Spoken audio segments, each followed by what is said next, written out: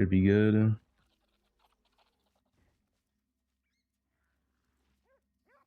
Test. 1, 2, 3. All right, YouTube's good. The greatest league of all time? Yeah, I hope. All right. What are we up to? Game audio? No. Who's here?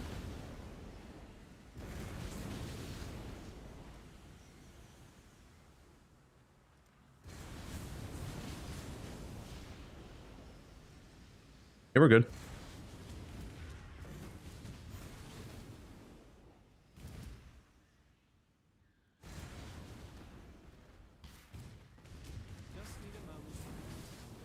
All right. Where is...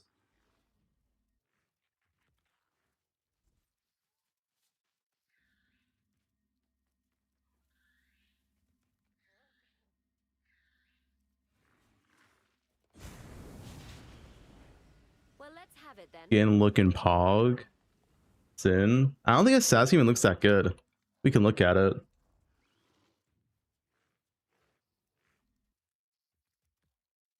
I'll be honest.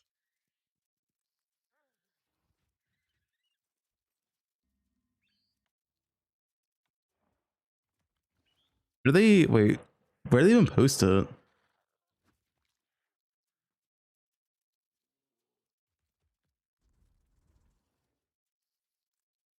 They only post it on.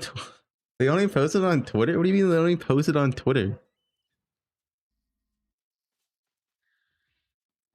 Holy, dude, I go to my Twitter. Guys, I open my Twitter and this is what I see.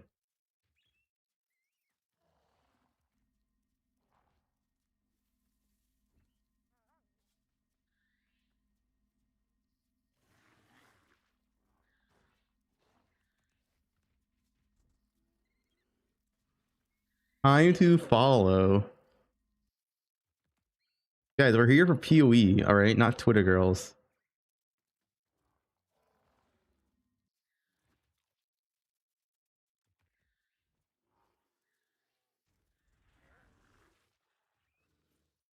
Check this one.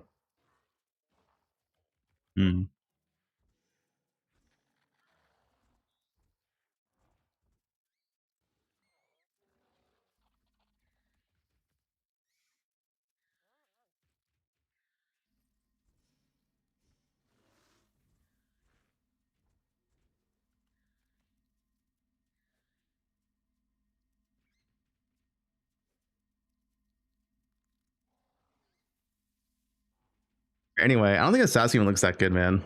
I think Assassin looks best if you just play another Ascendancy and then steal Forbidden Jewels. This Ascendancy is kind of, I don't know. Oh shit, I leaked the Flames DM.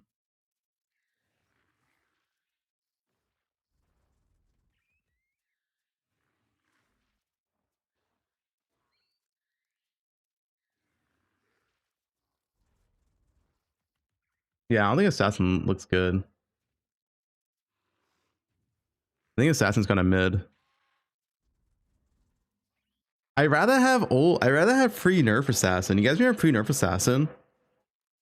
Before they like gutted the Ascendancy? I'm pretty sure pre-nerf Assassin is better than this. Yeah, thanks for 6 months. Like this node is useless. I don't know what the fuck this node is. This node is so bad. They better be Bobo Spyro. What is Flames Lincoln? Alright, we got a best league ever, yep. Yeah, this node is like whatever. Like the marked enemies cannot get attacked. It's just bad because you still need accuracy cap unless you're doing an Uber boss. Like, this is like only for Uber bosses because for mapping you only have one enemy marked. This node's literally like worthless. Pretty sure this node is worse than the old one that we had. This is literally just worse now. I don't know what the fuck they did with Assassin. I don't like it. No, it's the same. This is the same. But yeah, it is no, it's fucking whatever, man. This is good. Like, yeah, this is probably the only like one of the two good nodes. Sure. This knife in the back shit is dog shit. I'd rather have ambush and assassinate. This is not good. This is like worse than ambush and assassinate, man. This node still has this useless line of text. Damage from your crits cannot be reflected. The reason why this is a useless line of text is that if you don't have 100% crit at all the time, it does nothing. I mean, the node itself is good though, 100% more, but it's conditional. It's like sometimes you do more damage, sometimes you take less damage.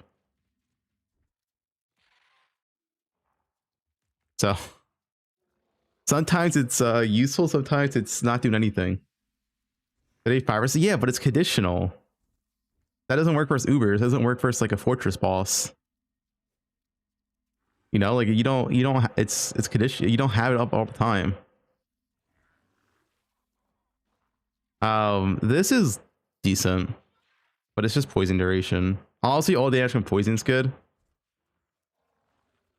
but that's like the best node here. And this is just like unaffected memes.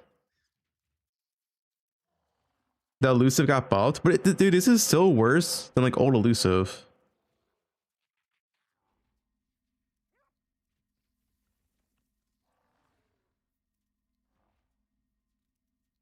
I think you play Trickster and you use Forbidden Flame and Flesh to steal infused toxins.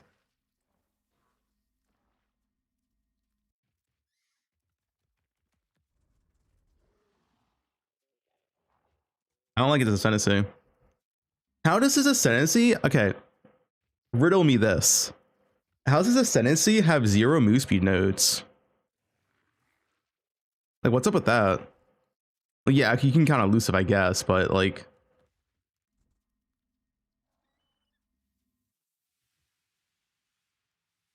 yeah, I don't know, man. Mistwalker is Mistwalker and infused toxins are probably like the 2 best nodes. Like 100% increase effect is pretty nice, but assassins have to be fast. They have to get in and out, you know.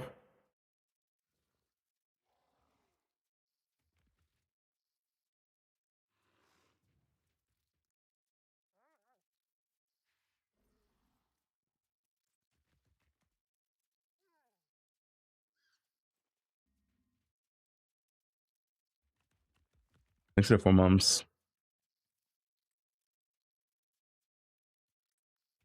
I hope the other rework ascendancies, it's gonna be bad news, dude. If they rework any other ascendancy, is it gonna look any good? I don't know, man. I feel like if this all damage from poison was behind crit.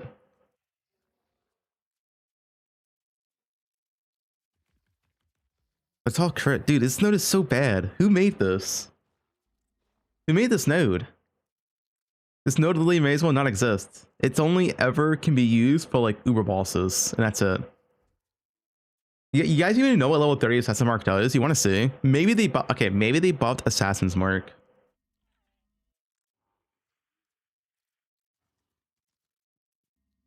You want to see? Look, level 20 Assassin's Mark is 49% multi. Level 30 is 59% multi. You get 10%. You get 10% multi. That's all it does. Like the more life and mana per kill is irrelevant. Doesn't matter. There's no CD. Okay, you know marks last forever on bosses, right? Or less socket pressure. You don't have socket pressure on fucking Shadow. You're not taking, dude. You're not taking 2 points to save 2 sockets or 1 socket. Like, what do you mean? 2 ascendancy points is worth more than 2 sockets.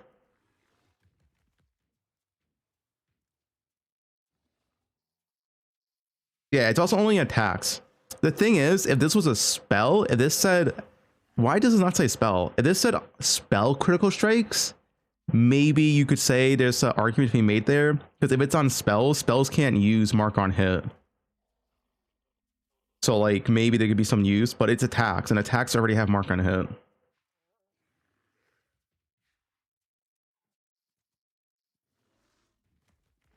Yeah, I don't know. I think the best nodes is Mystical Infusion. This is actually good. Obviously all damage can poison and like Opportunist, but yeah, I mean you can't take all three.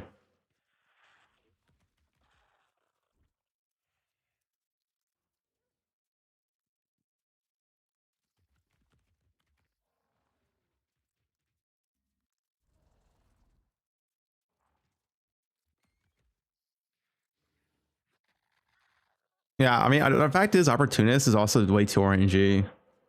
You should get like both effects, but like at half value with one of these conditions met or something. Because 35% less is insane, but it's nearby. It's like 4 meters or some bullshit, or 6 meters, and it's just RNG. The live stream's not delayed.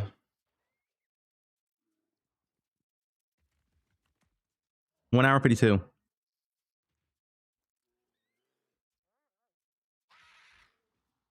Yeah, you still need poison chance with all damage from poison. They removed the poison chance too. Wait, why did they remove this? They had a 40% chance to poison. I guess I guess the crits do more damage, but this locking you into crit poison is so awkward, man.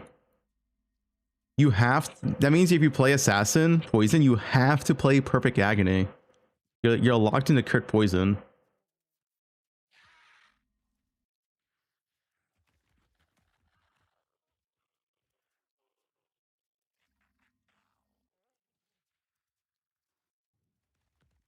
Go tries the daggers poison enemy. What is locks you into daggers? But sure.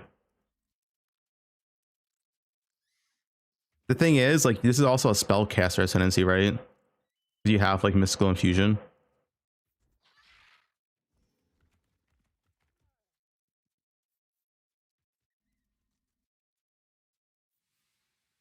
I don't know. Like, I think the ascendancy is better than before, but it's not like I'm not like, wow, man, I really want to play assassin now.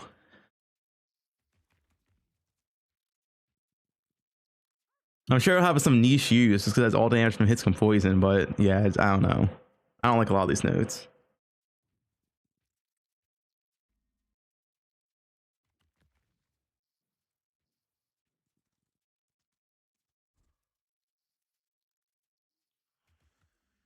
What else they buff? Yeah. That's the point, that bouncing they said. That comment is so stupid. Shut up. I don't want to read your comment.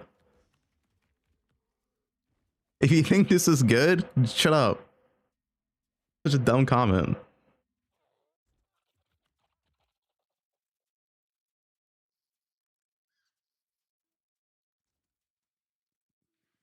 Yeah, maybe the person who made this thought he was making assassin for PoE 2. And if this was a PoE 2 ascendancy, it'd be pretty good.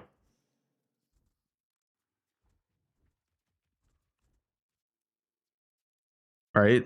Like, I would play as in PoE 2. PoE 1 though, like the only thing that's going to come out as ascendancy is like Shadow Blood, unaffected by damage elements mean, right? Like it's going to be this node and like league starters, Mystical Infusion, but only for league starters. This node doesn't scale that hard to end game, because end game you can get pretty easy crit cap with like any spell. So like that's it. That's really it. Unless the only exception here, if they're doing like massive poison buffs in the patch notes, like they're like doing like giga like poison crit buffs, perfect agony buffs, then okay, sure. Right, maybe the patch notes help out the ascendancy. Where do you mirror the bow in Poe1? I can make more copies.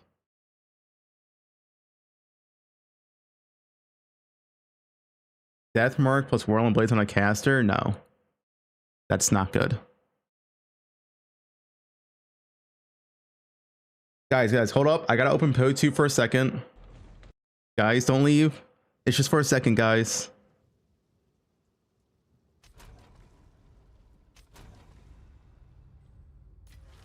Guys, it's just for a second. I gotta make copies of the bow. Oh, there's only, wait, there's another one up.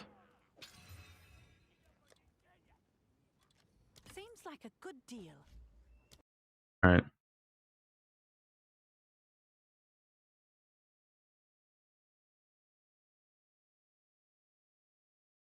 Back to Poe1. Log in, all right? Back to Poe1.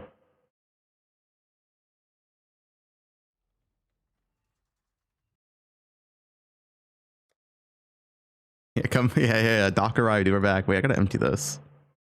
Yeah, okay.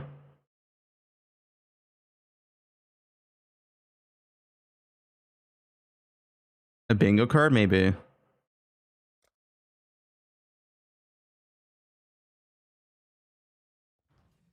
Dude, I really hope. Please give me one singular bow buff. That's all I ask for.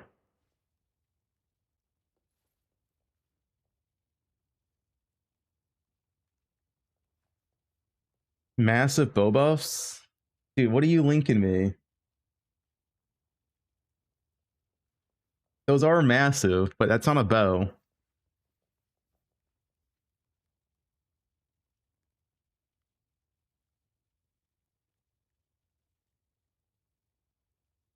It's over. Live stream delayed. Okay, guys, the live stream's not delayed.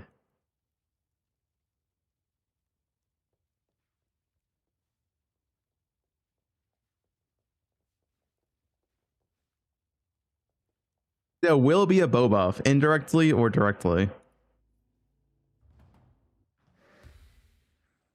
Listen, the balanced team can't be this bad, right? Then again, the balanced team just made this assassin, so.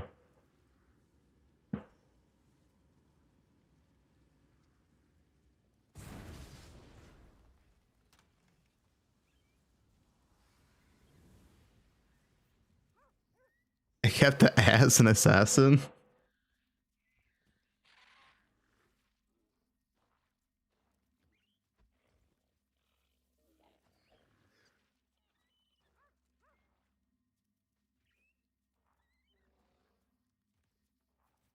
Yeah, okay, actually, it's true. That's true. What if they're actually nerfing the whole game? It's an expedition league. An assassin is actually an above average ascendancy in the new PoE 1 version. Everything is just nerfed.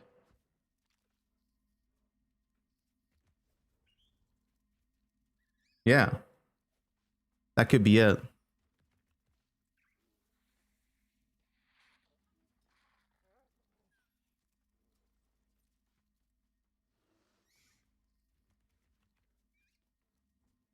His 3.26 assassin at a 3.26. You know what's better? This is old assassin was better.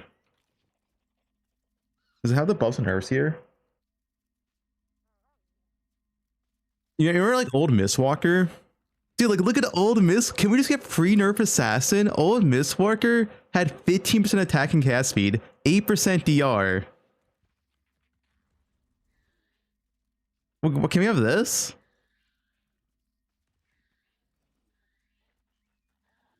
And we also had there was some other, there was like one more that was really good too.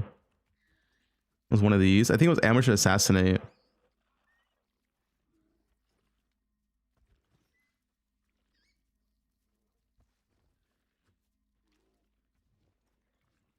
Yeah, it had 25% more damage. Wait, the old Ambush and Assassinate was 20. Dude, how is this? Dude, give me old Assassin, man. Yeah, it also had 10% increased movement speed. The old Assassin was so good. Why can't we have that one? He AFK my stream for the drops? Yeah, my stream was for drops. Old Assassin was very meta. You had like really good move speed. You had pretty decent defensives. You had good damage.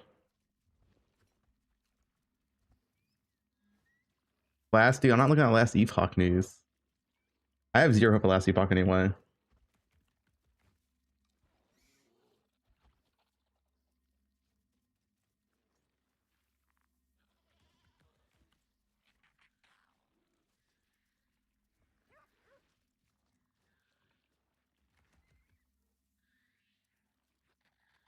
Oh shit, new announcement. Guys, new announcements. Brew is a cat. Fubgun's an arrow. What does that mean? Bow nerves in 1 hour and 45 minutes. Okay.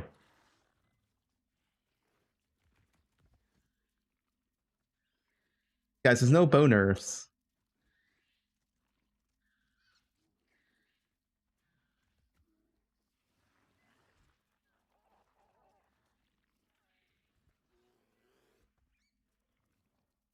What if they don't okay, what if they don't touch ES or Trickster?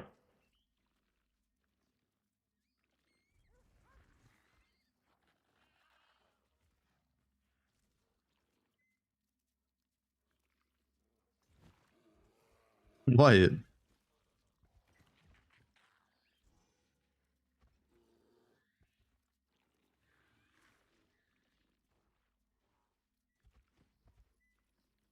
Dude, he used to get 50% more damage. Dude, how is old assassin better than new assassin?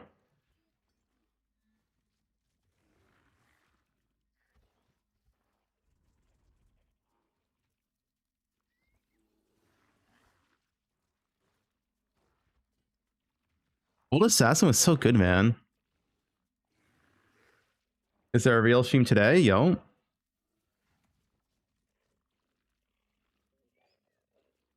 One hour and 41 minutes.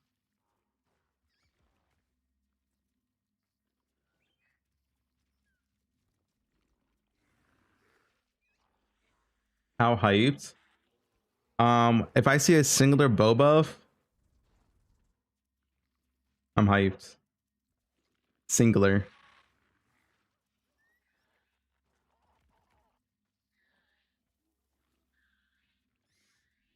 Is assassin bows good? No.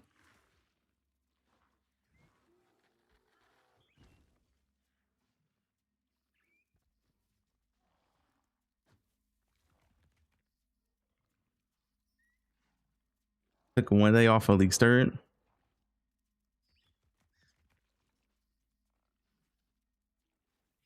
Guys, you get this pet today. You excited?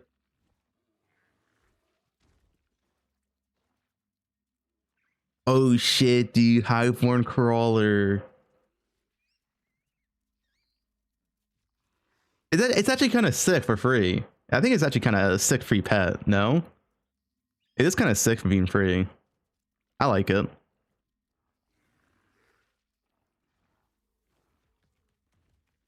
For free, I'll take it, yeah.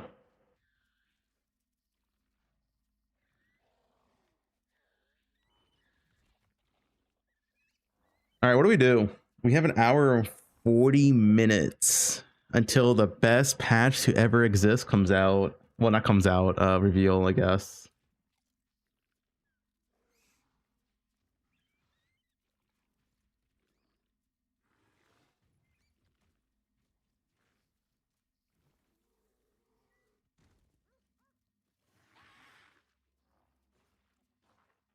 What did they announce?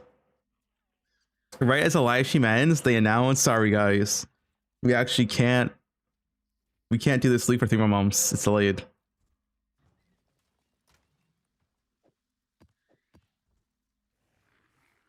Prediction notepad. We do bingo. Where's the bingo I use? Bingo Poe1.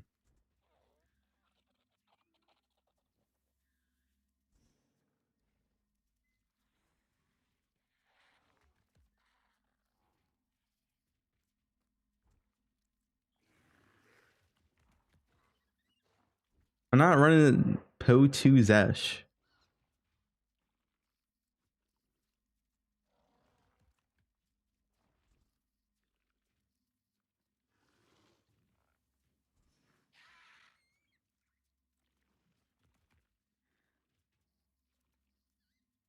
Nice, I got it.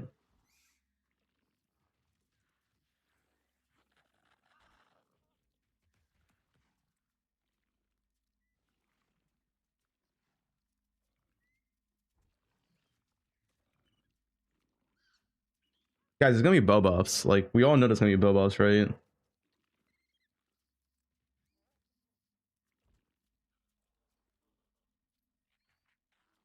Drops. Exclamation point drops.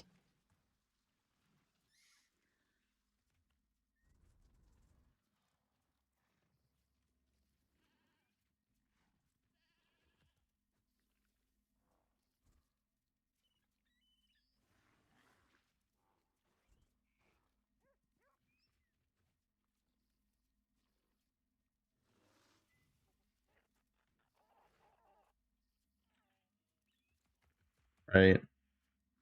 Here's my predictions.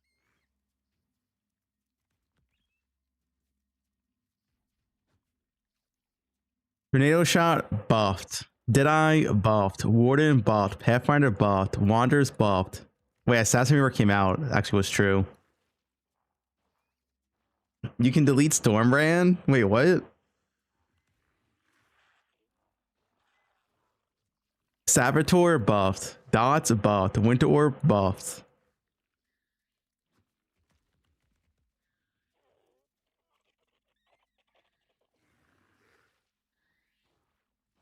Why are they not buffing Tornado shot? That shit's ass, man.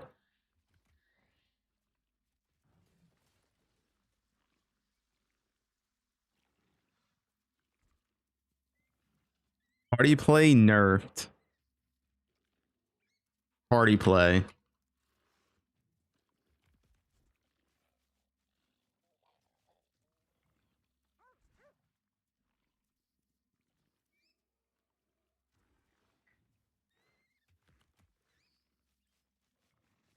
Cast when stun.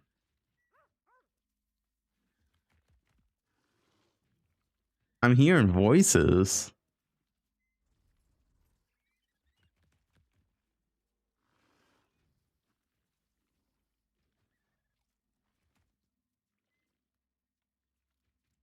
Cyclone. They're not gonna buff melee. I don't think they're gonna nerf that much, honestly. Are they even gonna nerf anything? I mean, listen. If we go back to the video, Mark said, let me get out for you guys.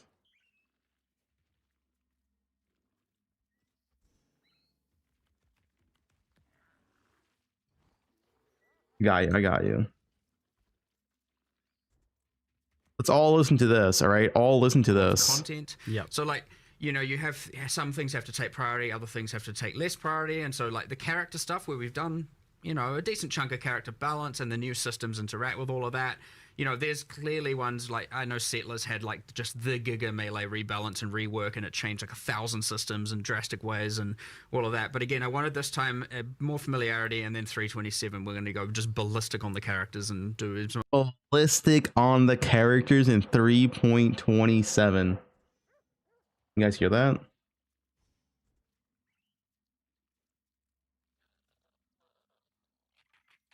Ads, guys, you can use your Twitch primes, all right? Ballistic on the characters.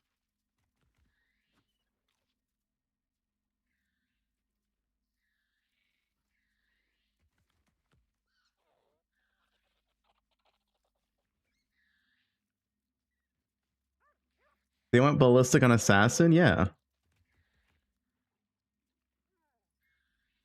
Servers are up.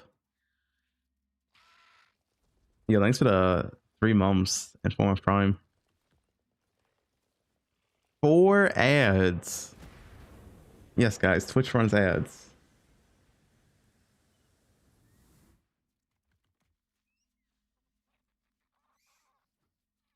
Yes, Johan, I see a link.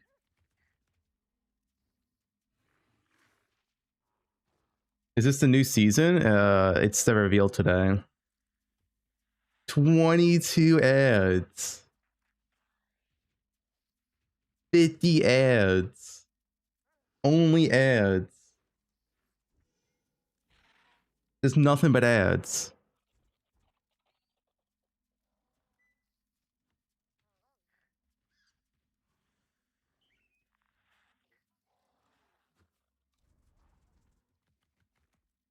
Guys, Twitch Prime is free, all right?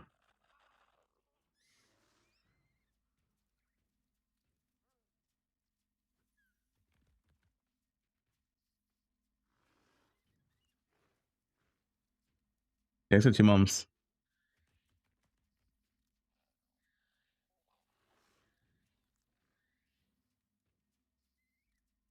Is it even gonna be that many battle changes in the patch? When it's a reveal? Hour 32.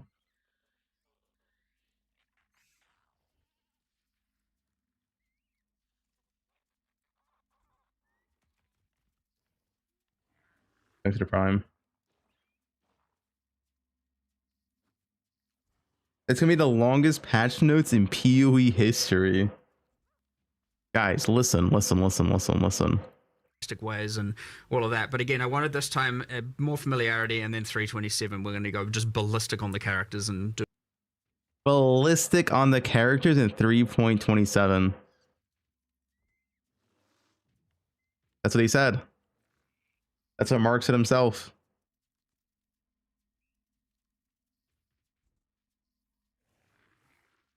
Thanks for 2 months.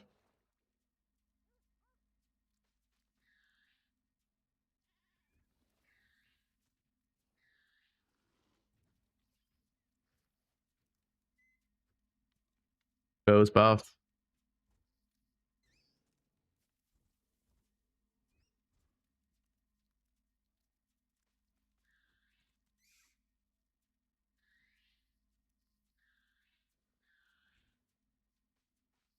Ballistic in a good way. do as much as we possibly can to, like, you know, amp that up, and I don't know, maybe fully revamp wand builds and Fully revamp wand builds. create a whole new thing there. And now we have to because I said that. But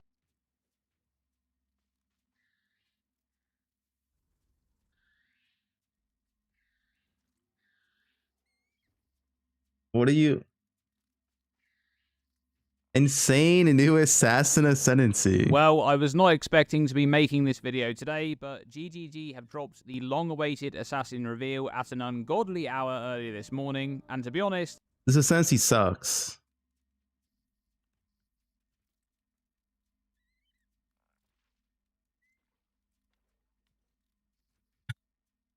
What?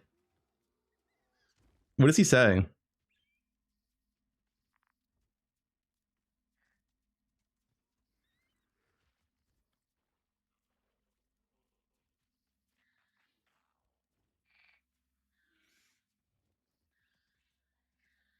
YouTube?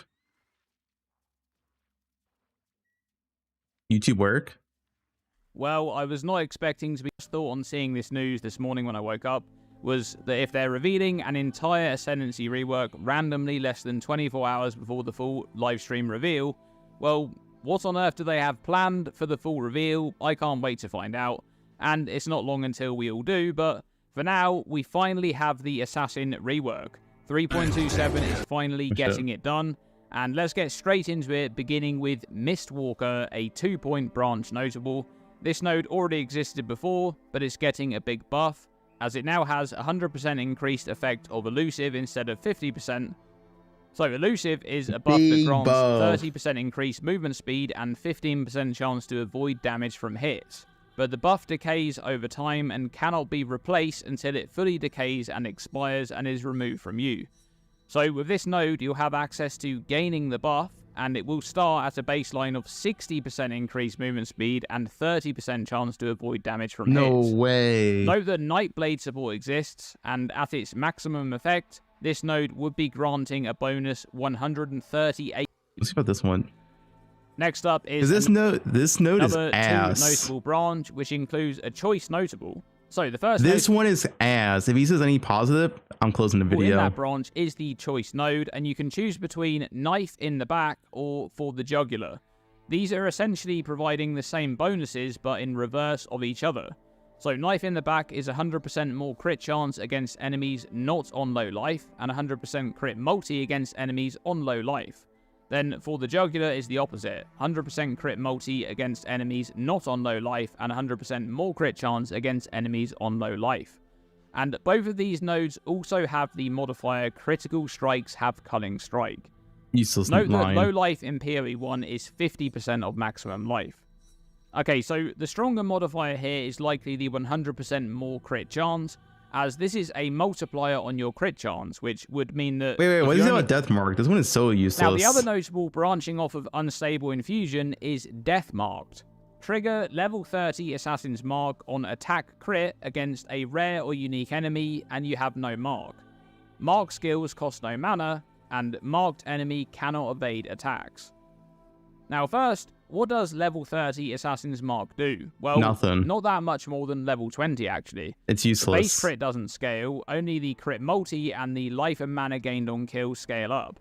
So at level 30, the mark will grant 59% crit multi instead of the 49% it's literally at level pointless. 20. And then it would also grant 832 life and 103 mana gain. Also, you don't get the quality bonus, which matters for some builds. It's how you generate power charges.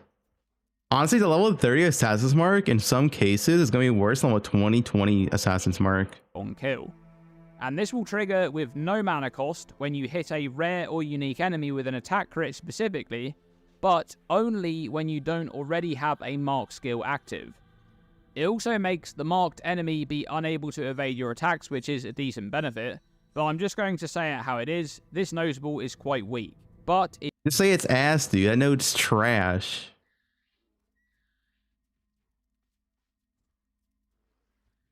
That node is ass.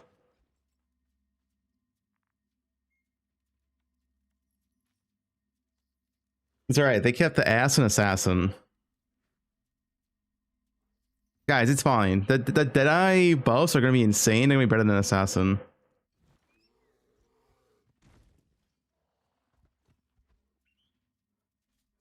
How long to reveal? You see it right here.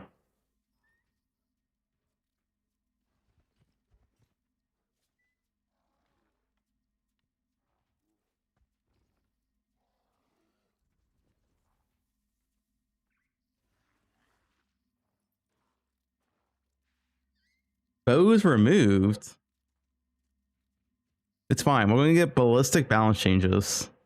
This time, more familiarity, and then 327, we're going to go just ballistic on the characters and... Ballistic on the characters.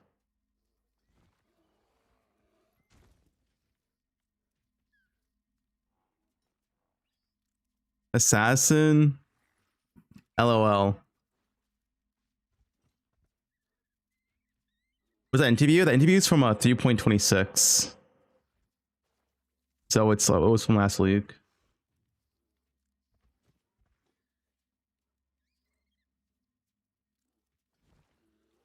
Okay, it's fine. They buff Winter Orb. Wait, let's put Spark here. All right, Spark.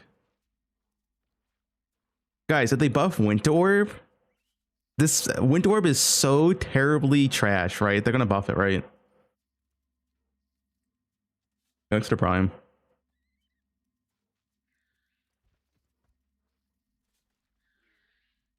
Winter Orb is next to like pointless to ever play.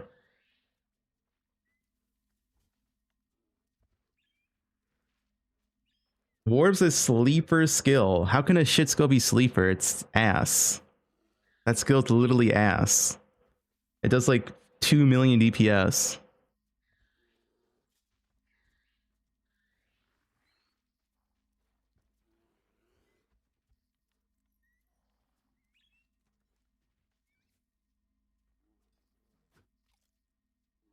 Guys, there's no bow nerfs. Why would they nerf bows? Do you guys think they should nerf bows?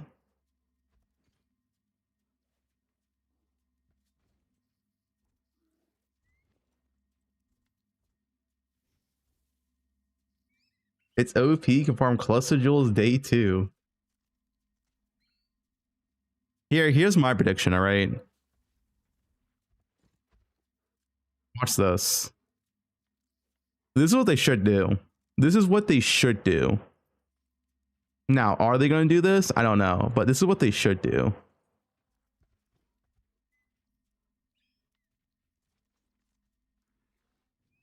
This.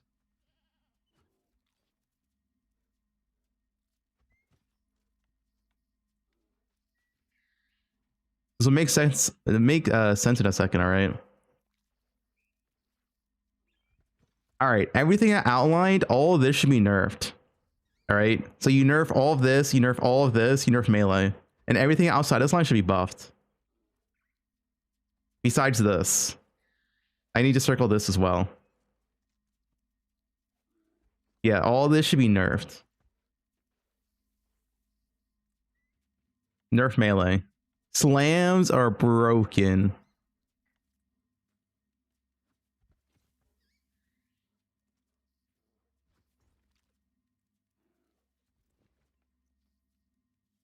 Yeah, I gotta circle Trickster somehow. Sabo also needs buffs. You know, usually they rework 2 ascendancies at a time. What do you think the second ascendancy is gonna be?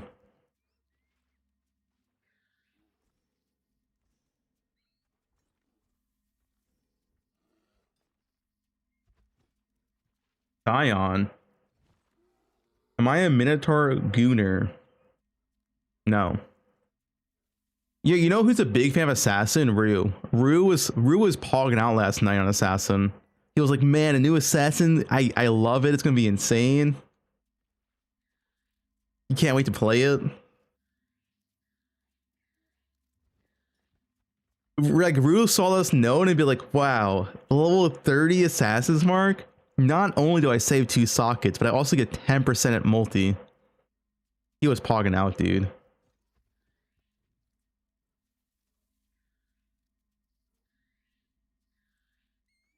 For 2 whole Sensi points. Draw some name when the stream starts on my stream. I'm pretty sure you're calling it Chat GPT slop.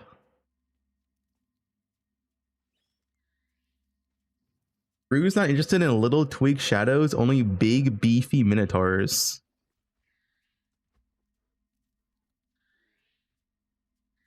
The stream starts in you can check the website, hour 20.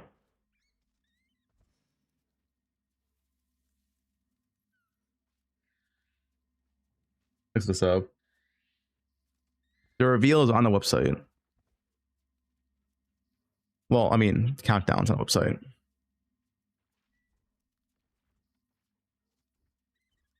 It's okay, Rue.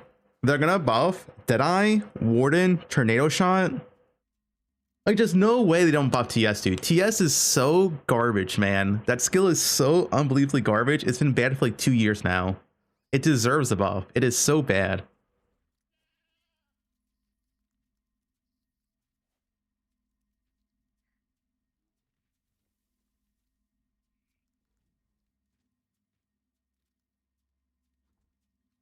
Nerf melee, buff bows.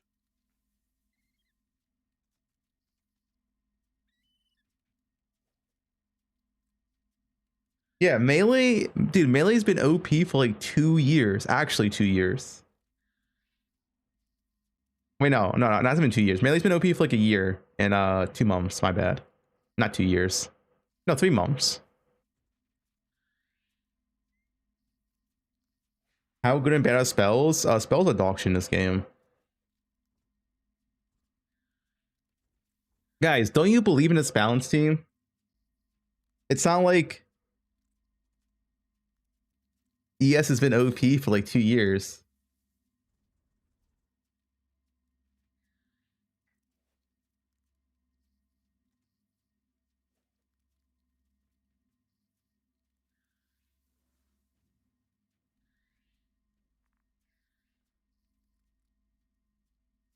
The team is 1 person.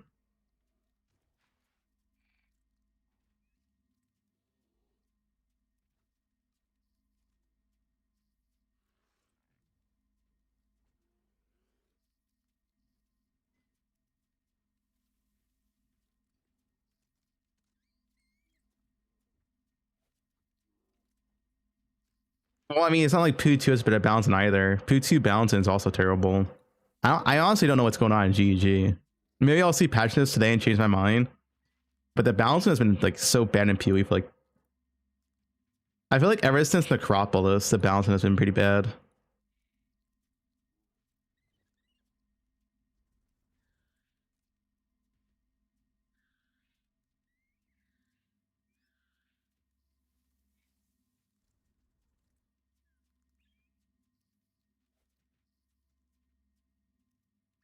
Chat GPT. It's fine.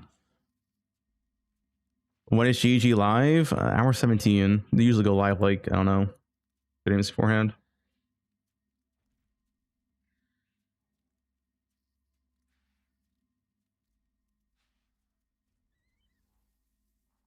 You know, let's just put all dots here.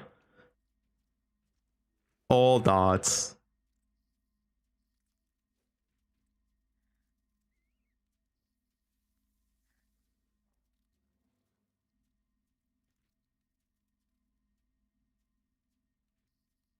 It's okay. The thing is, this patch is going to be a short one anyway. Because, guys, in 1 month, we're going to have Pee-wee 2 again. So this patch doesn't have to be great. We're gonna have Poe2 in a month.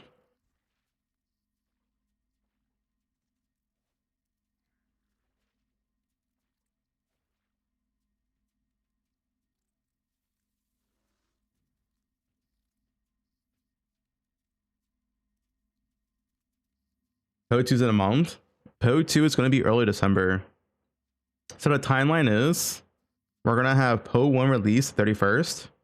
And then Poe2 is either going to be December 5th or 12th. So it's only going to be 1 month of Pee-wee 1, to be honest. Yeah, endurance are 2 OP. You know, let me put yeah, Slayer or endurance charge nerfed. 19 December? They can't. They can't be 19 December. It has to be the 5th or 12th.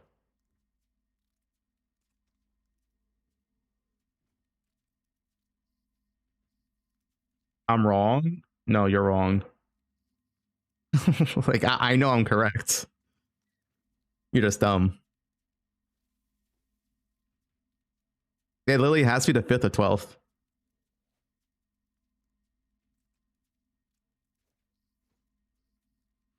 Why can't it be the 19th?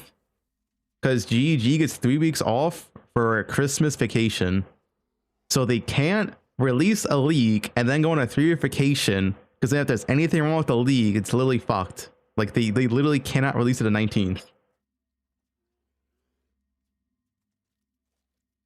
They did that? No. Poe2, they worked on it for 2 weeks, then went on vacation.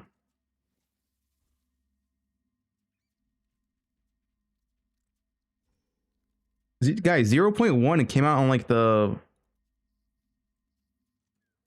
0.1 came out on like fucking, what is it, the 3rd or the 10th? Like, it was not the 19th. Was it the 3rd? It was the 8th. Oh yeah, it was the early access thing.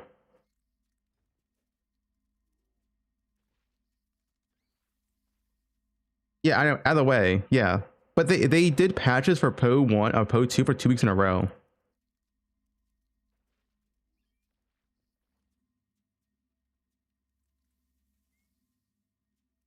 But anyway, they can't do the 19th.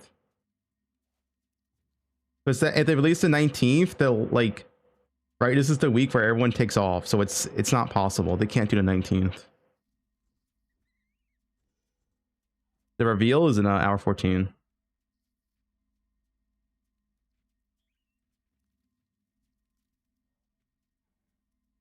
The 7th, the 11th. Yeah. It's always the first 2 weeks of December. It's always the first 2 weeks of December. So it's either the 5th or 12th. They're gonna go into January? No. They already confirmed. Was it August? Yeah, in August, they already confirmed the next Poe2 leaks December. Like, that's already confirmed. That was 2 months ago. And they haven't said anything elsewise. Like, that's what they said. They said Poe1 October, Poe2 December. That's what they said.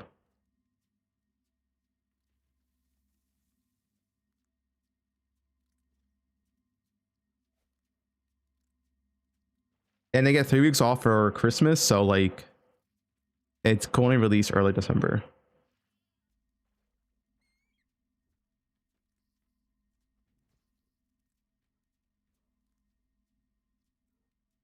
They nerf party play, I hope. Yeah, also they want to release before Christmas. That's the most amount of money they make.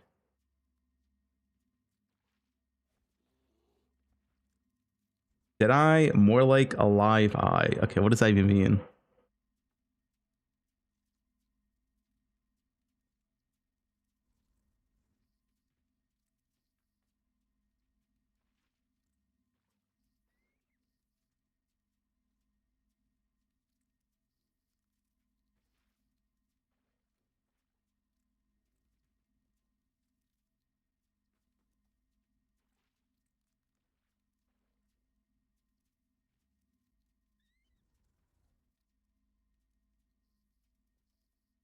How much more difference is a party play in Poe1 and Poe2? Poe1 and Poe2 have the same party play multipliers. But Poe1 has like robots. Poe2 doesn't really have robots.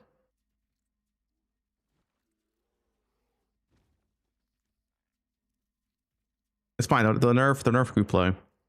We have group play, group play.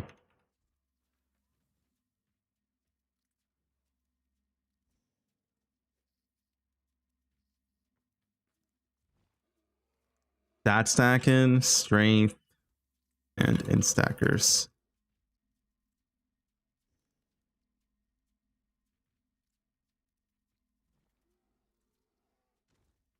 Fisher at slams. Slams, Trickster, ES, Stat Stack, and Aurobot, Slayer, EE/E-Blade, Tinctures. Tinctures are broken in group play.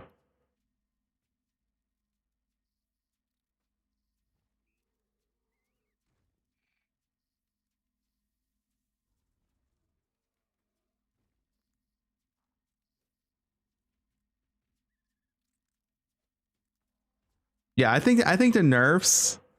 Dude, I would be surprised if slams don't get nerfed. I'd be surprised if Trickster doesn't get nerfed. Stat Stack, right? Like I feel like these are all pretty reasonable. All this shit's like broken as fuck.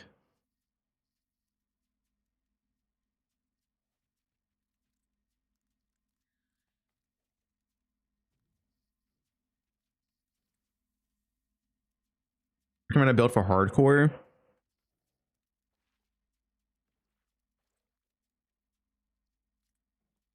Slams. If they don't nerf it. Slams are not OP. Yes, they are. Slams are broken. What do you like to eat? Your mom. Next question.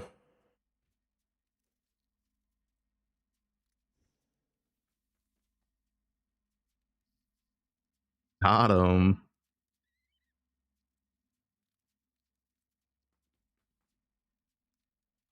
Dude, early game slams, this is not like an exaggeration. Early to mid game slams does 2 to 3 times more damage than any other build archetype in the game. That's not like an exaggeration. That's actual, that's just factual.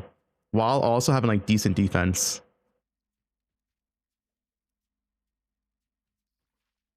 It's like it is so above anything else, it's actually absurd.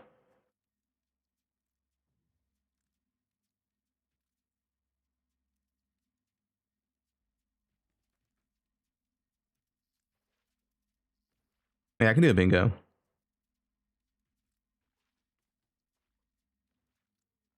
Mercs deleted? Yeah, it's already announced.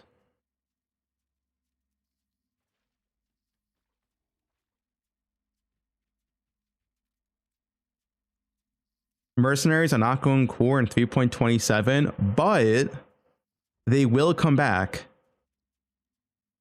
Add it into the game in the future. They will come back in the future. They will be returning, just not yet.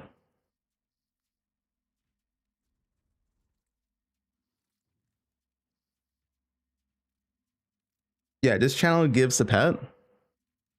It just doesn't start until 12.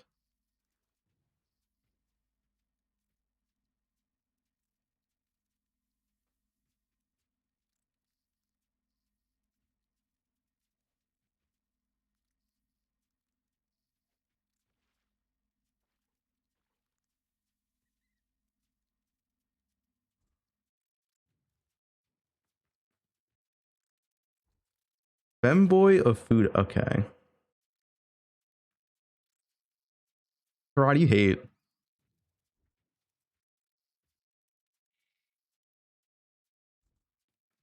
What class for a returning player? Well, it's gonna be patch notes right after the live stream. So I would just wait. We don't really know what's changing.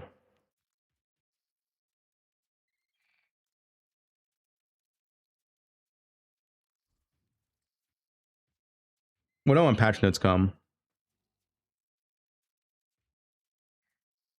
Is KB a noob friendly build? No, not a league starter. It's very, very squishy. Bingo. All right, we do some bingo.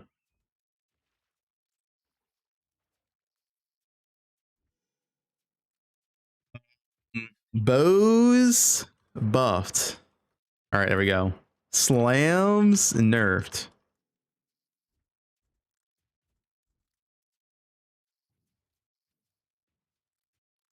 Free point in the middle.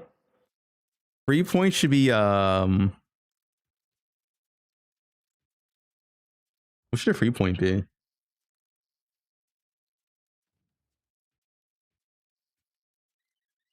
Rue to Ragin. There we go. That's the free square.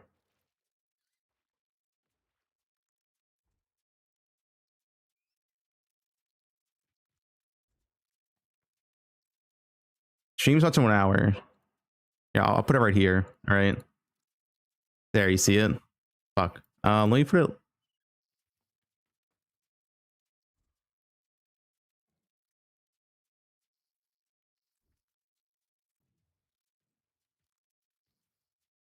There. You see it? Now you see it. So, Rob, what are you playing if bows aren't buffed? All right, what do I have here?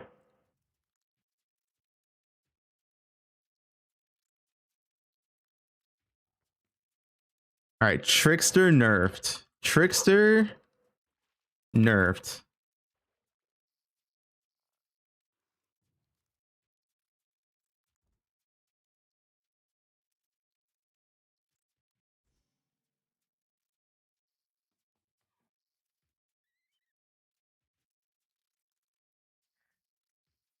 Risk Scarab? Yeah, I can see Risk Scarab nerfed. I'm down for that.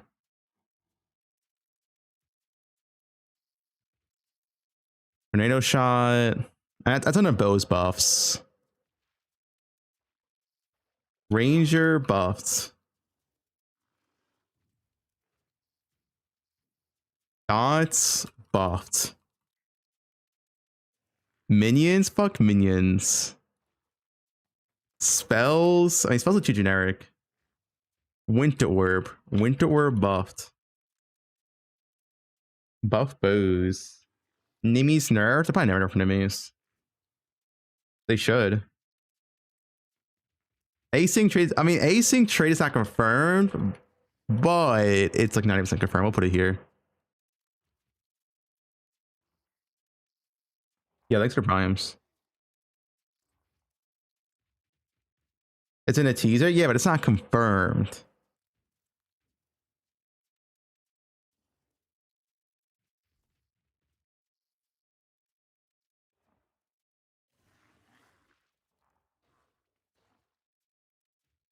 They haven't officially announced async trade in. Like, yeah, it's async trade is coming, but they haven't officially announced it. That's the point.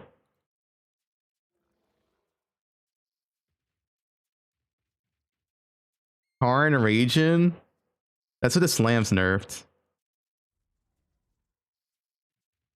Karn Ragin at slams nerfs.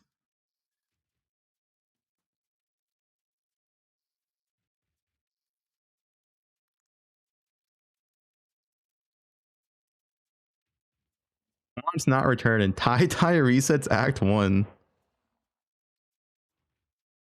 All right, stat stacking nerfed.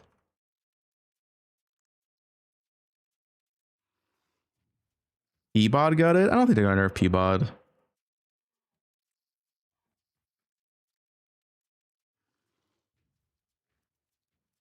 EE nerfed.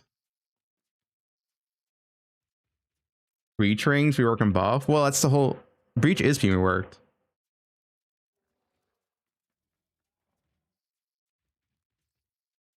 I mean, I guess we can do a new mechanic. New mechanic. Whoops. Equals breach 2.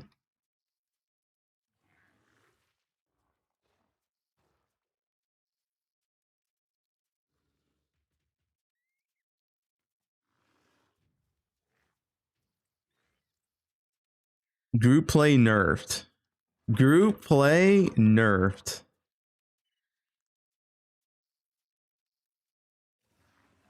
New class? Nah, we're not gonna do class.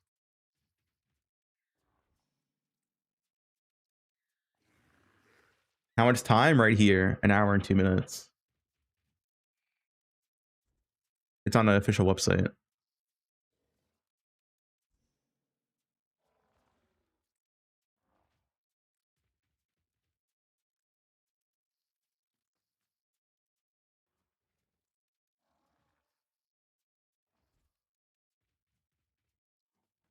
What class is buffed? Wait, pedals. Pedals buffed. Please, dude. Pedals, dude. I forgot pedals were a thing, dude. Pedals are so fucking. They're so bad, man. Pedals are actually just so bad. They better touch pedals, man. They're so bad. Pedals are like so worthless.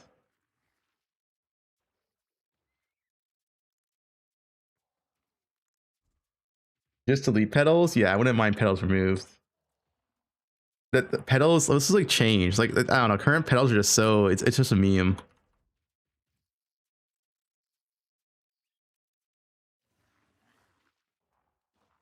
In my opinion, what pedals should be, pedals should just apply to your map and have like a 20% chance to apply to each monster.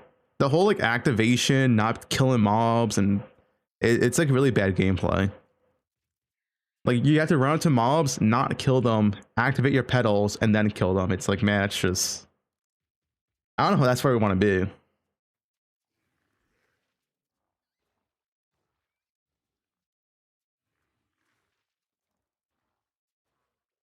The gold buff for async trade, they probably will change how gold works. Abyss? Oh, Abyss Hordes. Yeah, Abyss Hordes nerfed. New Uber bosses.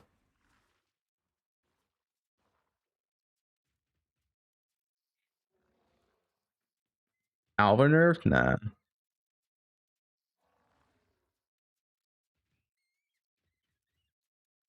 Already have risk.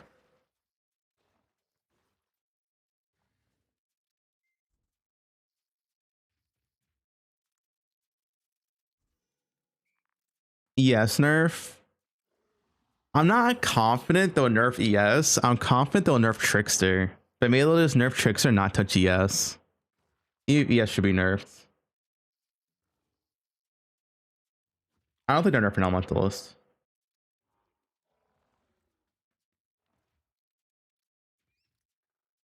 Inquisitor, dude, Inquisitor is actually fine. Inquisitor is pretty good. The issue with Inquisitor, it's that it's on the top side of the tree where all spells are, and spells suck. Like, its spells were good. Inquisitor is good. Didn't E already get nerfed? Yeah, it needs another nerf. Let's go to Pewee Ninja. Trickster is still the most played. This is, guys, this ascendancy has to go. Listen, this ascendancy has to go, dude. Did I quit Torchlight? Well, there's Pewee coming out. This guy has 90k ES. What even is this, dude? Why does this guy have 90k ES?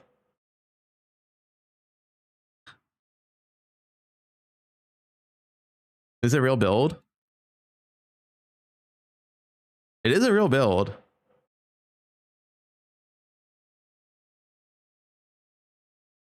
This is madness too high.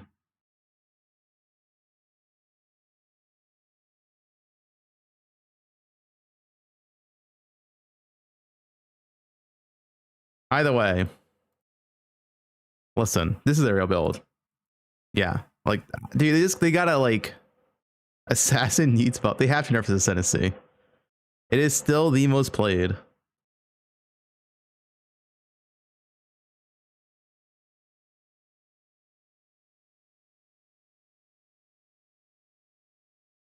It's just like so like I don't know, look at my trickster, dude. Oh, it's not for maintenance. My trickster has like 33k, yes.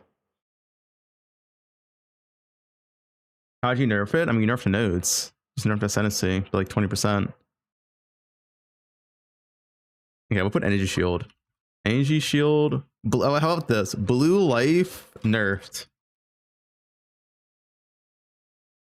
Why does this look so ugly though?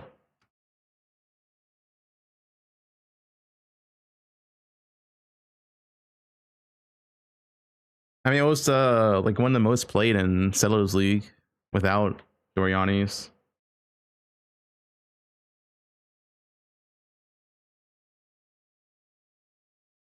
Once a reveal, right here.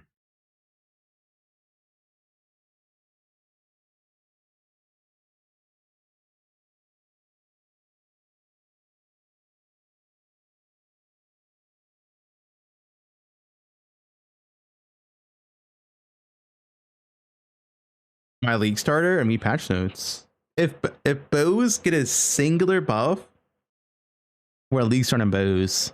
If I see like a singular good ranger buff, tornado shot buff, anything, I'm playing bows.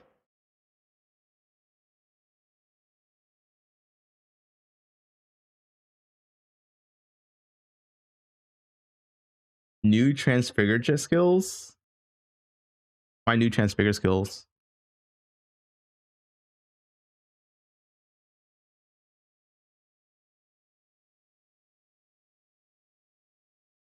I mean, I'm also down to play Wanderers if they buff Wanderers. O2 mentioned. No, this is for the patch though.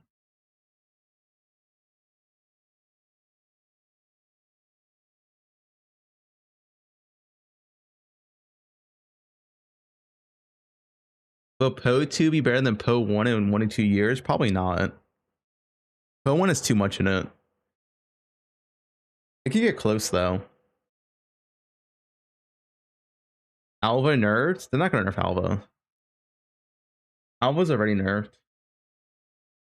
Because we don't have mercs.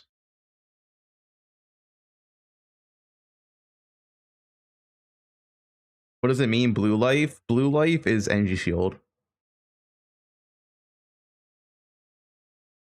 Abyss? I already have a Abyss Hordes nerfed.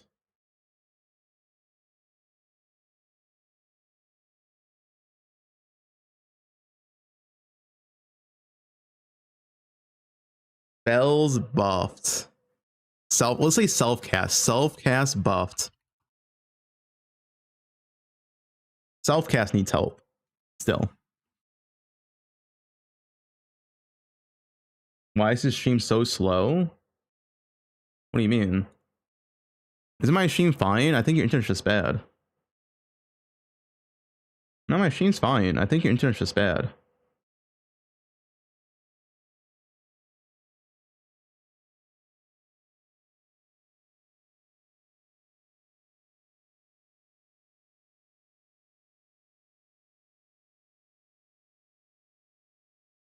Cyclone nerf? Wait, what do you mean cyclone nerf?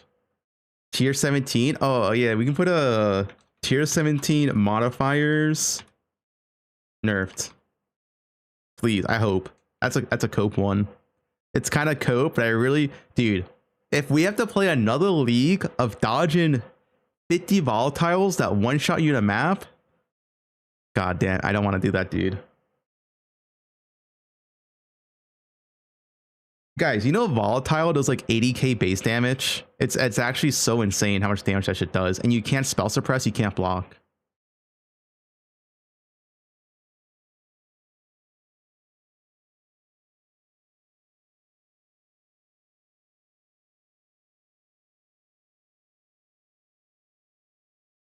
Yeah, if you get spell suppress, it'd be fine. Gets 50% DR.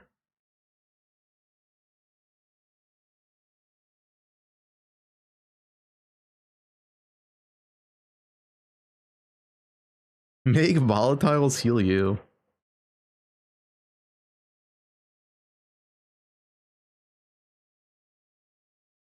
What's the current song? Legends of Mana OST. Any buffs for Sanctum? No, fuck Sanctum. Guys, we need 5 more. Their stream's up? Yeah, but they don't... Like, yeah, okay, we can go to the stream, but, like... Nothing happens until, well, Pal's on. Hey, guys, Pal here. Yeah, I mean, we gotta wait anyway.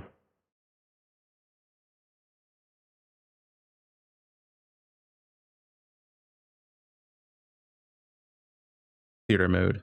I'll do full screen when the policy goes live. All right, we need 5 more, guys.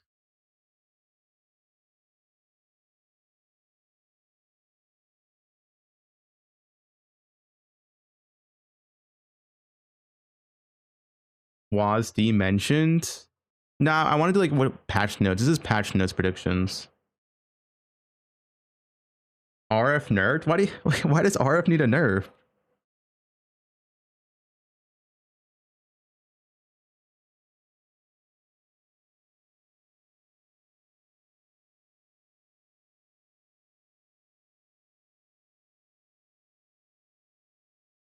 Does Poe1 have endless maps of Deli Fog? Yes, it does.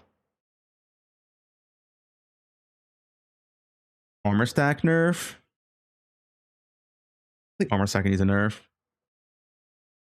That build needs like 30 mirrors.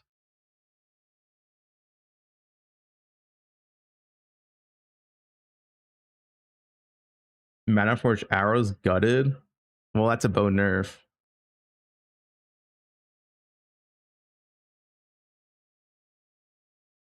Gold auto pickup? Gold is auto pickup.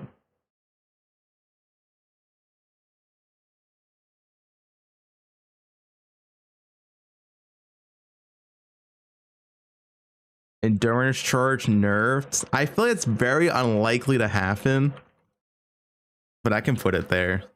Maybe it should happen. You have slams nerfed twice, where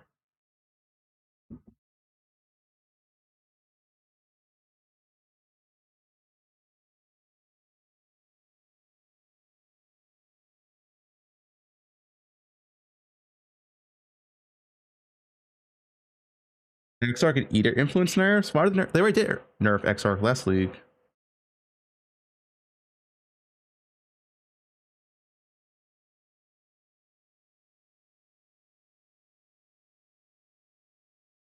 They actually giga nerfed Eater Exarch last league because they separated the rarity and quantrines, altars, whatever.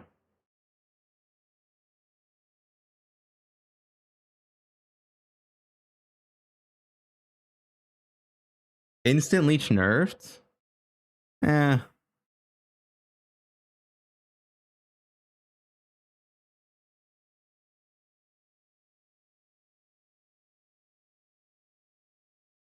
Econk nerf. I used to build command. New transfigure gems. Sure.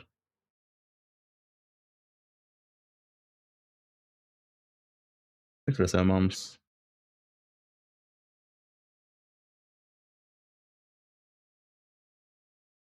Well, Sparkbook was on a self-cast. Sprint.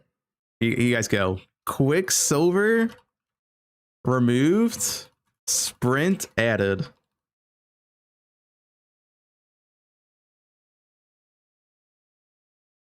Thoughts?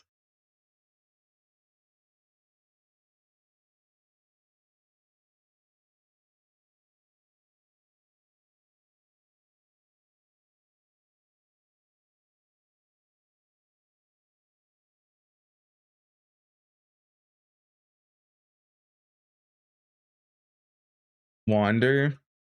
Hey, we can do wander buffs.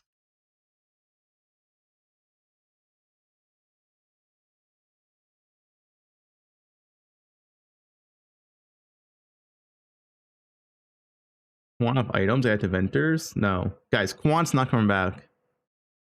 Thoughts on a new assassin? They really made sure to keep the ass in assassin.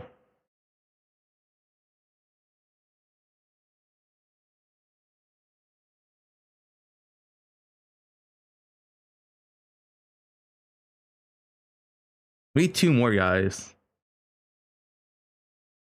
Remove it or nerf him at mod effect. I think it should happen. I don't think they'll do it.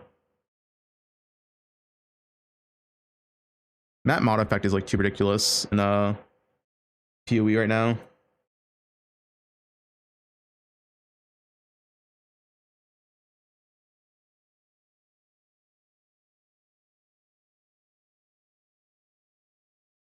Max Res reworked.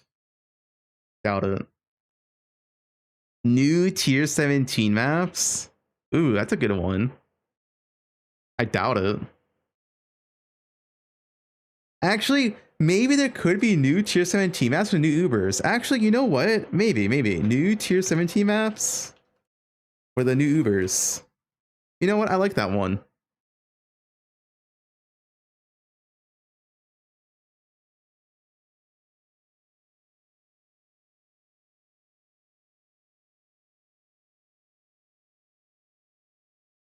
Heads gather gold.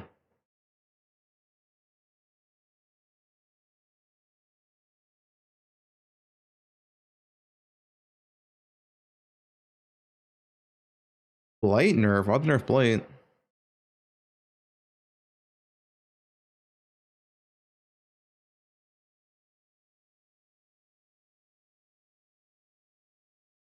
Seventh map slot.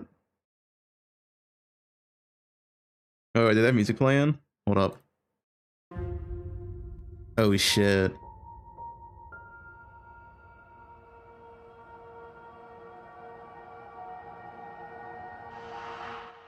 Monk, spooky music. Halloween League. We need one more.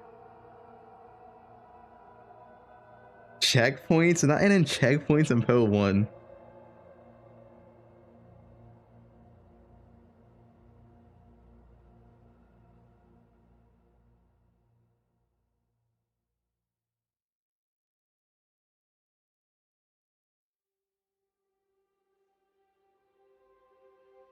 Log into higher like Poe2.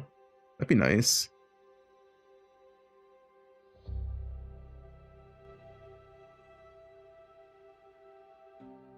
I guess we can close this. Here's 60.5 gone. Why would they remove 0.5s? How do you nerf Mage Blood? You nerf Flask, which they've done for multiple leagues in a row.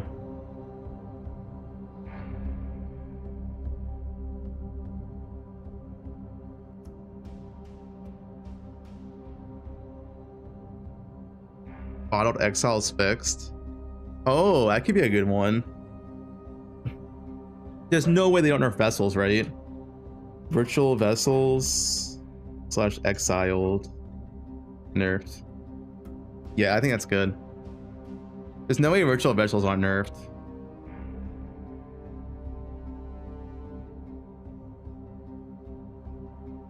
Alright, I like it.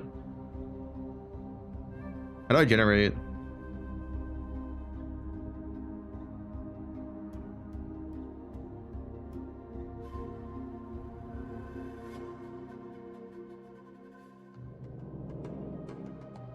All right, there we go.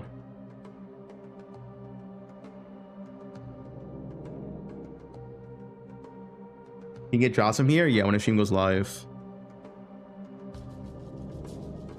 I think it's pretty good. Ward probably open chest. I mean, I don't think it's coming.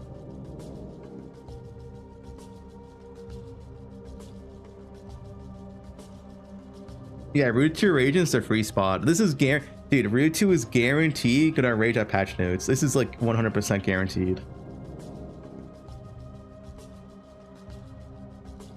Is there a castaway in Poe1? No.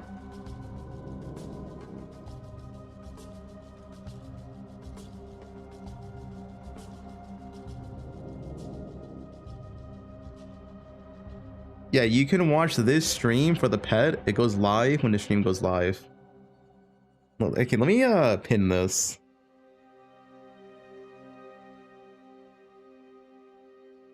Drop start at 12 p.m. PT on the live stream Hurts.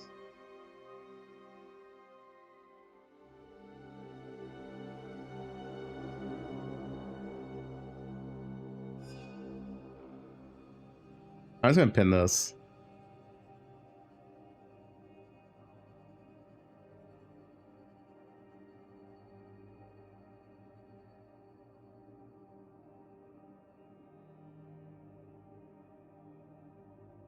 There. I didn't pin. Mod pin that. Bug for me.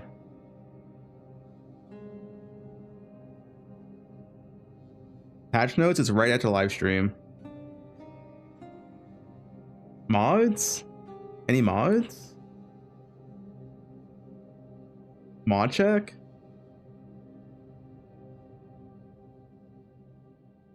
No mods. Guys, how do I never have a mod in my chat?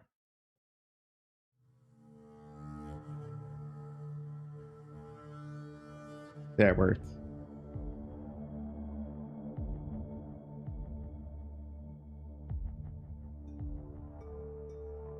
Yeah, that's lobster.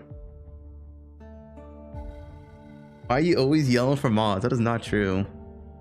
Guys, just remember this, all right? Remember what they said? This was the 3.26 interview. This was 4 months ago. At this time, more familiarity, and then 327, we're going to go just ballistic on the characters and do as much as we possibly can. Ballistic on the characters at 3.27.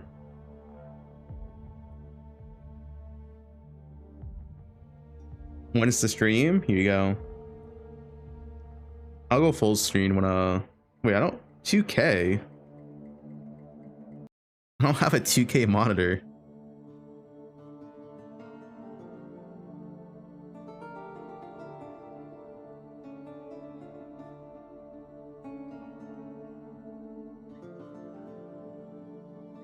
When is the reveal? Dude, you can't be blind. What do you mean when it's a reveal? Guys, look at the screen.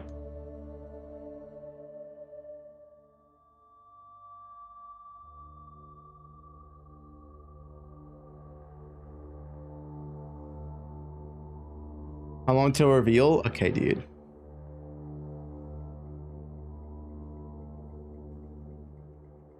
Because Woody Joe is like... Because Woody Joe is like... That dude's older than me by quite a bit, I believe. And that guy is just a blaster for like 40 to 80 hours straight. 80 hours? Maybe he just takes meth. What?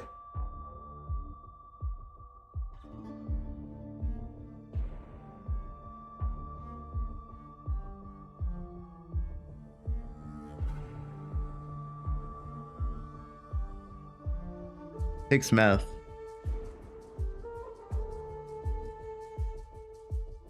I'm banned. I'm banned. Guys, it was a mistake. It was an honest mistake. Guys, I'm not banned. I swear, I'm not banned. GGG. Oh, I'm banned.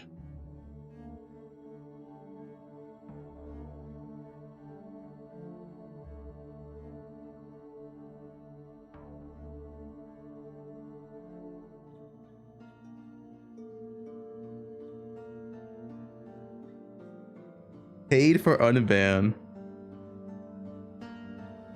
Who's buffed? Log in. Hashtag buff boost. Oh, we just start that. Hashtag buff boost. Guys, you gotta type hashtag buff boost, alright? Need to know.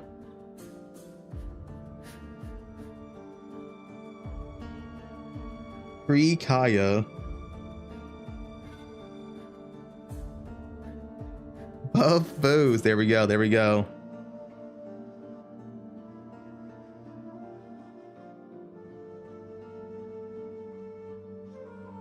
Hashtag buff bows, Ibarra's in. Delete bows. Among Us.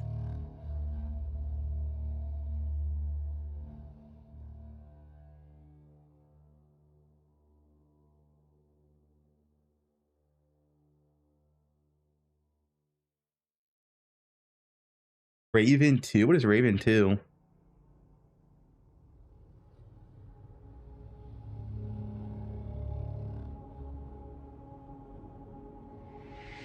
You got a new shock collar amulet being added on your bingo card.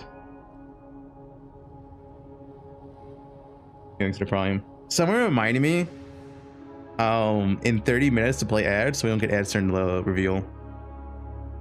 I'll probably remember.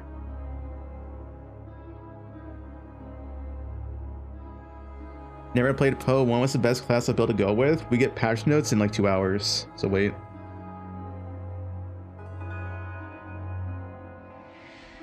Ban David the Duper.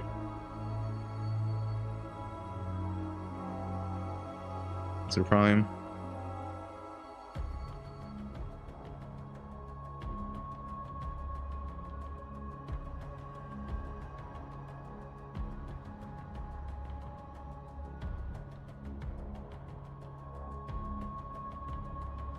If there's no bow buffs, the only bow buff I want is a defense buff. Like, I'm just, did I being permadead, Warden being permadead is just not fun, dude, with like the tier 17 modifiers.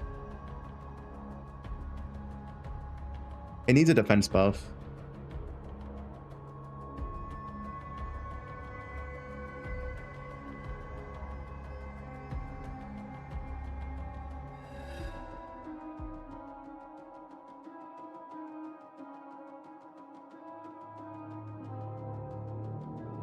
When you start your ASMR channel?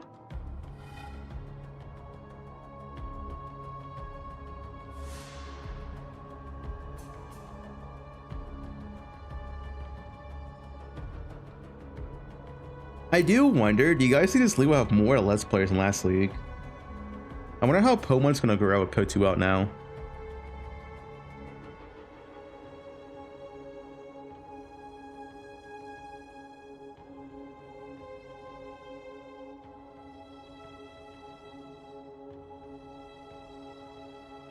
To the moon. I mean, the league looks sick, yeah.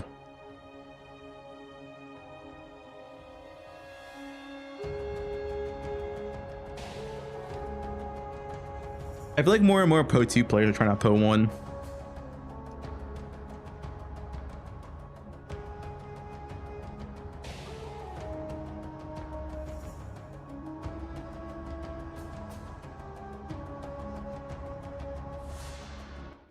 Guys, if you haven't played Poe1 before, but you're interested, type 1 in chat. I'm curious. Like, you never played before and you're waiting for the live stream. You're curious.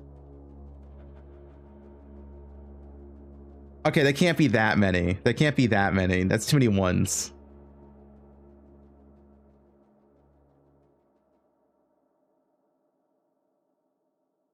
I mean, I know I have a lot of Poe2. I have a big Poe2 following, right?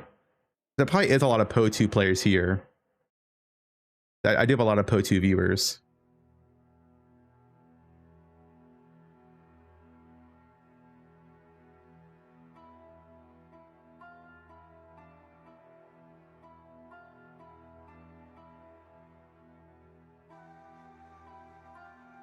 All right, Sarad.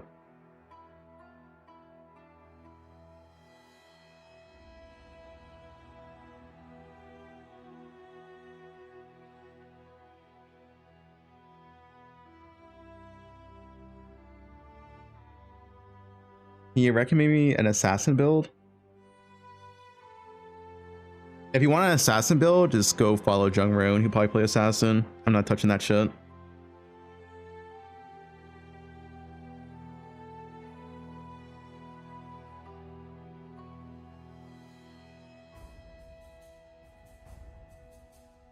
Why not? Assassin looks terrible. It does not look good. Okay, assassin only looks good if they nerf everything else.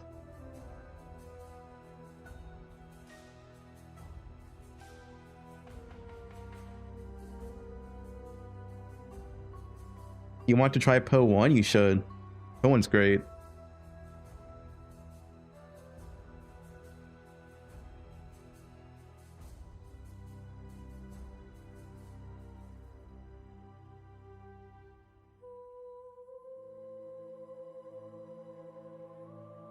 I mean, maybe they buff poison. I mean, if they buff ailments, they buff poison, they buff crit poison. I mean, sure, assassin can be good. But at face value, if assassin was in the game right now with current patch, it's like whatever.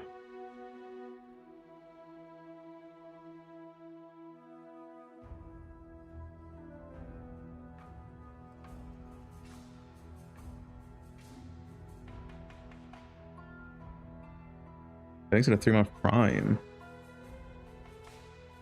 Would you suggest RF for a new player? Yeah, RF's good for a new player. You can also follow me if you want. I usually always have a pretty detailed, in-depth guides for a league start.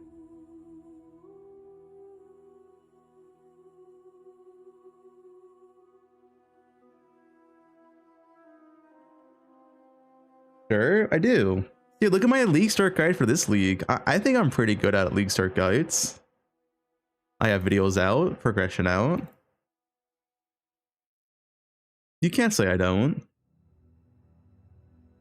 Like, look at this guide. We had the full slammer, multiple loadouts, so it's a full leveling guide. There was a full note section. Like I'm pretty detailed.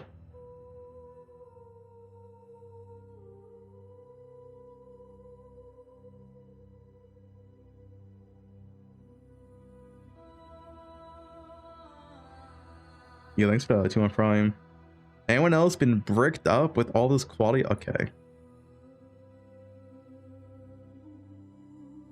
No one's reading that? Some people read it. And like the penance brand build I did too. Where was that one? Yeah, we had the crafting, all the crafting listed here as well. How to craft all the pieces.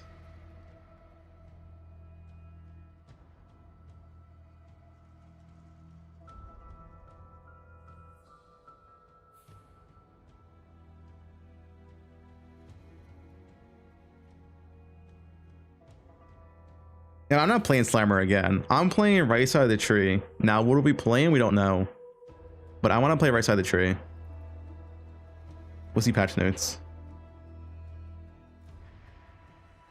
I mean, Slayer's also good. What do you think of this? Here we go. That Assassin Shadow Drop was kind of insane.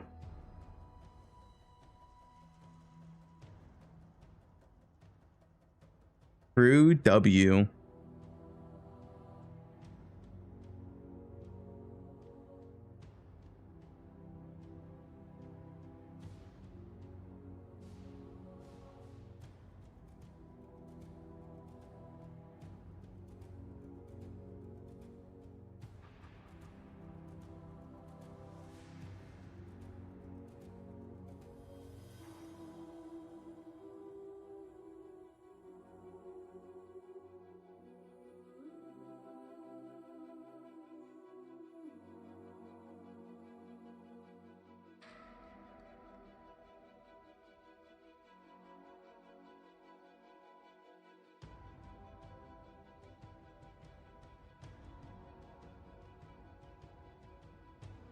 Where do we form Legion if Dune's removed? Dunes can't be removed.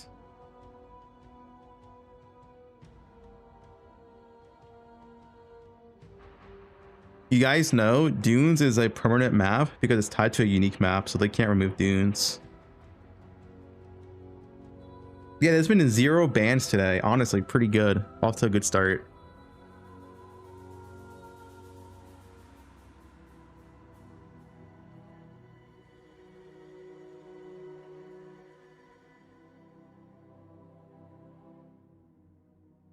All right, Ragdan. Can you ban someone? Oh. Since you asked.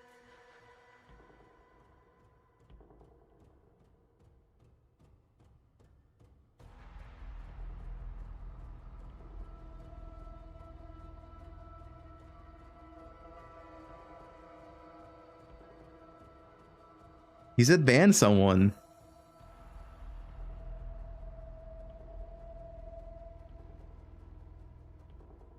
What are other people up to? What it starts? Poe section.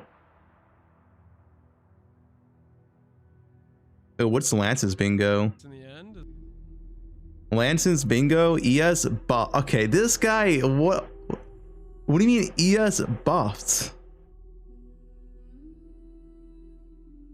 What is the, this is the biggest cope ever.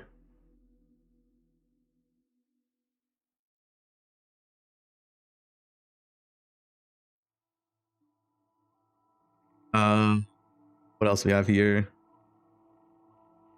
Slayer reworked? Dude, I mean, I know like Lance hasn't touched the bottom side of the tree in like 20 years, but Slayer is pretty OP, Lance.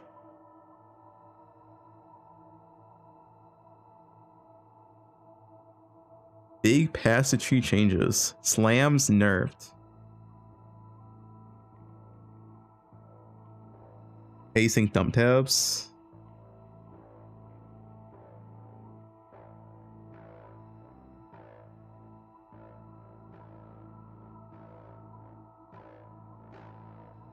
Make mine into command.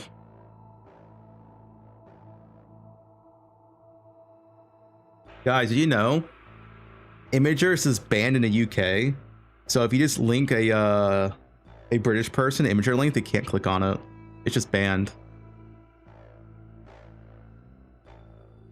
Pretty funny.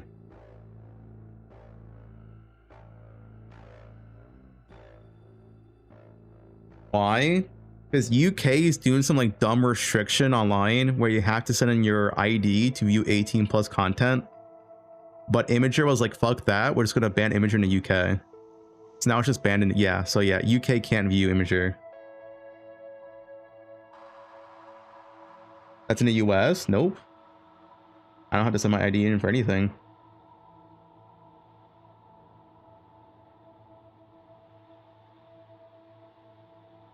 It's the anti-goon law. It's kind of for Texas. Well, I'm not Texas. I'm not Texan.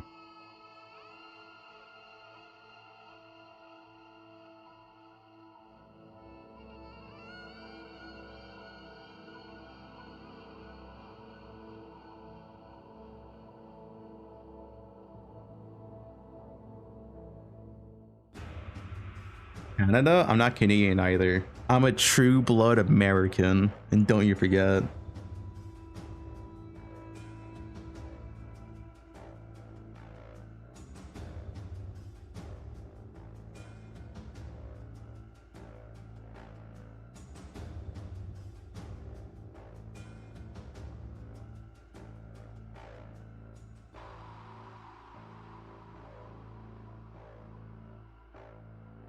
Kill the Glock.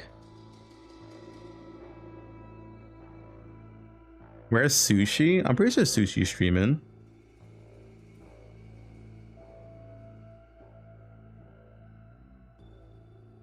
At least I thought he was. There he is.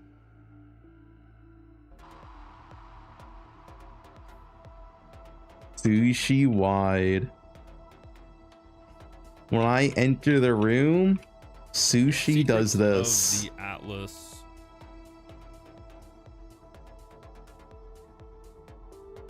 Everyone spam Sushi wide.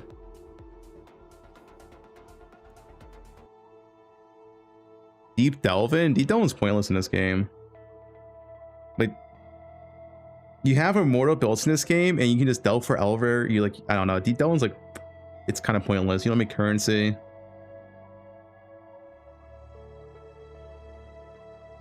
There's no real point of Deep Delvin anymore.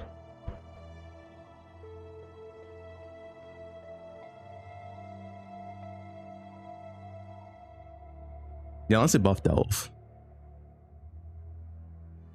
How does Steve do it? I mean, Steve does it for the fun of it, but like, there's no point. Like, you don't make currency Delvin. There's no real challenge. You have like immortal builds. It's just like a pure grind for nothing, I guess.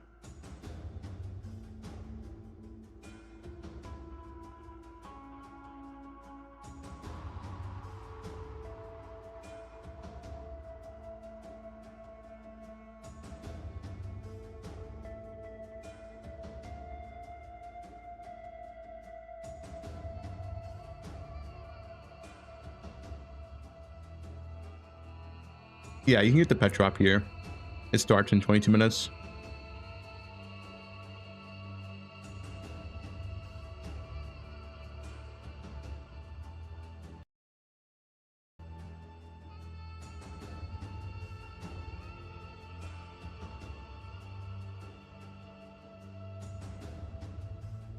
What you eating?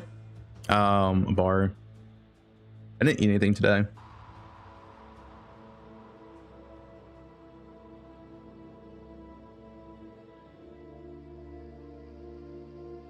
I had my fucking service provider had to come here, so I was busy for 1 hour in the morning, and my internet's not fixed yet, but it will be fixed before league start. At least hopefully. It better be.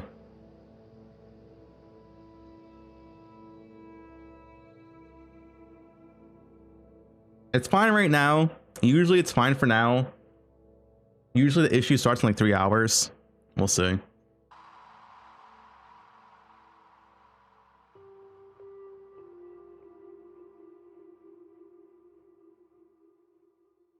What's the issue? I don't fucking know. I'm not going to upload. I'm paying for it though.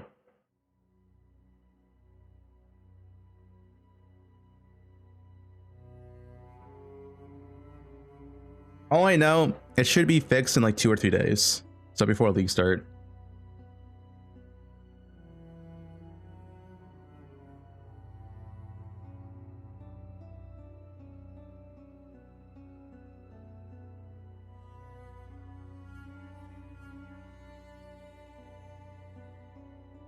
You have to wake up at 5 to watch the reveal.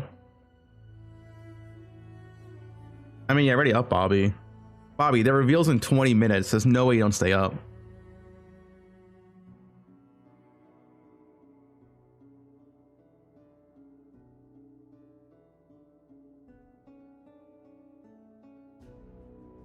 I never got containment as cheap as when your internet was down. Yeah.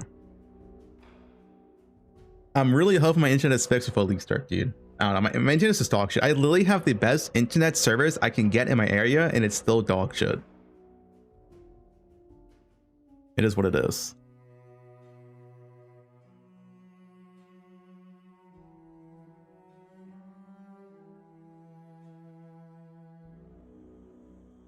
Yeah, I mean, I'm moving next year. That is the plan.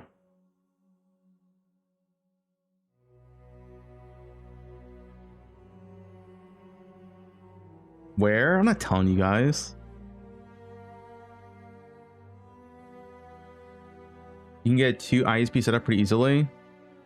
Is that more money?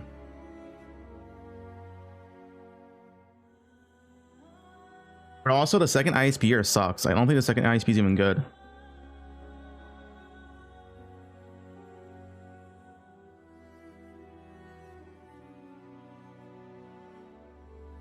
No, I'm not moving in with Bob 5 or Sushi. Dude, Sushi has a wife.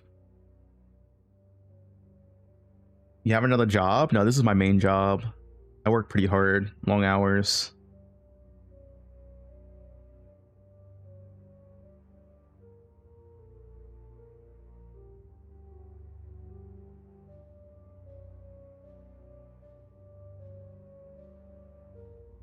Is Sushi's wife single? No. He's taken by me.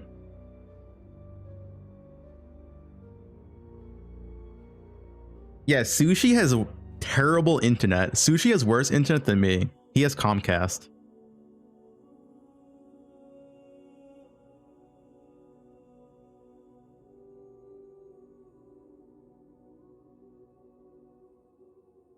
Comcast slander? What do you mean slander? Comcast is probably literally the worst provider to ever exist in the US.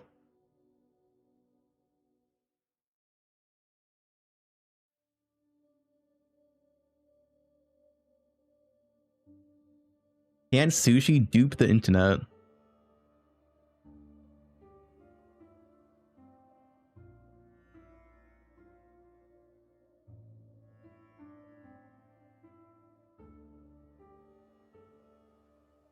What, Starlink? I actually did search up Starlink as like a backup, but I heard people say it's pretty bad for streaming. I don't think it's good.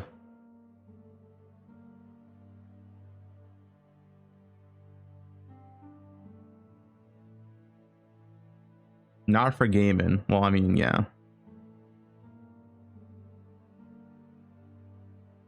It's fine. I'm moving next year. I'll move to a place that has good internet. I literally, I will refuse to move anywhere if the internet's not good.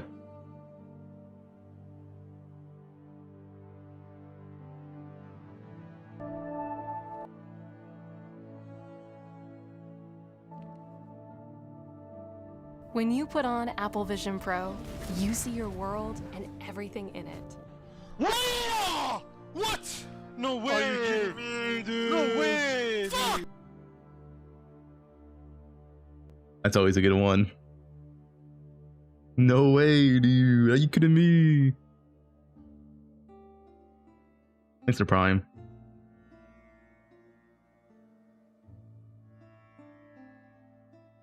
No way, dude. Another?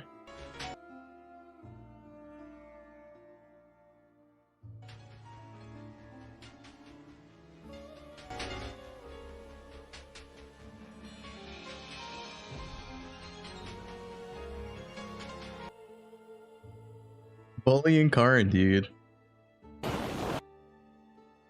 Oh, this one was pretty good too.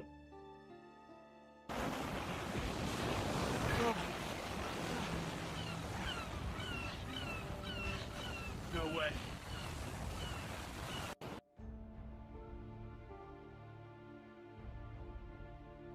No way.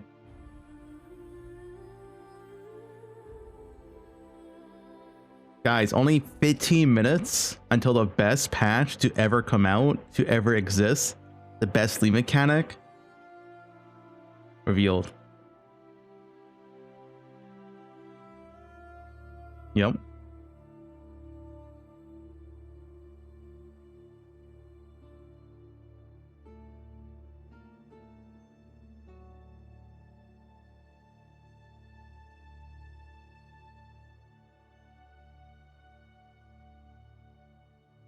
Yeah, I wish I had fiber.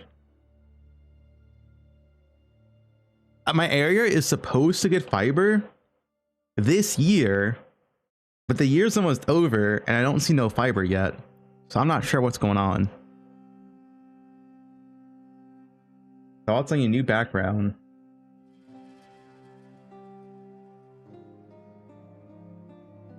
Pretty good, Dan.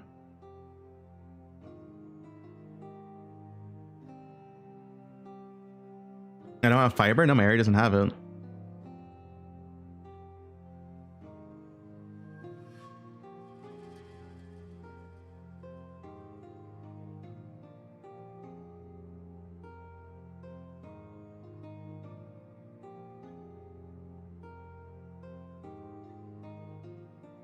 Guys, when I move to a new place, my plan is it better have fiber too. Well, one, it better have fiber. Two, I'll probably get a second PC for streaming. Or like a second backup PC. So like I'm always good on League Start.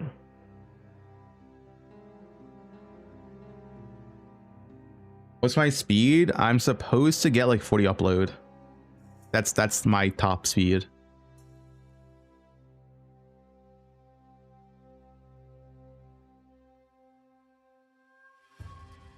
Yeah. Hey, we actually, it's actually an improvement.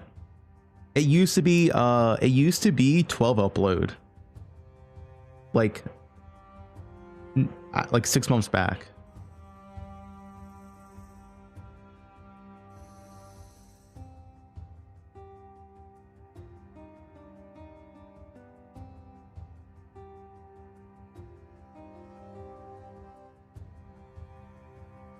No, I used to stream. I used to stream with 12 upload. Now I stream with 40 upload. And the thing is, 40 upload is fine. Like there's actually nothing wrong with 40 upload. Like I don't have any issues with 40 upload. The issue currently is my internet. I don't know what's wrong, but it's going to like 5 or 6 upload, and that's like unusable.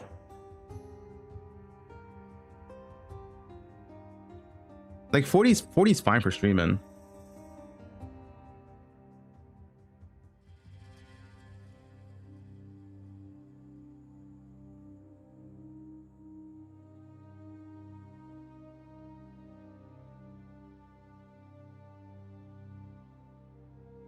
Just pay more? I can't. I literally have the best. I have the best provider with the best, like, highest internet plan I can get in my area. Like, I literally cannot get better in this area until fiber comes.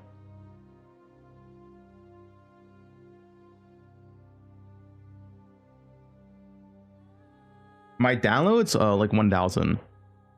So I have good download. It's just the upload is, yeah.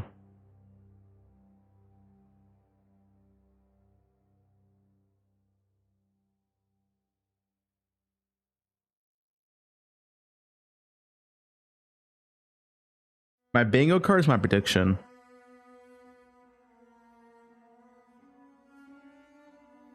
Wish you a happy birthday. Happy birthday.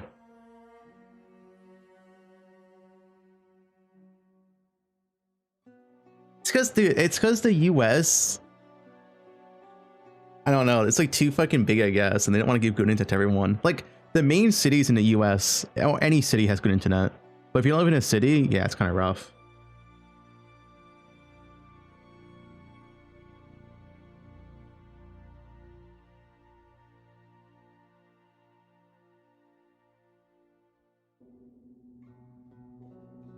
Guys, all this is happening.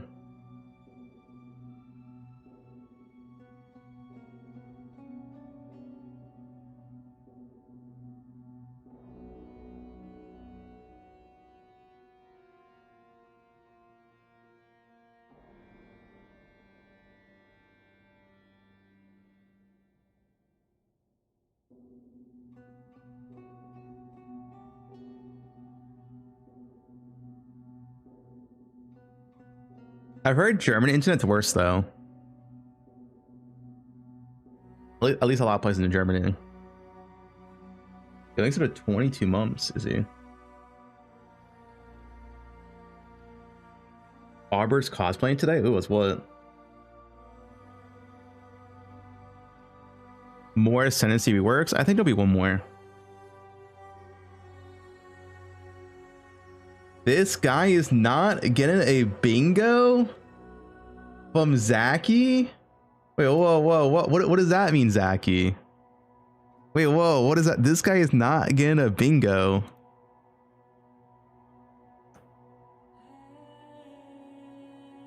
I'd be sad.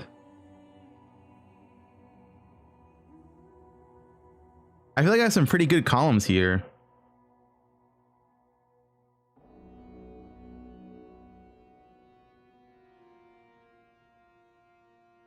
You didn't read the squares yet? Okay, okay. This is, yeah, I want this column. Petals changed, blue life nerfed, tier 17 modifiers nerfed, ranger buff. This is a good column.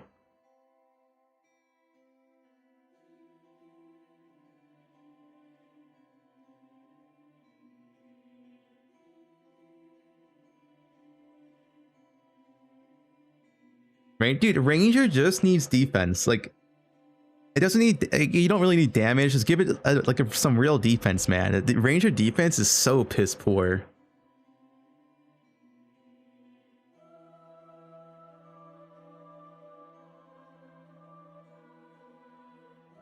He knows leaks? Yeah, it was a big leak. It's like how Sushi was leaking last night.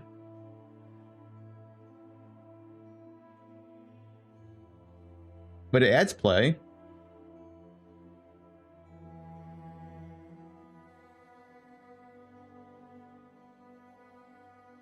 To play ads. I'll play ads right now. Boom. 3 minutes of ads. Enjoy.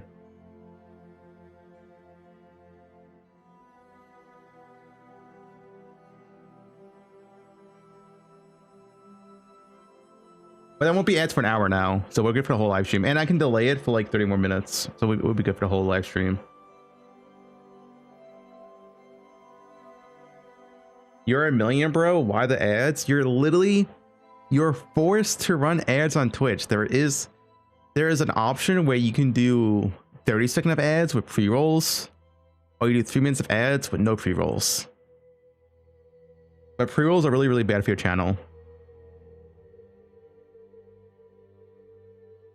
Because like someone joins your channel, they get an ad immediately and they leave.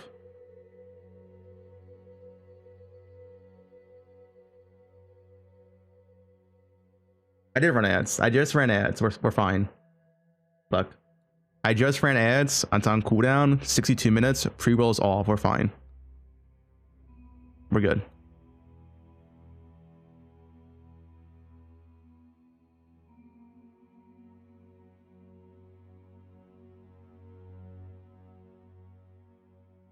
Now I'm just saying, I do stream on YouTube, and YouTube, if you have like, never gets ads.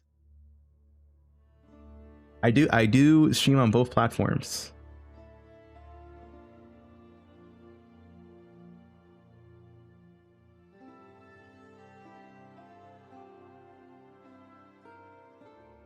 No, YouTube does not have XCD.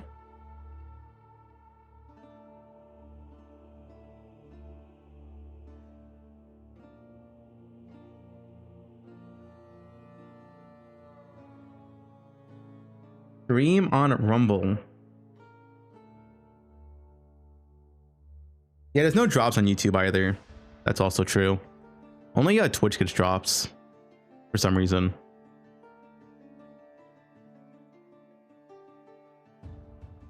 Six minutes until the best patch ever.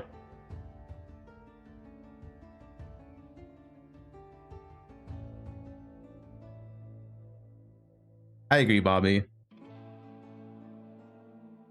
Can we stop saying Deadeye is the best class in Ascendancy? It isn't about the class, but the user wielding it. I bet most of chat can't even beat Act 1 with Ranger. But when a player of Fub's caliber uses Ranger, the strength of that class truly shines compared to all the bad things Ranger has to offer. Just take your crusty fingers off of your keyboard for a second and think. True, Bobby, true.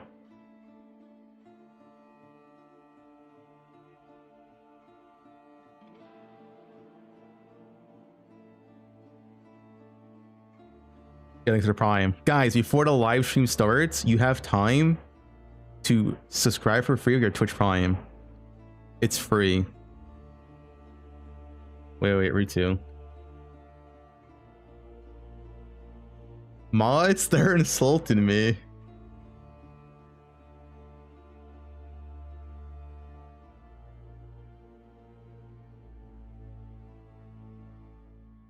Getting to the Prime. Yeah, thanks for another Prime. Grim Slayer, Ellen Seiler. Ain't no way I sub to you. I ran ads, we're fine. We're good. Yeah, the drop pet will be added to Poe1.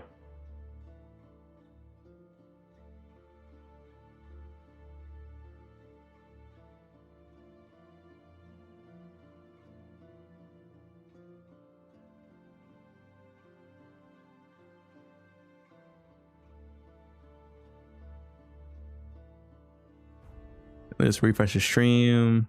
All right, yeah, we're caught up.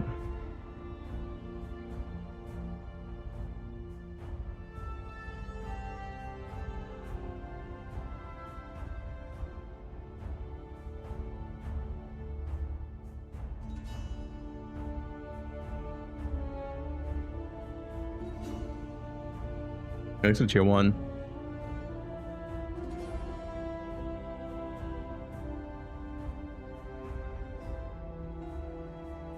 You don't care about Poe1?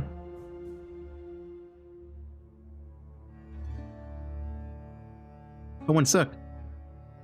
Yes, you get the drops here. The drops start when this goes live.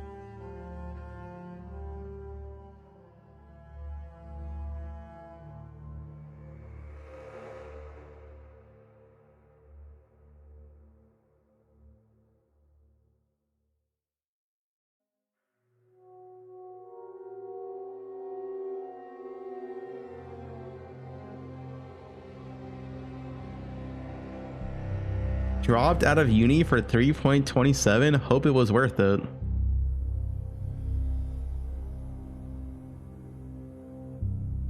Yeah, me too.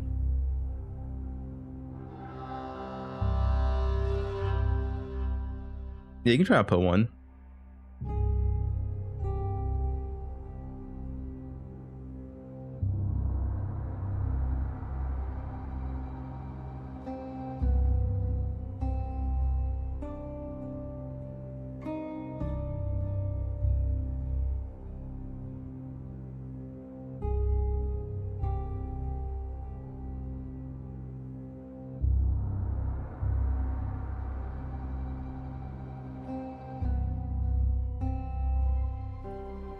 2 minutes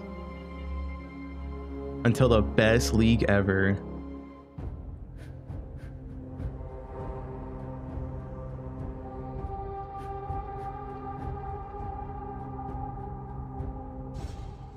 Thanks to the Prime. And another Prime.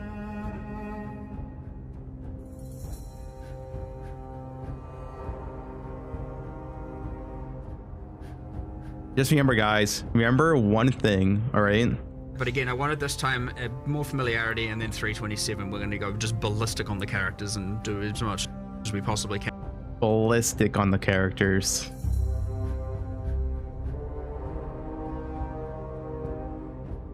Thanks to the Primes. Appreciate it. 7 months.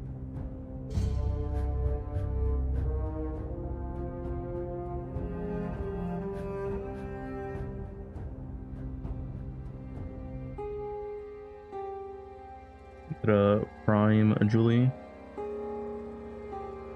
No, I'm 6'2", alright. Yeah, thanks for more Primes.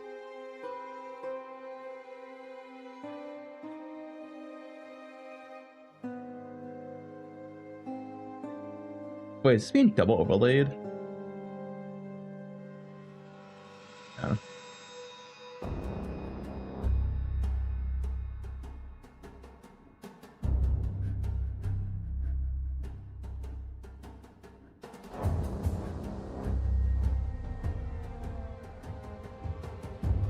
Wait, it is being double overlaid. Wait, what the fuck? I'll fix that later. Great. Guys, listen. The best league in 10 seconds to ever exist, to ever come out.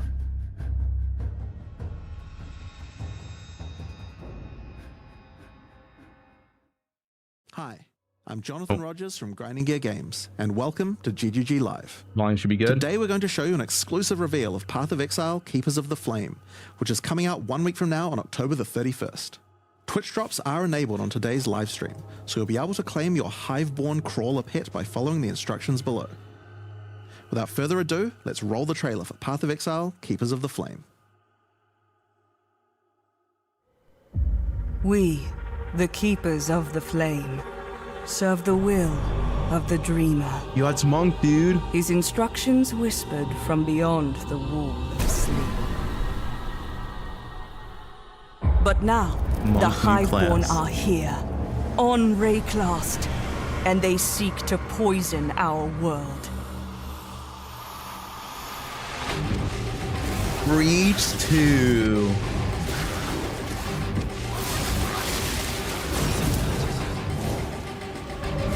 We must close their breaches, destroy their hives, slay their breach lords. New Breach Lords.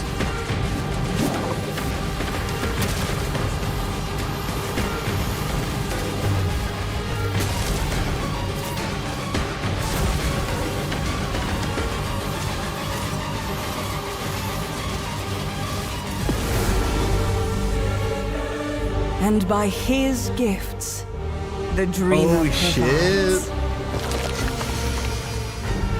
They brought this war to our world, but we shall end it, whatever it takes.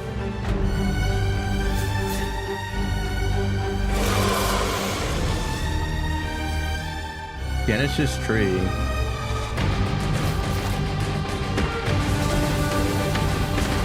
What the?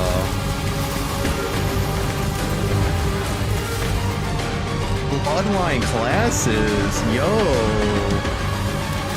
3 new Ubers. Facing trade. Newest, like, wait, it might be like Affliction. Affliction Ascendancy classes.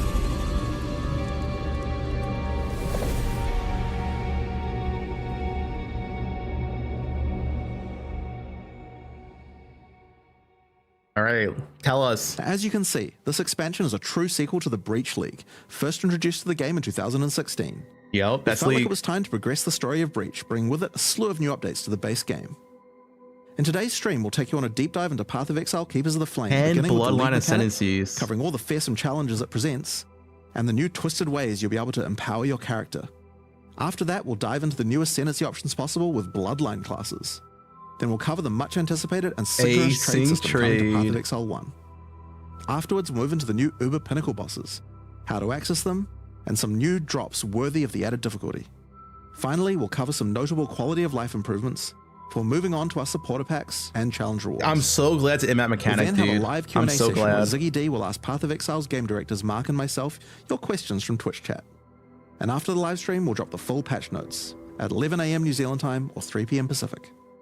So let's get started. Patch notes in 3 I'll hand things hours. over to Mark to introduce the new league. Wait, 3 hours for patch notes? Hi. Damn. I'm Mark Roberts, Hey, Game Mark. Director on Path of Exile.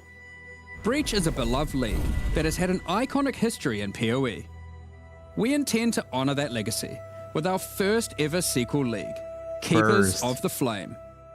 This develops every aspect of Breach, adding new layers to discover, richer lore, scarier bosses, and entirely new mechanics.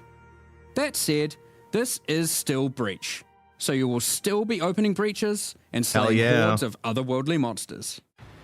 The I love Breach Lords Breach. have found the means to stabilize the connection between their realm and Rayclast. Now, with their grip tightening, we learn their true goal in our world, conquest. The threat they pose has now escalated to home soil. On the coast in Act 1, you'll encounter Aelith, the founder of the Keepers of the Flame. This is a monastic order sworn to defend Rayclast from the Breach Lords. The exit to the Mudflats has been barricaded by Hiveborn, Breach monsters that are working to claim every inch of Rayclast. Oh. Aelith can grant you a small spark of the power of the Flame, allowing you to blast away their barricade and move onwards. Once you enter the Mudflats, you'll find it infested with Breach monsters. Oh, so you have to do They it. It's appear to be mandatory. constructing a kind of hive, creating strange shapes and structures that absolutely don't belong. Time to purge them with fire. Aelith needs you to protect her as she empowers the flame to do so. Hold off the assault long enough, and she'll be able to demolish the hive with cleansing flame. All right. In other areas, the gap between worlds is strained. Here, you'll find a more familiar encounter with a new twist. A massive breach hand sunders the space between dimensions, and touching it will open an unstable breach, causing monsters to flood in. Like regular breach? Okay. If you can slaughter them quickly enough, you can stabilize the breach. This brazen action can draw the attention of Vroon, Marshal of Zesht, who will do everything it can to stop you. Defeating this boss will Eevee permanently buffed. seal the breach, severing another connection between the Breach Lord's world and Rayclast. These stabilized breaches are similar to what a breach once was, but with upgraded monsters, a success condition to shoot for, UI tracking to keep the player informed of their progress through the encounter, and Alright. satisfying feedback when you do manage to complete the encounter. We've taken all the lessons we've learned since the release of Breach 9 years ago and improved upon it in Oh every way yeah, we can. dude. Looks so good. However, much of the joy of Breach came from its simplicity. Yo. While we want to modernize the mechanic, we don't want to undermine the core experience. Kill monsters, You're still get loot. mostly just slaughtering hordes of enemies. in a Hell circle. yeah, dude. Finally, I'm in so glad. in-game areas you might run into breach constructions that have been left unopposed for too long and have grown into their full twisted glory. Breach hives. Towering flesh-crafted cities in the sky. These are the visions of the Breach Lords made real in Rayclast, teeming with breach monsters. You must raid and destroy these cities with the help of Aelith and her flame. In some of these hives, you may even encounter some of the Breach Lords themselves, That's who will cool. not be happy you're intruding on their planned conquest. Now, let's talk loot. Of course, being an exile is hard work, and you're unlikely to help entirely out of the goodness of your heart. Fortunately, Aelith has power and rewards But what's the aplenty, skill? He's like born of the connecting Breach to realm enemies. itself, to offer you for your assistance. New skill. Help her, and she'll bring you to the Monastery of the Keepers, the hallowed halls of her order. Here, MC you'll find Tier the 3. Genesis Tree. the growing heart of the Keeper's power. On interacting with it, you'll find that this tree has a tree. A tree has a That's right. tree? It couldn't be Path of Exile unless the tree also had a tree. That's More bigger than a importantly, D4 tree. The Genesis tree is an engine of unholy creation, and a profitable one. As you complete breach encounters and work more with Aelith, you'll be able to grow the Genesis tree larger and larger, sprouting additional limbs. Is that a tree Each or of these hands? limbs, you'll notice, has their own inventories. These can be used for an unusual method of crafting new items. Ooh, new crafting. With this system, you'll be able to grow currency, uniques, equipment, and a new kind of otherworldly item, grafts. Grafts are breach hands grown directly from the Genesis tree, born of the same flesh and sinew as the invading monsters. These fuse directly to your body, in a completely safe process. Don't worry about it. With grafts, you can harness the power of the breach. Some provide passive benefits like this, or this. So it's power. Okay, it's but free power. They can also grant a wide selection of powerful skills. These graft skills can provide a flexible way to fill gaps in your build, offering everything from damage to potent defensive buffs and crowd control. Oh, shit. For example, the Return to battering dust. all graft will call massive Wait. arms to erupt from the earth, stunning all those they hit. 102k physical damage? For some additional pack What? clearing power, you could consider the Squalling Tool Graft.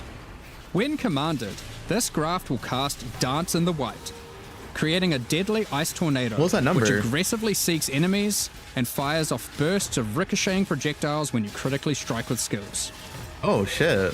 For some further pretty nice. utility and a useful buff, try out the Storming Esh Graft. This can be commanded to call down a ring of bolts from the sky that Causes will leave damage to be behind the new lucky. Radiant Ground. Radiant Ground grants a potent damage buff to allies standing within it and makes their hit damage lucky. Yeah, lucky's pretty good. If you're simply after raw damage, look no further than the Erupting Zoth Graft, which causes massive eruptions of fire where you command, which then re-erupt when you Warcry. There are a total of 16 Slams. different graft types you can grow, each with their own skill. You can even unlock a second graft slot as you progress through Aelith's Two questline, hands. so feel free to mix and match Flesh Zone horrors to your heart's content. Now, grafts aren't just here to make you stronger, they are also your means of feeding the Genesis tree, which needs constant supplies of graft blood to grow anything useful. You can do this by defeating breach monsters, which Wait, will those are- leave behind blood that your graft will automatically collect. Those are Poe1 monsters, by the way. When you feed this blood to the tree, your allocated passives will be put to work. This section of the Genesis tree can be used to grow new grafts for you, which the Genesis tree will then birth in a gruesome display. Basic passives on the tree might increase item rarity of birthed grafts, or the 2.5K. chance to birth additional grafts. These passives can target specific types of grafts, and this Oh, it's- passive causes grafts to be birthed with a random amount of quality. It's a breeding lead. Quality improves the amount of blood that can be stored by your grafts. This section of the Genesis tree births currency items. Basic passives can result in more or better currency. Allocate this passive to sometimes cause a shower of Oh, currency shit. to burst forth from the flesh of the tree. Yeah, it's a bit gross, but working with the organic matter of a bunch Oh, of dead shit, otherworldly Regals? creatures was never going to be a clean affair. Grafts themselves are born of a different world, so are unmodifiable by most currencies. However, with this passive, the Genesis tree can occasionally grow fleshy mockeries of currency orbs. These function like augmentation Okay. orbs, regal orbs, or exalted orbs, but they work on your grafts instead of normal gear. Yep, it's graft crafting. Also, it can be rare. Allocating this passive can result in Foulborn currencies. This Foulborn Exalted Orb, for instance, behaves as a normal Exalted Orb, except it guarantees a higher tier modifier. Wait, that's like By locking out a Poe1. large portion of the lower rolls, Wait, a that's normal Exalted Poe1. Orb would be able to hit. The largest section of the Genesis Greater tree is Exalted used to Orb. grow rare equipment items. For these, you have a lot of agency to influence the type and modifiers on your grown item. For example, you can specifically target boots with a dexterity requirement, with an increased chance for speed modifiers, and reduced chance for cold modifiers. Interesting. Or maybe you'd prefer to look for a two-handed axe with increased chance for physical modifiers.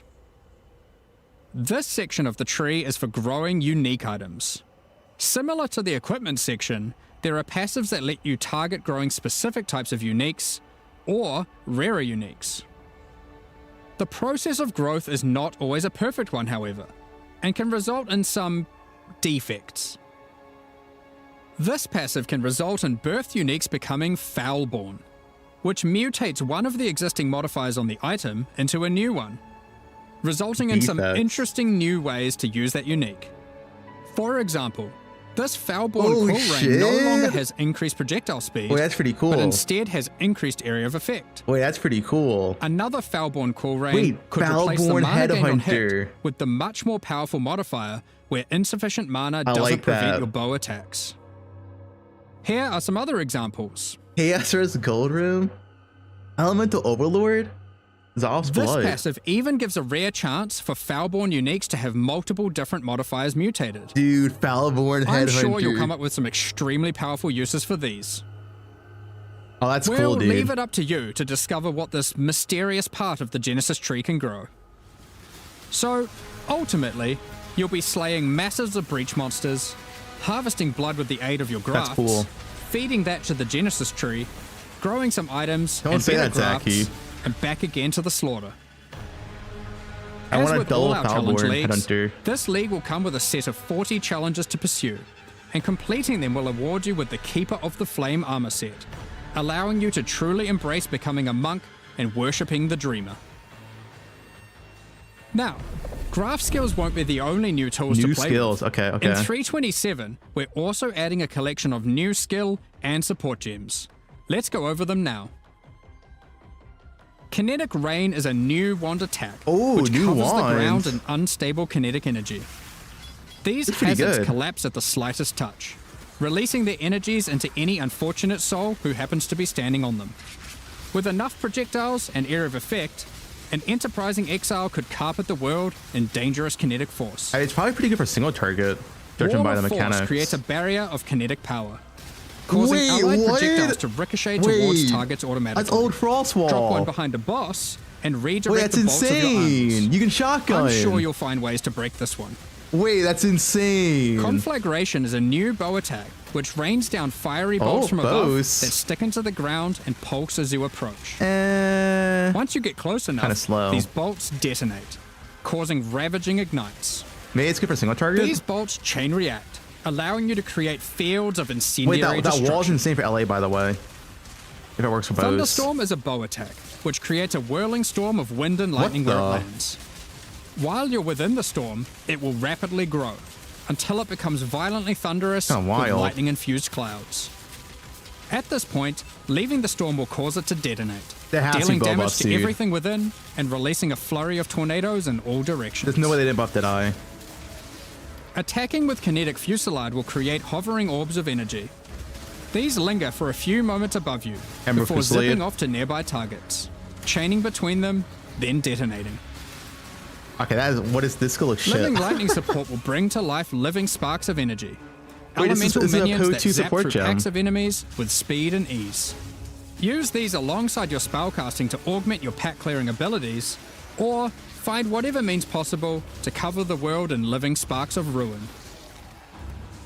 Windburst support unleashes chaotic tornadoes as you attack, tornado shot, which ricochet around wildly and quickly. These deal moderate damage as they travel, but will explode into a highly damaging burst when they expire. So it's a choice between scaling their duration up to get better coverage, or down to access the burst more quickly. Okay. Kinetic Instability is a support gem to go along with the new wand attacks that causes enemies slain to leave behind those same orbs of shimmering energy that Kinetic Rain creates. One might ponder just how many orbs you can create if you were to use both. Yeah, it's gonna lag the game.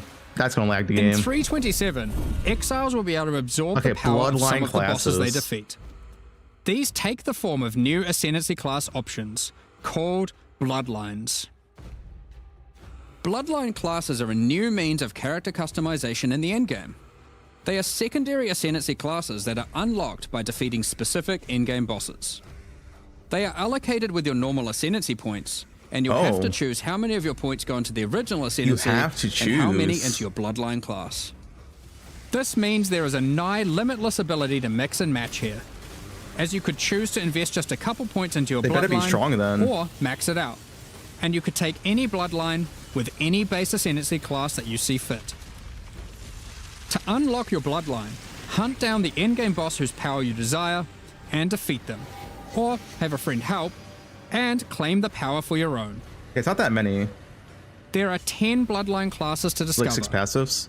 Bosses who offer this power are typically associated with past leagues, giving additional reasons to engage with that league content. Let's run over a few examples. The Chaos Bloodline will be offered to you by the Trial Master, if you manage to succeed his final challenge. With his blessing, you can greatly augment your Val skills in different ways. Priest of Yalmak lets you use Val skills much more often. Oh, it's probably the alt ascendancies. While Priest of Kopek makes it harder to build up Val skills, but makes them far more powerful. But their bloodlines. Or take Corruption's Embrace. Yeah, which grants more Val Keystone powers the more corrupted items you have equipped. It's like the alt ascendancies of Freshia. The Ashabi bloodline can be gained by, you guessed it, defeating Ashabi. Her abilities are drawn from the 3 types of life force that manifest within as Marian spirits. The Wild Bear rewards you with adrenaline for generating rage. The Vivid Cat gives your elusive buffs a chance to refresh, as well as making you more stealthy while elusive. Whatever. The Primal Owl allows your unleashed spells to reoccur many additional times. That's pretty good and for get Unleash. Stronger for each time they reoccur. 10% more. The Nameless bloodline comes from the King in the Mists. Be forewarned, his menacing power comes at a great cost. With the Unseen Hand, you can equip a ring third slot. ring. But you'll have to decide if that comes at the expense of having no amulet, no belt, or no flasks. Unlight Silhouette adds a hefty life cost to all your spells. Never mind. But they deal additional chaos damage based on the amount of life spent. Of course, there is more to come. What powers might you glean from delving deep underneath Rayclass to fight all the Crystal King? What secrets can you learn from Lycia, Herald of the Scourge, waiting at the end of the Forbidden Sanctum? The other one seemed decent, As you can though. imagine, there are countless possible combinations with the system. You could be a Slayer that embraces corruption and vile power, or perhaps you'll play an occultist that doubles down on their dark power by integrating the Nameless bloodline. Nice We're ring. excited to see what crazy 5 and life interesting blast, builds dude. players come up with. Sick build. In the most recent Path of Exile 2 expansion, the Third Edict, we introduced a much anticipated feature, fully asynchronous trade. Hell yeah. It was a fantastic success. So now we're excited to announce that we'll also be adding this feature into Path of Exile 1. When you reach Act 6, you'll be able to find Faustus in Lion Eye's Watch. Previously, he just operated the currency exchange. Now, he will also act as a steward for your merchants tabs. Probably the same. These are where you can place items for sale, for direct and instant purchase by other players even when you're not online. To list an item, simply place it in the tab Nimmies. and select a Wait, Nimmies currency changed? and an amount. I didn't see it hover. Once listed, other players will be able to find the item by searching for it via the 20 trade for website Nimmies? No, it's not or the nerfed. new in-game market search. To purchase something for yourself, it's as easy as hitting this button, 180 which will Nimmies, teleport you to the seller's hideout, where you can view their merchants tabs, buy the item, and also view the rest of their wares in case something else catches your eye. Every purchase costs a small fee of gold, as Faustus takes his cut. To account for this further drain on gold, acquisition and cost balance elsewhere in the game has been adjusted. Anything you've managed to sell successfully will have your profits collected here, in a separate tab to claim at your leisure. Gold adjusted. To be clear, previous means of trading, such as via pre-existing premium stash tabs and the website, will still function just as before. Merchants tabs, and the asynchronous trading that comes with them, are an entirely additive feature on top of the already existing Want to methods buy to trade. orbs. You might find yourself needing the trade system to buy some upgrades, Uber boss. because this update also introduces 3 new Uber Pinnacle boss fights. These encounters are manifested from the memories of Zana, and in her long torment, they have festered into something truly deadly. These fights offer an imposing challenge, alongside powerful rewards. New uniques, show them, show them. In order to gain access, similar to existing Uber Pinnacle fights, you'll need to discover fragments dropped by Tier Tier 17 17 map bosses. New maps in Tier 17? Each attempt at the new Uber Pinnacle fights will require 5 of these. Let's Oh, there's dig into existing. some of the challenges you'll need to face in these new Uber versions. In the original incarnation of Neglect fight, the statues can be used to block the laser beams to hide behind, giving you an opportunity to avoid being shocked, frozen, or killed. When you run near these statues, they activate and allow you to reposition them. While activated, they will not stop the lasers, meaning you want to position them well, then avoid them. However, in the Uber version of this fight, instead of being a safe haven, the statues will refract the laser beams, causing a ruckus of energy to cover the arena. Oh shit, that's pretty cool. Activating them will prevent the refraction. So unlike the base fight, where you want to position them well and then avoid dude, them, Uber's gonna be sick. you'll be wanting to constantly keep these statues active. Oh But shit, then dude. you have to deal with their assault of attacks. While fighting the incarnation of fear, these fiery orbs will slowly clutter up the arena, locking off portions of it until you bait the boss into detonating them himself with his thrown spear. When Uberified, these orbs are attached by a flaming leash to the boss, rotating around him constantly. More and more will spawn as the fight goes on, making it even more imperative that you clean them up by Alright. cleverly using the boss's abilities against him.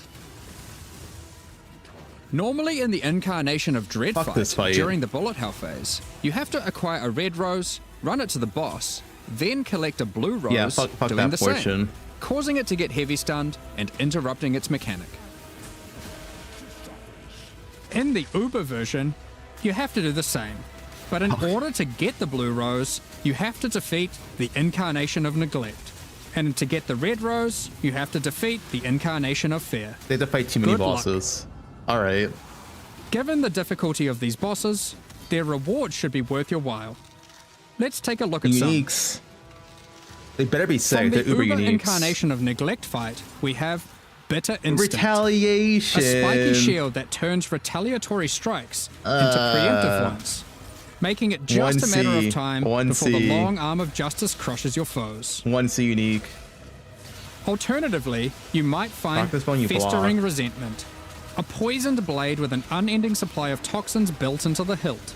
These toxins are put to good use, causing every spell you trigger to be 1C, capable maybe of poisoning 2C. with all damage it deals, Maybe 2C. enabling a truly crazy trigger-centric poison ruckus. Dude, these are like uber uniques. Get me And from excited. the Uber incarnation of Dread, the Hallowed Monarch, Link's a minion. counterpart to the Dark Monarch, One alk. One which alk. focuses more heavily on investing into one or a One few alk. minions, rather than growing your hordes to massive proportions. Storm Rayclast, with your chosen few at your side, stealing power from your enemies as you go. Minions Links. We've got a number of That's quality of life it. changes Dude, to those bring look to 327 as garbage. well.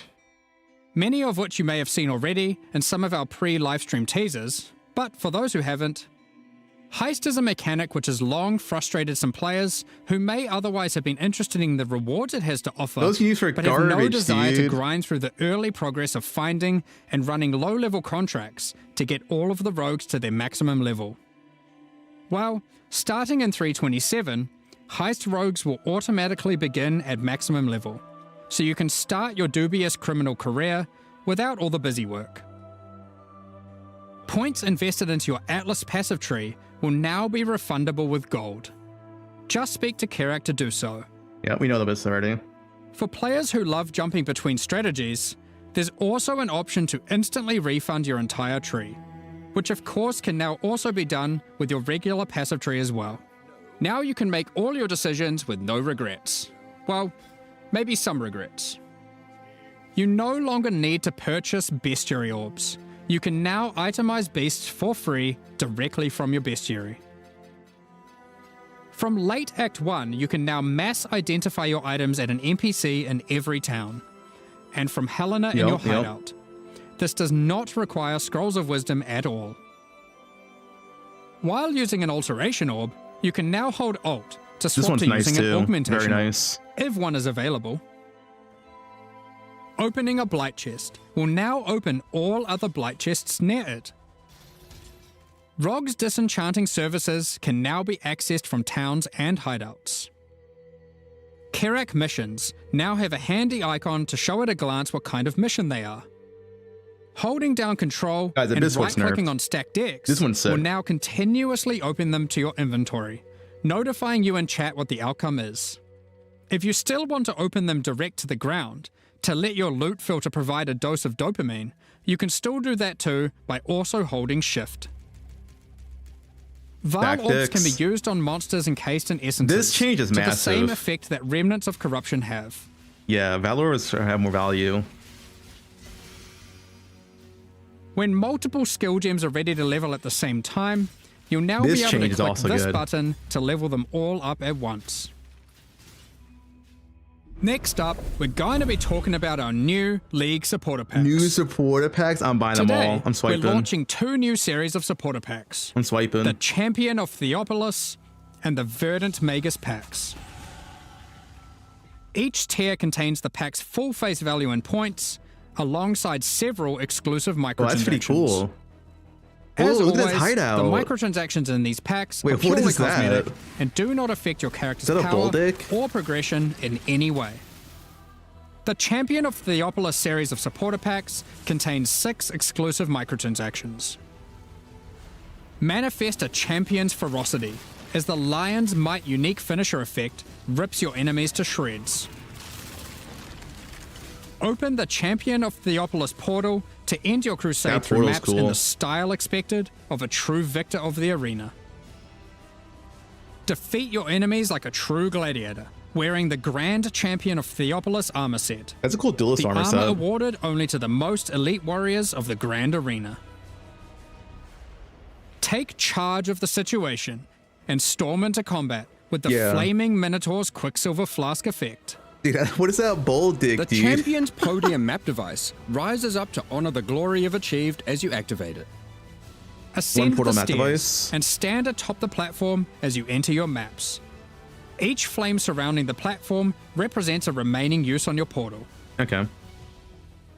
The burden-back billy goat carries all the supplies necessary for a campsite as he travels behind you in battle. When placed in a hideout, instead of roaming around like your other pets, Oh, that's pretty their cool. supplies are deployed, creating a small camp where you can access your stash Okay. and providing a place to take a load off while you rest next to the campfire. Take a load off. The Verdant Magus series contains 6 exclusive microtransactions. Dude, this hideout looks cool. I like this hideout. Having Faustus sell your items on your behalf is great and all, but sometimes you just Oh, want to shit. feel a little bit more shady about your dealings. The Back Alley Trader hideout decoration is more secretive with your trades, Wait, Sushi's in the creating back alley. distance between you and your customers. Note that until 327 is released, this back alley trader will only serve as your currency exchange. That's Once pretty it's cool. out, I like it will it. be updated to have the new managed shop option to also facilitate your trades. The Verdant Wayfinder pet is a loyal companion to any Master Magus. As you approach waypoints, it envelops them with its vines, Oh, guiding you shit. throughout Rayclast. Control Earth and nature itself, as the Great Verdant Magus armor set envelops you in the ancient power now lost to time. Pay to win. Yep, I'm There's buying also it. a matching back attachment included. Remnants of the forest ripple out from within you with the Verdant Magus level up effect equipped, restoring life to the corrupted land. Call on an ancient golem to use their power to create a safe passage for you to retreat through with the Arcane Golem portal. Let me see the hideout. As a Supreme Verdant Magus, you can travel to your Arcane Isle hideout. Oh, that's cool, A dude. cluster of islands held together by ancient magic passed down between elite mages. That's pretty sick. Stand atop your tower Looks and huge, relish too. the great heights you've reached above those who have not Oh, harnessed the shit. arcane. These packs are now available for purchase That's pretty on cool. both PC and console, and will remain so during Path of Exile, Keepers of the Flame. It should be usable in Poe 2. Additionally, any microtransactions from these supporter packs will be made available for use in Path of Exile 2. Yeah. Meanwhile, the Crypt Keeper and Frisian Magistrate packs leave the store forever at the launch of the Keepers of the Flame League. So now's your last chance to purchase them. Thank you so much for your ongoing support. We're just about to start the Q&A with Ziggy D. Afterwards, Ziggy D we'll here. post the full patch notes for Path of Exile, Keepers of the Flame at 11 AM New Zealand time, 3 PM Pacific. With release at the end of next week, our community team will be posting crucial information you'll need for the release. Keep Patch an notes eye on the after. news. Thanks for joining us today and checking out our latest developments.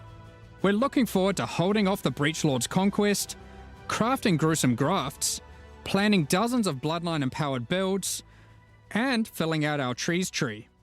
We hope you all join us. All right. There is this as well.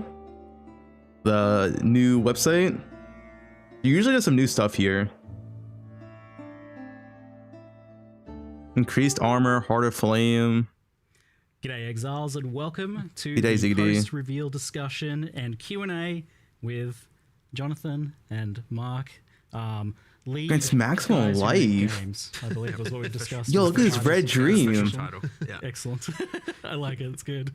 Fire res or all res are into max life. Lead up to this.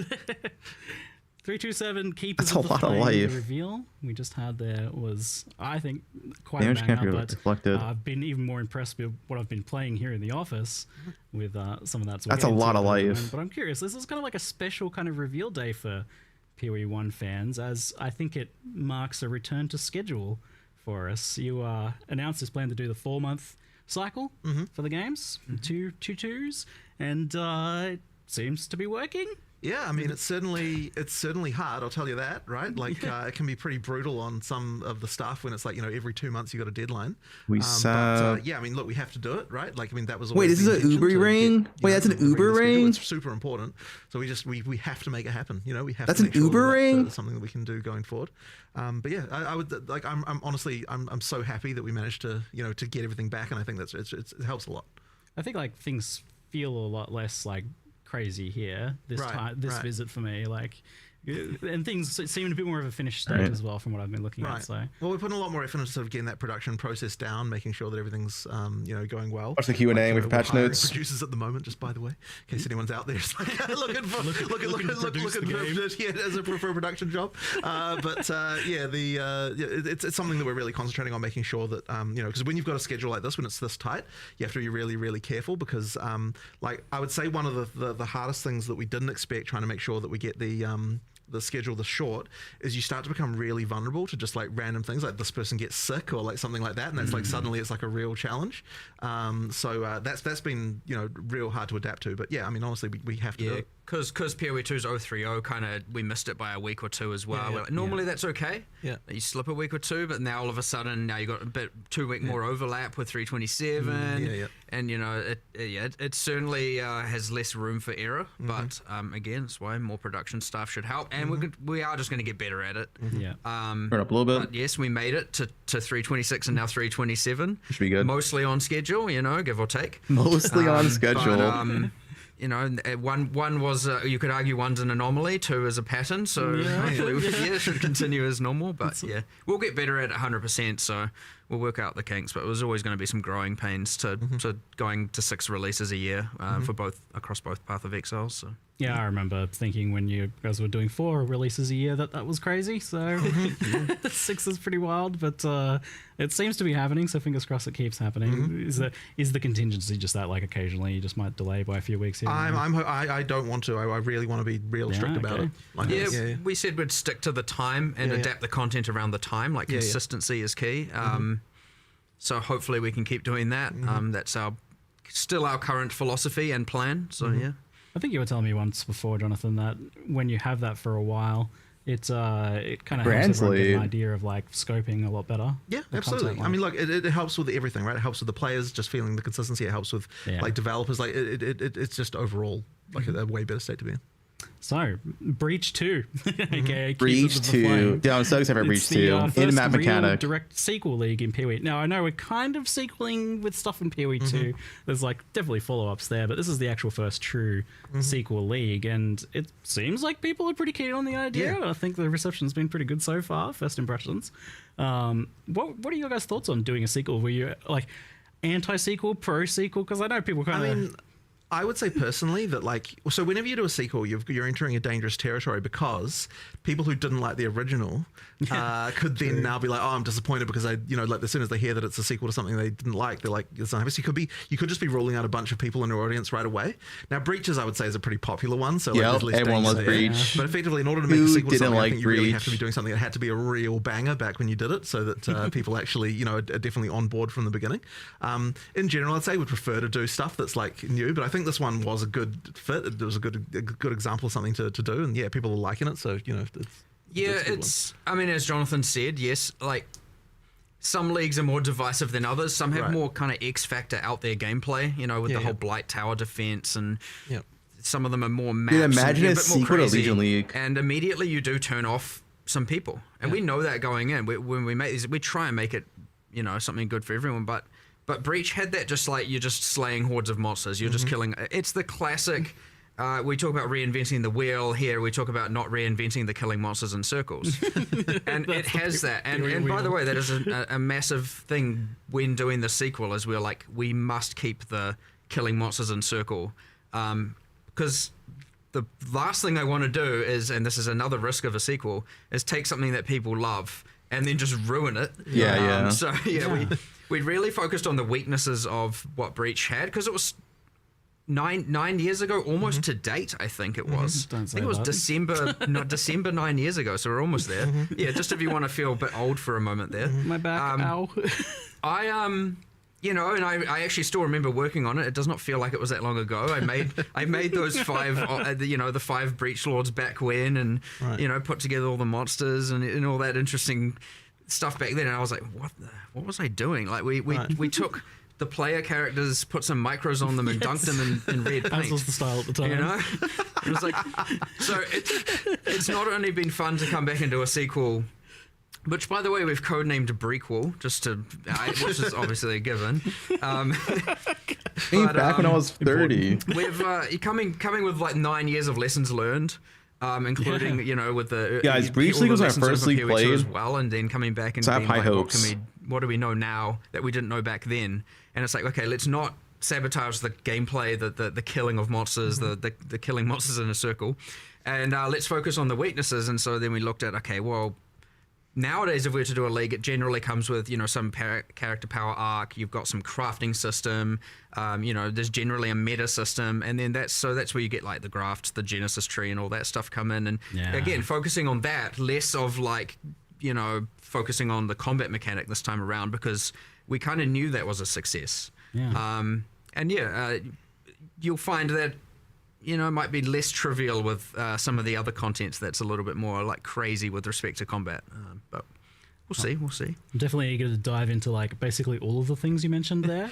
But out of interest, what's like a league mechanic or a expansion that you either would or wouldn't want to sequel at some point? Like, what would be a bad example? Is maybe interesting. Well, I think the one that you said there with the tower defense stuff, it's just like that would be very divisive, right? Immediately, if we said doing a sequel and PoE1 to that, there'd be immediately a bunch of people would be like, I like Blight. I know, but a lot of people don't, right? Both ends of this. I think you'll get the most passionate people wanting it, and then you'll get the most people that hate it on the other side. right. For sure. That being said, like, it isn't like, oh no, that means Blight's never getting improved. Right. There's differences between overhauling and improving a league. And there's and obviously doing a narrative sequel where you kind of step away from some of it, and so really here it's like, yes, Blight, there's so many leagues, right? And so all of them will get attention. Sometimes they'll just be quality of life, similar to what we've done with Heist this time round, because honestly, that probably deserves more. And then other times it'll just be an upgrade. I certainly wouldn't want people to say, oh yeah, we're just going to do sequels from now on. Though we definitely not. Like, I don't think it's going to be the most common thing. I think it's just a thing we decided to do here, and maybe we'll do it again sometime. But most of the time, I think people want new stuff, and different new things. I like the revisits. I wonder. There's definitely some lore and stuff I'd like to see expanded. Like I feel like Harbinger, for example, touched on some stuff that was maybe only scratching the surface. Part of what allows us to do the sequel here, by the way, and from a more production point of view, is that because we did the Twisted Domain and the new Breach monsters in PoE 2. Yeah. We got to utilize the monsters. So we didn't take the bosses from PoE 2. We made full from scratch boss fights for this version for Keepers of the Flame. Cool. But for they pre-nerfed? For the monsters, a lot of it's reusing the models, the animations, the rigging, a lot of the art. 5% more from 10% more. And because we get to do that, we get to then focus our attention on all those other things that we would otherwise have to have a bunch of resources dedicated to. So like, there's a kind of like two birds, one stone going on there where we not only got to do it, we got to do it in a more cost-effective way that allowed us to focus on other features that are going in the expansion. So, win-win for players and for us in that regard. But it would be less trivial with other sequels or to other leagues your spells where we can be don't good. necessarily have like spells are all so the monsters bad and everything made that like you pre-nerf so, that spells must be insane to not to say patch, it's right? impossible, but it's just an interesting factor that came up that allowed us to do more here than we might, if we don't forward think enough or forward plan enough, and I mean quite far in advance. Clicking wands look sick. These full monsters from scratch is not a short-term process. We might not be able to do for some other leagues. Does that wander wall work with just a bow attacks? Kind of fun or internal was it just kind of wand consideration attacks? that we made. Well, like an interesting thing here as well with the fact that Breach is in PoE 2, and I don't normally get into lore, so lore warning, but because Lion Arrow can abuse the wall so hard. I definitely have delved into the deep end of the lore of this stuff, but so to simplify it, PoE 1, Chayula, baddie, we fight them. They're like the pinnacle. Dude, that boss is massive from the, for bows. That's a bow and buff. yet in PoE That's 2, not defense though. They're like explicitly not there as part of the boss of that, and also there's it's lore Frost kind of Wall. exploring It's the idea old that Frost helped Wall. humanity at some point. So I'm curious if this expansion. Does anyone have the gem info with that? They showed it, right? Did someone screenshot the gem info? It 100% The wall is. mechanic? That was a huge other win we got to do here, because really there was like, okay, there's the breaches in PoE 1, previous to Keepers of the Flame, and then there's kind of breaches in PoE 2 with the Twisted Domain, and it's like, wait, how did we get here? What happened? Okay, so there's 25 years. It's what's going on here? So we wanted to. Given again, because 9 years ago we weren't really putting that much into the narrative of leagues and into you'd find back then we're not far from Onslaught League back then, right? It was just 20% of some stats. So, and even when we had Anarchy, there was Exiles, but like there's named characters, but we didn't really have voice acting for anything. Like we've kind of stepped up our game in a lot of delivery of that. So now we get to come back and go, let's establish a bit more about Breach. Obviously, there's uniques and flavor texts historically, but yeah, we got to establish a little bit more, add some interesting stuff to it. Meanwhile, also, progressing the narrative towards what if people are playing PoE 2 see. Now, that being said, if you just play PoE 2, you don't need to know all of this. If you just play PoE 1, good on you. You now know it all. It's all entirely optional information to know, but the Poe2 breach. You kind of have this. I wonder Poe2 breach is going to get updated. Worth noting, on the kind of Chiola arc, there's a bit of like, is he good, is he bad kind of thing going on. Still to be determined, at least for the players. He's got a cult following, but that doesn't necessarily mean one way or the other, does it? He was a baddie here. You're an acolyte of Chiola over there. Yeah. What goes on in between? But I was reading the flavor text of the acolyte of Chiola this morning. And I'm like, even that doesn't really kind of suggests that maybe it's not a good idea to be following them. But but there's power. But the monastery of the Keepers of the Flame is actually where the monk trained and from PoE 2 grew up and all of that stuff. So kind of little fun bits there. People playing both Guys, stop games typing watch time. What are you doing? Great. It's going to be great in either game, and it allows us to develop. So because look, they're both set in Ray class, it's still a shared narrative, and it's nice to be able to evolve all of that. And it's honestly been fun, really, honestly doing all of that. Guys, listen to the lore. Kind of like some of the story of the Ascendancies there as well. Like you're getting a bit more of a tie in there as well. But you said the monks trained there, though. I thought you were just telling me earlier that the monks trained here in the studio. What's so technically now, officially, the monk Guys, has been trained I think by, Deadeye or both got buffed. one of our IT They showed administrators Tornado here, Shot. They showed it. Since that was the He was the person he's I'm not sure what the martial art is, but you know he's very well trained. Do you know what that wall works with, by the way? We used him for our mocap reference. That's like that wall. Hopefully he doesn't mind me mentioning that. But Works you know, with this. it was quite fun. I think our animators enjoyed that. 30% chance to chain when climbing terrain. You guys hadn't really done too much of that in the past, or You mean mocap? yeah, like I mean, the animators always film visual references. So, like, I mean, they've got a room basically where they go up and they're just, you know, like doing all the animation, acting out. They're often not actually mocapping technically with like, you know, all of the so that but they're wall. often filming that and then doing animation to it. So it's pretty common. I'd say one of the most useful pieces of technology that we've been able to benefit from is it's a literally single phone shot mocap and very quick from recording to in-game animation. It works really well for animating obviously humans, but also for when it's involving just a single human. It's like ultra quick. Like if you have two and they have to interact and make contact, it's not very good at handling that. But it's been insanely fast. So you just get a single small tripod with a phone, and you can record a human and chuck it in game pretty rapidly. So that's been amazing, and honestly, almost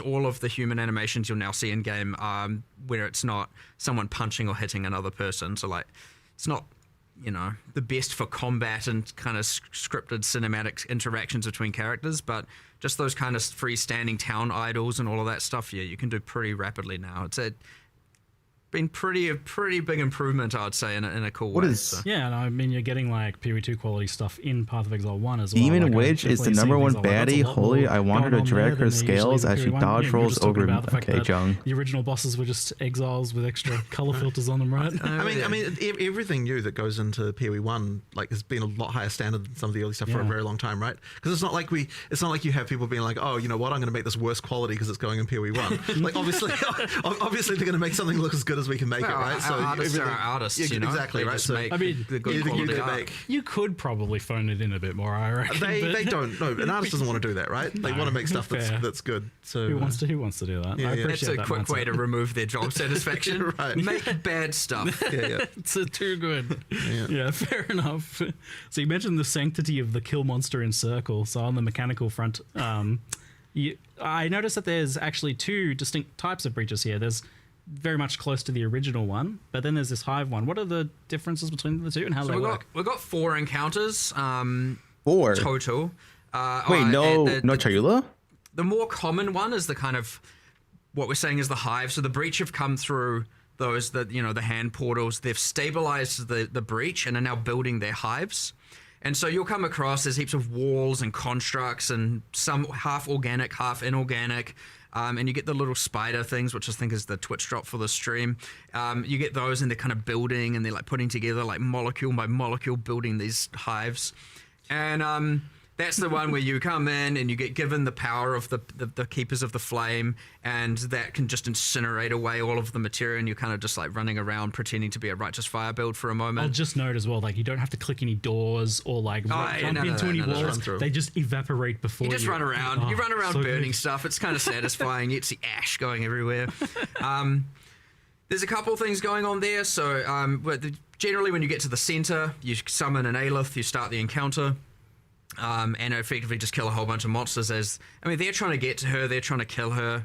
They're not super effective at it. We're not doing the whole like, they are persistently wanting to aggro on her. You know, they're going to try and kill you. That's honestly more of an immersive flavor thing than it is like meant to be too interruptive of a mechanic or anything like that. Again, because I wanted to just keep killing monsters being the primary focus. There's a thing where the more walls you burn, the more there's amongst all the walls you can get these like spawners, these like hive portals, where the monsters can then come through. So if you want to activate more, to have more monsters, have more difficulty and get more reward, you want to burn as many of those hive spawners as possible, and then they will turn into portals once the fight begins. Ascendancy points, if you just want to I run think it's to the fine. center, start the fight, do the fight, and leave, go for it. The other thing here is, though, that, of course, obviously this can be a bit of a clear, speedy thing where it's like, So, during those encounters, using the power of the purple flame, these kind of purple flames scatter out, and each of them kind of has a skill attached, just like an oh shit button. And so, like, if you're getting overwhelmed, there's, like, different things you can just click if you wanted to, if you needed to. Most powerful characters, you'll be fine. just as it kind of like will send out a giant nuke and clear stuff, or like create this like flame wall, and anything that runs into it will burn. And that's honestly more to help out players that are kind of struggling or on the weaker end. Yeah, and Forbidden Flame aren't and able to Flesh kinda get keep buffed up kind with it. of. So it just normalizes the difference between bottom end and top end a bit. Again, not meant to be intrusive, not meant to be like complicated. We kept it simple, and it's just like 99% of it. I mean, just when you boil it down, it's basically just like a fast-paced wave defense. Like, just survive 6-8 waves of Pretty monsters much, that are rushing at you pretty fast, and but it doesn't have that same clear speed pressure that your like basic one has. Yeah. So that's one encounter. Second encounter is like the traditional breach, the one that players have, historically been playing. You activate a thing, the breach expands out. So these are breaches that haven't been stabilized yet. Yeah. So they haven't come through to build their hive. So you activate it, it starts expanding, you kill all the monsters, it's revealing, and then once you've killed enough, and if you can kill enough, like it can be kind of hard early game, but like towards end game, that's your goal. You'll notice a progress bar filling up, and once the breach gets to the end, that means that it will become stable. And so what was going to happen is when it becomes stable, the breach are going to send through their like Poe1 and difficult Poe2, monsters, their elites, their Poe1. enforcers, their Patch notes front after line this, to come through after and Q&A. secure the area so they can send through their like little worker spiders to start building their hives. So this is like a yet to be a hive, and so you don't witness all of that. Generally, what you do experience is you kill enough monsters, and then in the center the portal activates, and a bunch of monsters and often a boss floods through. And so now you have to go back to the center and fight all that, kill everything, defeat the boss, get the loot, and then everything drops then and there once you successfully do that. If you can't do it, run away. That's up to you. You can still play it the old way if you want, and like not get so much rewards, just kill as many as you want and move on. But generally speaking, you'll want to go back to the middle. You want to kill the either waves of hordes of monsters coming through the portal or the boss that spawns. That like locks open then once you reach that stabilization point. Yeah, So it you locks don't have open to the time. rush. Yeah, so that's another good thing. Yeah, so the existing breach. I mean, obviously, it's pretty outdated and even imbalanced, and often people were killing the breach lords, the wild ones, in like a matter of seconds. But I wanted to make sure that boss fight didn't have a time condition. So yeah, once it stabilizes, that's it. You just once you kill them, it closes. You have infinite time to kill that boss and fight those monsters. You're not just like, oh my god, I got to do it. So like it is a more substantial, and generally because you've cleared everything in that circle now, it's like almost like you created your own arena. You've got like a nice clear area where you can fight that boss and focus on killing that boss. Now he Watch time has mark. minions in a regard, so obviously it's not just one-on-one, but that mechanic's like quite cool. So that's the like Varun, the Marshal of Dude, I want Zesh some fight. interesting questions, dude. He has some The end of specific Q&A is usually the drops. best part. Generally want to kill him. And then, so that's This is encounter kind of number like, 2. whatever. And then, encounter number 3. I know who's going on a bit of a thing here, but these next a bit to of content. bit quicker. Encounter number 3 is the kind of sky fortresses you saw. It's very similar to the first fight. It's kind of like, oh, we didn't stop this hive. Some of these hives have been getting built for weeks or whatever, and now they're like, full giant mega structures. So you climb the beanstalk, as I called it, the breach beanstalk. Nice. You get up to the sky fortress, and honestly, it's kind of just like a map of breach monsters. there's no You're timer. clearing through. It's not like No Breach timer at this Demands. point. You can just clear the area and leave, taking your rewards with you. But in the center is like the hive encounter, the very first one, like a wave-based encounter. It's just a lot more epic, and you have to, the same exact thing, except Aelith's like, it's going to take a lot more explosive power to destroy the rest of this hive and seal this portal, so you might want to get out of here. So generally speaking, once you've killed all the waves, you then have to get out of the area before Aelith burns the entire thing to the ground. Cool. Normally you can survive that, not in this case. You might want to get out of there. Once you do, you get all the loot. Sweet. You're not going to get that encounter too frequently, but, it can be a little bit of fun, a little bit more action-packed when you're trying to escape. And then the fourth encounter is pretty similar to that, except it's just an area with your pinnacle boss, your in-game boss fight at the end of it. And you basically didn't show those in the trailer, because I did note that people were like wondering why you showed kind I of want a so girl to much look of at the me other like how bosses Chris looks for at the Mark. overall Yeah, content, but you didn't really show any of these We guys. generally avoid showing bosses for sure, especially new ones. I'll you get a silhouette of it, a single emerge shot, and for sure, like for the Ubers, we're like, well, they've got like 10 15 skills each. Let's show one mechanic we've changed of each, you know? Yeah, one mechanic. Maybe not the best option. Like, I know people like their full mystery, so like maybe lesson learned in the future might just show nothing. But yeah, we only did show one of all of their skills that have changed, you know, just so people get a general grasp of how they're changing. Yeah. But yeah, I probably, given the feedback, I'm probably just not going to show those again. So, Fair enough. you know, we'll let it be a mystery. But yeah. So this skill tree, you actually did it. You made a skill tree. Well done. The tree. But this tree is quite fascinating because it's not just a like a meta progression system for the league or something. Like, there is that, it is progressing, but it is a crafting system. It's a tree that is a crafting system. And from messing around with that, like, it feels kind of brilliant. Like, this is a really good idea.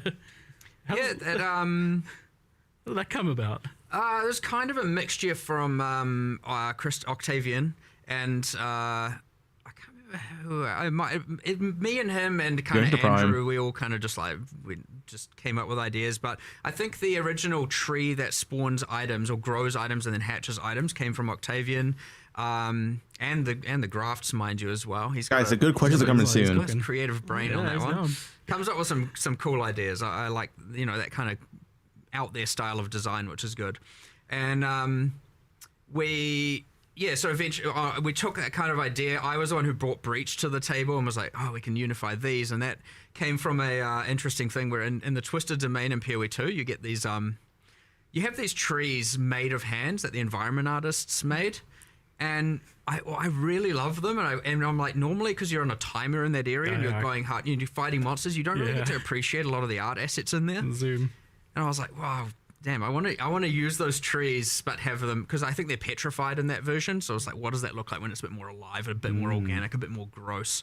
We kind of came up with this tree, and you know, tree that hatches items, and it has this fruit, and then we were like, nah, like, I don't want just a tree that has fruit. It needs to be gross and dark and horror, you know? It's like, this is a gothic world. And so, yeah, we obviously went a little bit more crazy with the theming on it all. But I like it, right? It is dark. It's like a little, you've got this alien-esque demon species, right? Like squeezing the items. The massive changes in the patch notes. Just wait. Yeah, it kind of came like that. And then it's like, wow, it needs a meta progression. The good thing about the tree having a passive tree is we get to reuse all the same code that our passive trees use. And then the other, because it's good, because then you don't have to make a completely bespoke system. And again, it's picking your battles, being able to focus more on what the nodes do as opposed to the underlying system. I think what's pretty interesting about it, though, is the way that, like, I can't wait for the bow buffs, dude. We're gonna go Control F. Interesting how it sort of tornado shot. The idea that you've got like various dependent choices. You don't normally think about crafting in that way, but that's really what crafting is, and so it kind of like means that it's actually a surprisingly natural interface for crafting. Like, it works really well, and so that's kind of a pretty interesting one. I don't think I've ever seen it before. Someone doing anything quite like that. So I've seen some crafting trees and stuff, but they're usually separate, or there's like some little bit. But yes, like that's what Wasty's not going to be in the game. I'm thinking a lot about like how do you communicate crafting, because it's a pretty complicated thing. Yeah, patch notes after this. Even at its simplest in Path of Exile. But this does seem to have like a very natural, more understandable way of communicating it, because you're allocating the nodes for the craft. You get to see the structure of your craft in a visual manner, which I'm like, it is cool. So, how did we go this? So we've got multiple character trees. We've got. Hold up. Imagine if the ultra unique mage blood is like 4 unique flask and not 4 magic flask. Just imagine. No way, right? That was items having trees. That wasn't a tree to craft. You could kind of that'd be so insane. Scourges, like the whole microwave mechanic, kind of. It wasn't really a tree. It was like a grid. It was a bit different, you know. So I don't know. It might be our first true crafting. Yeah, for Genesis, 70% pro gen. I just can't help but wonder. Like, we'll see, I guess, after a league. But I just can't help but wonder if you like accidentally stumbled upon one of the potential solutions to like how do you communicate crafting to players, because it's so hard to do. It's like, I don't know, maybe this has applications elsewhere. We'll see how it goes, and there's a lot to expand on here, of course. Like when you have these kinds of tree systems, and you know, immediately people are going to be like, oh, keystones and you know, where's my crafting tree notables and masteries and jewel slots. My cluster jewels for my crafting tree. Yeah, build your own crafting tree. Yes. Yeah, we'll see where it goes, but obviously that depends, you know. We don't want to overcomplicate it off the bat, so you come in with something kind of simple, elegant, see how it works, see how people respond to it, and then, you know, if things go core, because we always like to decide based on how the players respond. We What's attack speed? Evaluate how we want it to be, if we want to change it, if we want to leave it as is, if we want to, you know. So we'll do all that. But yeah, it's cool. I like a lot of the ideas coming here. I mean, it looks kind of normal. He's not really firing multiple in a row. Some pretty crazy cool things. So talking about like the idea of preserving some of the stuff from the old Breach or what's not being kept. So you had the old Breach Lord domains. They're effectively being replaced or removed here? So those are all, we've kept Breach 1, I don't know what you'd call it, fully intact on standard. Whereas on this league, it's the full. Wait, standard has old Breach 1 mechanics, so full replacement. Lol, none standard of that is players there in the current while playing in Keepers of the Flame. Like all of the Breach nodes on the Atlas tree are gone. You know, and all that. So you've got the current league. Obviously, our intention is that it goes core, but we'll take the better elements of it. One interesting thing here is obviously we still have all the old stuff. So if we miss the mark on some things, it's still there. We can bring it back. We can integrate it. We can, you know, obviously it would suck, you know, to have to then accept that we have to keep using all the old art and old mechanics and old fight to some degree. But like, if they're more fun, they're more fun. We're not. Dude, Mark's freaking facts, in the dude. business of I taking love away Mark. things that people loved. So obviously, I'm pretty confident in what we've got is going to be amazing. And as you said, first impressions pretty positive. So. But, you know, worst comes to worst, if we have to take the best of both worlds and merge them, then that's still what we're going to do. Now, that being said, so yes, you don't have breach domains in Keepers of the Flame. You've got all those new mechanics I described earlier. But that isn't to say there isn't a future where we have a prequel to the prequel. And we have, you know, or an update, you know, not necessarily another sequel. But you bring back some of those things that were good about it. So immediately I can see people coming to mind, oh, but what about the uniques or the rewards? We have kept all of that. All of that can be spawned from the tree. You know, you can grow pretty much all of it. You can find, I won't reveal exactly how to do that. You can figure that out. Yeah, nice. But yeah, you can generally get all of the historic rewards from Breach from the new mechanic as well. We've tried to keep all of that. Does this mean Breach rings finally get a revamp after sitting there with the silly thing that well, no they got their improvement in PoE too, so we had already accepted that having a double effect while in Breach, especially given, you know, that's only useful some small percentage of the time generally, not good enough. So yes, the Breach rings have been reworked. I believe the implicits are all max res of the corresponding element types. Can't remember. Breach rings. I assume grass and mouse in the game, right? Whatever, we'll deal with that. They would have removed that, right? I believe it also restricts or constrains the mods you can roll in it. So it's like Zoff rings, fire mods, etc., etc. Cool. Sounds rather interesting. The unique crafting as well looked pretty wild. Like, it looks like the old uniques are still in the game because they showed his Offsblood. I expected it to be like it would remove a modifier and then just replace it with like a random rare modifier or something. But it seems like they're actually handmade modifiers, like there's bespoke modifiers, and even multiple, like those 2 Quill Rain ones. Is this just like a long list of them? And surely you can't do 1,000 uniques worth of those. I actually don't know what number they got to, but effectively it was just like, we'll just go until we run out of time. There better be Headhunter, dude. Yeah, I want that Headhunter. A whole Hunter. bunch of uniques. It is here's the list of mods that it can lose. Here's the list of mods it can be replaced with on a per unique basis. I want to see Headhunter, man. Again, not all the uniques. I almost assure you it won't be the majority. And obviously you're not going to be getting pinnacle boss uniques from here and stuff like that. Those are restricted to things that have specific drop locations, Mage Blood, yeah. But yeah, that being said, it is a list.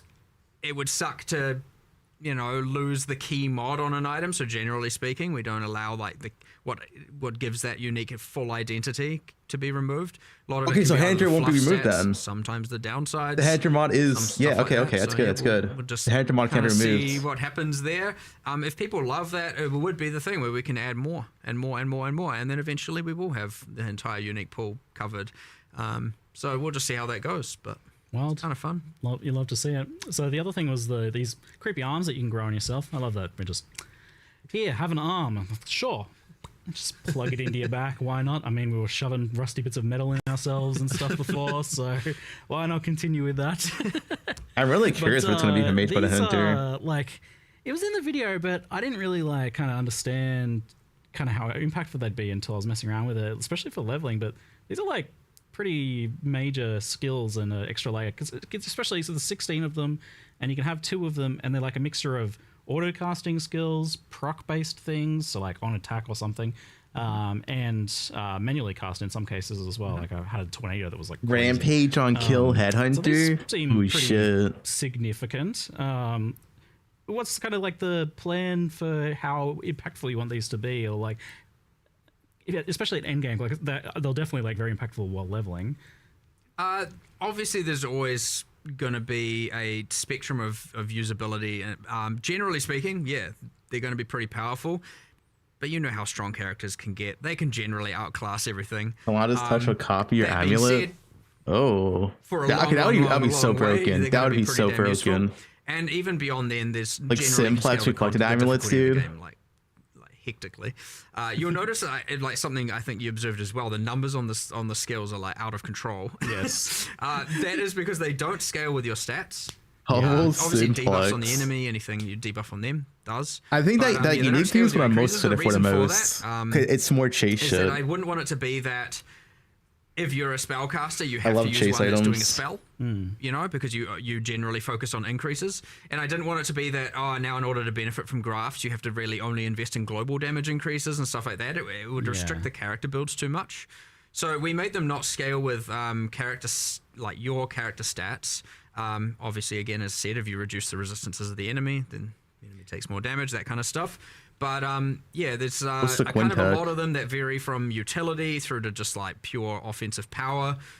They all also just come with stats. So, and yeah, as you said, if you didn't want to, like, there's ones where you use skills and you can use that tactically. You can merge that with some of your abilities, or if you just want to, you know, effectively let it autocast. There are versions for that as well. What is Quinn doing? Bothered, that's also fine. And honestly, at the worst comes to worst, at the end of the day, they still kind of just give some mods, and that's fine. And they are obviously used to, if you want to get one that just like specializes in harvesting more graft blood, that's also a thing you can do, because those systems are linked. Like the grafts do gain the graft blood, which is what you give to the Genesis tree to give the item. So there's kind of a nice interlink between, I mean, they should really be replacing the power that you previously got from mercenaries, right? Like if the league needs to give you something that's going to fit in that power curve, so therefore you can look at it in a similar they are mercenaries on your back. In a way you could say that.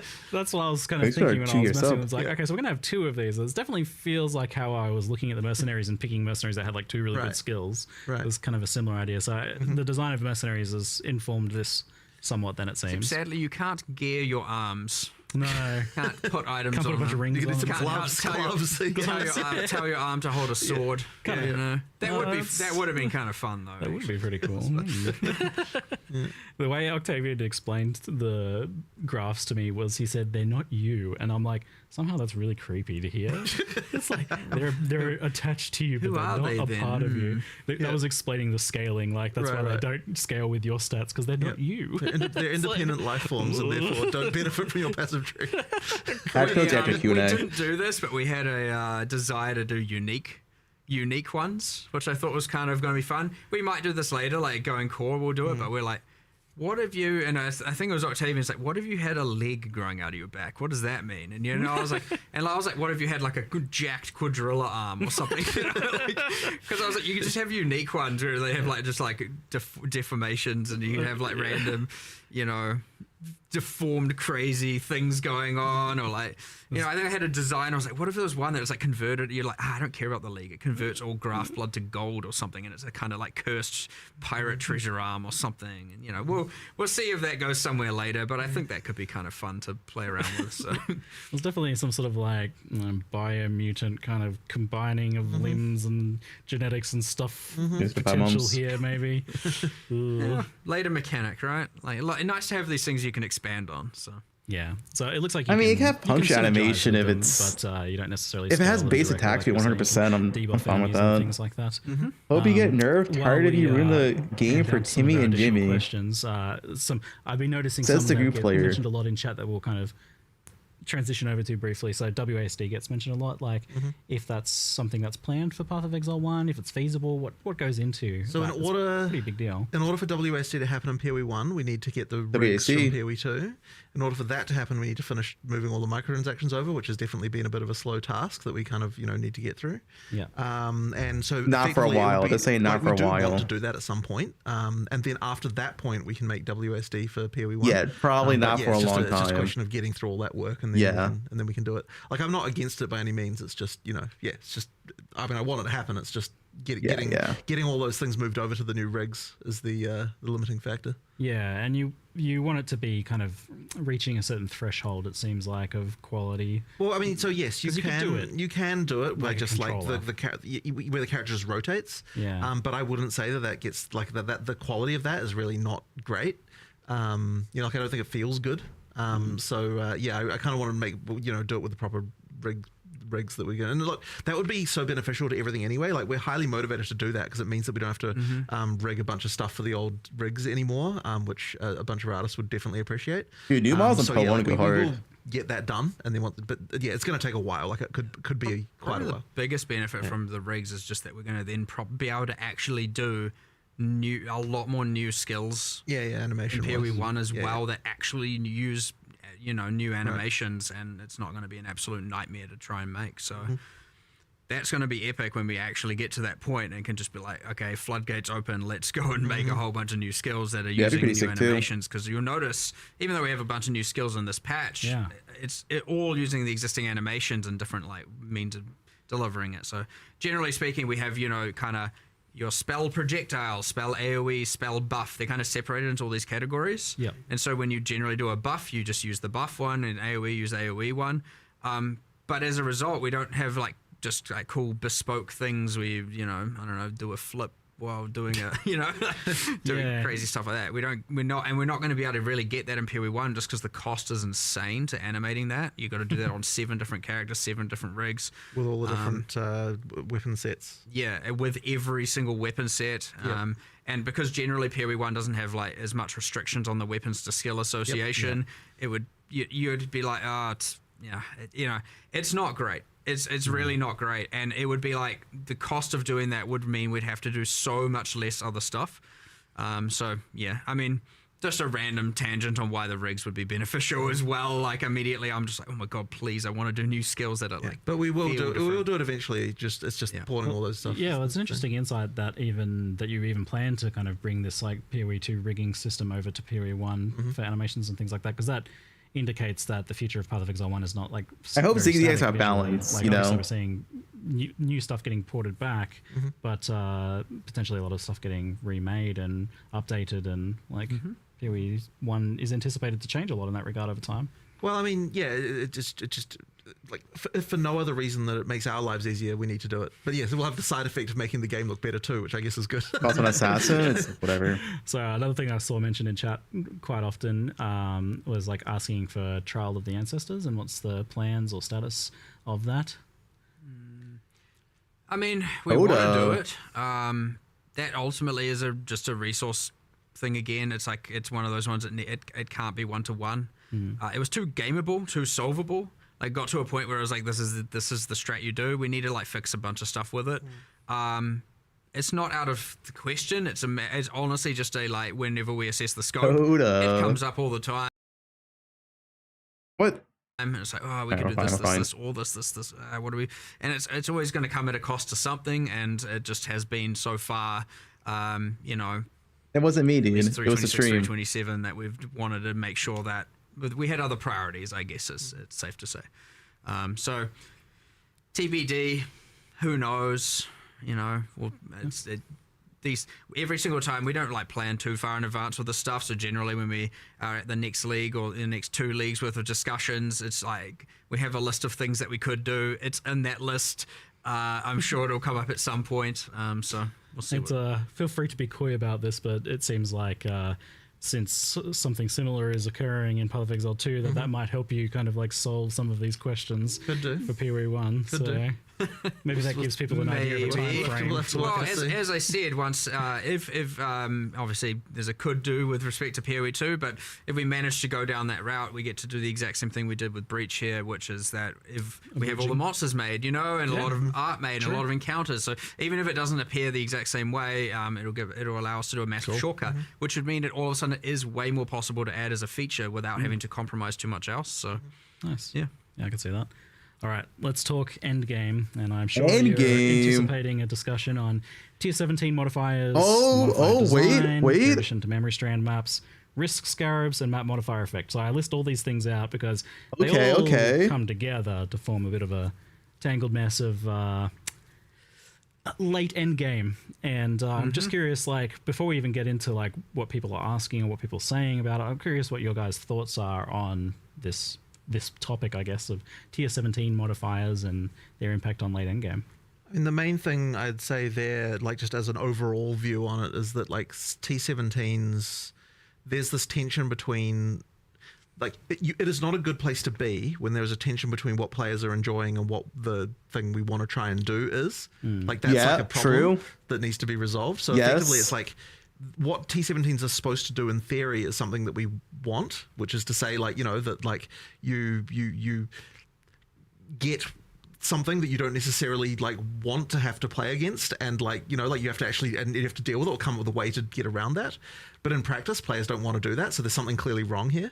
So something does need to change, but it's a little bit tricky to come up with something that we want to, like, that both satisfies our the issue is for, you like, can't get around it. Like interesting challenges that are different each time that you play them. That could, like, all that, there's like new and interesting things you encounter, but yet also something that players actually like. So there's a problem for sure. So what is your desires for Tier 17 maps? Like, what do you want? Well, as I said, I don't think it's necessarily the desire for T17s as such. It's more the desire that you have, like, like interesting combinations of mods happen, and they're like, oh, this is a new challenge I have to rise to, and like, how am I going to deal with this, and that kind of stuff. And like, that's something that, like, in practice, players aren't like really liking.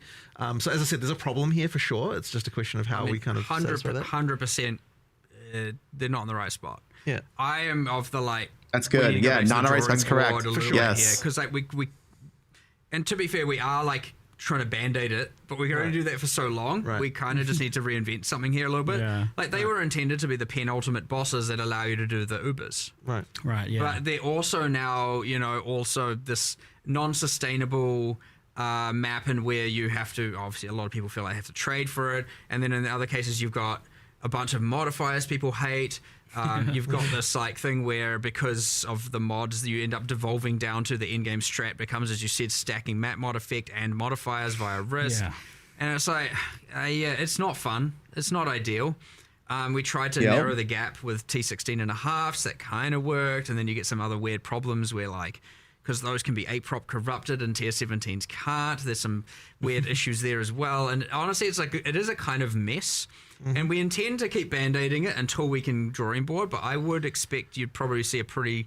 I think it needs a full redesign. Yes. It needs a full redesign to try and see if we can come up with a way to both achieve what we're hoping to achieve. Yes, full redesign. That is what Tier 17 needs. So is this maybe like separating out what you're trying to do with the Tier 17 modifiers and what you're trying to do with this penultimate like boss thing that is like the lead up to the Ubers? That is a split at the very least. Okay. I don't think that we've worked out exactly how this can work, though. Like, I don't think that like the best, most rewarding content in the game should also be the tickets to the Ubers, and in that even that's like broad and sounds weird when you first say it, but like it's so hard because it's kind of, you know what I mean, where it's there's a fundamental tension with, you want the hardest content in the game to be the most rewarding. But it should be. Like, the moment you do that, there's all sorts of incentives that come into play that mean that people don't like it when, like, there's a map now that you can't run because you just don't make the hard stuff. The mods are not good for you. CBT, and that kind of stuff. don't make it cancer. Just don't make it cancer. It's a problem. It's a little bit of a mess of problems. It's a problem. Any individual part of this I look at, I'm like, well, this is actually okay in some circumstances. Like, Right. it's okay for there to be some modifiers, maybe Right, right. like I'm sure I think you guys feel the same. Where it's like it's okay for there to be some modifiers that are like better for other builds. But in and the worse for moment that others. it's like it But there's feels like a point where it huge breaks. economic penalty to that, So the you're economy kind of immediately affects like that. you're immediately kind of. But you get the thing right now where you stack the risk scarabs, and then it's like, okay, only Trickster and Juggernaut can play it as a way of it's perceived, and you know, it's again.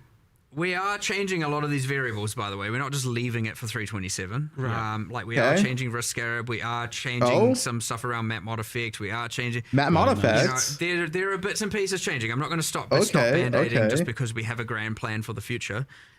Well, we have an absence of a grand plan, a desire to have a grand plan for the future. But we will. I would be very surprised. I know I shouldn't be promising content in the follow expansions because variables always change, but I'll be very surprised. The risk scare probably nerfed. Map effect probably nerfed. To solve this problem because it's now long enough that it's not worth it. So obviously, hopefully the changes we are making improve things in a pretty meaningful way, is shake up the meta a little bit. But yeah, there's still going to be some woes, and but hopefully people can be excited for, the thing to whatever the thing is to come. But it shouldn't be too hard for us to come up with something. Honestly, similar to how we did 031 for PoE2. If we can come up with something that is just like a universal success and like is blatantly a win and isn't going to, lower the value of people's economy mid-league and stuff like that, I wouldn't be. Against if we can come up with something, because we're obviously going to design it soon. If we can come up with something or a piece of that something to deploy to, mid-league, mid-Keepers of the Flame, I will push for that. I will just have to see if that's something we can actually do. Because I often these things will mean like, now all of X will become devalued, and I don't want to like ruin people's mid-league economy and wealth and just destroy it because we decided we want to make a change, and so. There's considerations to make. Yeah, from speaking to Octavian about the tier 17 modifiers as well, I can tell they're kind of weighing on him, like he really wants to do stuff with them. I think we're all on the same page. I honestly don't even know if anyone really is disagreeing with, like maybe in little ways, but I think everyone's kind of. Okay, I gotta ask, like, is there someone who loves the 3 seconds out of every 10 seconds? Yes, yes. Finally, I like it. Get rid of this mod. There's no way you like it, Mark. Shut up. I play support characters. I don't deal damage.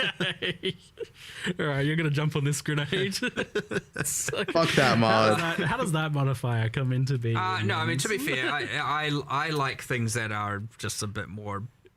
I'm a bit more masochistic in that regard. That's what I was gonna say. I'm not attempting to put my masochistic views on the player base. I understand that, generally speaking, people aren't for that kind of thing. Get rid of it, please. I also liked trying those things, seeing how it is, and there are things where these can exist. Like if this was behind a couple more layers of some sort of more niche corruption mechanic where players, or some crafting system over here where players can kind of choose to do it but don't feel forced to do it.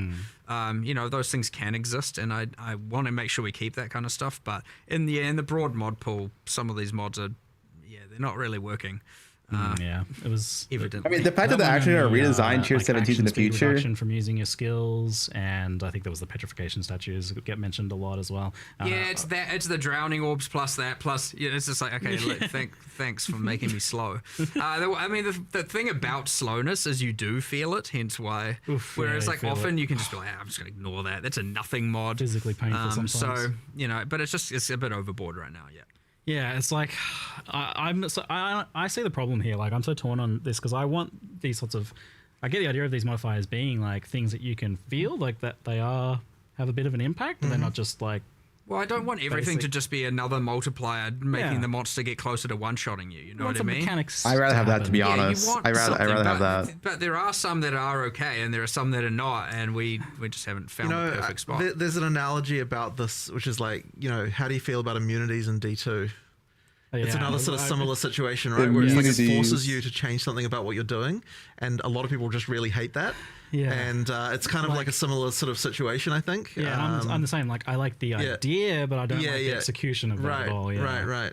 Or the and I think we're actually sort of running into a similar situation with this.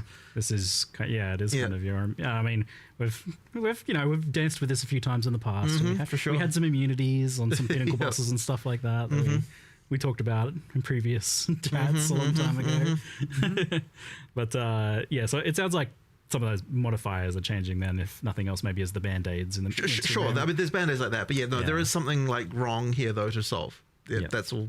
I don't know if I can say more than that, really. Yeah. With the map mod effect and the Atlas tree in particular, I'd rather there was like 15 different ways to scale difficulty and reward, as opposed to just like, here's the stat I stack, and it's just like strict multiplicative. Right. I agree. I don't know. I want, because obviously a lot of the stuff on the tree is affecting the leagues and the content. I want more than just map mod effect to be the way that you can multiply. And so it's like, oh, do I want to focus on this or do I want to focus on that? And there's like different builds within the like making things more harder and more rewarding.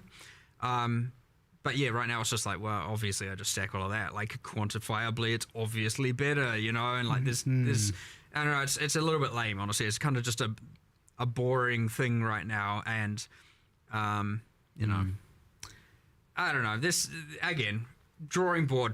100% back to it, revisit it. I'd be surprised if we're not doing something for 328 as much as I told myself I wasn't going to promise following expansion content, but you know. There's some patch notes coming out later today. Is that, or is it later? Yeah, I don't know what the time is, but you know, our 11 a.m. NZ or whatever it is kind of thing. Like there'll probably be like a rollout over time as well, from what I'm hearing. Like wait, what? That's generally the case because patch note writing is a surprisingly difficult task. Wait, are we not going to pull patch notes? All that stuff I mean, you've got an extra week to make additional changes. Like people are like, there's always that like get extra ideas and stuff, and some of this stuff may be in there, but not again. Have a look at some of those in there, but it sounds like we're kind of on the same page with you guys, at least regarding a lot of this. Yeah, I don't think you'll. I mean, obviously, it obviously needs attention. So yeah. All right, it's cool. So on Endgame though, in like a longer term, from a longer term perspective, we have a pretty good Atlas Endgame system right now. Like I think it's pretty well liked, apart from this issue that we just talked about. Like overall, the core of it seems great. Like I can sing many praises about it. But previously, like historically, you've done a lot of complete endgame overhauls.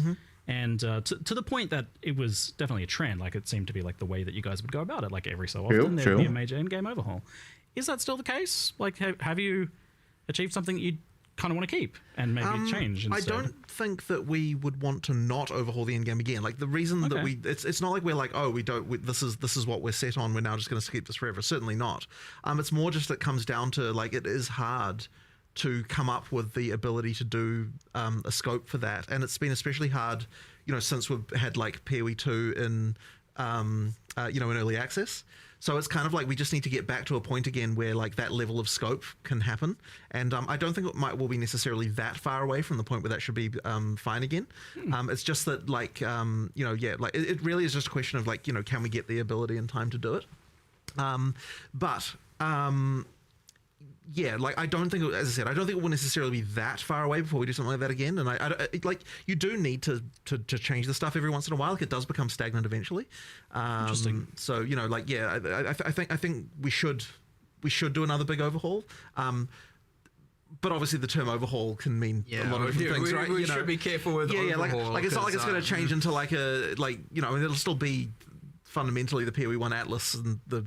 You know, like none of the overhauls we did changed it too fundamentally, I would say, in some respects. I mean, yeah, there's big changes, but yeah, I guess it depends on how you look at it. But it's not like we're going to suddenly be like, oh yeah, we're changing it to be like a PoE 2 like system or something like that. Like we you know, it'll, but we do need, you know, like would need new pinnacles and new like, you know, challenges there and that sort of stuff. Like that's something that we will have to do eventually. It's just getting time. That kind of stuff, like escalating the narrative and cycling out bosses and cycling out characters and you know, changing all that stuff is like generally pretty harmless and generally cool. Like you're not really messing with the systems and the core of what people like and the cycle that people like.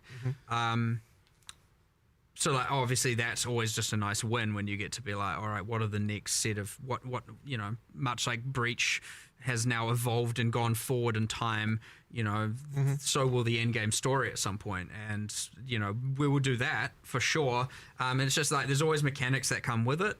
And sometimes if you add those mechanics, they can't coexist with some existing ones because my internet will be fixed. No internet issues this time. I would hate to have, you know, I don't want to add more systems and now all of a sudden it's extra steps even more over to have to do on your maps before you run them and that kind of stuff. So sometimes things need to be replaced, but like, you know, we appreciate the fact that PoE1's endgame is in a pretty overall. I mean, everything always has its problems. I'm not going to deny it. We just discussed them, as you said.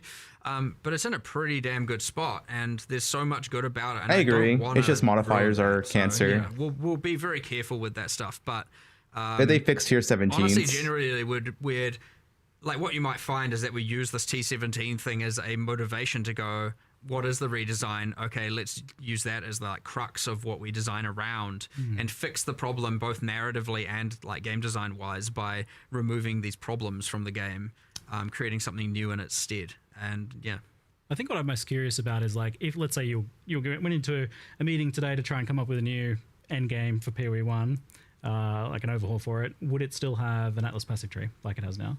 What? How 100%? Yeah. There's no way you'd get rid of that. I already know what it is, so I already have it in my mind. Oh shit! You were saying before last time that it's deep in my mind. You've got a story arc planned. Well, the Secrets of the Atlas was intended to be part one of a multi-part, right? So I've got the other parts, or at least most of it. And yes, the tree is still there. And honestly, I don't think anything is fundamentally in my plan in my head is changing enough to cause any concern. So 500 Atlas points. All right, great. It's all for the better. I'm pretty confident of that as well.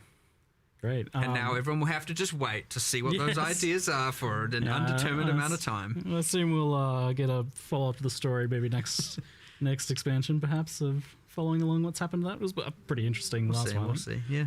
So let's talk a little bit about balance. There wasn't too much revealed about balance. In the reveal trailer stuff. Another good question. Itself, but I know it was mentioned that there would be a bit of balance stuff going on here, and I've had a chat to a few people and scoped out some things. Like, for example, Poe's buff. There is the unplayed assassin that gets asked about a lot, and it seems we like know about that already. For assassin. We saw that. Yeah, that actually came kind of recently. We were just like... Wait, we saw Assassin already. We really... I think what I had said, and my intention was to do this for both games, is like, we should at least look at... Like, at least, with respect to Ascendancies, look at the least played class, especially if it's been consistently least played. Yeah. And make sure that that's on the radar and getting some level of improvement. And even if it means we have a go at it, and if the scope's too high, we do it a bit later, and if the scope's within... we do it immediately. In this case, we looked at the Assassin. It was like 40% lower, at least on the primary leagues, it was like much lower usage than even the next class. And then, so it wasn't doing very well. And it's been the case for a little while. So we were like, look, let's just do something. Like, it was better than doing nothing. So obviously we just put together what we could over a couple days and kind of mix and match. We had like 3 or 4 different iterations, and it came up when we were looking at it. It was like the whole interesting thing. You go and look. You look at the class, and it's like, why is the ruthless poison node better than the non-ruthless poison node? Weren't the classes on ruthless meant to be a bit weaker? And then it was kind of like, oh, okay, well, that's a thing we can maybe draw inspiration from. And we just did our whole like process for that. Ruthless assassin. But yeah, so we teased that last night. Whatever the time zone is, hopefully people enjoy it and play it. But yeah, I kind of want to get into the rhythm of every expansion. At least we look at, not necessarily change because it depends on the scope a bit, but we at least give it a go of making sure we look at the worst class no matter what, even if ascendancy classes aren't part of our the package of things that we're wanting to improve. Because sometimes we do a focus on the ascendancy classes, other times skills, other times this, other times that, and but I was like, okay, it's like this is pretty bad. Let's do something about it this time and see if we can be consistent with that. No promises, but we'll try. Okay. And there's a little bit of a wild card in the mix here with Bloodline Ascendancies. So just to clarify, these are Ascendancies on top of your original class that you can choose where to put your points. Same point pool, and the reason a lot of people ask. Or immediately are like, well, why don't you give separate points like Affliction? And the real reason is, combinations are great, but also I didn't want to have to water down the power of the points. That's too much power creep, like to add to a character to be able to give trees. I think it's going to be permanent too. There was that interesting part of it. The other second part is that we wanted to make sure that there weren't enough points that you could put all 8, at least generally speaking. So you'll find most of the classes only have 1 to 3 notables, kind of up to 6 points worth that you can spend. Yep. And this is so always, no matter what ascendancy you are still matters. I didn't want to just make it that literally. Yeah, I think it is good. I think it's good. What I like it. class you are, where you start on the tree is the same. If it happened to be that a certain bloodline was OP, it's, you know, which I'm sure one of them probably is. And all of a sudden now every single person is just this one thing. It wanted to be like, nah, I think we want to do a feature that adds as much in-game build permutations as possible. Yeah. Well, and also what's cooler than just being able to take the powers or learn the powers of your favorite boss for the purpose of a fantasy. Let's mix and match these things, and now you get this cool, like, okay, I'm a Templar, I'm all about, you know, holy powers, but I'm also going to embrace my dark side over here, or maybe the ways of the Asmerian. You get like a freaking dark side guardian thing or something. Oh, sorry, I've got support classes on my brain all the time. So, you know, you have your Slayer something, you know. So, you know, the permutations honestly are endless, and obviously metas are found and builds are created and all of that. But what we obviously find is that, well, there's a few awesome perks here that I kind of like. Is that we can add motivation to doing certain content that otherwise you wouldn't normally do. That's great. We can add this for future content very easily, right? There's probably other bosses that you're like, oh, we can do this and this and this. Like, it's very easy to expand this and take it away. And the reason we're able to do that is because it is an in-game feature. It's not like overcomplicating the campaign and that player's experience. Like, you wouldn't want a second class in the campaign. People were like, holy, I've already got a tree and I've got this tree. You mean a third class? A second, essentially. It's like, okay, I've got too many classes. There's too much stuff going on. So being able to keep it in the end game is an in-game unlockable thing, where we can expand this feature over time. Now, all of that, of course, is under the assumption it succeeds.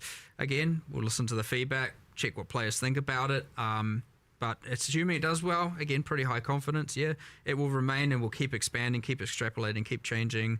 And then it's yet another lever where we get to add so many different builds, because one bloodline being able to then be paired with all, 19 ascendancy classes is just like, all right, we've got a lot of stuff going on here. A lot of different options, a lot of cool things you can do. And yeah, I mean, I am actually real excited to see what happens here. More than most things, I'm always like kind of excited to see what players do with things, but like here I'm just like, I don't know. Well, let's see what happens. Like, it's gonna be real cool, and there'll be some nutty stuff for sure. People narrowing down on exactly what the perfect combinations are for different things. And, Well, this definitely seems like one of those things where you just design something cool and we'll see what players do with it, because there's too many permutations there, right? Like, I don't even know what the math on that is, but it's pretty crazy, the amount of like new nodes. Number. Yes, several infinite. No, not several dozen new nodes accessible to all of the existing ascendancies. That's a lot of numbers. Yeah, I am. Yeah, I'm like thoroughly excited. I'm gonna just do the whole like, what boss do I feel like being this league? I'll just see if I can make that work, and then so I'm actually gonna go backwards. I'm gonna pick my bloodline based on what boss I want to kind of embrace the power of. Then I'll pick my ascendancy. Then I'll pick my, I'll go from there. And then I'll pick my skill, and I'll end up a support character. I'm sure.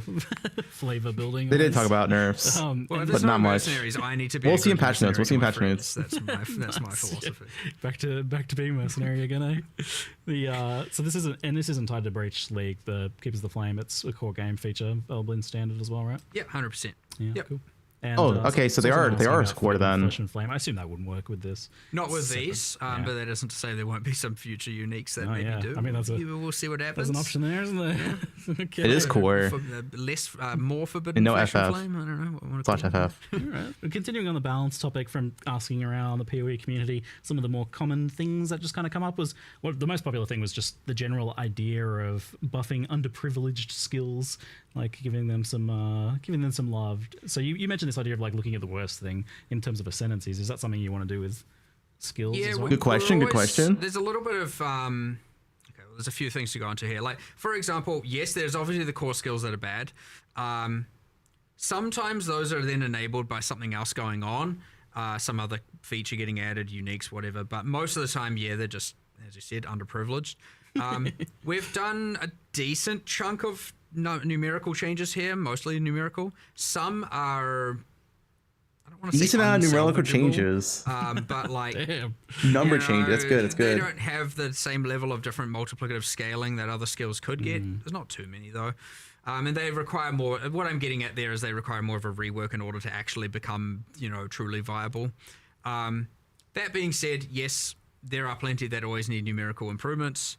I don't know. And then you got things like the Trathan gems, right? Cool concept. 90% of them weren't really being seen in They were use. useless. A few were, and now those are going core, I believe, into heist is what it is.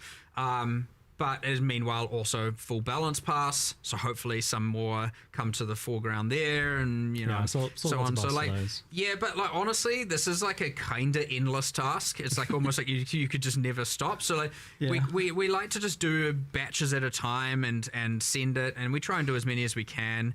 But like each require discussions. They can be quite time consuming. Some are more obvious, where it's like okay, obvious increase, and others are like, do we want to do this or do we want to rework it? And then you get lost in a rework discussion. It's important to like cut the time. And it's like, actually, look, for now, buff it. We'll come back to it later. But yeah, like we get through as many as we can. We've done a bunch. I could always say, ideally we'd do more, but like, I don't think, again, there's no real end point to that. So yes, sure.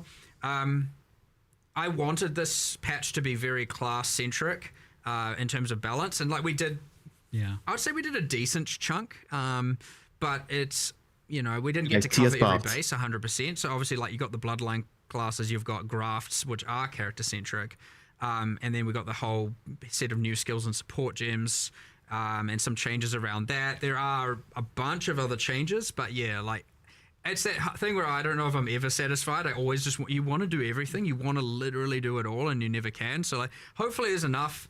Should Be enough to shake up the meta. Should be enough to make everything feel shake fresh. up the meta. Some awesome, cool new stuff. Okay, so like, no more trickster. Don't be surprised if a particular person's favorite skill didn't happen to get touched. Like that's the interesting thing about the skill buffs idea is that you manage to achieve these days very there's lots of different builds, and they're changing a lot each league as well by virtue of like the new stuff that you're adding, like ascendancy changes or new skills or whatever. All that stuff is creating lots of new builds all the time. But when it comes to the skill buffs, I think it's more just about, like you said, like someone has like a favorite skill that is tornado shot. Some sweep lover. It sucks to see. Still. It sucks to miss something, like because you see, what happens when you buff everything, then you get a lot of like, but what about this? And you're like, yeah, I know, I'm sorry, I wanted to, I really wanted to, and and then sometimes we still try and just squeeze it in before the patch, and we just try and get as many done as we can.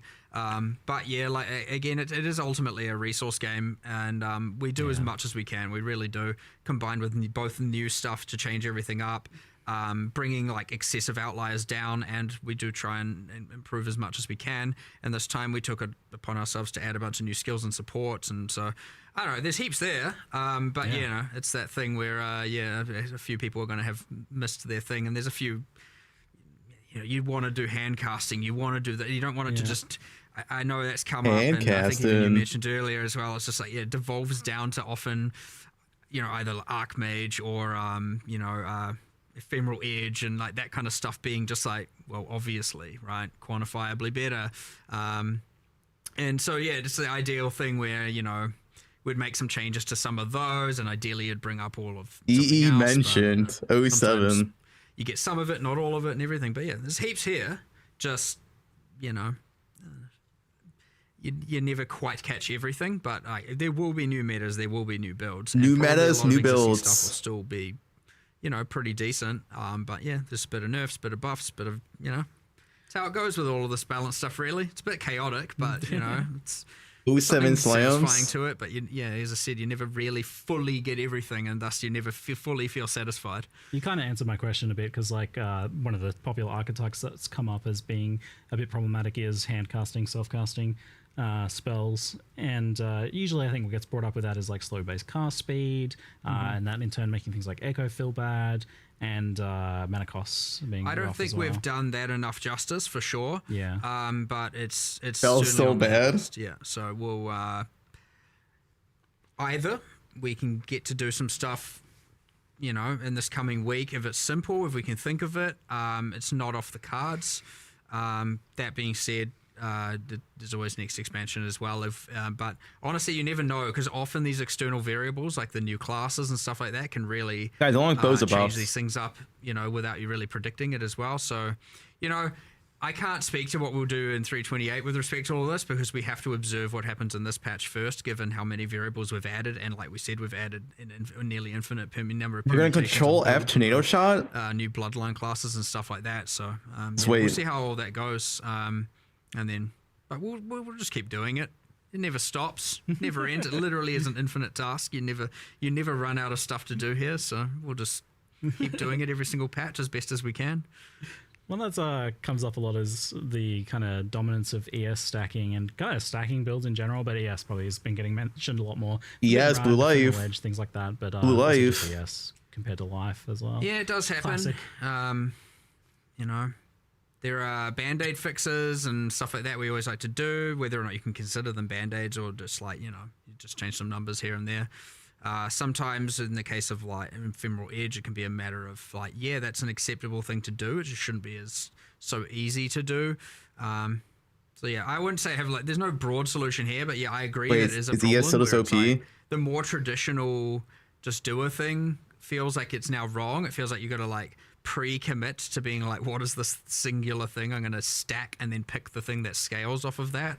So be it like attributes historically, not just thinking current meta. It's always it's always like, you just like heavily stack this one thing and here's a unique that scales off that thing. And it's like, well, that's on one part it's interesting. It's like fun. That is the build. I'm in two minds on it. But then when every build is just like, okay, well, that's stacking this, that's stacking that, that's stacking, and you start going through the builds and you're like, okay, we definitely like very slowly got here over time. I feel like in the stacking where it just became kind of like, just a little bit at a time. Yeah, everyone's a stacker nowadays. Everyone became all about stacking builds. It really primarily comes down to mostly to the unique items that got added, right? Yeah, it's often generally a unique. I don't think it's just the unique items. Like, what am I going to scale off? Be it off evasion or off armor or off energy shield or off life or off ES or mana and or off int or off strength.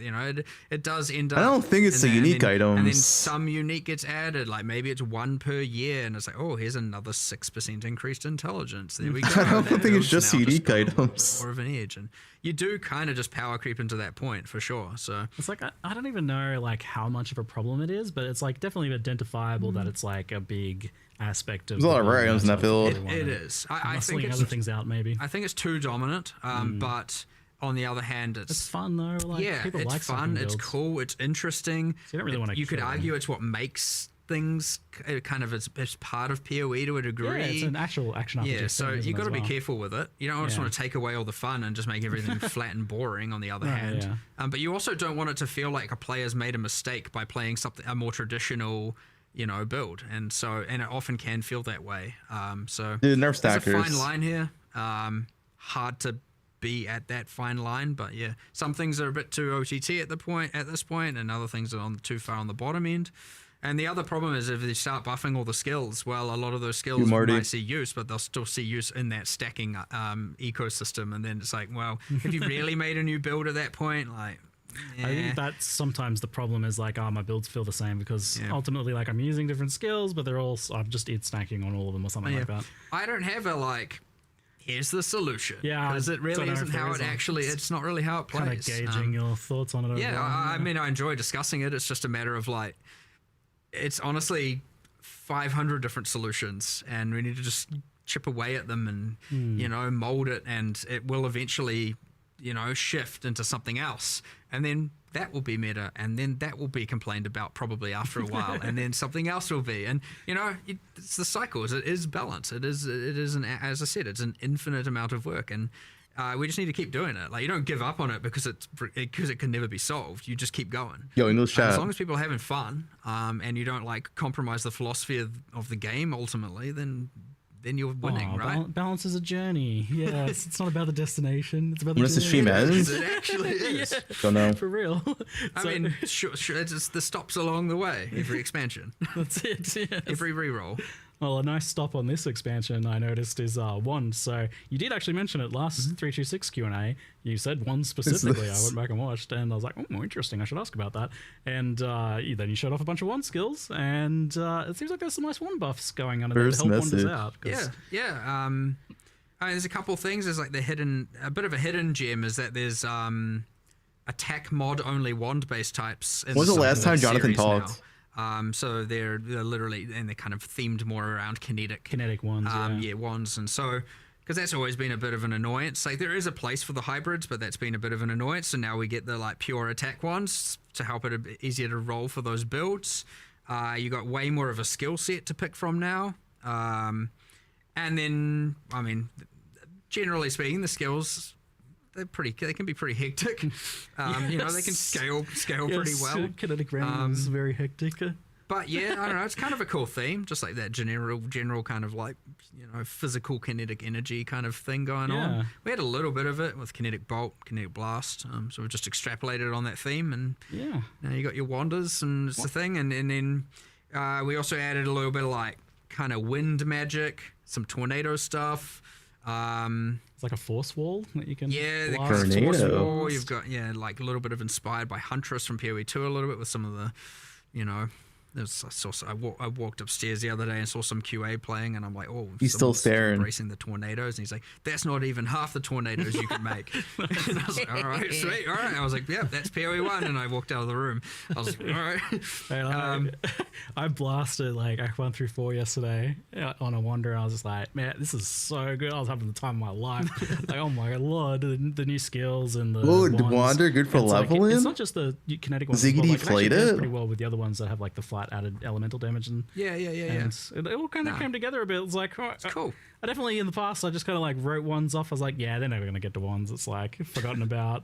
It's always been pretty kind of just it's niche. It's actually an interesting thing. I mean, obviously it was designed before I started on PoE, and I always thought I was like, yeah, that's kind of cool. Like that wands that aren't about just spellcasting. It's, you know, they're about doing attack damage. I thought it was interesting. Pistolero style. That's what I like about it. Wands. Yeah, this might be the largest update to wand attackers that we've ever had in now like 15 years or something. So it's just finally, I know there's some people in the chat that have been a long time waiting for this one. Your wand is gonna be sick. Your moment has finally come. It's good cool stuff. Yeah, there's a few other little gems in there as well. I'm down for a Wander League. I'm down. Fire Archer kind of things, and there's some that we want to still extrapolate on, but like wands was the main focus. Yeah, definitely a lot of love for wands, and pairing in nicely with the added skills from the hands on your back as well. Pretty cool. Yeah. Lots of fun synergies there. So we kind of touched on it a little bit earlier, but shifting gears a little bit, I'm curious about new question. The long-term development of PoE1, like. How much is PoE Classic, PoE1 kind of like sacrosanct to you? Like, how much do you like not want to change it? Or because, you know, you've been taking things from PoE2 and feeding them back into PoE1. And I'm curious, like, is there points you get to where you're like, well, PoE1 actually, let's not push Classic it too much closer to PoE2 in that direction, but keep it its own thing, or, you know, maybe like actually let's kind of preserve it as it is to some extent? I wouldn't want PoE1 to ossify into something where we feel like we can't change stuff. Like that would be bad. Cool. But sounds cool though. Yeah, but it's kind of like okay, the stuff people that we'll probably take back from PoE2 is more around the sort of QOL areas of stuff, right? So obviously, you know, people would have been rioting if we hadn't brought async trade from PoE2 into PoE1. That's obviously, you know, something required. And so it's been sort of nice that we get to do a little bit of like proving grounds in some cases in PoE2 for some of those changes to see whether or not it'll be okay. The thing we wouldn't ever do to PoE1 is make changes that would break what people like about it fundamentally. So there's things like the trickiest parts, things like the way that item drops are and stuff like that. Like I don't know that, like, even though there are things I don't like, you don't about have ads yourself. There are I don't think we could necessarily change them either. You know, in terms of, you know, so like there's stuff like that you know, you just have to kind of like let it be, because they could easily break stuff that people really like. It kind of raises the question, like, what is it about PoE1 that is like that does need to be kept? That is kind of what makes it feel like itself that people do love about it. I think that it's hard to even define that, quite frankly, because it's the prime. Yeah, like it It's a mix of things. I mean, look, the thing that PoE 1, I guess, It's has the become blasting. known for, as opposed to PoE 2, is just like the combat pace stuff, like where it's just like ultra fast. Yeah, in a lot yeah. of ways. But it's not like Fast, there was like a goal big to make blast. PoE 1 like that either. It just kind of is, Yeah. and so you wouldn't like it's I wouldn't even want to nerf that about PoE 1, right? Like Yeah. it just is how that is, right? So that's like really the fundamental difference. But the thing is, I think actually that the community sees more differences between the two games than what we do. Like from our perspective, like, you know, it's like there are I don't even know how to really get into this exactly, but it's like, you know, we're just trying to make a good game. And it's like, it's not like we changed design philosophy or anything like this, right? Like it's the same design philosophy from the same designers. Yeah. You know, like going on in both. It's more just a question of like PoE 1 got a bit out of control in certain few aspects, and that's kind of become part of its DNA, and so we can't really change that. And so so when it comes down to stuff like that we'd take from PoE 2 to PoE 1, well, it's just like all the things that PoE 1 players would like, and none of the things that PoE 1 players wouldn't really. I mean, look, that's ultimately we want to be doing. But yeah, I wouldn't want it to be. I wouldn't want to be in a situation, as I said before, where it's like, okay, we're like PoE 1 is in some kind of perfect state that needs to be preserved forever. Like I don't think it's like that. We do need to be able to make changes. So yeah, it's just a question of. I think a pivot with PoE 2 out, and this isn't obviously black or white, but PoE 1 is, we always had a and this is still true. We still want to bring in new players. But I would say PoE 1 now, it's more important to us to keep the PoE 1 player base, the fans of the game, the long-term players, the people who love PoE 1 happy, as opposed to going, we need more new players, we bring people in.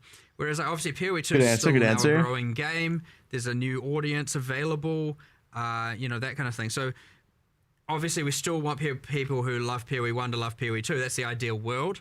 But that being said, when we're looking at PoE 1, we're not going to like try and do anything that's going to compromise what the fans love about it in order to bring in a new set of players at this point. Like I would say that's going to be pretty rare. So it's about making sure that the people who do love the game continue to love the game. And that's why you're probably going to see less in the way of like some grand structural change to all kinds of stuff. Because, you know, if that change would bring in a bunch of new players. Like, I think making sure you have a good, popular game that people love will inherently bring people in, because people will see that positivity. I'm going to give this game a try. Yeah, less focus on bringing in new, more focus on keeping the existing fan base happy. And whereas obviously with PoE 2, it's a bit of a different story. We really did think like, you know, there's a new room for a new audience here. There's room for a different audience. Like, we want to make sure we get as many of those players as possible. What would it take to do so? But ultimately, at the end of the day, what that then ended up boiling down to, aside from obviously modernizing graphics, changing the feel of combat, honestly, the biggest change is just balance. I don't necessarily even think about it, I think, in the same ways. Like, I'm not thinking I'm making changes to bring in new players. I'm thinking, like, what are the things that I want to improve that I think that we can't change about PoE 1, because they are somewhat like you know, would be impossible to change just due to the game field changing so much. And so, like, you know, like really for me, it's like, you know, I'm on a 20-year quest to make the perfect ARPG, right? That's my sort of like design thing. And it's like nothing actually changed between PoE 1 and 2 philosophically, other than just learning about some things and deciding, you know, I want to improve things in certain ways. I do think there is a little bit of an assumption that a lot of philosophical discussions occur with respect to, like, outside of talking about dexterity and stuff like that. Honestly, most of it is just like, we're just kind of get real passionate and just start coming up with real cool ideas of shit that sounds cool that we want to deliver. Like, we're not really having discussions about like, hey, okay, today, Jonathan, let's have a discussion about how many new players we can bring in. Like, we don't do that. So, about like, I'm trying to boil down what we are. You know, I'm trying to turn it into a philosophy, but the reality is the process is just like, how can we make cool shit? That's it. Cool shit that's fun, that doesn't like compromise things in too thing of a way. Things people will love, things people will enjoy. That is the ultimate goal at the end of the day. As I said, making whatever the visions are of this infinite quest of making the perfect ARPG. So, like, you know, it's always interesting trying to be like, how can what are the rules? What are we going to change? What at the end of the day, it's just like, well, I don't know. We'll just continue to make cool shit, and that's just generally what we're make cool do. shit. So, yep. I don't know. It's actually a little bit hard to try and decipher that down into like a set of rules or something. You know, it's like I don't know. If it's cool, if it's fun, if people love it, then it's a win. And it's good that Brew that gives W. a bit of room to breathe on their own then, because you can preserve the things that do make PoE1 its DNA, but are objectively like limits to what sort of improvements you can make to the game. But I do have an important question for you both. What bonus should dexterity give you? Oh, jeez. got a few hours. See, I know this is every time I come over here, I feel like this comes up. It's been going for a while, hasn't it? Oh, for dexterity. sure. What do you get for dexterity? Yeah, still haven't solved that Gives one. dexterity I life. just feel like nothing. Just nothing. It's just vibes. We just call it. We rename it to green attribute. It just does nothing. It's a little organic. Yeah, I feel like dex equals attack speed. It could be attack and cast speed, honestly. All right, so Pretty still cool. not solved there. So you did mention that asynchronous has come over to PoE1. It's like initially I was like, there's almost not a question about that because it went into PoE2. It worked. Was there any problems in bringing it over to PoE1? Not really, to be honest. Like, I think it basically. I mean, the fact that PoE1 got the gold already kind of meant that it can kind of work. But the gold is a thing though. Like it is because of the fact that the gold is more scarce in PoE1 more valuable for other things. Used. It's more used for other things. Yeah, you have Settler's Town. So yeah, we had to do a little bit of balance around that. That's obviously, but also like we do have to go through and assign gold prices to everything in the game, and obviously because PoE1 has a lot more different items and stuff going on, we did have to go through into all of that. So yeah, it wasn't just like immediate. We had to consider, well, hold on, the gold balance already was kind of like tight, like so. And it's in that spot of like, some people are like, I want more, and you do want people wanting more, and so now all of a sudden there's this extra thing. That's a cost, so we have to obviously account for that. What else was there though? I mean, ultimately, it's mostly just, I guess the console. Yeah, so there's like the thing. So console previously had a kind of like trade board thing, which is made pretty much entirely redundant by this. So that old trade board is getting ported over into this system now.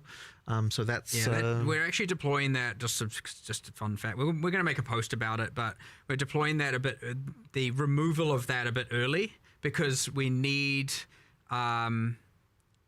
There's like a thing where we have to get rid of it before the new system is put in place due to just like database migration kind of territory things. So we're doing that like a couple days early to remove the console trade board, and then a couple days later 327 releases. So there'll be a little bit. We'll do a whole post about that, just about what happens to those items. You don't lose your items; they all get put in remove only tabs and all of that Console. stuff. Well, I'll tell you, for the PoE1 only players who maybe haven't tried it in PoE2 yet, it's been pretty phenomenal. The asynchronous trade is definitely like a massive quality of life improvement and very, very pleasing to use. It's we love async. We have a bunch of UX improvements we still need to make to it. It's got its kinks. So like, I wouldn't want people to think just because it's porting that we're seeing it as perfect. I know people have brought up having save searches. Being able to more rapidly, you could control right click your item to automatically search for that item. We're getting that feature, right? I think they even that's incredible. Yeah, I'm talking about things that are in progress. That's actually wild that you're like potentially getting that. That's It's very. I know everyone wants. Is that going to be in time for PoE1's release? I'm not sure. I actually haven't folled up on the exact specifics probably not. where that's at, but if not, it'll just be mid-league or something. You know what I mean? Like we'll try as soon as it's done on both games. What's a mid-league update? Was there like a reason why you can't mouse over items in like your sold items log to see what they were? Like I like that information to be like, oh, what was that sold for 2D? Of tried that, didn't we? But it doesn't. I don't remember, but it might have been that it would require storing the item, which might have been. We discussed originally allowing that. I think.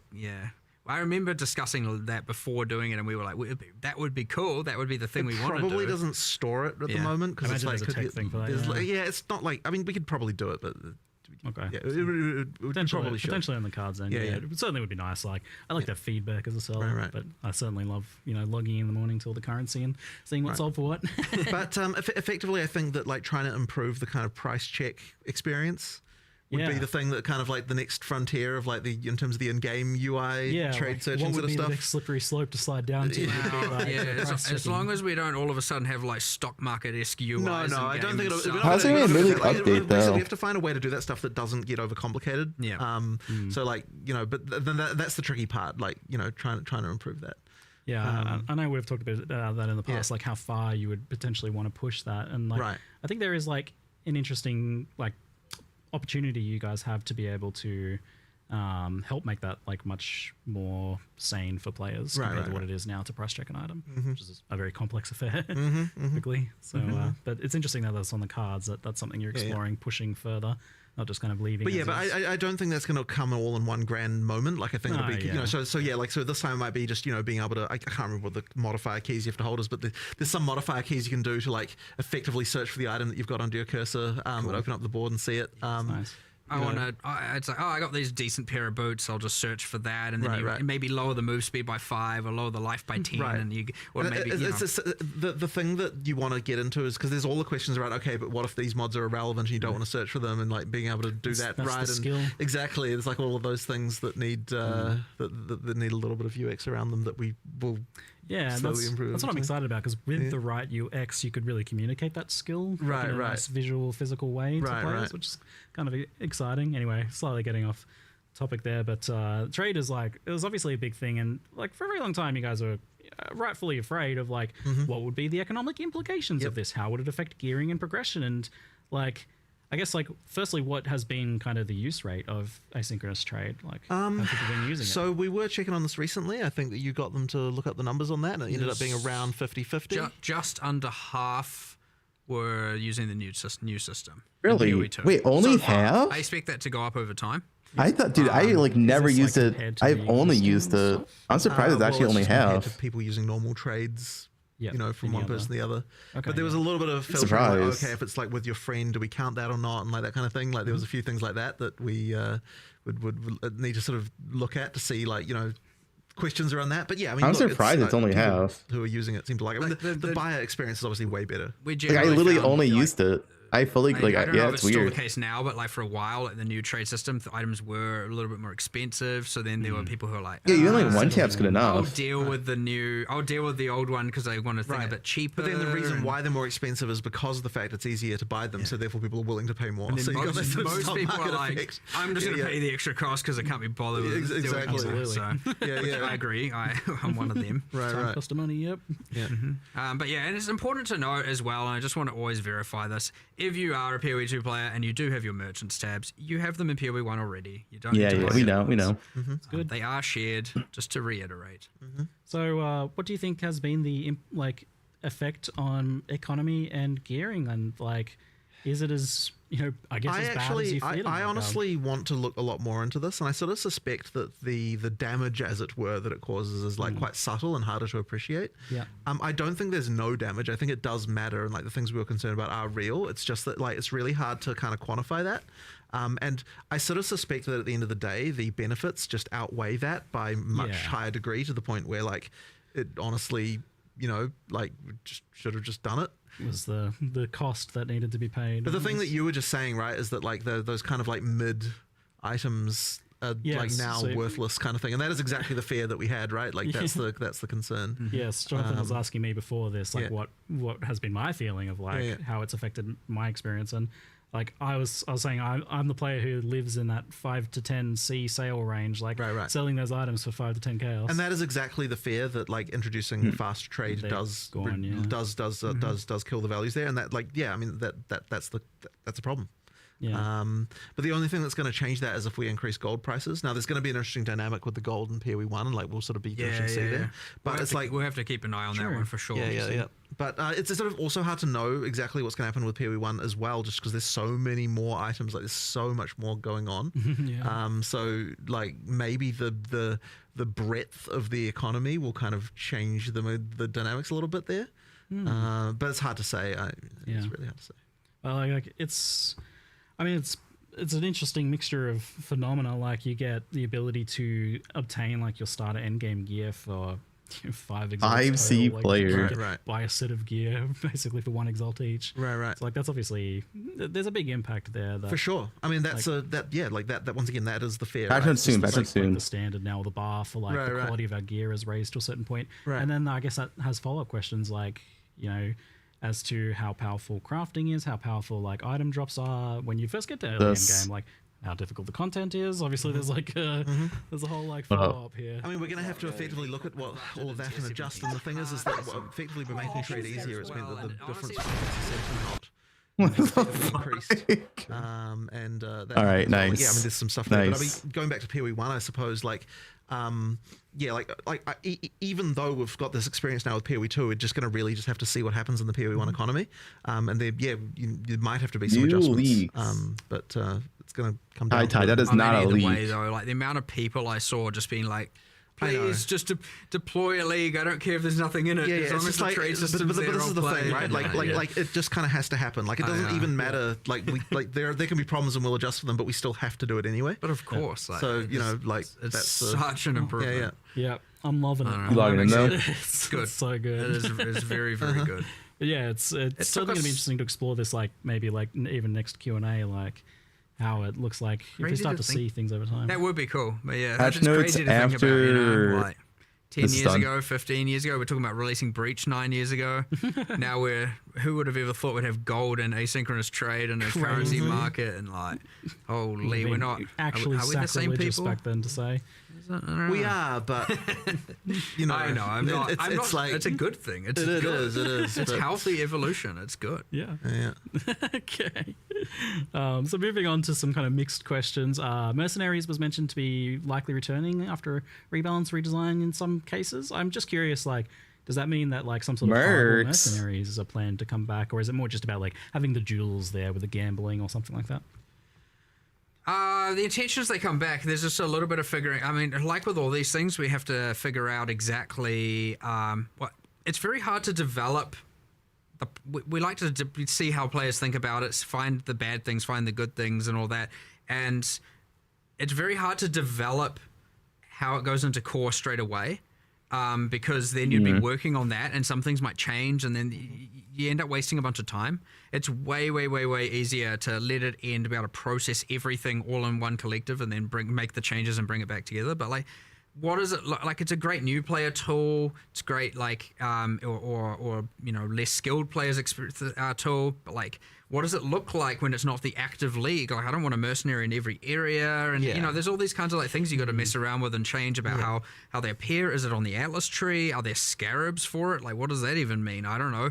And then you know, all the way through to you know, were we happy with how they were itemized? Like, you know, I thought it was too free to just put all the uniques on them without really caring about the downside. Like, they would, you know, there's like they weren't balanced quite right. There were some that were terrible, some that were not so terrible, and like, you know, so there's just heaps of stuff to change. It's really hard to do that when you're in the middle of the league and where you're gathering all that information. So yeah, generally, when this is what you find with a lot of leagues, you get the league, you get a break, and then it comes back 1 or 2 leagues later because it's given us enough time to work out all those kinks and put it in game, you know. Fundamentally, though, like, so I quite liked Mercenaries, but I also see it as like the sort of thing that I don't know if I want it to always, like, you always have to hire a mercenary. I agree. Well, And that would be and then this is the thing with additive power like that as well. Is like the moment you've got that, well, what's the reason why you don't do it?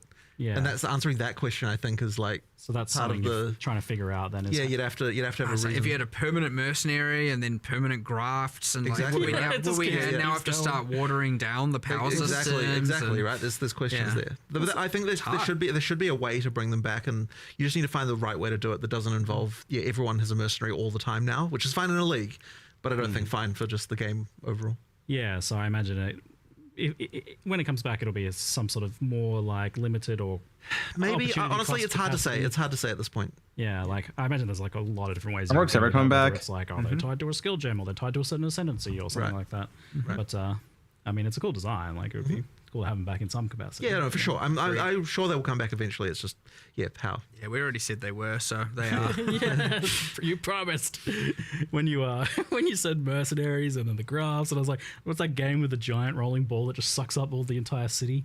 Like I was like imagining Exiles just kind of becoming that over time. Yeah, don't want to just turn the game into just like everyone's an auto bomber. Yeah. You know, with all their just like league mechanics just killing everything for them, you know. Katamari, thanks, Charlie. That's the one. Yes, giant Katamari ball exiles. So we did touch on gold. That was good. Yo, where's the patch Heist is notes? Mentioned as getting the Trathan gems added to it to give it a little bit more. It got some nice quality of life improvements. But something that I saw that was an interesting question was. So at one point, Heist had these like extra modifiers you could get on contracts to like make them more interesting, and they don't really have anything like that. And I would go so far as to say right now Heist doesn't really have any decision making. How do you guys feel about the state of Heist overall? It's not good enough. And this is the part of the problem is we were having. It's like, we want to do this kind of like mid to grand rework for it, like make it better and change this and change that. And then that was honestly what was holding up that QOL change, where it's just like, because we also were like, we'll design it out such that the rogues don't have the levels, and it was waiting on that, and I was like, okay, look, at this point, it's been too long. We don't know when we're going to be able to do this. We can't say with certainty, because again, the same resourcing limits, the same argument as Charlie. The answer is the same as everything. We have to pick our battles. There's more battles than can be fought, and so and the same thing. I was like, okay, well, look. If we're not doing this anytime soon, then yeah, we should do this QOL change, and you know we'll make little incremental improvements to them all the time. But yeah, it's one of those ones that needs some love for sure. And it'll come eventually. We cycle through everything eventually. So yeah, I mean, I just can't win. I don't know. You know, you never know. You never know with these things because we assess the battles every time, and we try and pick the best fought ones. And I know there'll be some people who are like, Heist should be your #1 priority battle, but like I don't think that's the majority vote right now. So we try and make sure we. Heist is a tricky one because like I think it always suffered a bit of an identity and mechanics issue as to like, what is it supposed to be? Is it a stealth thing? Is it a just run through as fast as you can? What's the decision making? For sure. Wow. But it's also like simultaneously, it is quite well loved by the people who like it, and it had like a lot of flavor and cool characters and stuff in it. Like that. So it seems worth salvaging. It's definitely rich of character involvement, NPCs and lore and stuff like that. So it's nice, and it. I named my daughter after one of the characters. So you better save the mechanic, please. Just saying. Who was that? Was it Talina? I was going to say. I was going to suggest one of the crazy character. That would be an interesting name for my daughter. Well, I don't know why you named it. It is Q&A is kind of long. You know what I'm saying? It comes up every now and then, of course. Campaign and leveling. At one point, I think like Path of Exile 2 was kind of like the thing that people were looking for to help save kind of the campaign experience for PoE1. But obviously it's a separate game now. So. Yeah. But you've done some nice improvements like adding new things and doing a few little streamlinings of earlier acts. Is this something that you're still looking to continue, especially with the context of you're saying that you're like not really beholden to trying to seek out new players now, so it might not be as important as it once was, but I would argue it's more important. Interesting. Because those campaign changes are what helps it keep fresh for people who are replaying the game. True. It's actually it's way more important for the existing players. So yeah, it is something I do want to keep doing for sure. Great. I liked the adding things, like different things happening in different zones, and you can kind of restructure some of the areas a little bit and add a little thing here and there. I like doing all that for sure.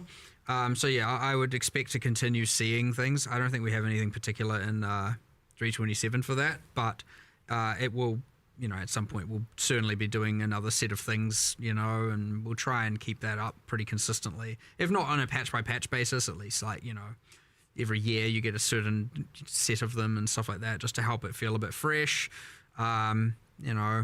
I also like the things you just get to integrate like some other random league into the campaign somewhere in a few areas. It's like, these areas are being overrun by X or something. It helps it feel a little bit cool, and the world is changing, and it's not just this static thing all of the time. So yeah, I like the deeper integration of league mechanics into the campaign that you've been doing in PoE 2 and to a lesser extent in PoE 1. It's It's cool. That's good. It's a good way to introduce that stuff to people over time as well.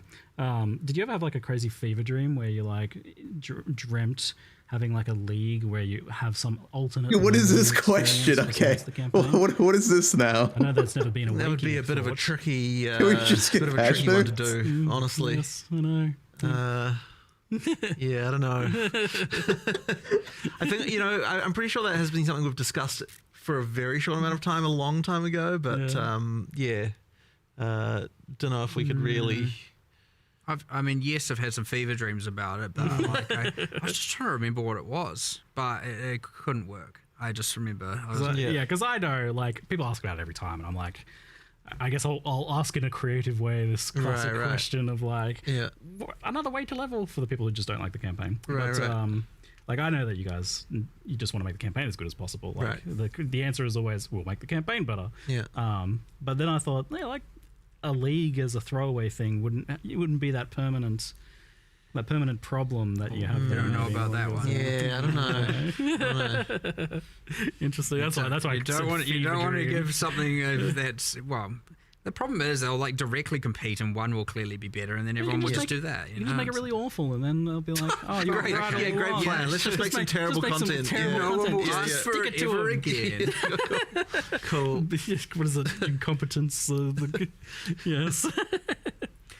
It's not. I do want to keep making it fresh, and again integrating. I want the leagues to integrate into the campaign better and feel unique. Like, I don't know if you've noticed. It is a thing in PoE 2, and we're going to start doing it in PoE 1. Every single area for Rise of the Abyssal has a guaranteed drop that drops from the chest. Yeah, it's great. And I don't know how many people actually know this. I know it's not a secret. The racers know. Yeah, and then like I think like for example, the Molten Vault in Act 3 has a guaranteed unique drop for the first time you do an Abyss there. Yep. And so you get to do that thing where you get to like, and I want to make sure we're going to do this system in PoE 1, by the way, with Keepers of the Flame, where you get like a kind of extra handcrafted guaranteed drop that we pick for each area in the campaign. So there's a little bit of like, what's it going to be in this area, and so, it'll help ideally if we do our job right, not just like be like, I'm going to skip every single area, get to endgame, and then care about it. Which is still a fine strategy, by the way. Go for it if you want. But I don't know. Maybe you'll second guess some of it now, and you work out what areas you want to do. You know, I like that, but I want to make the active league feel more important in the campaign as well. So as much as we can do to strive towards having that be the case is always fun. I obviously understand though that like when you're insanely an accelerant player, you don't need it, right? You can just get to end game and then deal with it. You might not want to sink the time, but like a lot of people do want to engage with it. A lot of people want to play the new league in the campaign, and so you know we should take every motivation we can to try and make that happen. And that way the campaign can feel more enjoyable, not just be seen as a thing I need to get through. But there'll always be a bit of that, and there's not really much you can do about it. So it's really the fight to keep it as feeling as fresh as possible, and with heaps of stuff going on. But it's part of that is the motivation of why we do leagues in the first place, right? Like, you want to come back and have this new thing going on in the world. Imagine if you came back and there wasn't even a league. You know, imagine you came back and it's like, okay, there's some balance changes, but like, what else is going on? You know, so you know, like it even we understand that you must have the league in order for the campaign to not just feel the same every single time. So. Yeah, true. Yeah. And I think like the ones that have had less impact on the campaign have certainly been a little bit less exciting for that for sure. initial leveling experience. Yeah, for sure, because it's just the same as before, except kind of honestly maybe worse. You know, and then you really want to feel like the world is different, something's going on, something you're engaging with you didn't before, and you know. Anyway, I'm a campaign enjoyer. Sorry, I like it, but I got to rep the diverse opinions out there for that one. For sure, it's commonly brought up. It's always the longest Q&A. Yeah, it's a classic. We compromise on gold. We compromise on trade. You know, it's been like 2 hours. It's always good for people to ask what else I like to and check how in we and see where you guys have shifted. Yeah, see where we are and what we, you know, like nothing's set in stone forever. Maybe this one is, but we'll see. Maybe next Q&A. We'll see. So a question that I saw that was interesting was how does GGG track bugs? What's the best way to report them? And the kind Wait, of what are these random the questions? example was like they had a Am I high? I feel like we never had this before. Gem was like an ice golem that doesn't work with support gems and hasn't since launched. So just kind of like stuff getting kind of lost in the woodwork. Like, unfortunately, one of the realities of live service development is, okay, so if we're going to make a league by a certain deadline, like every time we're looking at each issue and being like, okay, is this more important than getting this league finished? And it's really, really hard to prioritize some of those things in some cases. Like, they should get attention eventually, but it's like, we have like, you know, I have no idea how many open issues there are in our bug tracker. It could easily be tens of thousands. It will be. Yeah, it will be. And like, this is one of those things where like we have this thing where it's like, okay, here's something that might affect 0.1% of players, and like, it's really, really hard to prioritize. Probably look at Twitter instead. Like, what's going on Twitter? The new content that everyone's going to be playing. So people do get guys. This is my first post on Twitter. This is the first one. But like, it can be hard to get some of them. Not making it. This is my first post on Twitter. Like, the skill doesn't get affected by support gems. Could take 5 seconds and hasn't really been observed or prioritized. That is an option. Or it's going to take 5 weeks to implement some giant refactor, and honestly, we should have just deleted the skill and added 15 others. You know what I mean? Like, it's honestly kind of hard to know, and it's easy to go look at that single thing after this because you happen to bring it up, and like, we'll see what the problem really is. But sometimes the simplest things boil down to like, oh, we have to refactor this and this, and about how damage is dealt, and how, you know, something with conversion and dexterity, and, you know, not dexterity, and it boils down to this like giant refactor of how all this code works, and then it's like, now we can do this thing. Okay, what else did it get us? No, just kind of just that. And you get issues stuck in this hell effectively of like, you know, someone like read it, they put it in the issue tracker, someone looked into it, they realized there was some annoying detail of it that would require some larger change, and then someone was like, oh well, we don't have time for that, we want doing some other thing, and then it kind of gets put into some like hell of like unversion this, like, you know, when we get time thing, and then it just kind of dies, and that's kind of an unfortunate situation that I have several thousand assigned to me. In a version called Unscheduled. I don't know what to do with this. You know, like, one day, there used to be this optimism of like, one day I'll get there, and then I've accepted defeat. But I mean, ultimately, like, obviously we prioritize things based on how much the community cares about it. So if people do care a lot about it, then obviously we'll get some attention. So to the point of the question, then, like, what can players do from their perspective for something that they think is important? Generally, most of the media, like, our community team has a generally good eye on things that are more the larger issues that get brought up. They do get noted down. They do generally get forwarded to us or the relevant people. For the fine detail bug reports, our QA team, it is part of their routine to go through the bug reports forums, and the forum seems to be the most pertinent place. That is part of the day-to-day routine of the QA team. Yeah. So if you want to take like the time to actually document something that is like that you think maybe has been missed or doesn't have enough information, or what are the new uniques called, by the way? What are they called? Foulborn or some shit? Game comes with like a thing, but that's more about like terrain issues, or like something to say, oh, what the heck, this generated weird, or like, what the heck is this weird thing here? And it does give us a like recreate of the level, so we can come in and then like figure it out. But like, slash bug going, a skill is broken, or like my skill can't be supported. Those two things are not correlated. So that's like, if it's like broken, and like if the level is bad, or there's monsters in the level, or something glitching out, slash bug is a good way. And then there's a brief description. If you want to like report a skill or something like that, it's better on the forums for sure. Okay. A couple popular requests. One was dual stash tab, and also kind of tangential to that was like more affinities. Is this something? You said dual stash tab. I thought you meant as in two stash. I was like, well, I want more stash tabs in my stash tabs. You had the quad one. You want I want a halfway between them. It's too much. Okay. The items are too small. Dual. Right, I got it. Okay. Generally speaking, we wanted it to always be that like rollable equipment, things with modifiers don't get specific stash tabs. Like that's the stuff you have to deal with. That's the item management should be in that. But then I understand technically compromised on flasks and, you know, bits and pieces, and it's like a little bit of a gray area.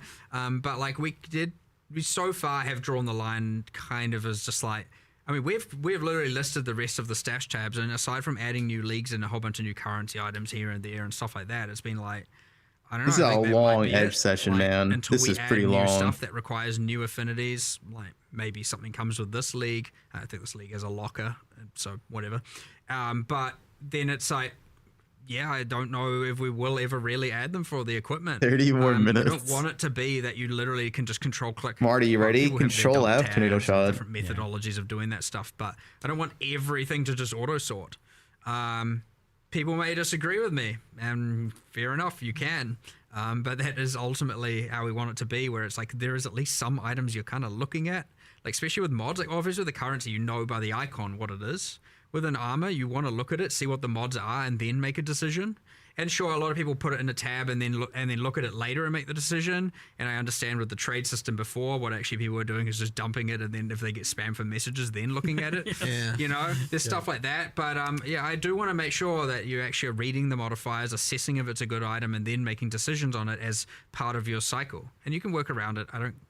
That's up to you.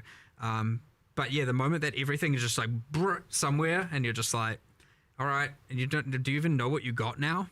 You know what I mean? Like, and you could argue, well, I can look at it and then control click it and it auto sort. But you know, I think we kind of drew the line at equipment. And again, I suspect a lot of people are gonna be like, well, you should change that, and I'll be like, well, I don't want to, and you know, we'll be at a disagreement there. And again, I'm all about having a healthy disagreement. I don't mind. So that might just be where it is, and I don't know. We can reevaluate in a couple Q&As from now. You know what I mean? I think on the affinities tab, on the affinities side of things, chat's mentioning that there's like a few in PoE 1 that are kind of missing, maybe like incubators and stuff. Oh no, they are missing. It is our intention to add this. Okay, yeah. For that more like fungibles and stuff like that, like non-modifier stuff, it is an intention to add that, yes, 100%. Cool, nice. Good to know. Yeah. Guys, what's on my homepage? I mean, we did that in PoE 2. We were always like, oh, we've got to release the stash tab, and then we did the whole like, wait, we can just add affinities without the tab. We can add the tab later if we want to. So we still need to go through PoE 1 and add some affinities that aren't that don't have stash tabs for sale or anything like that. So yeah, done some really good click-based quality of life, less clicks. I'm always keen to see, like, for a lot of that stuff that's very spam clicky. Something that was asked was the idea of consolidating harbinger shards in particular. Seems like it's pretty painful to farm for people that enjoy that, but you know, was moving a bit slow. Yeah, it's weird how chat moves fast whenever I show Twitter. I think we did do something with that. And yeah. It came up when we initially were speccing all the QOL changes and like things that are just like easy wins and improvements. Yeah. It came up. I just don't have 100% memory recall on if we decided to do it like now. It might actually just be in the patch notes. I don't know. There's like 50-50. It might just be like already. Like, I think what we do is drop less of them, get rid of some of the bad ones, and drop more of the good ones, but like fewer overall stacks. Higher more in the stacks and less of all the pitter patter that you end up kind of filtering out anyway. So hopefully we did that, and then it's in. If we haven't, then it's very clearly on the radar and will come soon. Cool. Nice. I like this. So you had this thing. It was like what? The thing is 10 insane. Quality of life improvements for each update, right? It's like bare minimum. Yeah. Some Marauder spot. Paying off. I think it's. You get those nice little teasers, like pretty hype building in the lead up to it. And I'm like, oh yes, give me that quality of life.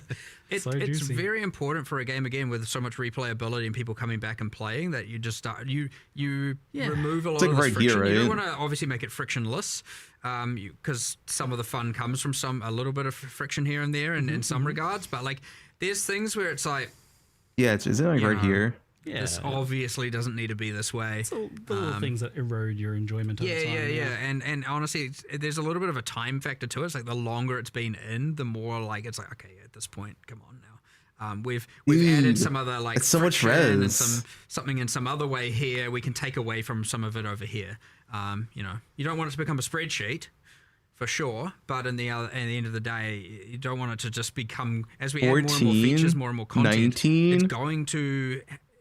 Everything will have their little thing. It's going to become 34? growingly more annoying over time. So it's important as you add some things that require, manual intervention. You start removing some of the other ones and streamlining them. And tattoos, and tattoos. All tattoos here too. Replayed for so long, it's really, really, really important. Wait, that's so much. Wait. How much is that? As many things as we can per league. Hold up. To make sure that you know, you don't just get a build up of, you know, annoyance over the course of a long period of time. Yeah, so my hands are very much normal thinking as Marauder well start. for a lot of these changes. But also, you think you go this way. Sweet relief. I mean, those ones are always a good win, but like some of them, you know, like the Spectre thing and, you know, the heist thing. There's so many that are just like, I mean, they're not.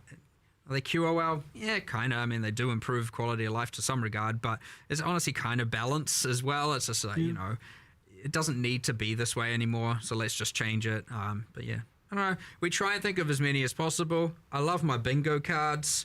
I don't think I've had too many recently, so feel free to put some more bingo cards through. I love the ideas. Bingo cards they can going. look, if you don't have 20, it doesn't have to be a 5x5 grid. You can make a 2x2 bingo card. It can, if you can't think of more than 4 things, or just have 4. If you only have one thing, just That's a a single, lot. single cell bingo card. It's also fine. Stretching the definition But a little bit. you know, we do Easy take a mode moment bingo. to sit down and go like, what do we want to fix? We crowdsource. We go to our QA. We talk to other designers here who play and stuff. And we're just like, what annoys you the most? And then we try and come up with something. So yeah, good. I don't know. It's actually quite a fun process, and yeah, we go. I think this time around we've got some pretty good winners. 54, Absolutely. 50, Oh, I mean, asynchronous 56, 62. Yeah, I mean, that's the big and obvious That's the thing. big But one, yeah. yeah. 70, nice. dude, it's 76% max Thanks life. for the chat today. I look forward to playing 76% some max more. life. What And, the fuck? We'll see you fine, folks, in 327. From this jewel. Well, thanks everyone for watching. Thanks again, and It's percent. Hopefully you guys enjoy That's insane. See you later, folks. Yeah. Oh, it's done. Oh. Yeah, I was paying attention. Dude, it's at 76% max life. That's insane, man. Dude, that's nuts.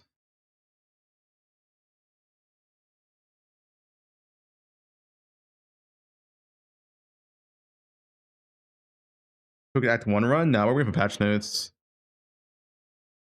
Bow buffs. It's coming.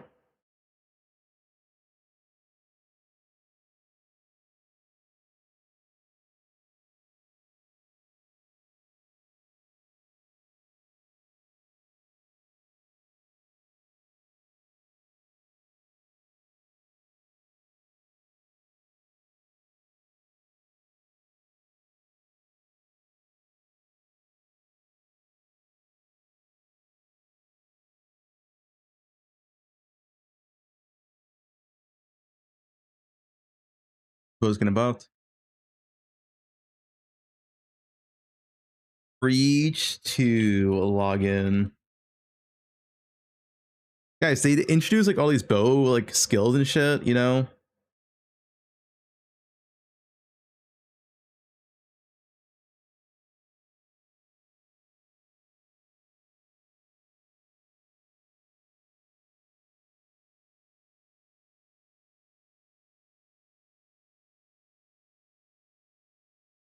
What is this? 0.3.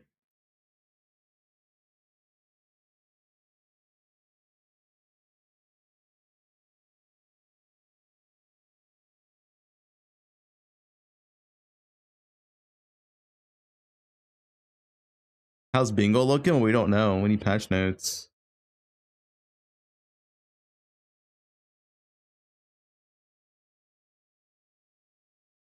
Yeah, patch notes in 20. What do we do for 20 minutes? Usually, the thing is, usually the instant release patch notes.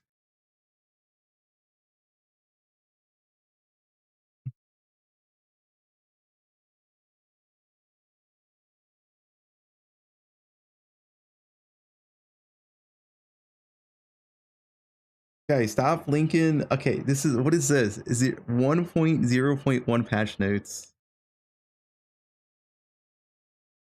New Mage Blood. Magic utility flask cannot be used. Light rays. Okay.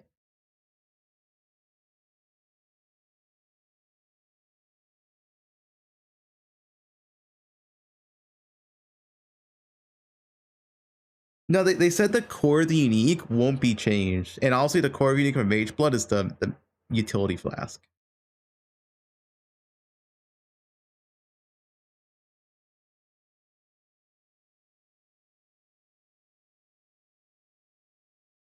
So they're keeping that breach uniques the same, it looks like. I wonder if they added, I mean, they probably did add more uniques, right?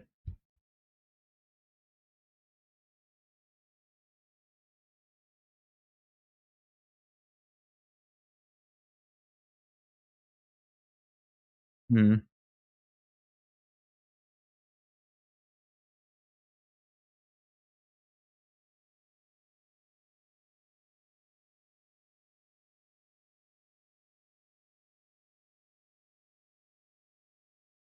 Skills used by the graft. Dude, what is this damage number though? Deals 153k fire damage.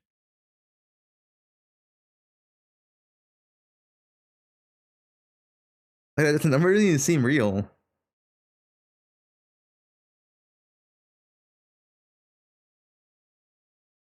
Yeah, I know it's a long cooldown, but 153 fire K damage, you can just scale that and one-shot anything in the game. Oh, it doesn't scale with the character? Oh, it doesn't scale with the character? Oh, I thought it scaled with your character. There's no scaling? Ah. That's kind of shit then. I mean, you're gonna use these for the passive buffs, right? Like you're using for like they showed like cold pen, passive stats type of deal. No, I was not listening to Q&A. I was, dude, an hour in, I was kind of zoned out, I'll be honest.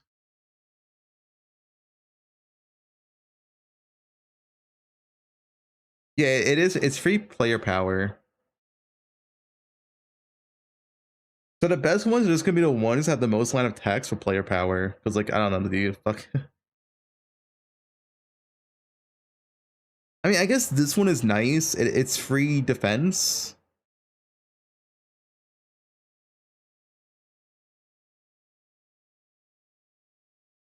This seems passive, no? When you're missing life, this graph will apply a buff that takes some damage from hits from you before being depleted. 80% of damage, 4k absorb. Like, that's decent defense. Like, yeah, I mean, sure. Poison cooldown, yeah, but it's still free defense. Like, there's no opportunity cost to using this. It's free. Like, you don't lose anything by using this. It's just free. Where's patch notes? 18 minutes.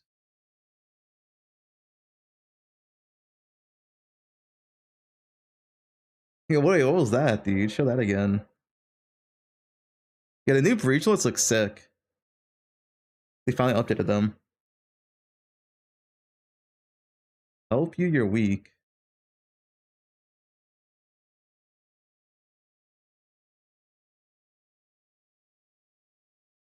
What is this doing?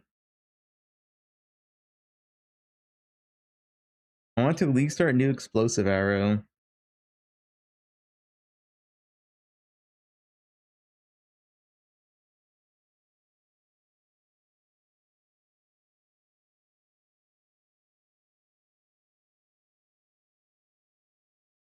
Dude, this is 17,000 posts on Twitter. Fuck. Not verified? I'm not paying money for that shit.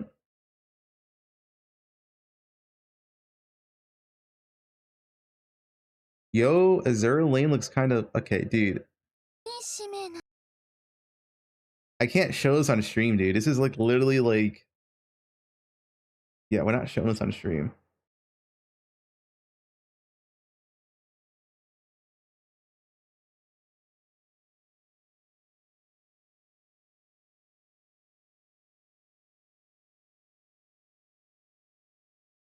All right, what are these skills? Conflagration. We didn't see this before. Like we saw them, we didn't see the numbers. So it does 35% base attack damage. So it does no damage. It's for the dot. Deals 2.6k fire damage per second. 6-second base duration. Modifiers and project damage applies to this damage over time effect.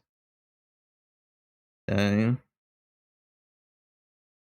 Maximum 20 stuck arrows.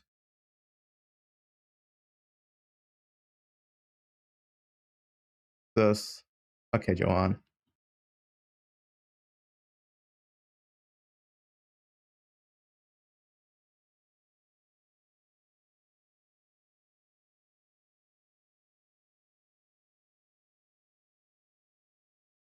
Now stuck on the ground. If you move close to the suck arrow, it will explode. But the explosion does like no damage.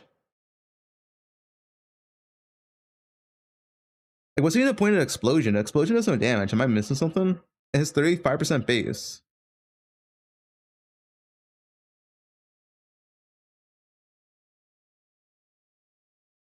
It does no damage.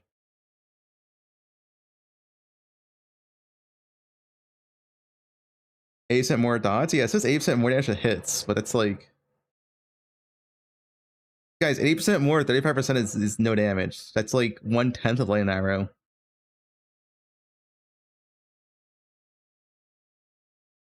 Supported skills deal 10% increased projectile damage. Supported attacks trigger wind burst on hit no more than once every 10 meters moved. 10 meters is really fucking short, by the way. It's not bad. Wait, no. 10 meters is the full screen, actually. Never mind. Only 1 meter. Wind burst does somewhat okay damage. But it's free damage.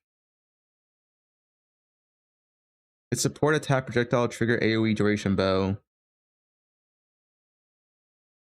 I mean, the thing is, you're giving out 1 link to get this. So you're giving out 1 damage link. Go to the prime.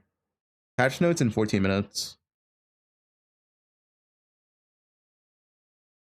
Base durations 4 seconds. Pierce all targets. Also, you could put on MFA as well.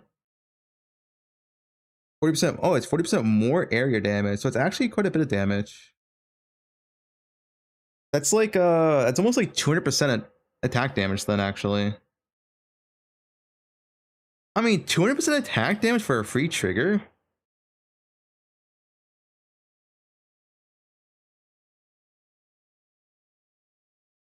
No, I'm not playing Assassin. That shit's ass. Yeah, I mean, you're definitely just gonna use an MFA at the very least, but you could definitely use this on your main links if it's like feels good enough. It's just free damage at the end of the day. Yeah, kinetic rain. What are these numbers? Attack speed and attack damage looks pretty good. 150% of the value. 13 projectile.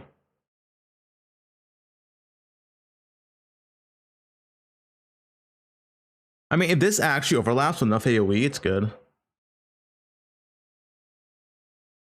That's the question, though. Does it overlap enough?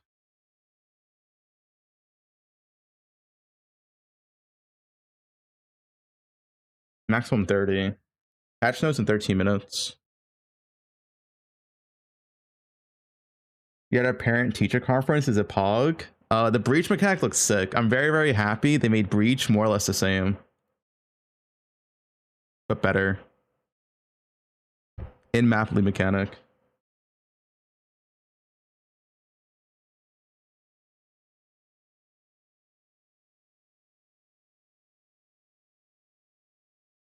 Who's got the okay, what are you linked, Dan?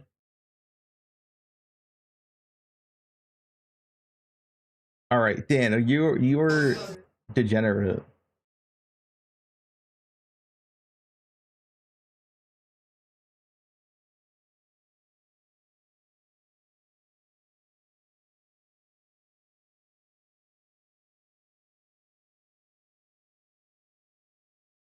That is some freaky shit.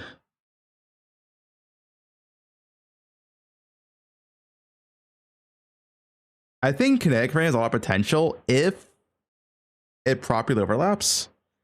I don't know, this could look shit. Like, I don't know, maybe I'm missing something, but it's like the hit damage is nothing. And the dot's like, okay, I guess. I mean, isn't like caustic arrow like the same damage? And that skill's kind of garbage.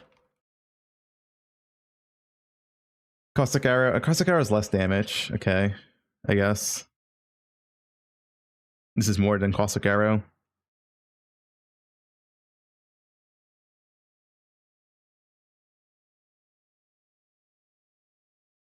I guess it's a better caustic arrow, maybe. I think kinetic rain has a lot of potential, and I think wind burst is always going to be good. It's kind of free to use.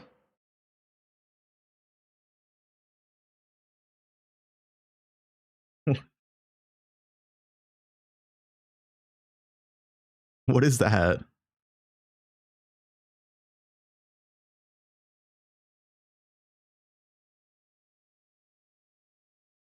No, you move to trigger the explosion, the hit damage, but the hit damage does no damage. Like, you don't care for, as far as I can see, you don't care for triggering the hit damage.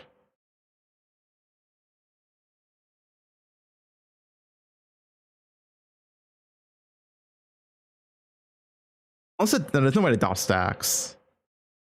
That would definitely not be a thing. I don't know. This skill seems kind of XDD. It seems too clunky. I think Windburst and Connect Ring can be pretty good though.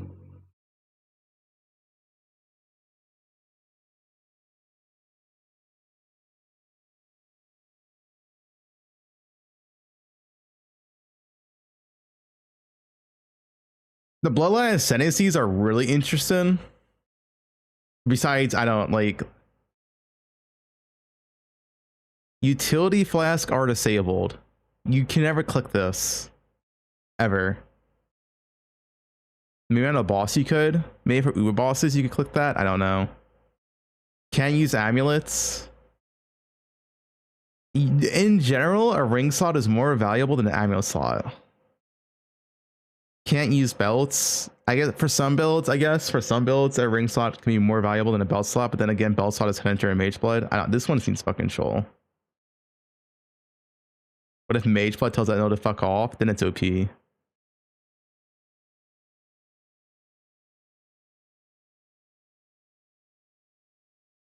Skills gain added chaos energy, go to 20% life cost. I mean, that's pretty good for some builds. Life stackers. This is good for life stackers, yeah. Because like a life stacker can have like 10k life. That's 2,000 flat chaos damage. This is definitely really, really good. 2,000 flat chaos damage. So, yeah, life stackers. Plus 20 to max rage. Lose all rage on reach and max rage for 1 second per 10 rage lost this way. I don't know how I feel about this. The adrenaline's good, but you go to constantly lose your rage. This elusive shit's whatever. It's good to remove elusive early, but I don't know if I use 2 ascendancy points for that.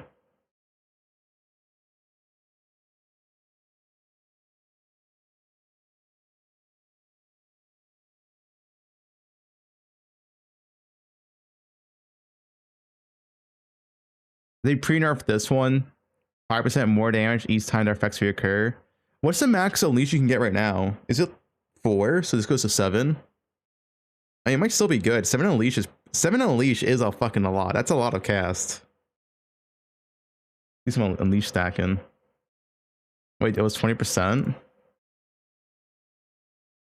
Skills gain added chaos damage equal to 20. Oh, 20% of life cost. Oh, I thought it was 20% of life. I just didn't read it all. Okay, maybe not as good. I think the unleash one here has a lot of potential. Like plus 2 to maximum seals and 5% more.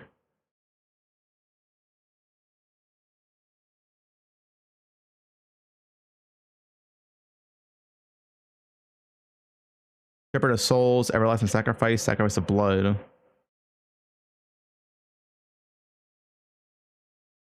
Vow, non-order skills require 8% less souls. Yeah, this is like for permanent Vow stuff.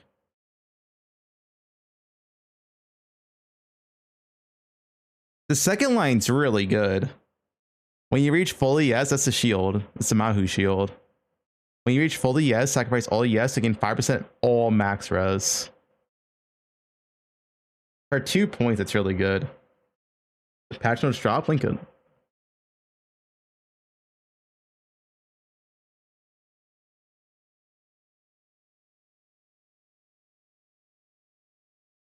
Life recovery from regeneration grants blood barrier.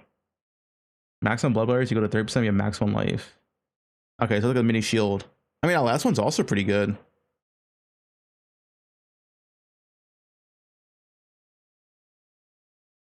Play ads now before patch notes. WASD is not in Poe1 no.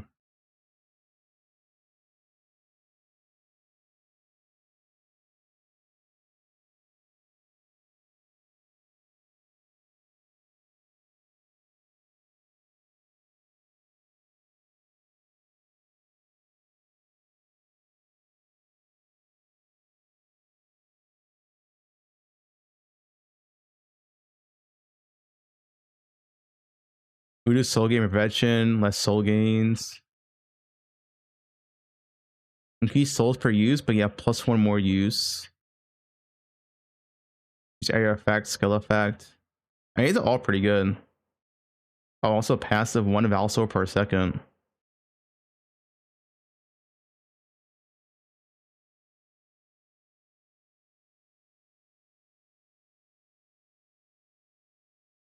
Nah, we only have these two right now.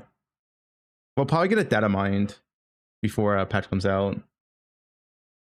Okay, don't link Lake of Kalanja. Yeah, links to the tier 1 sub. Soon.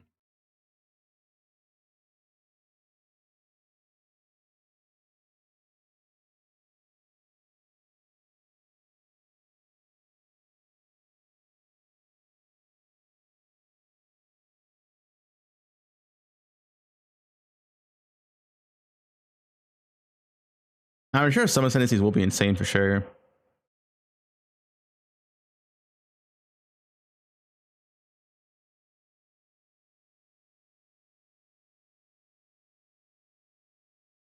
Dude, I don't know. These Uber uniques, like 10% increase effect on non-damaging elements, and prismatic skill sap.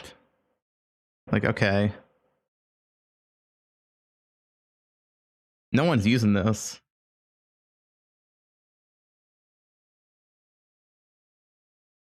So lame, yeah. This is all damage from poison, all spell damage from poison that's triggered. Which is like, I mean, I'm sure we'll find some niche use, but this one's okay. This one's like decent. But once again, it's like, it's poison. I don't know. Thanks for the sub. No, it's not just trigger on block. It's all damage with triggered spells can poison. So you can use cock and trigger this. It's essentially all trigger stuff poisons.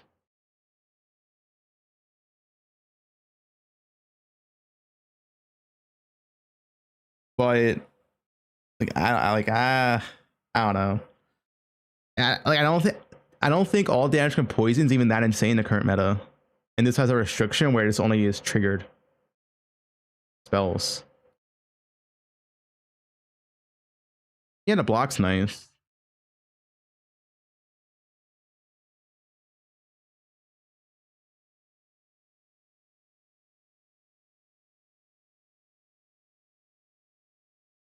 I mean, maybe the OP Uber uniques just haven't showed. Like they didn't. No, they actually showed the OP uniques last patch. They showed a flask, and the flask was insane. Sleeping on it. It's the fact that it's poison. Like poison isn't insane in the meta. Like I don't know, man. There's no actual good endgame poison builds. It's just not that good in the meta. Unless poison's good buffs in the patch notes. 1 mental notes, yeah.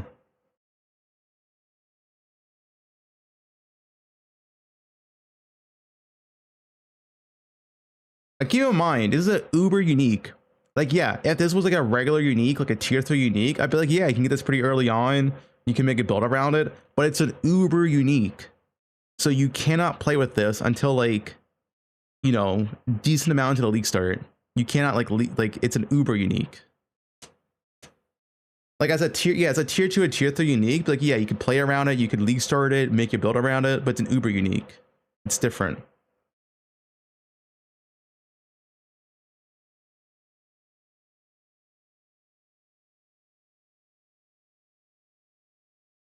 Yeah, this ring is fucking meme. I don't know what this ring is.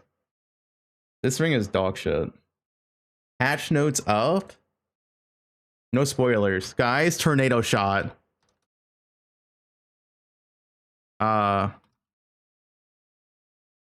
Where's tornado shot? Deadeye.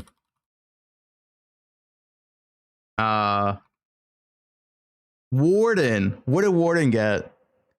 The lesson of the season notable sensing passive now gives 3% suppress from 2.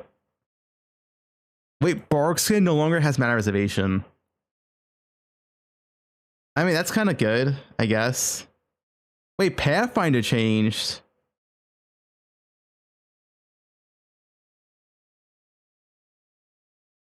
Wait, this is still shit. This Sensei still the worst thing in the game.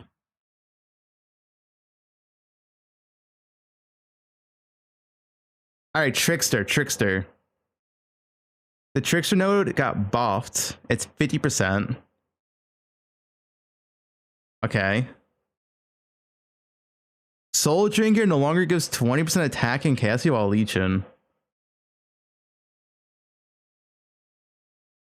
Wait. Spellbreaker no longer has 20% suppress, but it has bigger suppress. Wait, that's not even like that big nerf, honestly.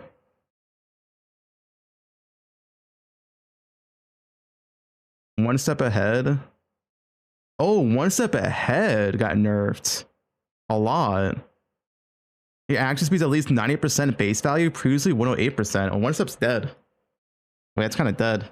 You don't get bonus action speed from it anymore. I mean, this is a big nerf.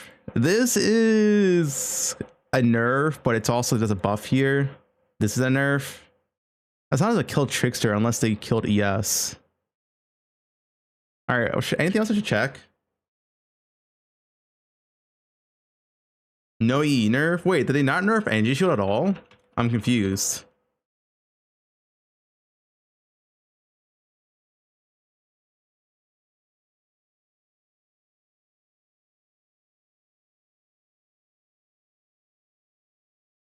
Oh wow, they get nerfed the amulet. Whispers of Infinity, the OP amulet has 100 max energy shield from 400.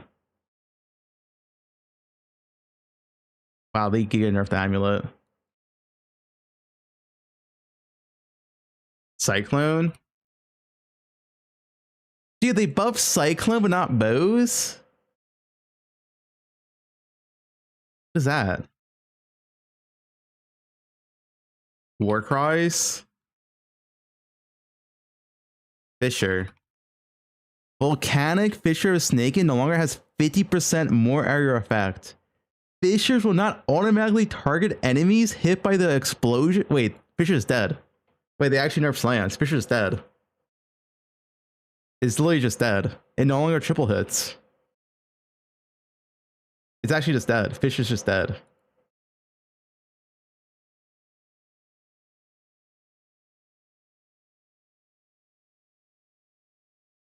Risk Scarab. Wait, Scarab wasn't touched. Spells. There's no way they nerf spell suppression. Wait, they nerf spell suppression?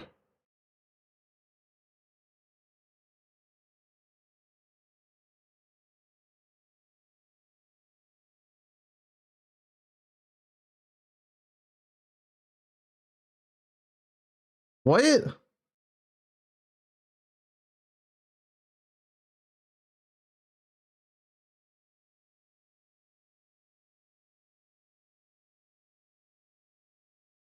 Guys, bows are literally so squishy. This is a massive nerf, by the way.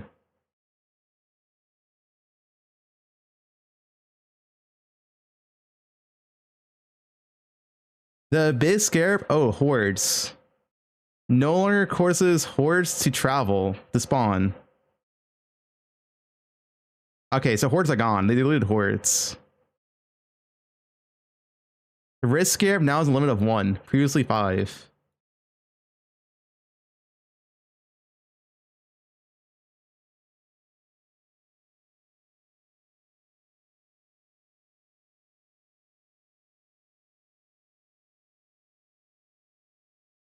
Tier 17 modifiers. Wait, tier 17 map modifiers now grant rarity, quantity, pack size, similar value to red maps. Huh, so nerfed. Tier 17 maps can now sometimes be corrupted to have 8 modifiers.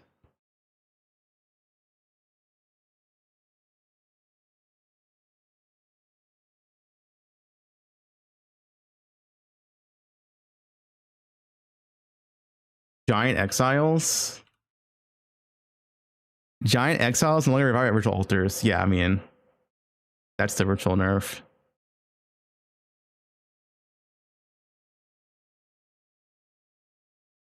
The All Flame Emerald Cool Mech is able to substitute it that flooding keepers of the flame.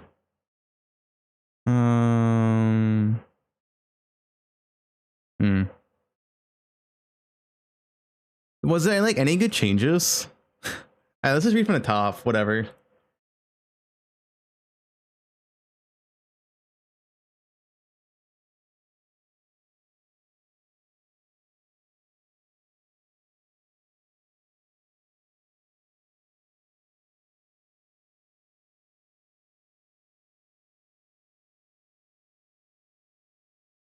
We'll just start from the top. Wait, Econ got buffed? Okay, I'll check Econ real quick. Econ. No, they nerfed Econ. No, they nerfed Econ for leveling? No.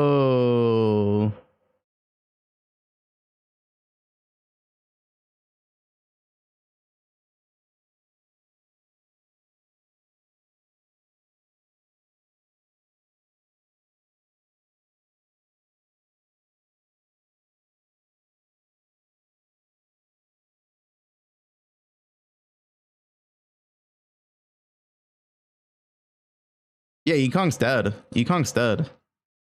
It's 1.2k fire damage from 1800.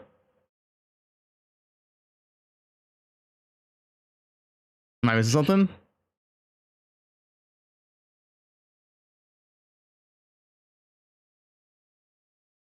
Like, the consume doesn't matter. Don't care for consume.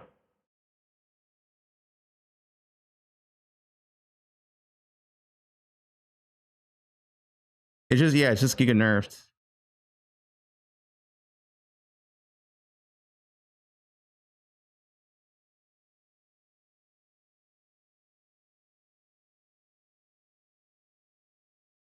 Yeah, it's just Giga nerfed.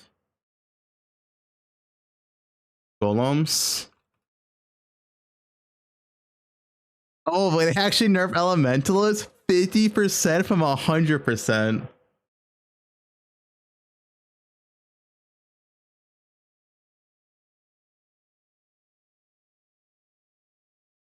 Wow. F Golems, dude.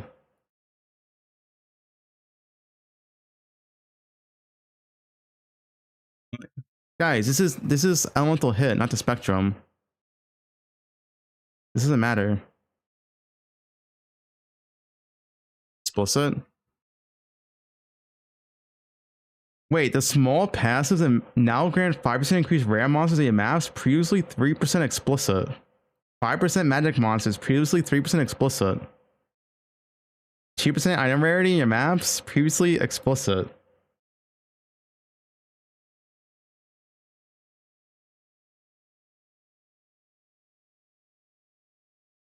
That's a massive endgame nerf. That's like... Wait. Where's the Atlas tree? Yeah, it was 2 nodes. 2 nodes, 2 nodes, so 6. 15. 24% explicit lost. It's not that much, but it's still a massive nerf.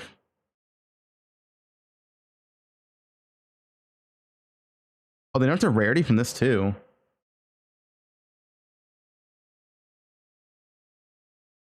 Winter Orb?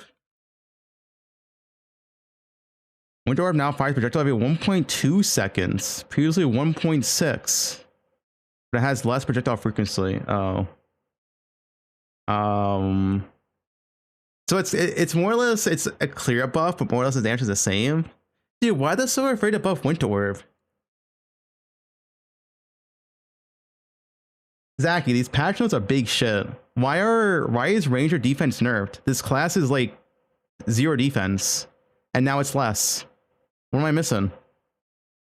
It's literally like fucking paper. It's more paper than before.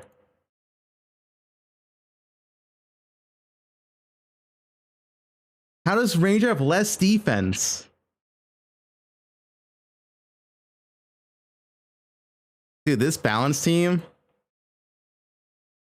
What the fuck, dude?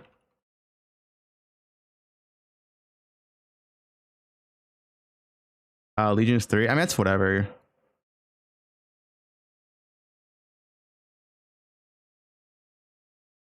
Ambush, 4C, and you get a wonderful box. Wait, was containment touched? Are we just playing another containment league? Okay, I guess we're just doing a containment strong boxes again.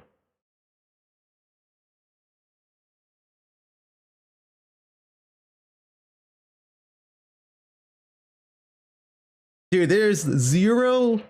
I want someone at GEG to explain to me why Ranger defense had to be nerfed.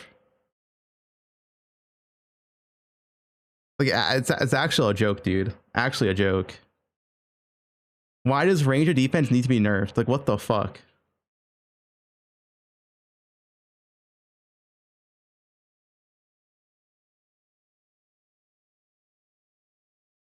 Yeah, at this point, it's gonna be old phase acro. Give me acro phase acro.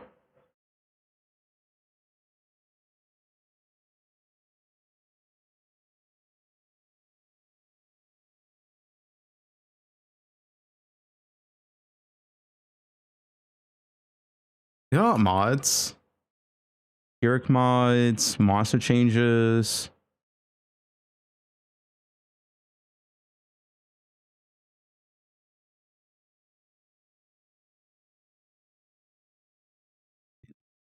We factored how monsters with physical damage compared to LA damage scale, monster modifiers, and map modifiers.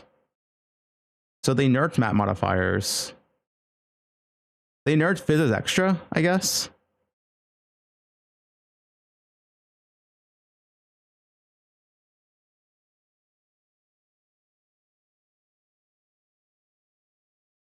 That changes the speed of most monster volatile cores from longer scaled attack or cast speed. Additionally, the ability for some sources of volatile cores to ignore block, evasion, and spell suppression has been removed. Volatile cores from the tier 17 map modifiers and ritual monsters also have the damage reduced. Volatile cores from the tier 17 map modifier has been reduced. That's the only good change in the patch notes.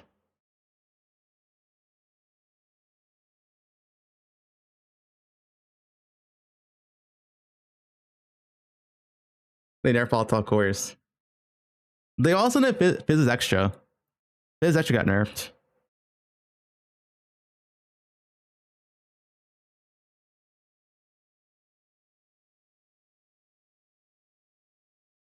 I'm speechless. Like, okay, sure, like, don't buff bows, but why does Ranger defense get nerfed? I'm so confused, dude.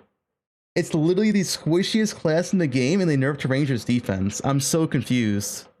Is it tree changes or something? Like, is it tree changes?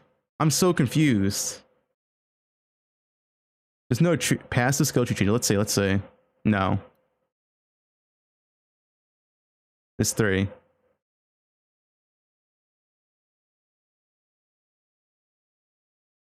I'm actually so confused. How do you make the squishiest class even squishier?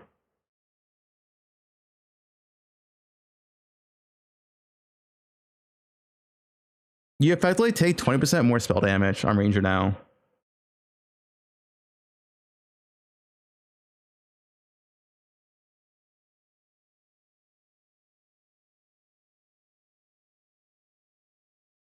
Feared? What did they do with Feared? Feared now requires Cyrus. Okay, I mean, whatever. I don't do the Feared.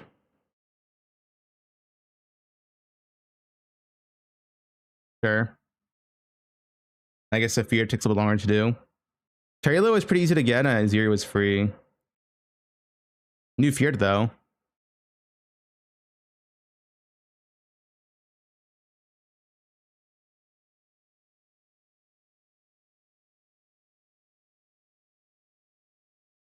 Alright, I'll go to the top. Whatever.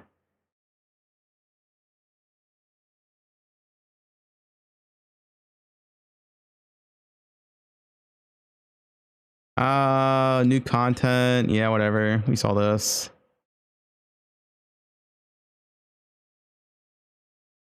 Bloodlines, any game changes. And it Ubers. Yep.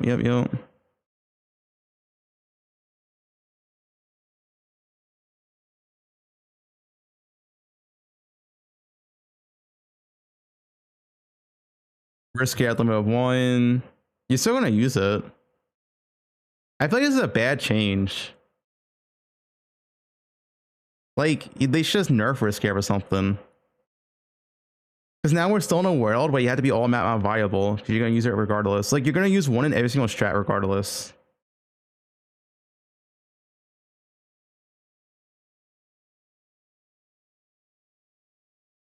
Tier 17's nerfed, but they can have 8 mods. But 8 mods are dog shit in this game, so it doesn't matter. Dude, does GG even know 8 mods are dog shit? Like, you would never run 8 mod maps. You can't roll them. You only ran it when they were bugged.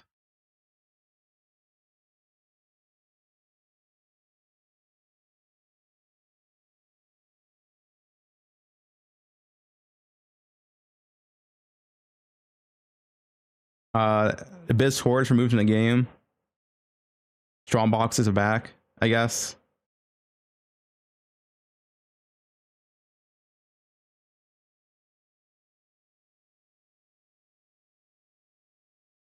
The fear now requires Cyrus, Incarnation of Dread, sure.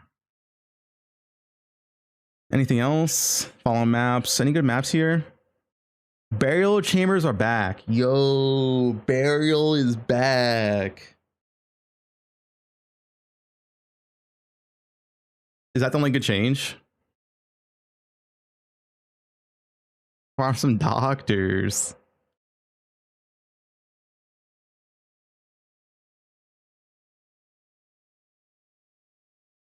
Did they remove any good maps? Fog.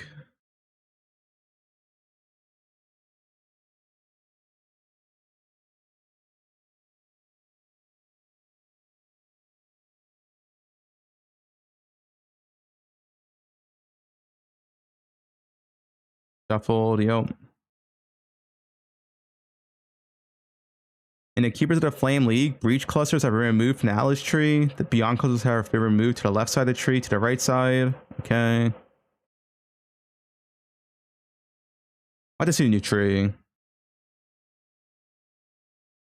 Wait, are they nerfing Sulfite? Mine and byproducts notable Atlas Passage Tree no longer grants Sulfite veins and chests have a 10% chance to contain equal amount of Azerites. It now grants both toxic sulfite veins and chest amounts have 15% chance to double.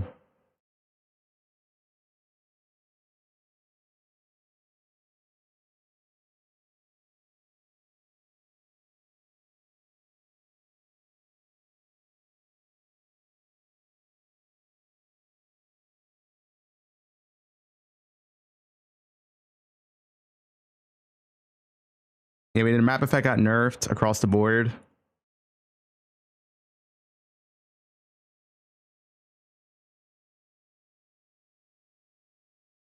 Wasn't there this rarity node here though? These nodes right here got nerfed.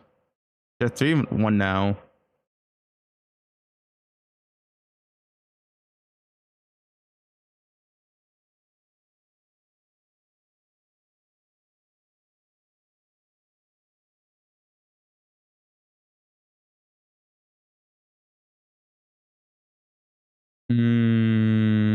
Gyro Exiles can only be revived at rituals, so the Giga unique form is dead forever and ever. You can still do Cool Mech though. Cool Mech's okay, but it's like 1/10 as good. Dude, I think Loot's gonna feel so much worse this patch. Yeah, we lost map effect and we lost mercs. We're gonna be dropping like half as much currency as before.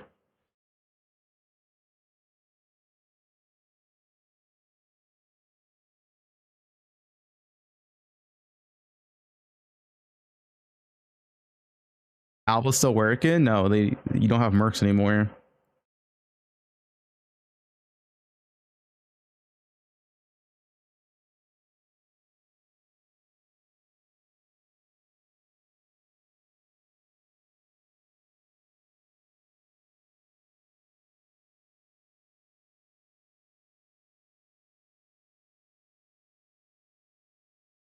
Yeah, you know this. Player changes. Drown Orb no longer drowns the player faster when they have sources of debuffs on you expire faster. Oh. That's nice. Yeah, fucking shit changed right here. Spell suppression nerfed. Dude, who at GG thinks Ranger is too tanky? Who? Who?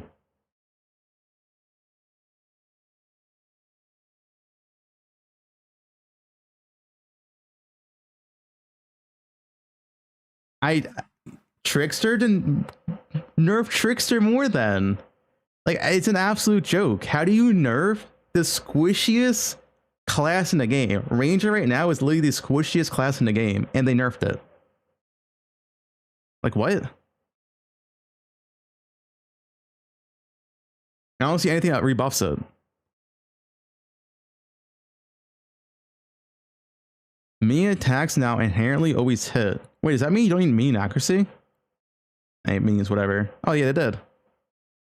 Okay.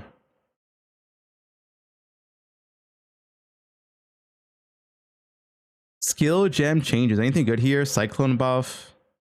Bladefall buffed, sure. Blink arrow. Wait, they nerfed Bama? Huh? They giga nerfed Bama. Wait, why? Like, they actually nuked Bama. It's not even like that OP. It's not like, I would call it like an A tier build. Like Bama's like an A. It's like an A tier. It's like good league starter. Can't really scale into like giga juice content.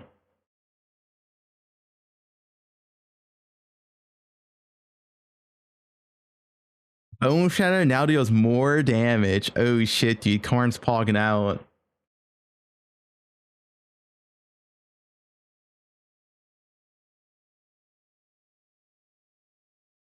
Dark Pack buff. Don't play Dark Pack. This is only for elemental hit, not spectrum. So I don't think this buff matters. It's only for base elemental hit. Econ got deleted. This skill's gone.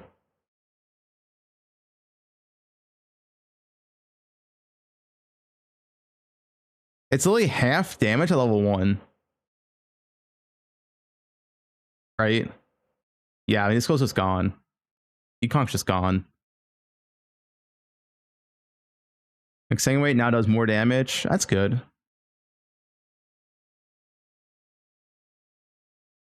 Hex Blast got buffs, but it still like has the old shit stuff cooldown, so whatever. Wait, they nerfed Peacock? Dude, Peacock did not need a nerf. Where to Slams? How did Slams not get Giga nerfed, but Peacock got nerfed?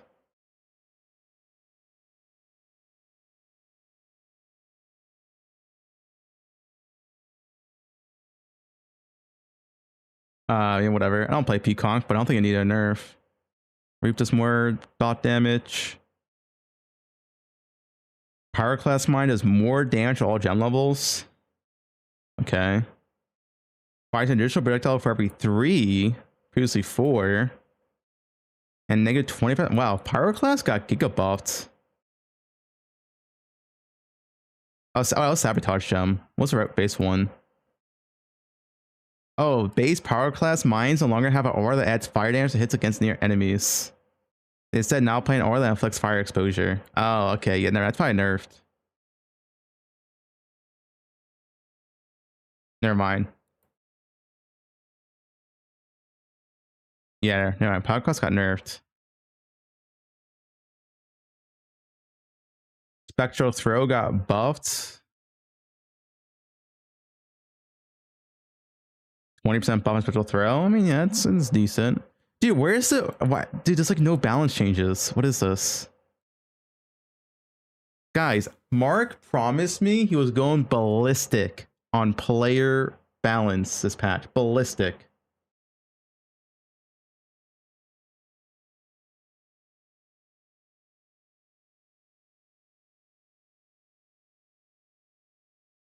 Stormer of the Fence. I mean, this got buffed. Stormer of the Conduit. Oh, they buffed Conduit? Each arrow can fire 6 beams, previously 4. Each arrow now fires beams are 0.3. Wait, wasn't a Conduit pretty good already?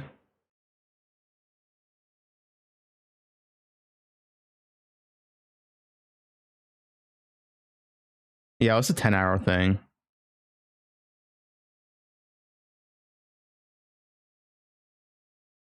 This was pretty good already.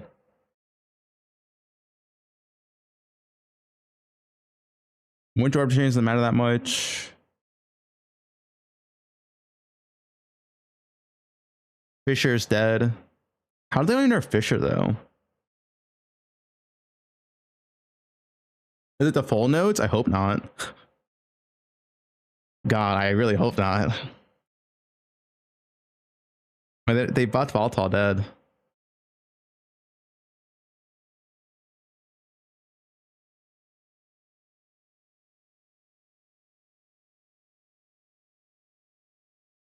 Energy support no longer has more damage while leeching.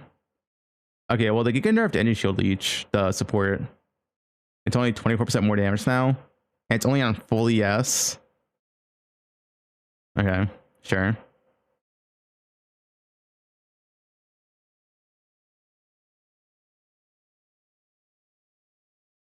They buff Spellslinger support. 11% more damage on Spellslinger.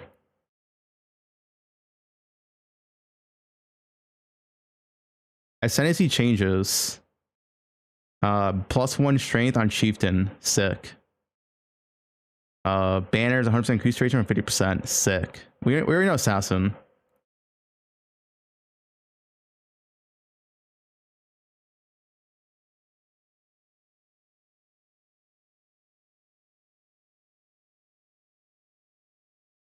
Yeah, this is nothing has changed on Assassin. Trickster, they buffed Heartstarper. They nerfed Soul Drinker, no longer has attack and cast speed. They it's like Spellbreaker is technically worse than before because of the spell suppression change. And one step ahead's dead. My Trickster did get nerfed. These are pretty notable. Like these are pretty decent nerfs for Trickster, but the nerf needs stacking though. I don't think Alpha Form's that good, Madara, because you lost Merc and you lost map effects. You don't have 50% more currency.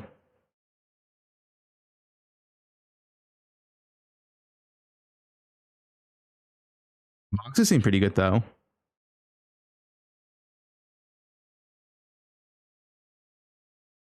I'm really surprised to nerf Elementalist. I disagree with this. Elementalist was good for 1 league.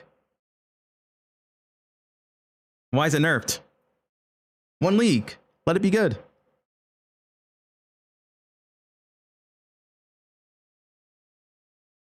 Well, you have 33%. You probably have like 40% less returns now with the map effect plus Merc's gone. So your return on investment's so much lower.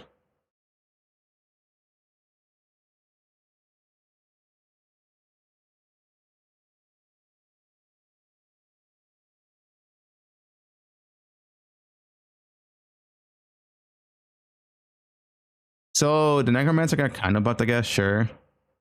Dude, this Pathfinder node, this node right here, is literally the worst Ascension node in the entire game. And this buff doesn't change that. This node is so dog shit. They gotta make it like consume like 1 flask. Hey guys, we have Poe1 in December. It's fine. The Warden buff's good. I mean, Barkskin for Barkskin's not that good though.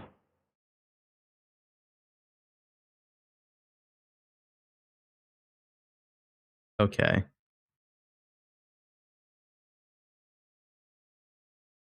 I mean, surely there's more passage tree changes, right? They said it wasn't all done. I'm hoping there's like passage tree changes that make up for this. Because right now, these patch notes don't really make sense.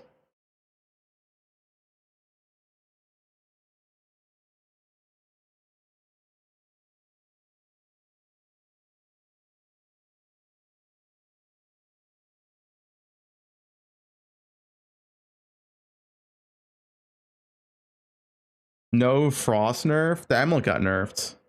But yeah. I don't think Frost is even that good. I think it's like an A tier build at most. Unique M changes. Anything good?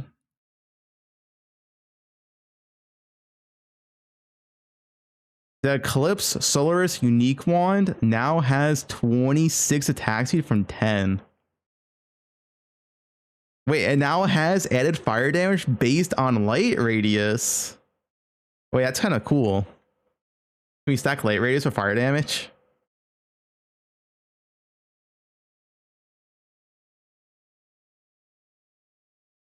Yo. And of course, sight buffed.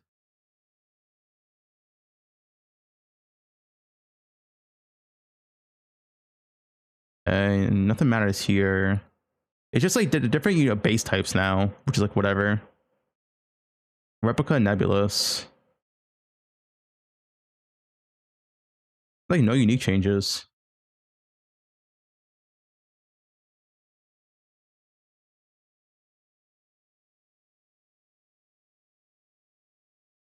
Wine the Prophet? 60 seconds. Okay, Wine the Prophet is the same. Wait, no, was it? Wait, is it?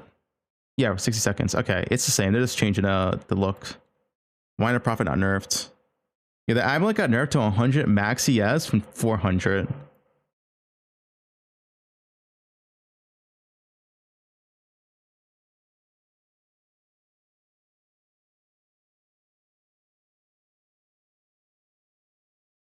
Rune graph of recompile. What is this? Depends.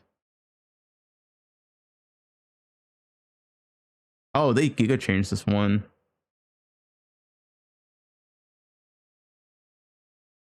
Fire at most 1 projectile. Skills chain +1 times. Wait, so you get a fork and chain, but you only fire 1 projectile.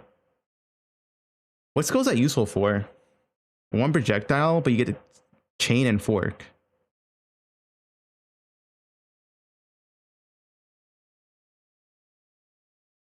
I'm not sure actually. Spark? Definitely not Spark. What the fuck? You want to play 1 projectile Spark? Oh, KB. Yeah. KB of clustering. Yeah, because is it? Yeah, that's already 1 projectile max, right?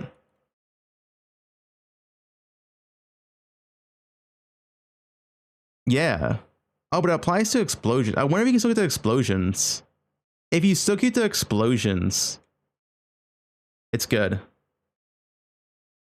Assuming you still get a... Yeah, I mean, that's pretty insane. You turn on Mastery and you get +1 chain and you get +1 fork. I mean, that's really strong. That's a free fork and chain. That's really, really strong.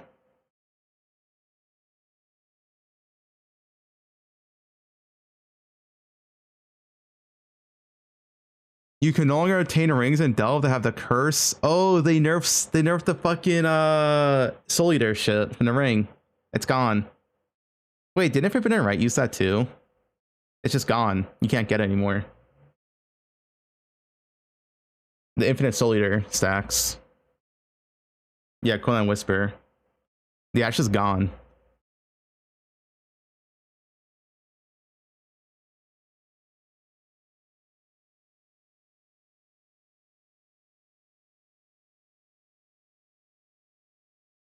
Oh, they nerfed the base crit on all wands?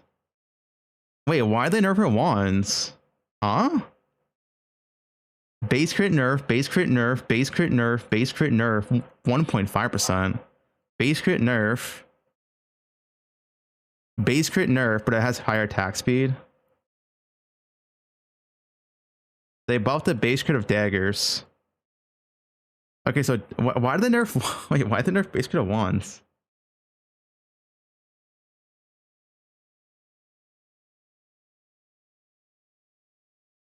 They made the attack only wands, did they?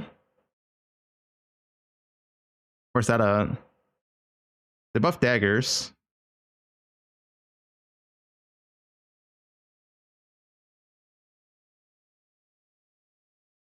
Search kinetic wand. Okay.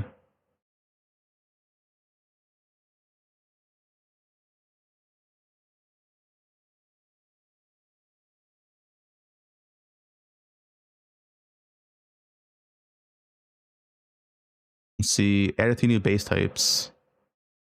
I mean, are these going to be better than the existing base types?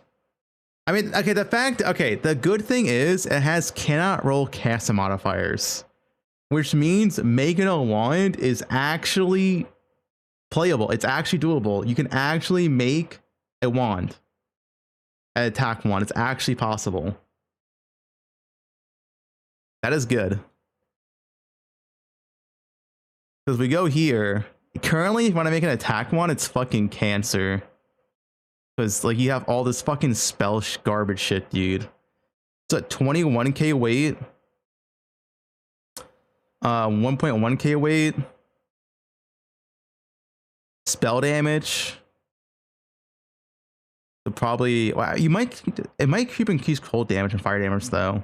But the spell gone. The spell is fine though. I mean, at the very least, you're losing like 23k weight, which is massive on the prefix. Then in suffix, you lose cast speed, spell crit. That's already like 11k weight.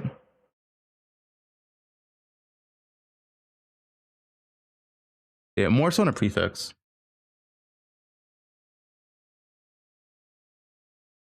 It's about the wand crafting.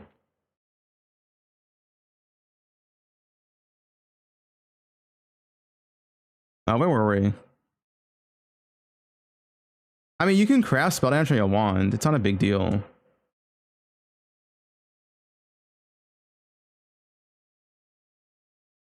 They also might have kept spell damage. In a way, it's an attack mod.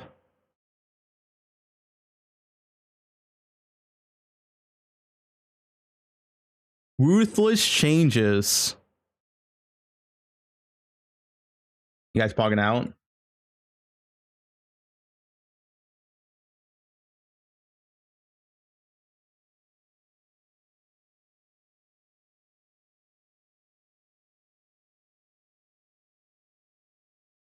Monster changes. Yeah, so they nerfed volatile cores. So volatile cores presumably won't do 70,000 base damage, and they don't go through spell suppression, and they don't go through block. So I hope they're balanced. Finally. After like 2 years. And they also nerfed Physics Extra, which is a pretty big nerf depending on how much it was. Because Physics Extra was a very, very dangerous map mod.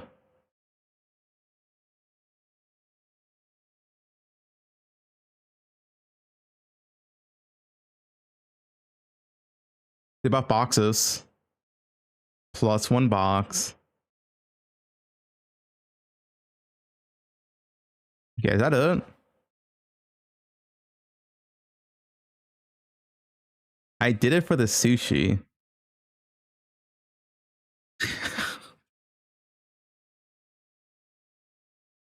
Control of Simplex? Did I miss it? Oh, a bug. Fix the bug where Simplex amulets and heist bases types with similar impulse sets could be magic rarity. Oh, you can't make magic Simplex anymore? Oh, how do you even craft? Wait, Simplex crafting is... Oh shit, dude, that shit's dead. That's gonna be so hard to make Simplex amulets.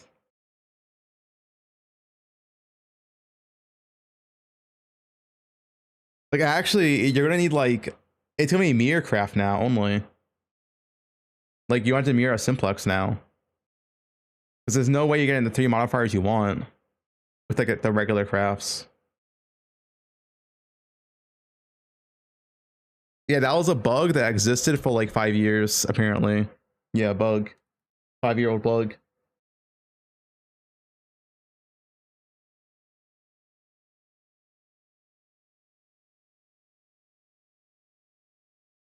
That's a bug.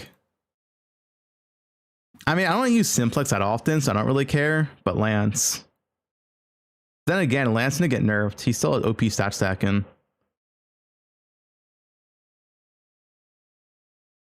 We must be missing passive tree changes, right? I feel like we're missing passive tree changes. There's no way there's no passive tree changes.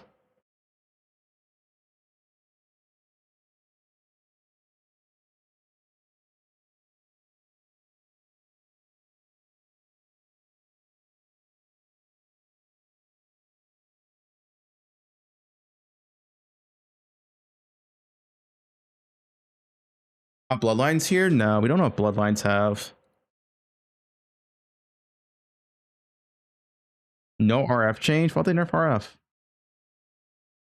Slam League? I'm not playing slams. Ranger defense got nerfed. I don't know, dude. I feel like these patch notes are missing like half the patch notes. Like, are these actually the full patch notes? Are they trolling us? I'm confused.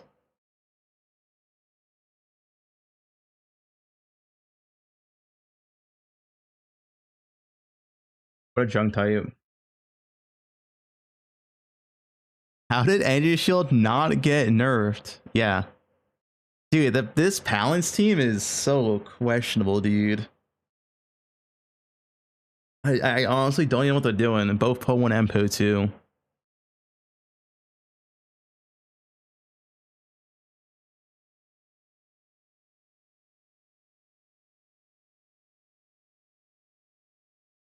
Why Ventura? I don't know.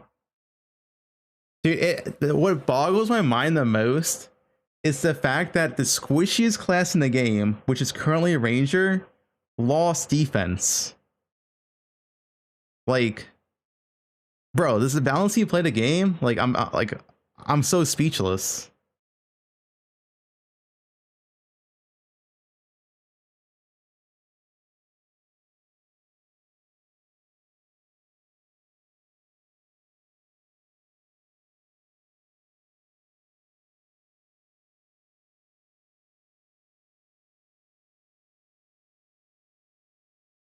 I was expecting Ranger defense buffs because they are the squishiest class in the game, but it did not get. It got nerfed somehow.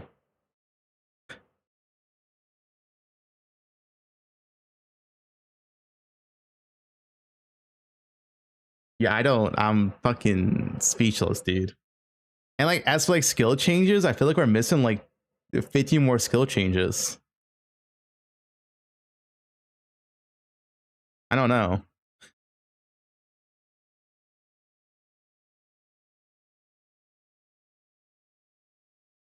Like I said, maybe we're missing skill tree changes. Maybe there's like, they don't have all the skill tree changes, and then it makes sense. I hope.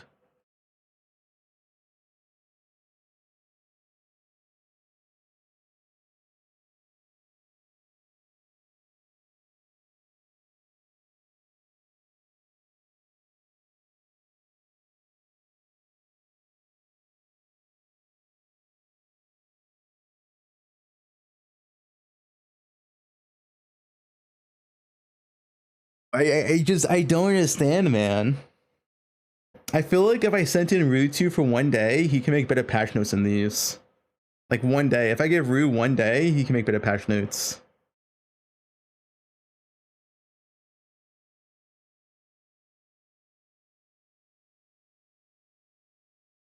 Reddit can make better patch notes. Unironically, Reddit probably could make better patch notes than these. This is probably like the most mid patch I have ever seen. It is, I don't know, it's so mid.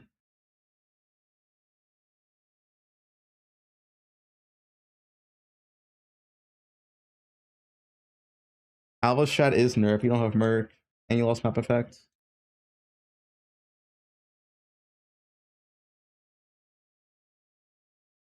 What is Rue saying? Previously 20 seconds. Bone Shatter. Now deals 3 to 6% more damage per trauma at gem levels 1 to 20, previously 2 to 4%. No! No! Convocation. No! Now No!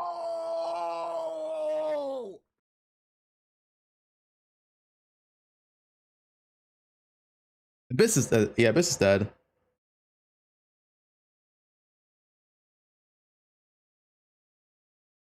I mean, that's the thing, right?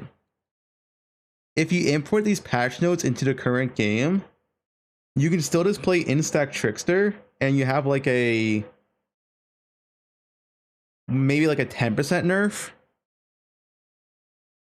Like it's still more or less the same. Maybe a 15% nerf. I don't know. You can also not play Trickster and play Instack anything else. Like you can play Instack Deadeye, it's still the same. Did I change my mic? No, it's the same.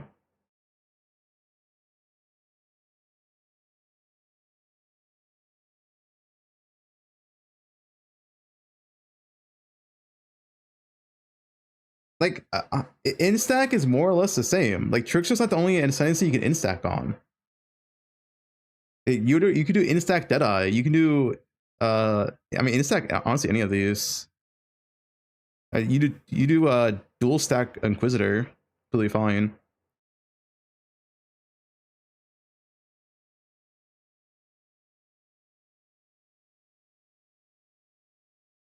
No mercs, guys. Instack was OP before mercs were a thing.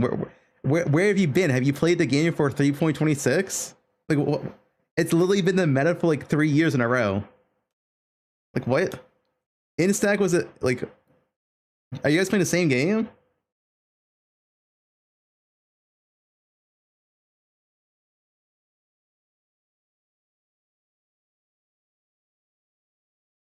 You know, I remember like in Settlers League how you played like a dual stack Inquisitor and it was still in stack your wands. Like it was still in the game. Nothing changed.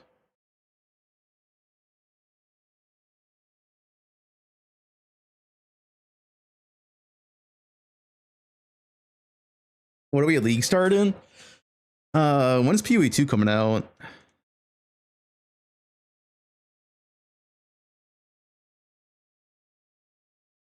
Well, it's stream stack jug, and that's still the same.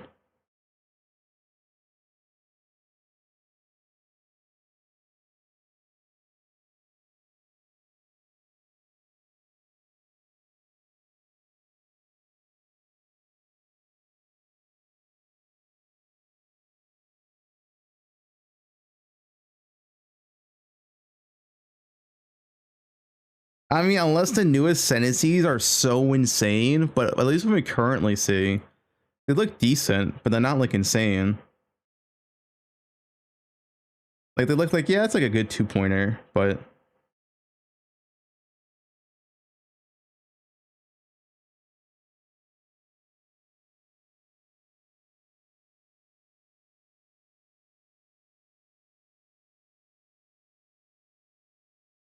yeah, I don't even know what I want to play because all this shit, it just looks garbage, man. I don't know. Yeah, that deck stack and build look cool, but you can't get the claws early on. I'm not playing slams again.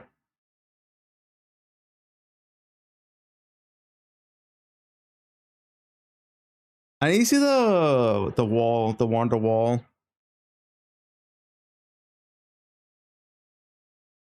Issue at wander is no single target damage until really, really good gear.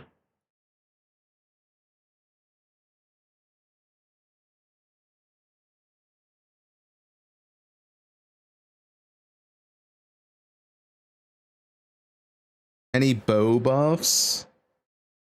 No.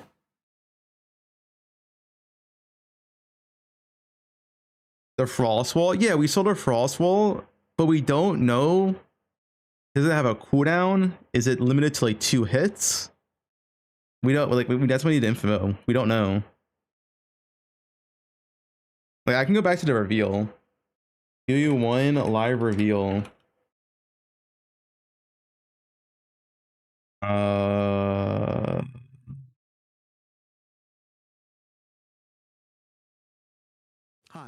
I'm Jonathan Rogers from Grinding Gear Games, and welcome to GGG Live. And a profitable one.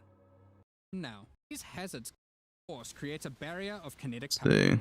So yeah, he created a barrier. Wait, does it have a cooldown? Wall of force creates a barrier of kinetic. Oh, it does have a cooldown. Yikes. Yikes. 1, 2, 3. Allied projectiles to ricochet towards. Wait, it lasted for 3 hits and it has a cooldown. That doesn't.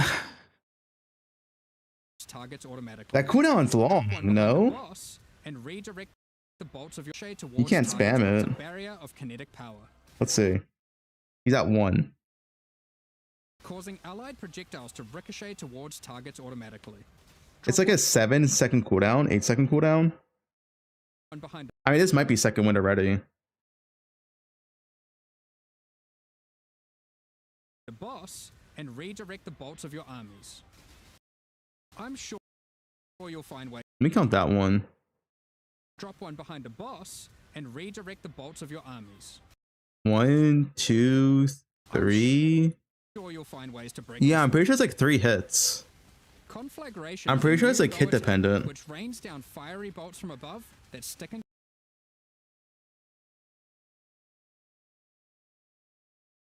Ricochet towards targets automatically. Drop one behind the boss and redirect the bolts of your armies. But I'm pretty sure it is a spell. You could I'm pretty sure you can spell slinger this. But it's only 3 hits. No, Snakin's dead. The Snakin is literally dead. Like it's just dead. Like it is beyond dead.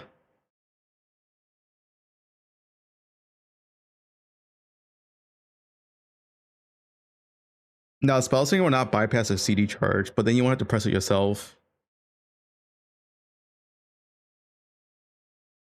Like the Snakin nerf literally might as well say it doesn't exist anymore.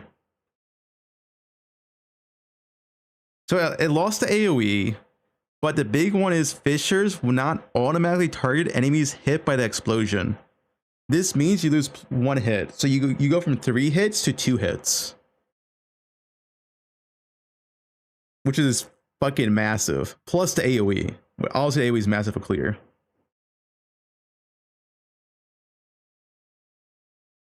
I mean, you just play other slams. You just play Earth Shatter.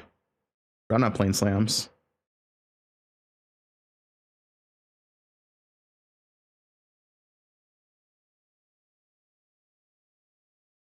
Yeah, slams is still good. You just don't play Fissure. Fissure's dead.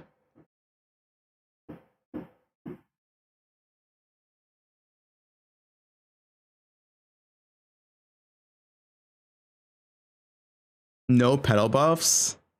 Wait, did they not change pedals? Dude, how do they not change pedals?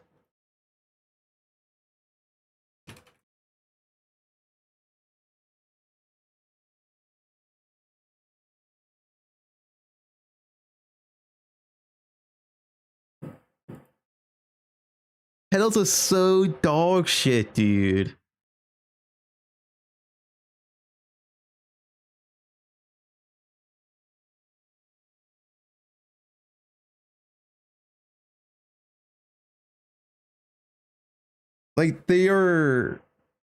Like pedals are just so poorly designed. They are terribly designed.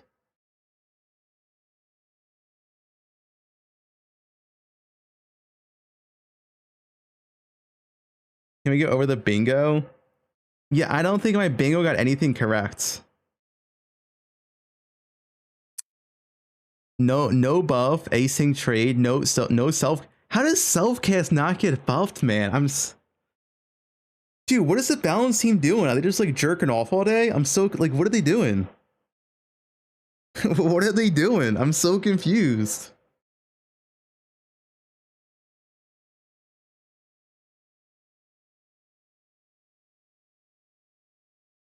Winter Orb to get buffed.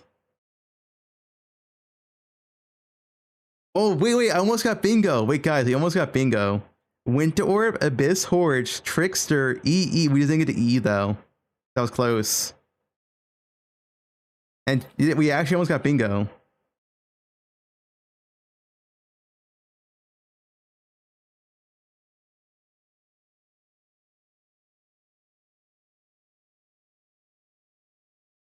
Lamb's nerfed. I mean, technically... Wait, technically, this row is, like, correct, right? Unless there's no new Transfigure Gems. Risk got nerfed. Slams, officially did get nerfed. Virtual Exiles got nerfed. New Uber bosses.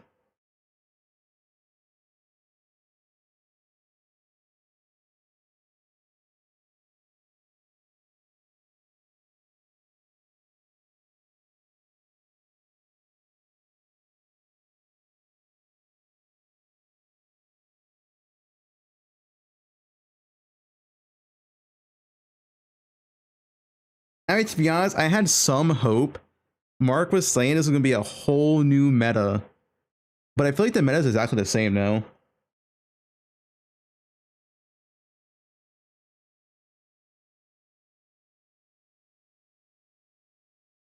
Can you rate this patch? I mean, I'll be honest. This is probably the worst patch notes I've read since, I don't know, Palandra, like Expedition.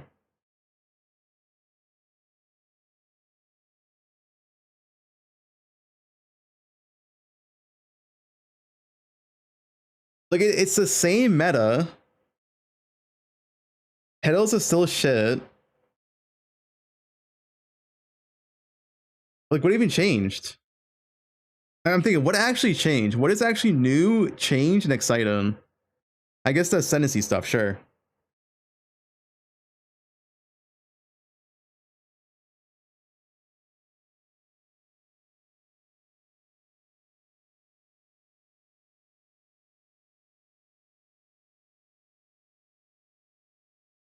Yeah, like the league itself is really, really cool. I think the Breach League itself, the league mechanic, and all the new stuff they did with it, it's really, really insane.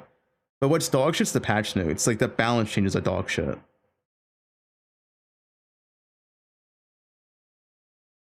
Like the league itself looks really cool.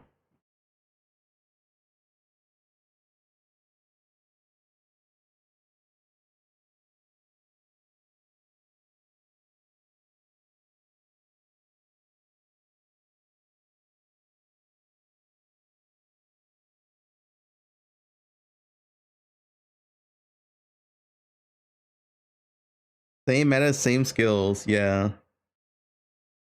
Yeah, I mean, Slayer and Smite's unchanged. You could play Smite. I'm not playing Smite.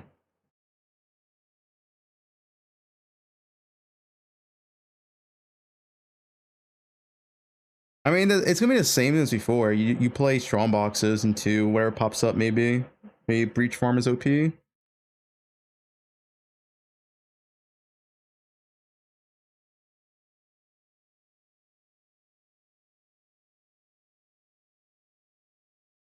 Red Vials and Shambles, no Abyss Hordes. Yeah, I don't know. I don't really care, like the forms or whatever. I just don't like how it's the same meta. Like now I feel like we're 2 years in a row playing the same stuff. Like where's the massive spell buffs? Like let me like hand cast Fireball and make it good, you know? Like where's that at, man?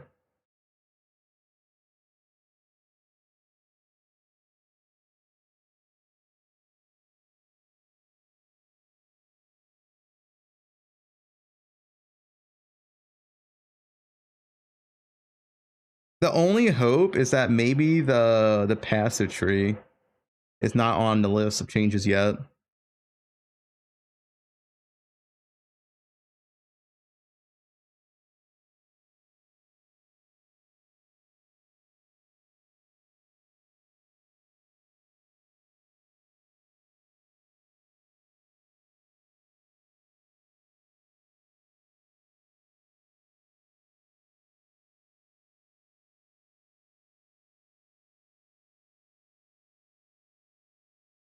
Yeah, Volcanic Fisher's dead.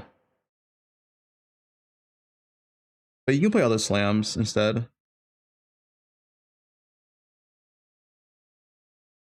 Like, this is my issue. This Ascension right here, this Pathfinder Ascension node, is so terrible. It is completely pointless to ever pick this. And buffing this by 5% doesn't change that. It's like, who are making these patch notes?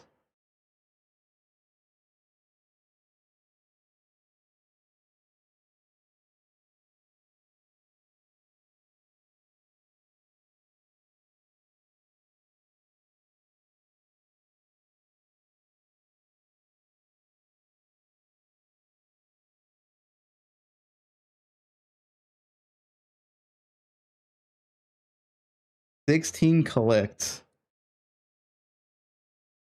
Yeah, I know this guy should have it clicked.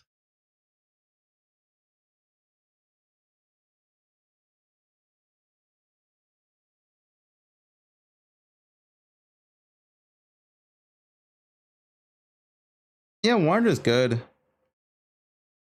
For sure. Yeah, drops are still activated.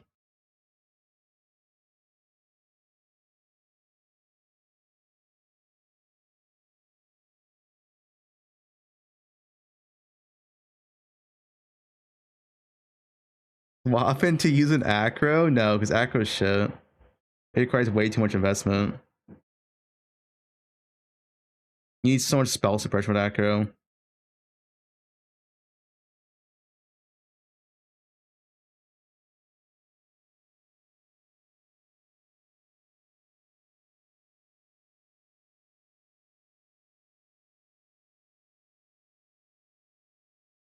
Wanderers look good. He has less defense though. They're pretty squishy. Wander does look good though. The Cobra Lash build also looked pretty good. But the issue with that is we don't know how rare Zesh Claws are.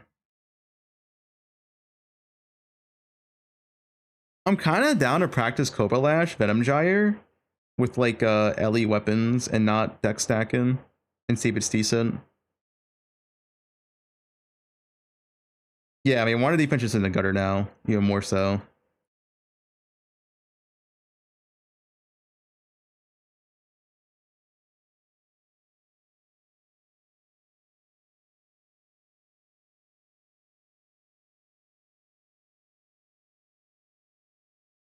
No, it looked pretty good.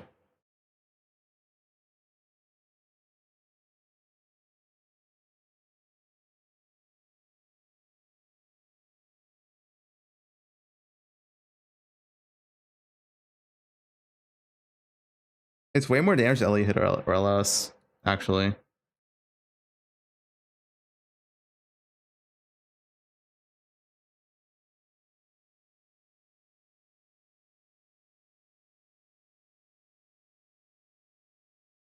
How's Pedals Unchanged? I don't know.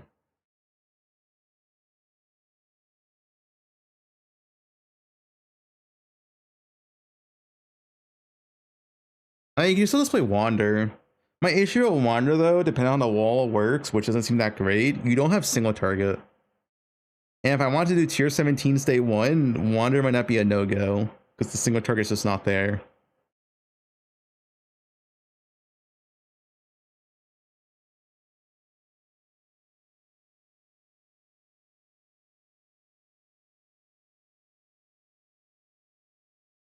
Yeah, I thought Tai-Tai's Wander. It's so squishy too. The Wander build is so squishy.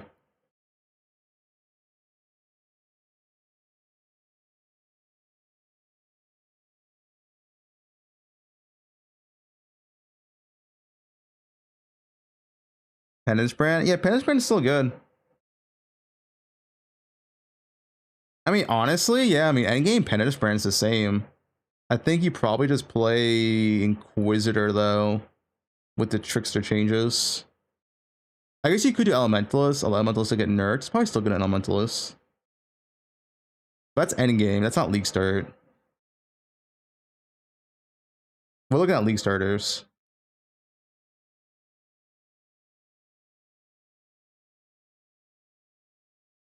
The new wands, I assume the new wands are exactly the same as the old ones, but it's just they have that modifier where you can only roll attack modifiers. I don't expect the new attack wands to be like some insanely buffed version of them.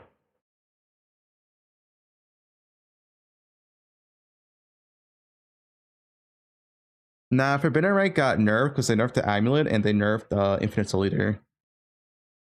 Like playing Forbidden Right without the Infinite Soul Eater probably feels terrible, I assume. We have no cast speed.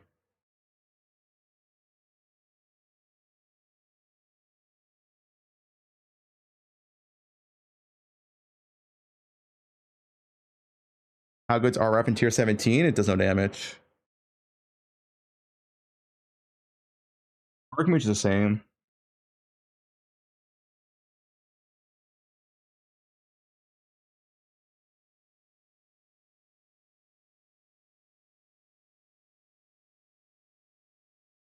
Right now I'm thinking of Venom Gyre and Wander. But dude, there's like nothing new and interesting though. Like I wouldn't mind like play like spellcasters, but spellcasters didn't even get buffed, man. They're still just dog shit. Like dude, how are dots not buffed? That's so insane. Like dots aren't buffed and dots do like negative damage.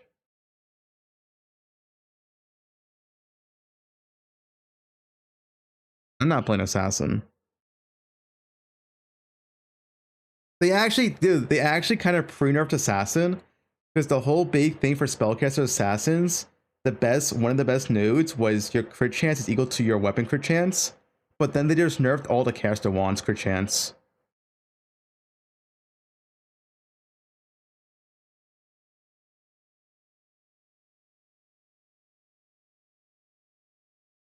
That node's like way less good now.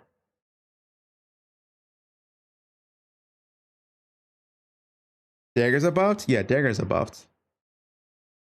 But it's still less than old wand values.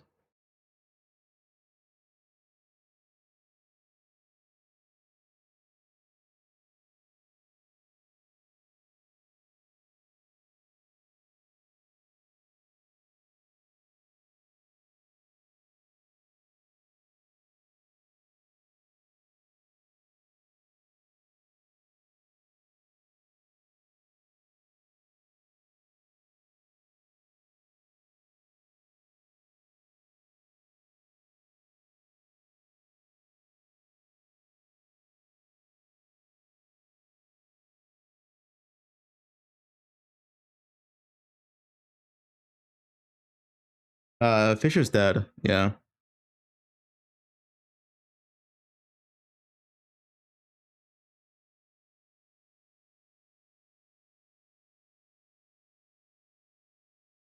Oh, I was looking at wands. Yeah, hold on. Yeah, you just play Earth Shadow now, but I'm not playing slams again. Slams are still so broken, dude. Yeah, here's the wand stuff. It's like 9%. The highest base crit was 10%, right? This was the base crit. 10% base crit wand is now 8.7%. So you lost 1.3% base crit. On those like Sandstorm Visage or the new Assassin node.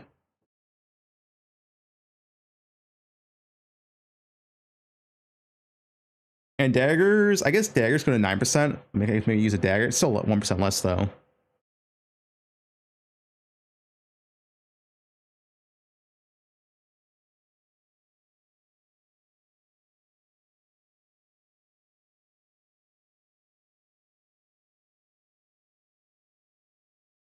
Mamba? Yeah, Mamba's still good. You can play Mamba. Mamba just still does insane damage if you want to play Mamba.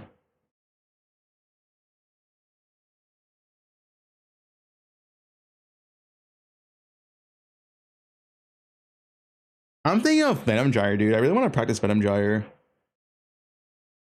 That a wand, so like nothing else looks interesting, man.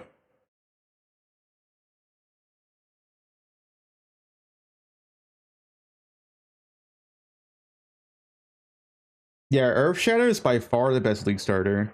Not even close. Like Earth Shadow is probably twice as better as like any other league starter right now. I'm not playing slams again. Yeah, P brand's still good, but you can't league start P brand. At least like a comfortable level.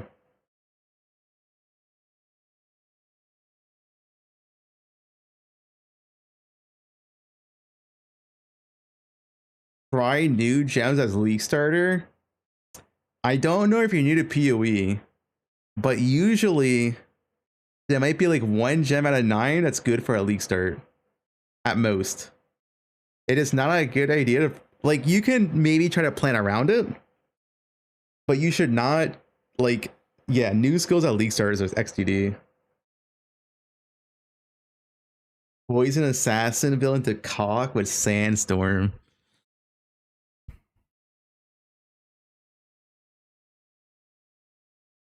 I'm not playing cock.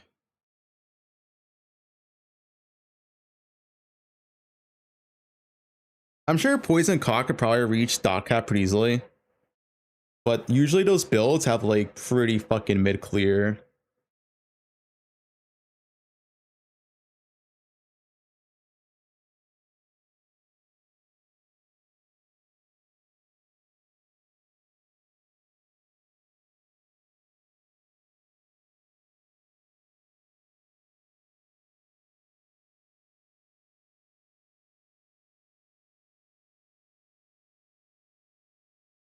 Yeah, you can play VD cock.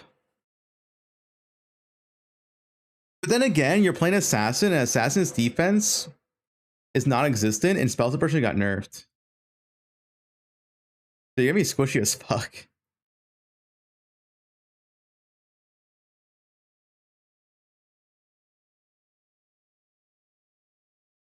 And you have no move speed. The Sensei has no move speed.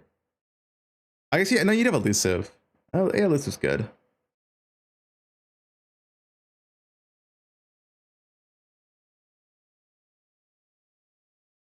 Yeah, Venom Giant is clear. It actually has AoE.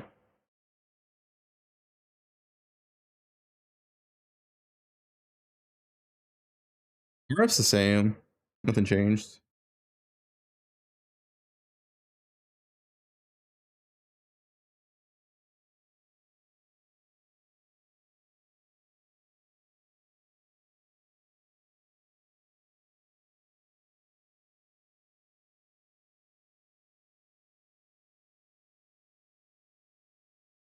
Two Phantom Blades. Now you're thinking of Hobo Lash. Needs that. Not Venom Gyre.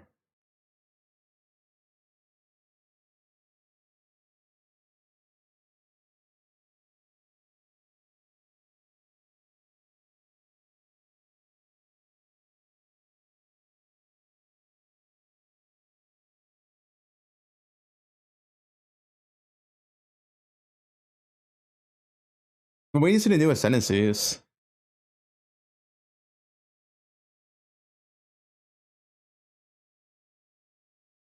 No, yeah, but you don't need it at league start. Like, I've seen the builds without it. It's completely fine.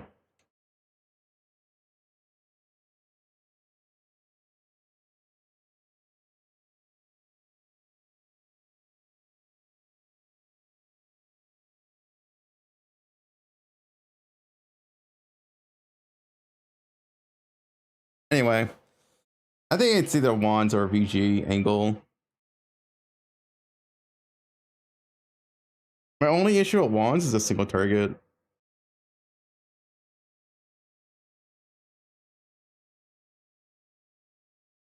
No, Fisher is dead. Fisher is dead.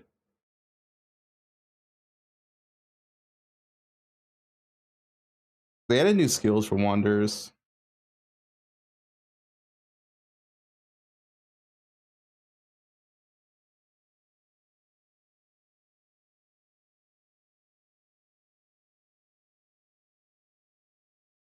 Your Pava's the right class selected. New support for tornadoes on bows. Yeah, it looks decent, but it's not like it's a build defining skill.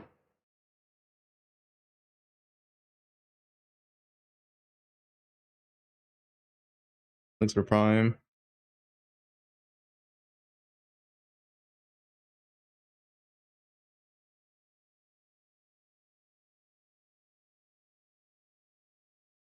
I'm not starting minions. But the issue is, Octa, what even looks fun? Like, I'm so down to play other build archetypes, but they just don't buff them. Like, imagine they buff spells, you know? Like, I'd be down to play that. But they didn't.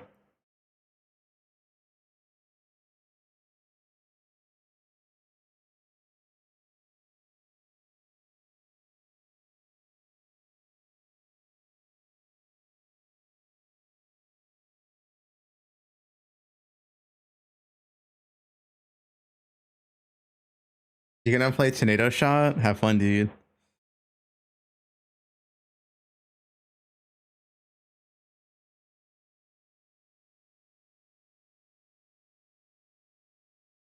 I don't know, man. Yeah, where's 3.28?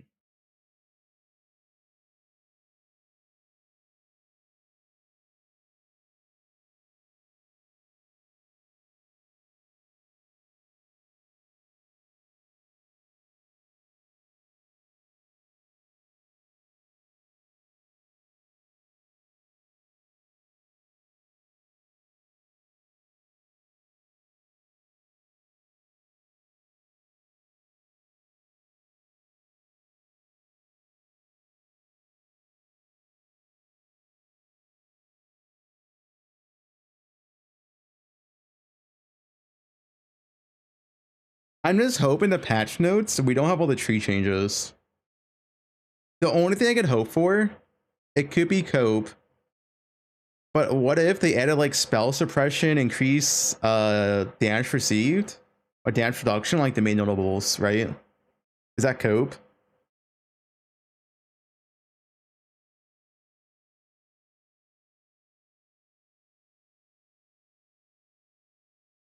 Because I feel like there's no way these are only tree changes, right? There's no way that's it. There's no way. There's only 3 tree changes. Like, no way, dude. No way.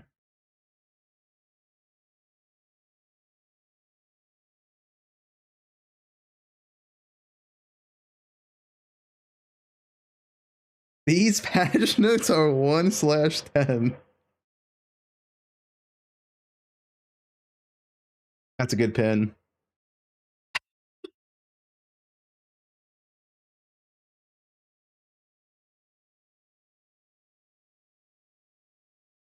ADD. Marty's logging back into TLI as we speak.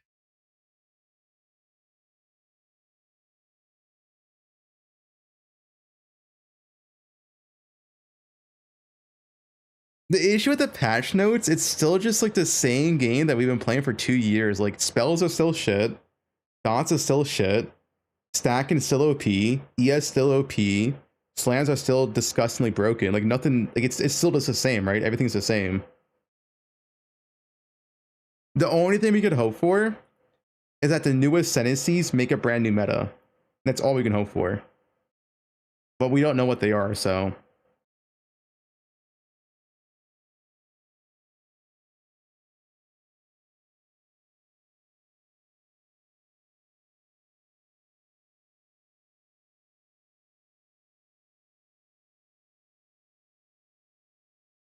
Yeah, and the farm, and they didn't touch puddles. Pedals are fucking, I don't know what the pedals are, man. And then there's less farms this league than last league, as far as I can see. None of the scarabs got, like, they removed exiles, they removed abyss hordes, you lost your merc. So there's no new farms because there's no actual scarab changes. So you have like boxes, Alva. I mean, yeah, it's a.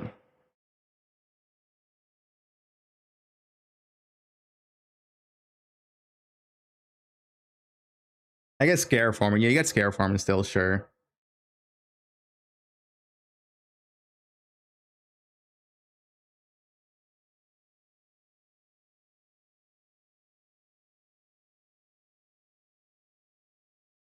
Late ravaged farmers. Like I said, the 2 cope things that I can cope on is that one, the passage tree's not out yet. It's not done. And we don't know all the new ascendancies.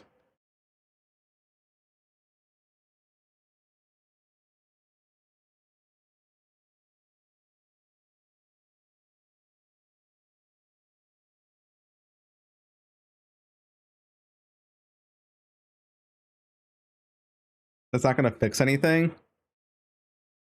What loner? Yeah, we saw this already. We saw this already. These don't give me that much hope. This one's okay. This one is pretty much worthless.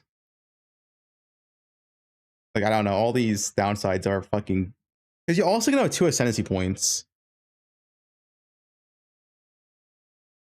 This one's good. This Unleash one's probably the best one here. This Elusive one's okay. It is nice to get removed, sure. This Rage one I don't like, to be honest. This one is good. If you play around it, it's 2 points for 5% max res. Not bad. Sure. And these are all decent. But nothing insane.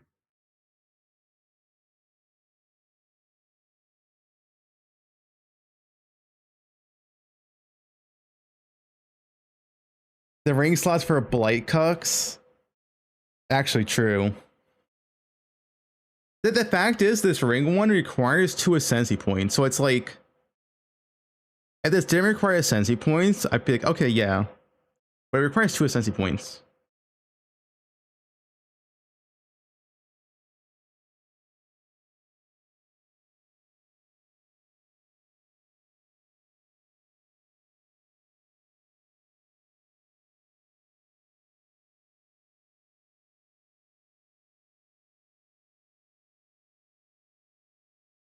Yo, my neck, belt, and flask to be immune. Oh shit. It's good for noobs before they get Headhunter? No. It's shit. You're using 2 ascendancy points. You trade a belt for a ring. A ring on League Start is like equal to a belt. It's not like that much difference, honestly. And it's still 2 ascendancy points.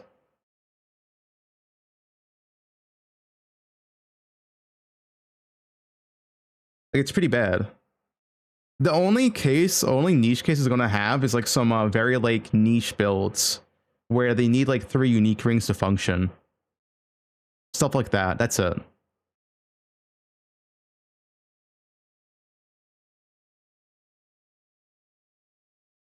Yeah, but I wouldn't use Taman over Ascendancy Node, right? Like, yeah, you say +1 Taman, but let's say you're playing Deadeye. I don't know. I think I'd rather have like Focal Point over +1 Taman or Ricochet while keeping my belt slot. It's the fact that you're using 2 Ascendancy points. Yeah, the Curse Soul Eater ring's gone. They nerfed it. It's over.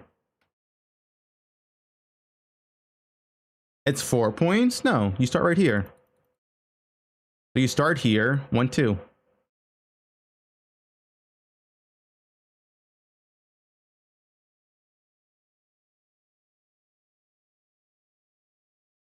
Deadeye, Original Sin, Nimmy's 1 rare ring. Holy dude, you're cooking.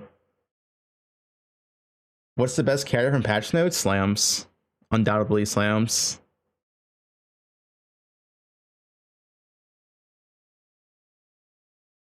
Yeah.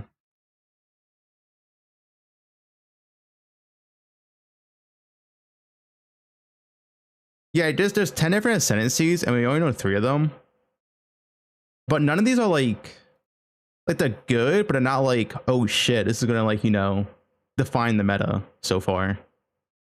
Like this one's good, but it won't like, you know, define the meta type of deal.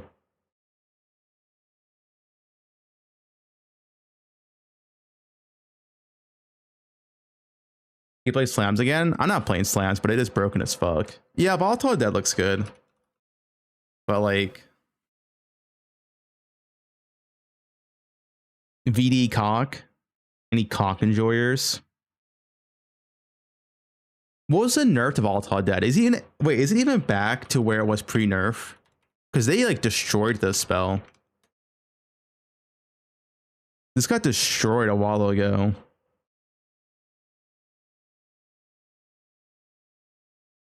This got destroyed.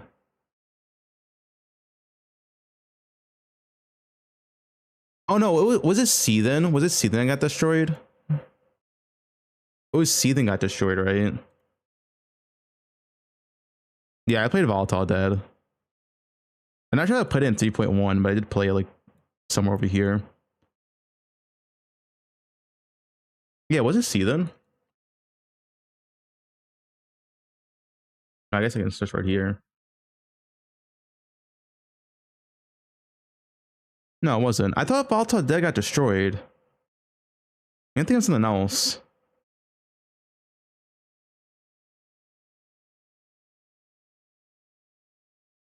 It was Desecrate that got destroyed. Yeah, I know DD was destroyed. I thought they also nerfed Volatile Dead. Oh yeah, they nerfed Monster Life. Yeah, and Desecrate. Yeah, it was Desecrate nerfs. Yeah. So I mean, does this buff even matter then? It's probably just puts Volatile Dead back to what it was before Desecrate nerfs, which is like a good build, but it's not anything super exciting.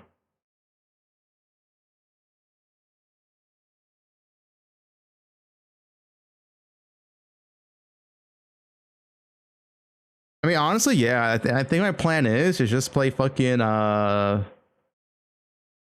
Penance Brand endgame with some bullshit. Oh, maybe Wander endgame.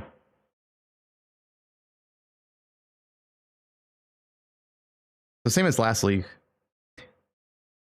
I guess. Yeah, E-Blade's OP still, yeah.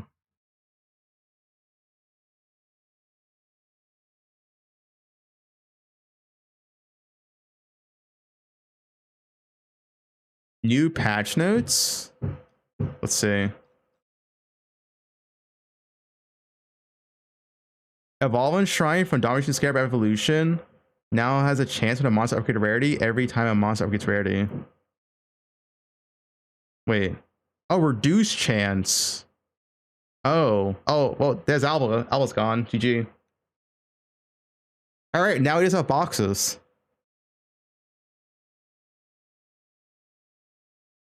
So we went from like 5 forms last league to just boxes.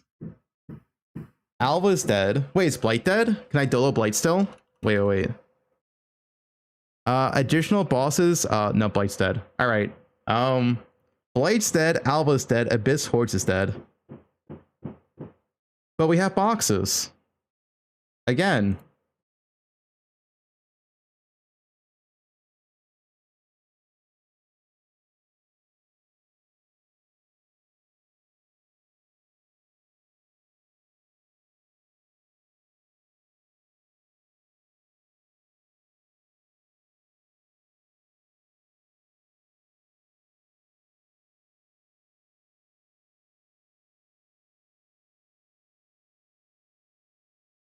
Yeah, they nerfed it. No, not lying. Alba, this... I assume this kills Alba. I assume it kills it.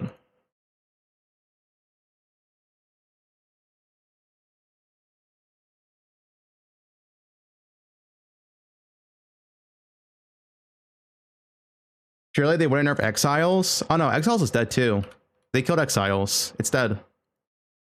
You didn't see it? Giant Exiles are count as regular Exiles when revived. So yeah.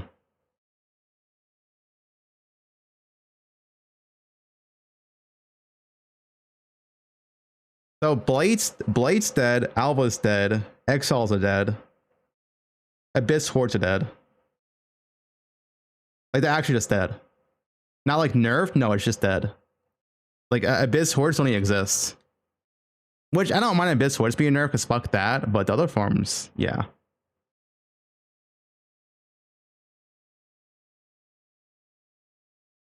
Yeah, you saw Legion.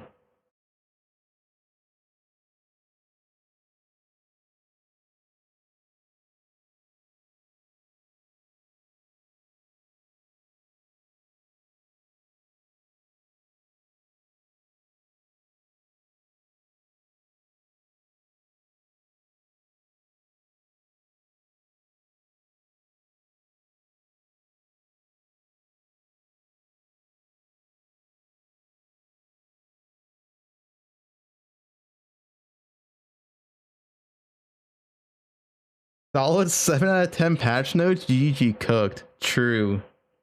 True W.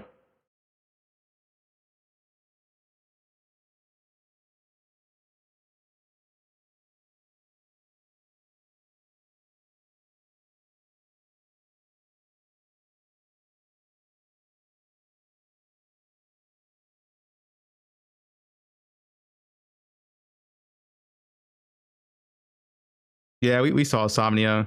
Evo Shrine's nerfed.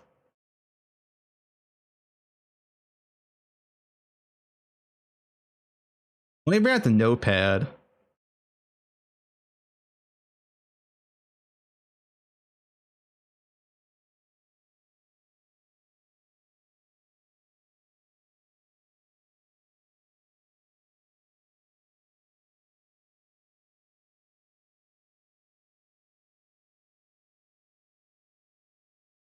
Wait, where's my 3.27 patch notes? Insane.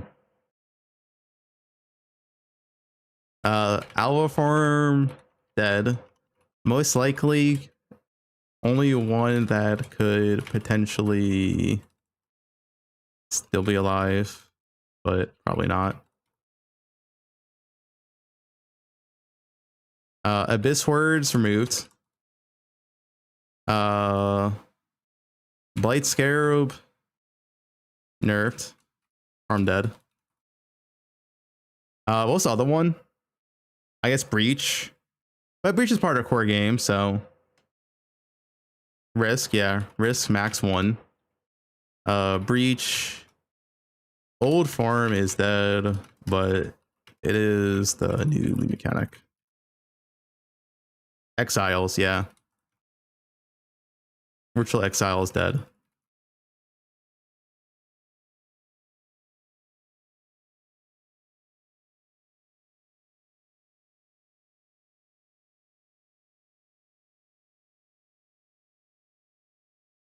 Did Alkengo survive? Alkengo's the same. The Alva nerf? Yeah, we saw it. We already saw it. Harbinger got changes? I don't think so. Wait, let's go with the no Scarab changes outside of the nerfs above. Dude, how is there no Scarab changes, man? That's insane. Besides, like, nerfed.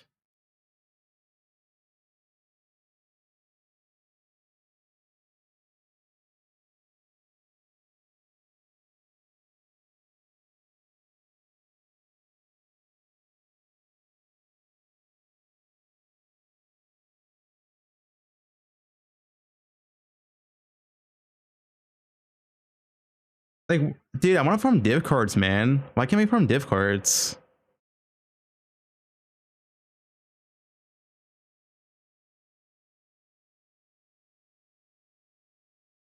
Like, Maven Chisel is such a joke, man. Maven Chisels are the biggest joke in the game, and it's still in the game. I don't know, dude. Like, if I give a prompt to Chat GPT, I'm pretty sure it can make better patch notes than this.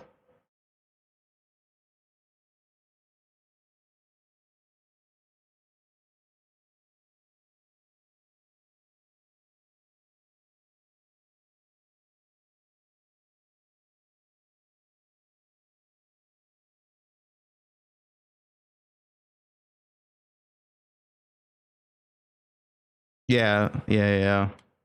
Map effect nerfed. See, I don't mind map effect being nerfed if they actually edited like the loot back in somewhere else, but they just nerfed map effect and it got replaced with like 5% increase rares, which is like whatever.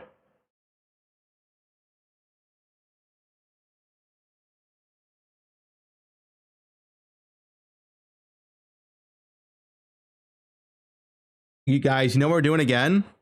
Guys, you wouldn't believe me. We're gonna do day 1 Legion into tier 17 boxes. What?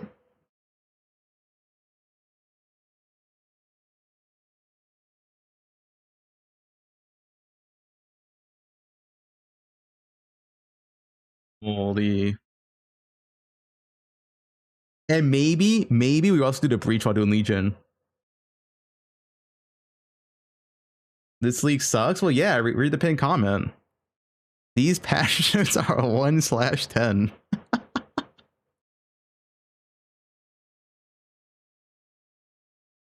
The thing is, I think the league mechanic itself is pretty cool and pretty interesting. It could be pretty fun because Breach is a fun mechanic, but the patch notes are so terrible. They were like literally some of the worst patch notes, or maybe the worst patch notes outside of like 3.15 that I've seen. Like just like there's barely any changes, and now we're playing the same meta for like, you know, year and a half type of deal.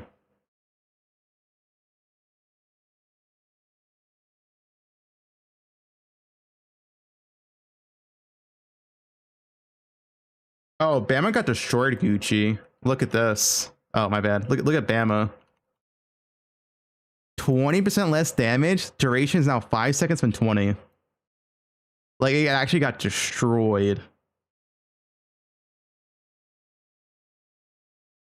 1/4 of the duration with less damage.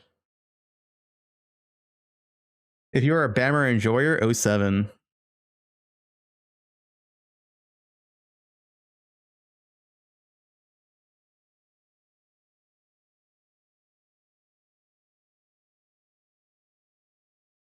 I mean, but Barn and Clone's got 32% less damage.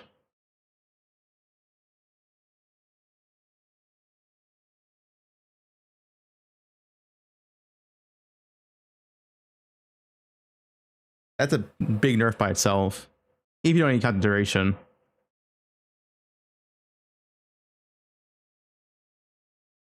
I mean, LA is the same as last league.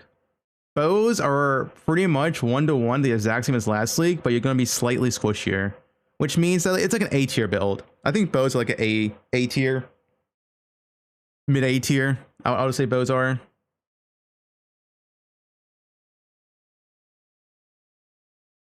Yeah, Slammer's broken. The only thing they nerfed with Slammers was Fisher. That's it. Everything else with Slammers are the same. So Slammers are disgustingly broken still.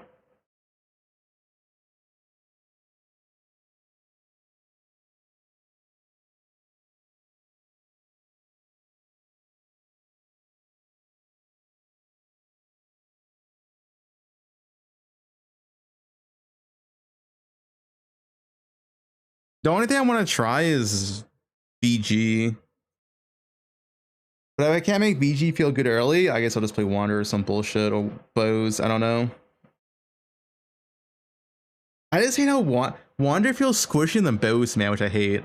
Wander early league feels...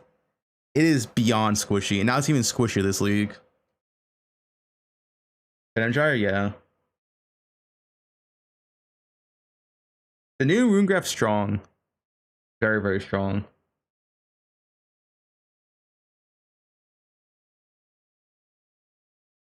New rune graph, you are limited to 1 projectile, but you get +1 chain and fork. So like any skill that can play at 1 projectile, this is like insane. Like you get chain and fork for a single mastery point.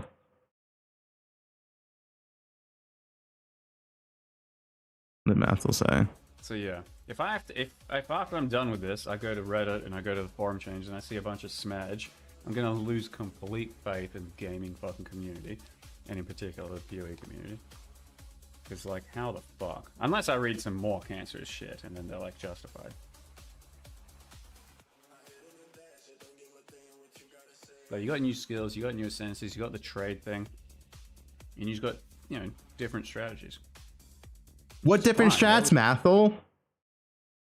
Mathel doesn't play endgame juice though. So like he's talking about stuff he doesn't know about, right? Like, I don't know.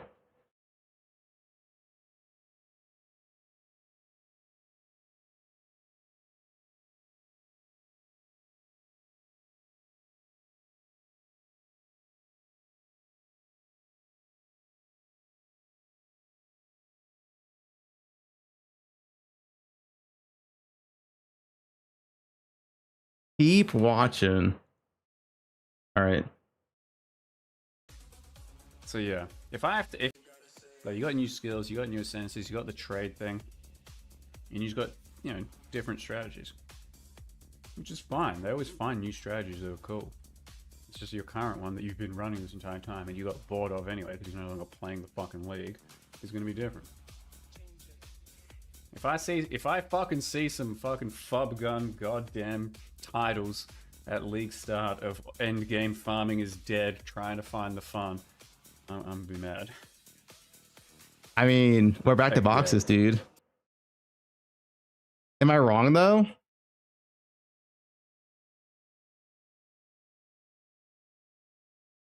But what new forms did they give though? Like, I don't know how people say this, but what new forms? Because they only took away forms, they didn't add any scarab changes. Like, what new forms?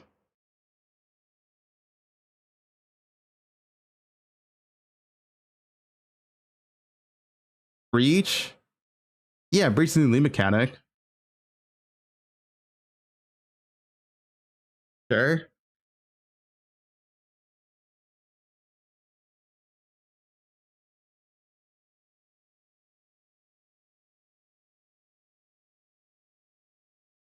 You can still form Legion, Harvest, Beyond, Bees. Ah, sick, dude.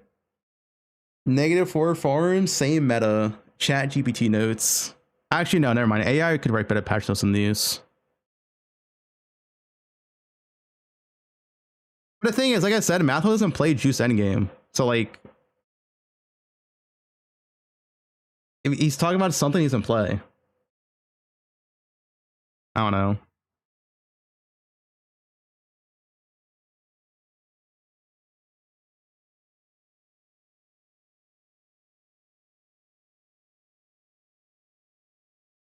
It's like if I comment on the current hardcore class viability on League Stars. Like, I don't play hardcore League Star. I don't play, like, why would I comment on that? I have no knowledge of it. It's the same deal.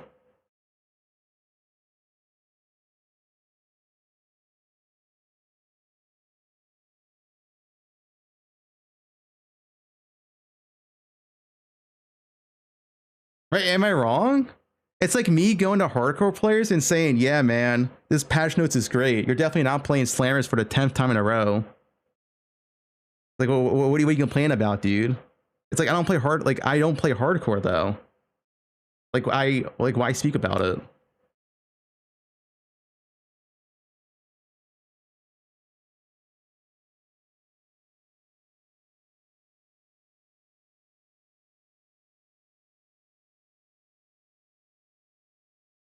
Where's Madara? He said go next.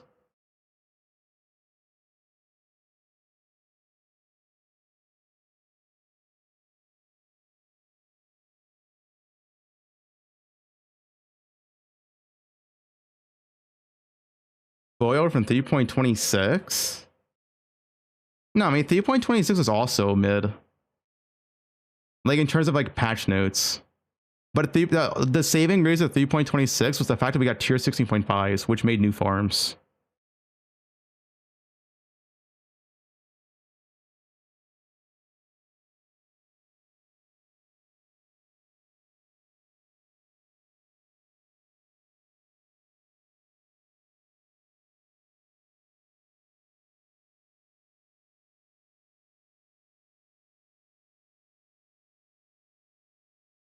Madara's going back to Mega Bonk. Yep.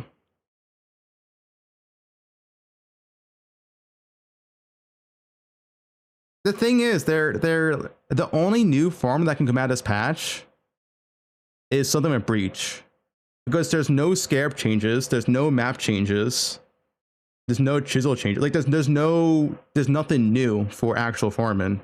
It's just nerfs.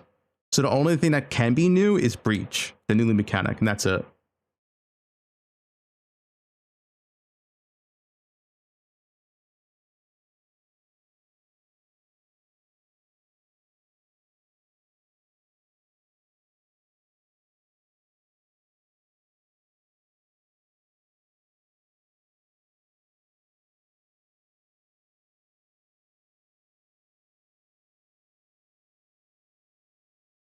The only lead from Breach is from the tree? No.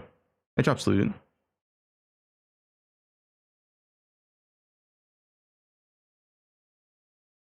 Like, dude, what are these dumbass comments, dude?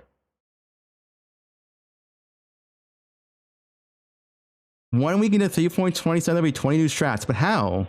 There's no scarab changes. I'm just banning this guy. How can there be new strats when there's no scarab changes? There's no lead mechanic changes besides the nerfs, which just makes the strats worse. Like, tell me how.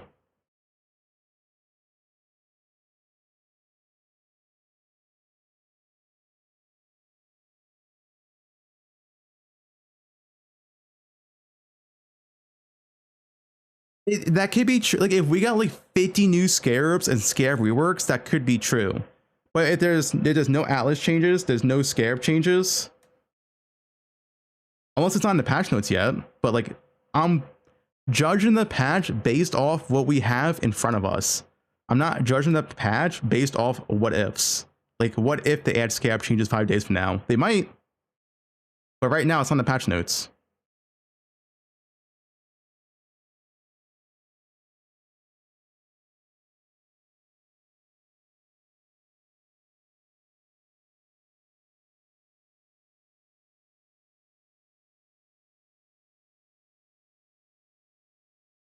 Like, I'm judging the patch notes off of right now with what we have, right? Not what ifs. There can't be new farms outside of Breach itself because there's no changes to anything. Like, there's no scarabs, there's no map changes, there's no tier 17, no pedal changes, right? Like, there literally cannot be a new strat besides Breach itself.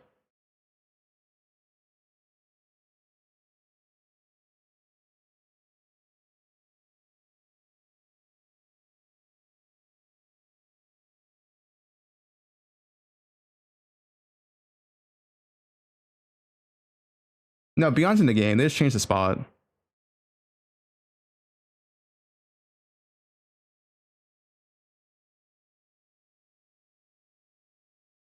Maybe that changes in 5 days. Maybe they add like 50 scarab changes in 5 days. But like I said, I'm judging the patch notes based off what we have in front of us. I don't know what's missing or if there's anything missing. I don't know.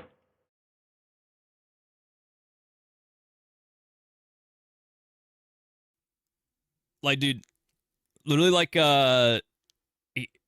what was it, Necropolis or whatever? Dude was dooming so hard, game is dead, in-game dead. Ended up making, like, literally one single update later, dropped 8 mirrors one day. And it's like, game's good, guys. I'm having so much fun now. Yeah, but you remember when that happened? Because they hard fixed the patch. You guys remember Necropolis? They hard fixed the patch. But I was correct at the start. They literally buffed the patch after it came out. Right? Like, or you know, Fub is definitely a drama queen. Okay, not true. Like, dude. Okay, how am I wrong though? How am I wrong? For people that played Necropolis, the timeline was the patch came out, then they buffed it after I doomed about it. That was the timeline. Like, the 10 mirrors in 1 day was not possible before the patch. The Row Exile Off Flame did not exist day one. That was added like 3-4 days after, right? All the stuff that was OP did not come until after.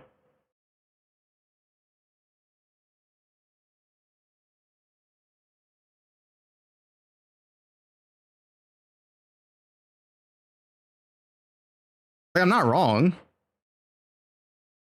If Necropolis day one never got patched, it would have been turbo shit. It was still turbo shit, but they patched it multiple times after launch, which then made new farms. But once again, remember, more multipliers also did not exist. On Necropolis League launch, more multipliers were not a thing.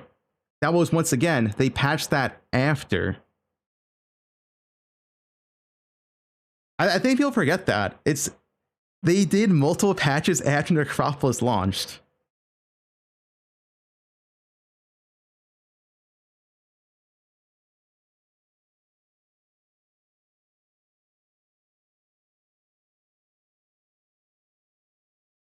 I don't see I'm wrong though. Like, yeah, if they maybe a week after this patch, they also giga buff like all the scarabs, and then we have new farms. But once again, that's not right now. That's a patch.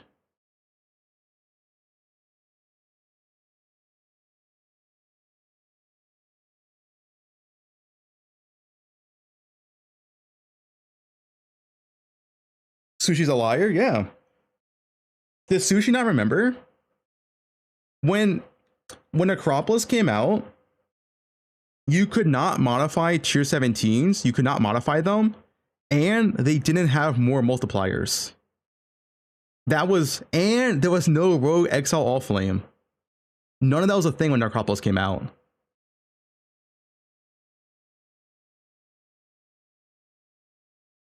That was all patched after.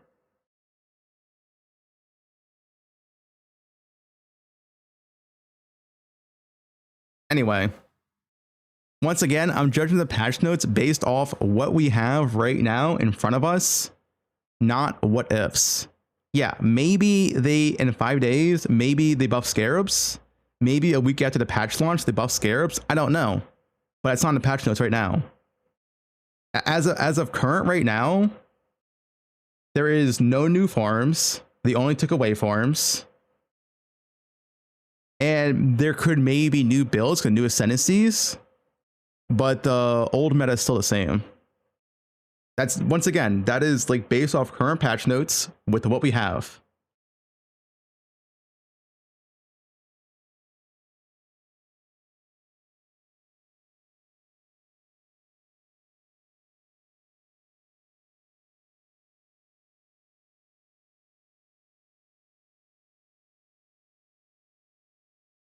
The Dynasty Scarab one's ambiguous wording. Dude, there's no way they buffed Evolve and Shrine. You're telling me they buffed this? That is just straight up cope.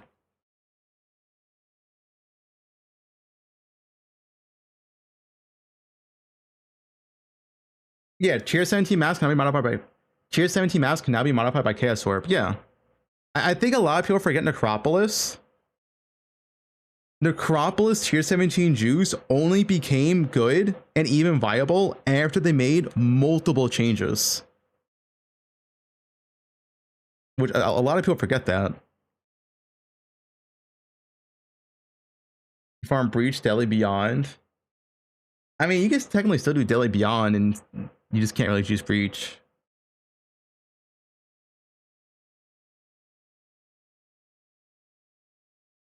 I mean, my start's the same.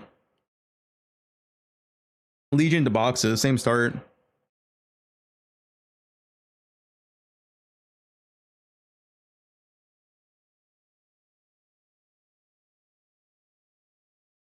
What build? Either Wander or VG. That's what I'm thinking of.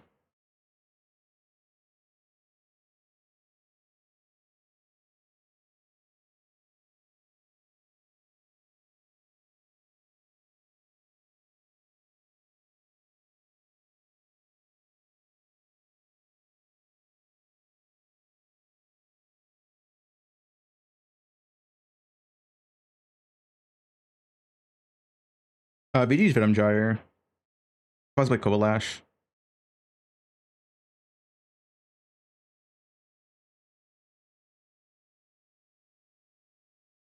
I'm raging? No, I'm not raging. I'm just being realistic. Dude, I don't like try to sugarcoat shit. I just say it as it is. Like, if the patch is shit, the patch is shit. Like, I'm not trying to like hype up every single change and patch. I don't know, man. I just try to be honest.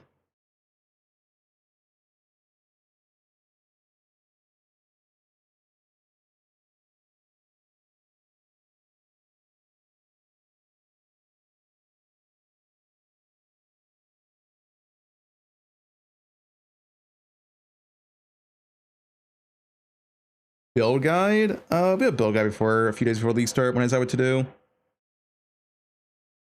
Isn't VG squishy? Yeah, but what else are you playing? Like, wands are also squishy. Bows are also squishy. Assassin, if you want to play that, also squishy.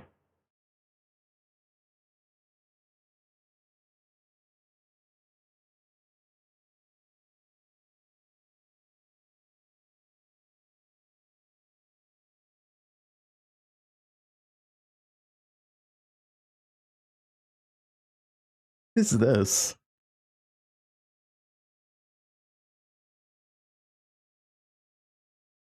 Thoughts on Bow? Same as last league.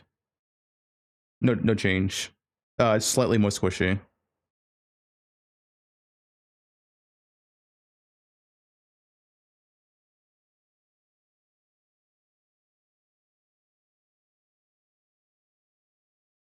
Map effect gone? I mean, true.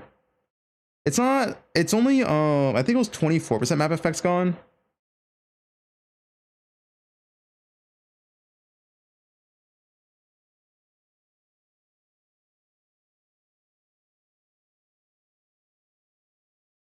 Yeah, Earthshatter is insane.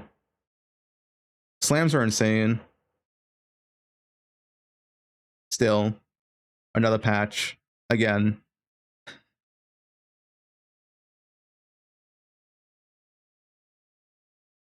Yeah, Mana Man's the same, right? Yeah.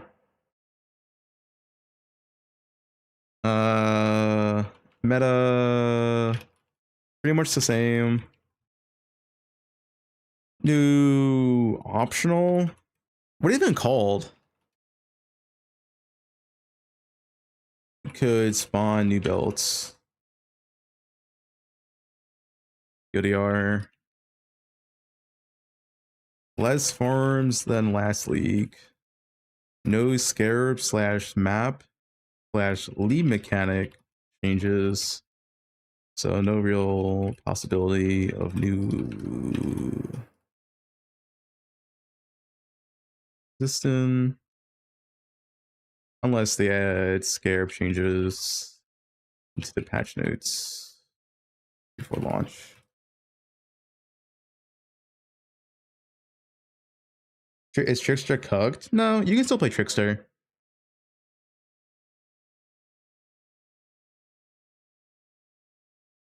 Mamba? I don't like Mamba though. I really don't like the clear.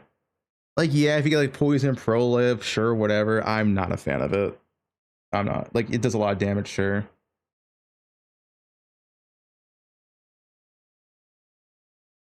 Is it 32%? How they're saying the top three of the 5 are dead? What do you mean dead? The only thing that's dead here is Forbidden Right, which is not even technically dead in Fissure, but the Fissure is replaced by another slam skill and you're doing the exact same thing with the exact same build. Like, Fissure is just replaced.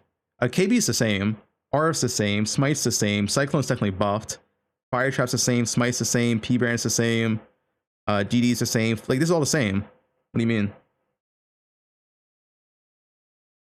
Yeah, Forbidden Right's not even dead. Forbidden Right's just cock only now. So the only thing that's changed here is Fissure, which is dead, but Fissure is just replaced by another slam skill that's not nerfed. You play Earth Shatter. So yeah, it's the same meta.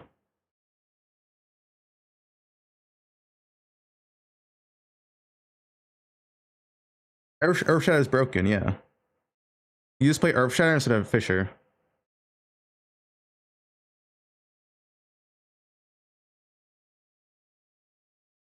So like nothing really changes.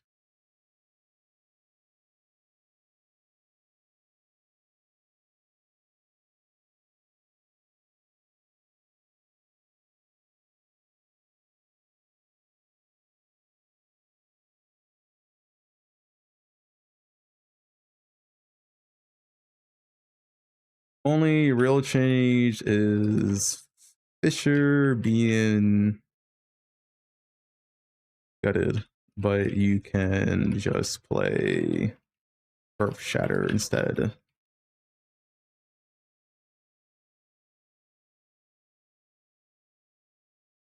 Yeah, Bama got nerfed. Bama got nerfed. But Bama wasn't like part of like the top tier meta. Like, it was good.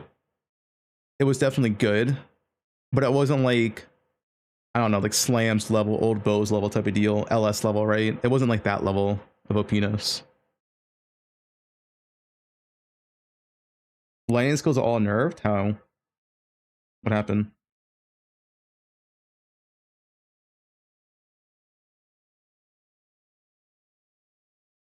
No Dory Merc? Okay, we didn't have Doriani in 3.25. So you want to say no mercs? Just look at 3.25. You don't need mercs.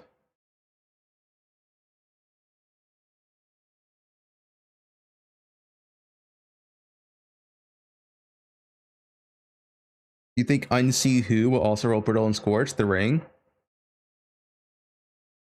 If it does, then it's good. Because that's free Brittle. If. Big if.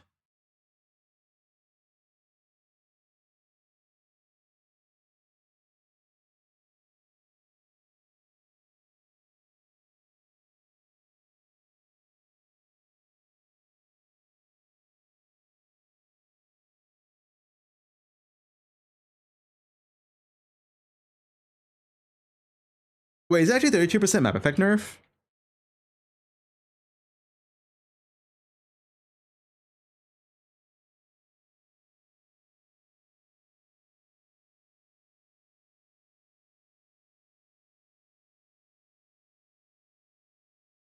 I thought it was like 27%.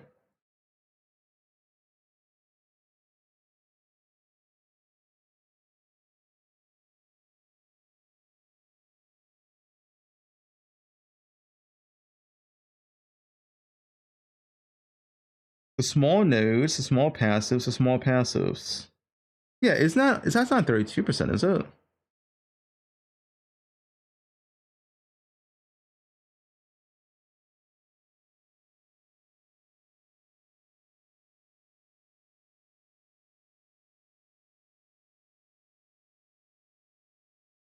It's just a small nodes, right? Wait, Alice. So it's, I mean, it's only 3, right? It's this one, 3, 6, 9, 12, 15, 18, 21, 24. Isn't that all the change? It's only 24%? What am I missing? So 4 nodes in the middle.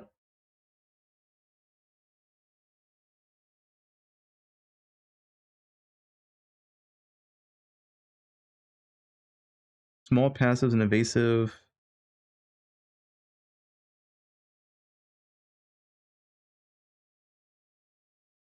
Oh, these nodes.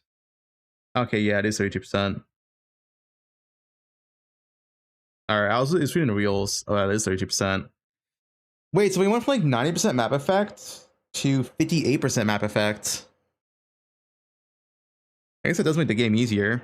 Dude, it's so much less loot. Holy fuck. Dude, is this patch? We're gonna have so much less loot. Yo, you know what doesn't care for map effect that much? Strong boxes.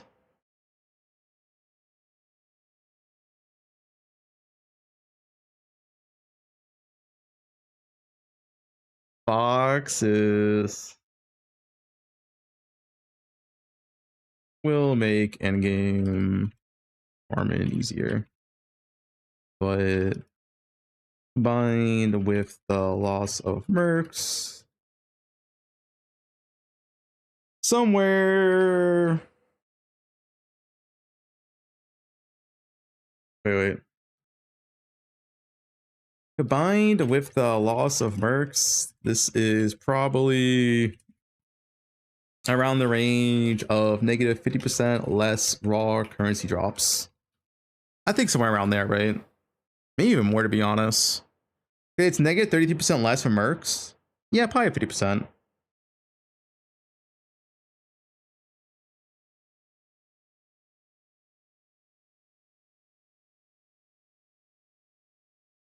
Fracture farming.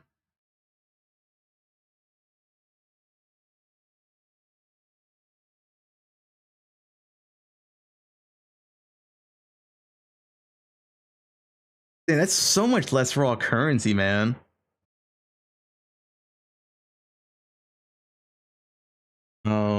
Won't really affect tile loot, which will probably make another comeback this patch. Strong boxes. Ultimatum. Oh, ultimatum is so strong. None of these nerfs affect ultimatum. It was already so strong. The ultimatum is so good now.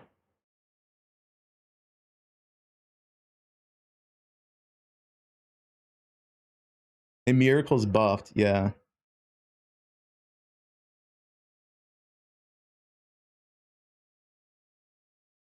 Heist? I'm not heisting. What's a good ultimatum build? Go to miracles. You just AFK ulti builds.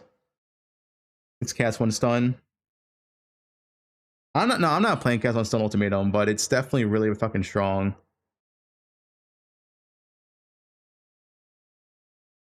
Yeah, tier 17 map mods also lost some quant.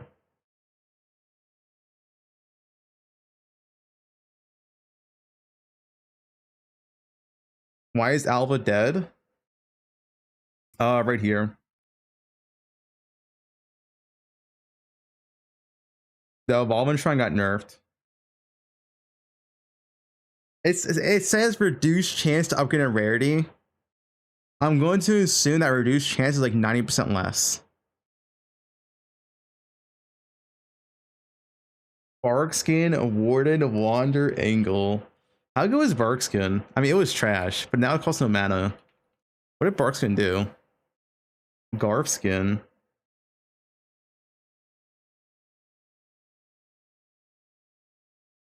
Wait, that's all it does? You're not clicking this, Marty. There's no way. There's no way you're clicking this. That's all it does? Oh, you have more chance to evade. That's good.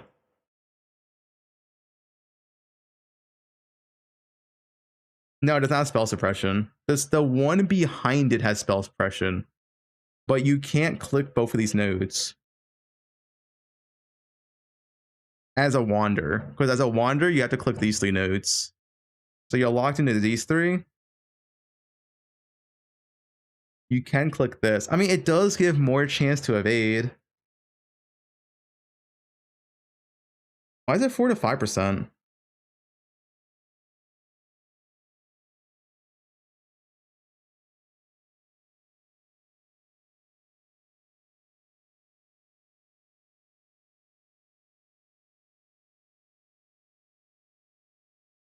Wait, why are these 2 separate numbers?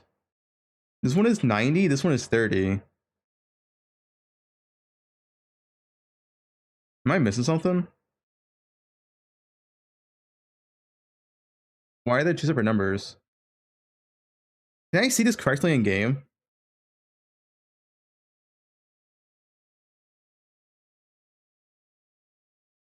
It scales at level. Maybe Pop shows it. Big patch.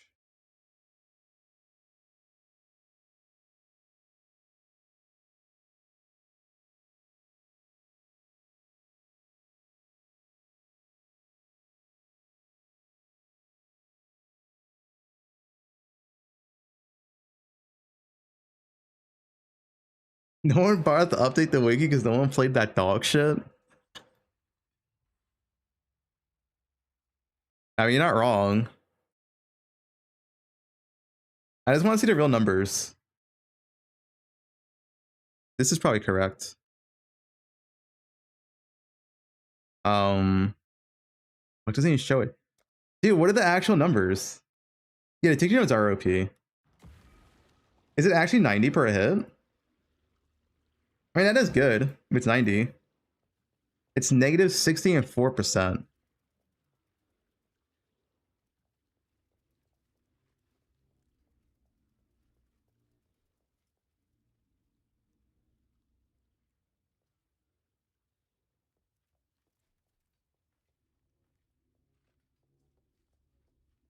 Well, there's no way you're clicking at normal lab. You want damage for leveling. Wait, let me go on a warden. Do I even have a warden? I might have rolled it, to be honest.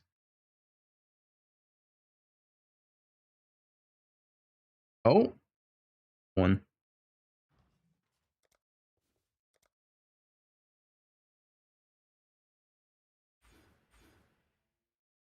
No, they nerfed Blight. Dolo Blight is gone.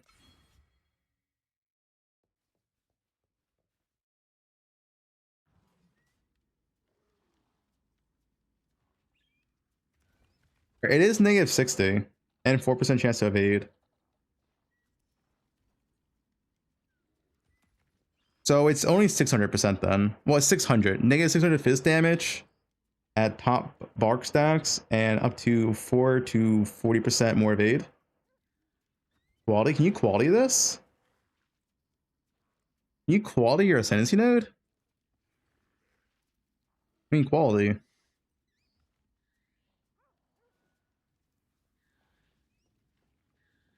Long game, yeah, okay.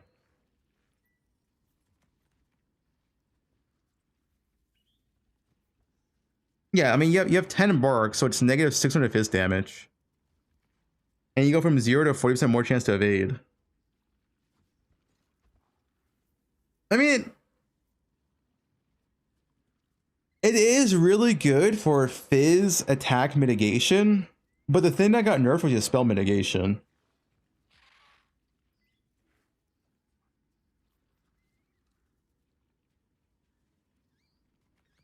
And you can't take this, because you need to take these 2 nodes.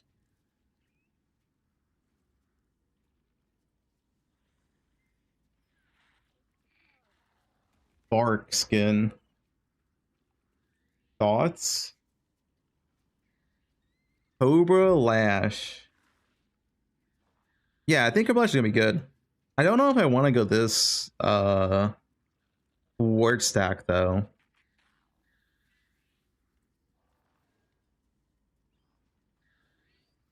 I guess still have Svalin.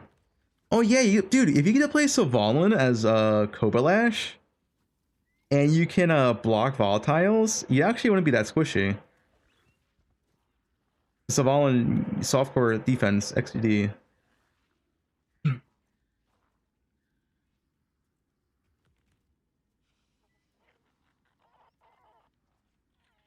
Svalin 1 Emir. It wasn't that expensive this time around, right?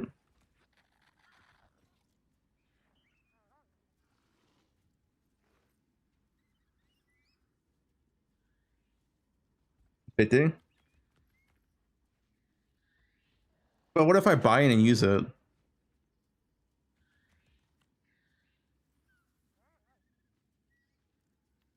What's it go to?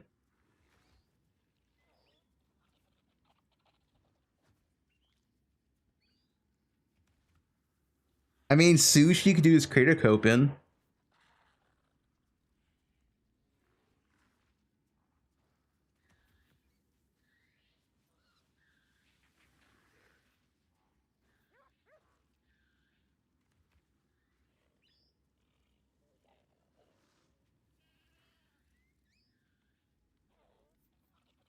Yeah, I mean, I think Barkskin's okay to click now. For sure.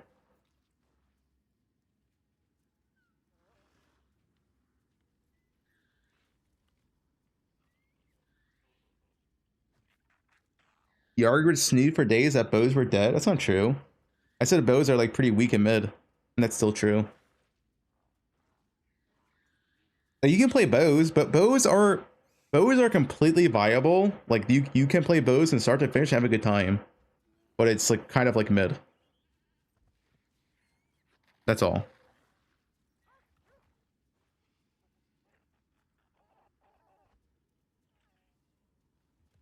Like, I wouldn't recommend it.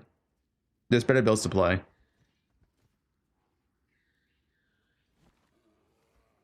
They buffed Outlaw? Oh shit.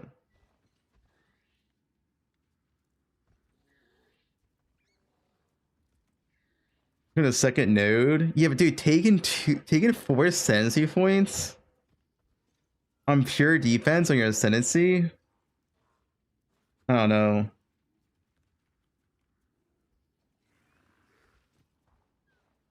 And that means you can't take any of the new shit, I guess.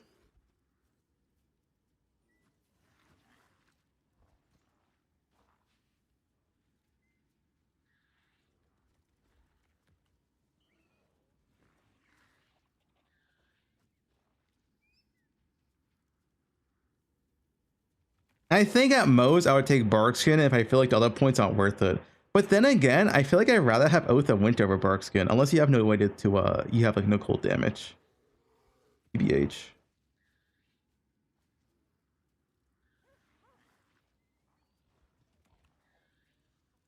What farms got nerfed? Blade's dead. Alva got nerfed, might be dead.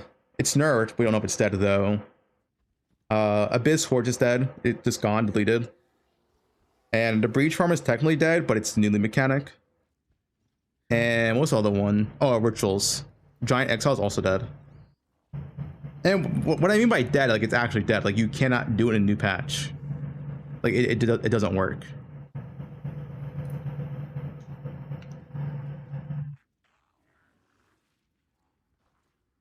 Yeah, Gravicious is also dead. What's the exact line for Gravicious?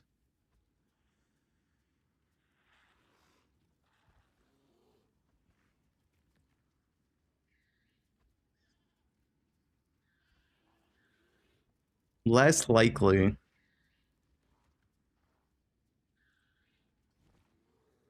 It's just, guys, it's just a car. Guys, it's just a car.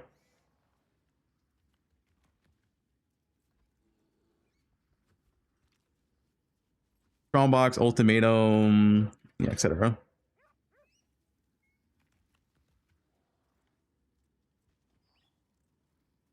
Dude, weren't we complaining about loot tiles like 2 patches ago?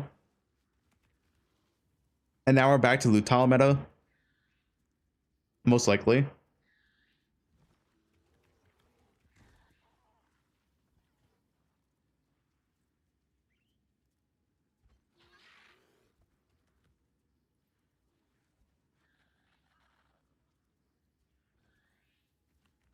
What is a loot tile? A loot tile is a mechanic that gives you a certain reward and does not scale with stuff like quantity, like map quant.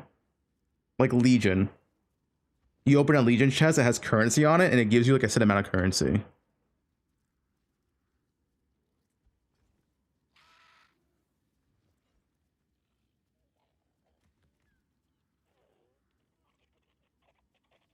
Yeah, Legion's still good. Legion's still good, Box is still good. Ultimatum, very good.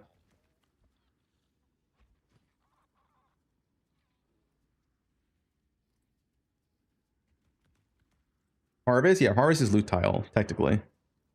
Although, I don't know, Harvest is nerfed. Harvest is nerfed, actually. Because Harvest, you wanted to stack map effect for pack size. That is nerfed, actually.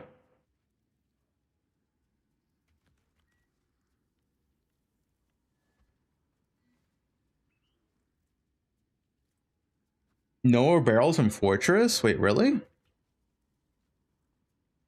No, it's still in the game. Why is this here?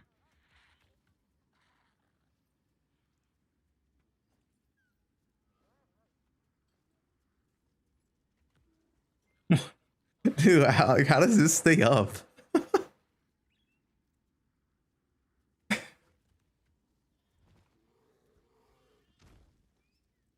Yeah, Fortress barrels aren't nerfed. The drops end? No, drops are still going on. They're active for 24 hours. Where's the 32% coming from? That's how much map effect we lost in Atlas.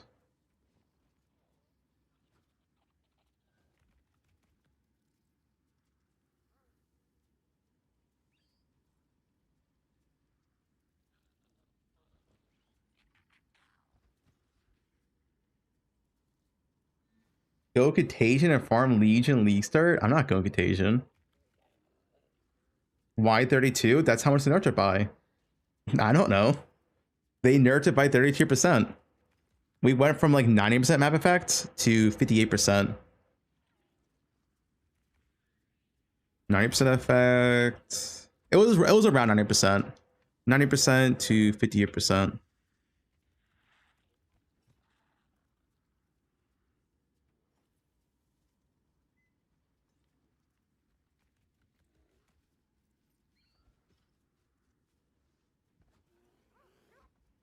Yeah, Bama got nerfed.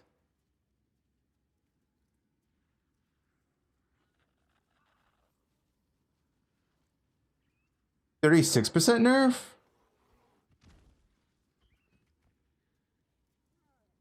No, it's 32%. What's this, dude?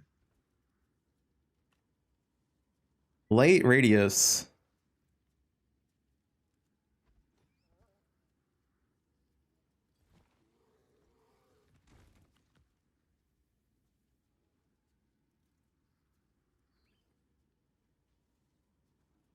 How much damage are you getting out of this?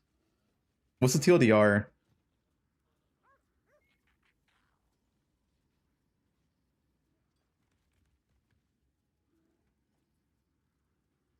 Why is Alva dead? Evolution Scarab. I can put it in here.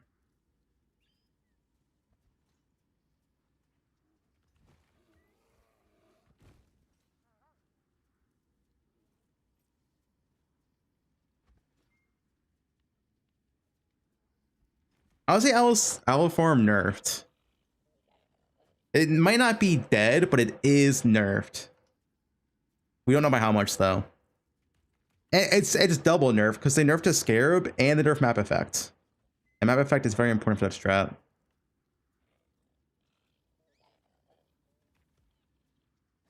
Why is Blight dead? The OP Blight form is dead. The casual Blight form is the same.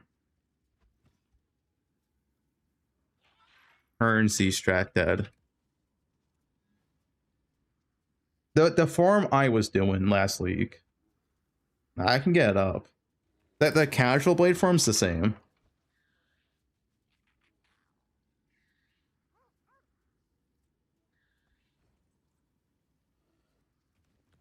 A Ruse build is a minion build. This one. This farm is nerfed. This is a good farm. This is nerfed. By a lot. By a ton. Dude, the explosions from this were insane.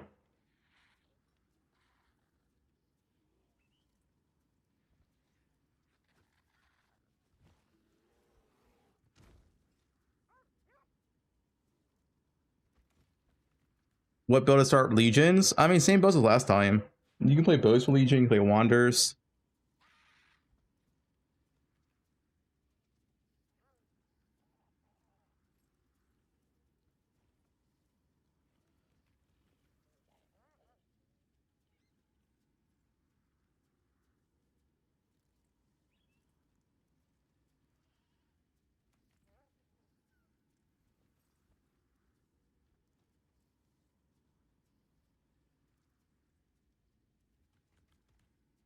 Auric Ignite for Legion. Titanic Blight still alive? No. Titanic Blight would dog shit. Okay, first of all, Titanic Blight by itself is dog shit. The baseline. But that's nerfed because they nerfed the Scarab, the good Scarab. And they nerf Map Effect. And Map Effect nerf is an indirect nerf to Titanic Scarab. Like, I cannot stress enough how big a nerf this is. That map effect loss is massive. It is massive.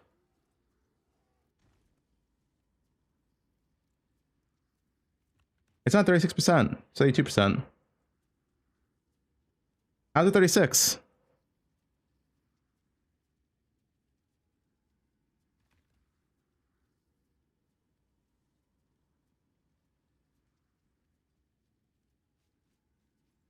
No, that's not, no, Shay, we're not talking percentage. We're talking, it's 32% on this tree lost. On the tree.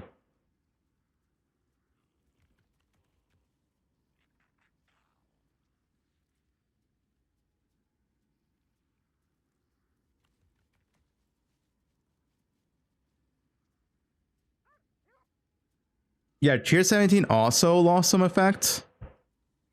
Tier 17 modifiers also give less quant / rarity.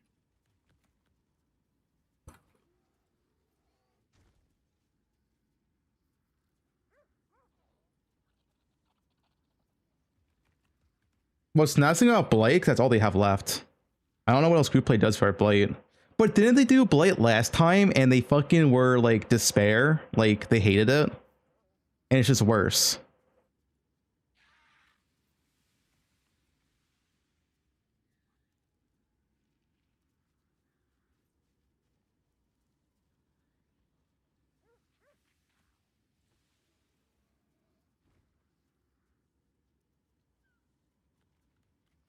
It's worse than what they did already. The thing is, Titanic Scarab got nerfed a lot by this as well. Like it's so much less quant rarity pack size. It's massive.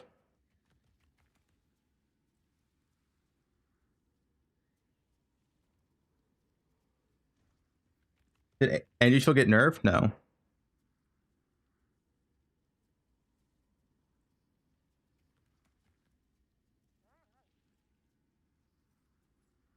Get on this.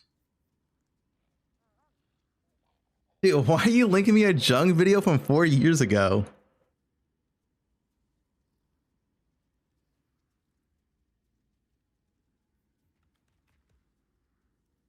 Oh, look at old Jung Roan. Onto Reddit of the 2-second Shaper kill, and I want to go over what's going on in that clip. So Reap has a lot of built-in multipliers that other skills just don't have. Blood charges, which can be stacked up to a maximum of 5 when you hit something and don't kill it, give you an overall multiplier of 1.75 times. Reap can also... Alright, Jung.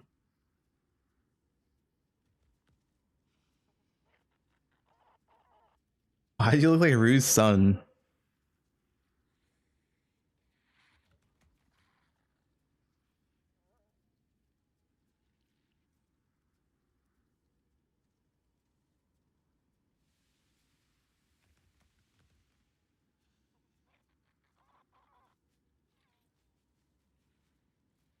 I mean, yeah, for builds, yeah.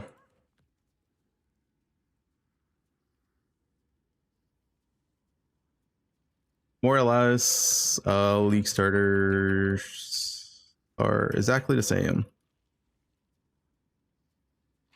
Maybe some cock poison stuff.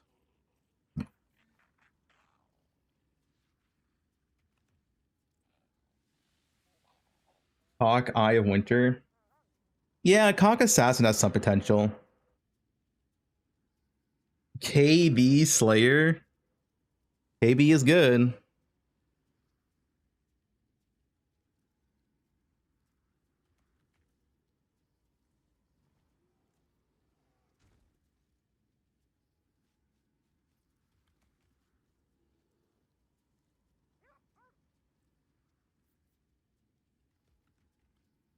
All right, the league starters are the same from last league. Unless you want to do something new with a new skill. It's the same.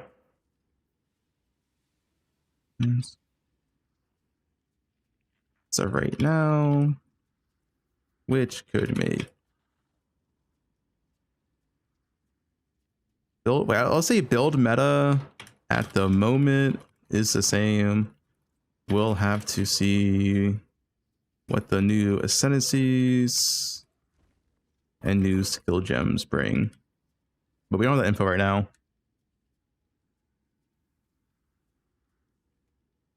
Did they nerf golems? Yeah. Golems lost 50% effect. Quite, I mean, it's quite a big golem nerf, especially early on. I think endgame is kind of fine, but yeah. It's still good. You can still play Elementalists. It's still good, but it is a big nerf though.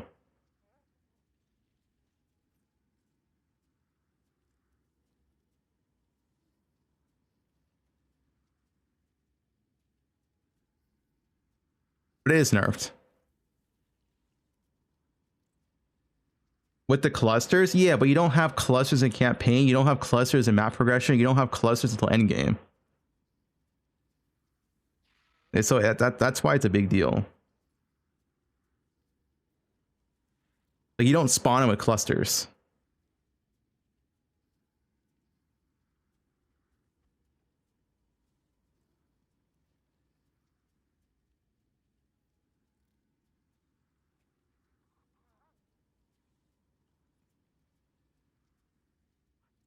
Yeah, I mean, elementals is still good. It's still good. I don't think they should have nerfed it. I feel like, I don't know, elemental should have got one more league, but whatever.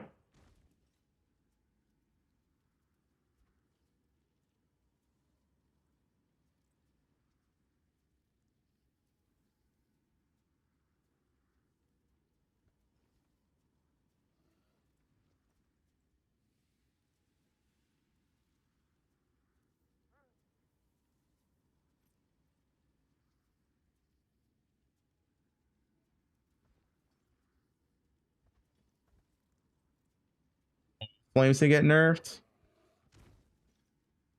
Oh, this thing? Yeah, I mean, this thing is OP, but the price of this became so absurd that it wasn't worth farming anymore. Like, it was like a 10D an hour farm.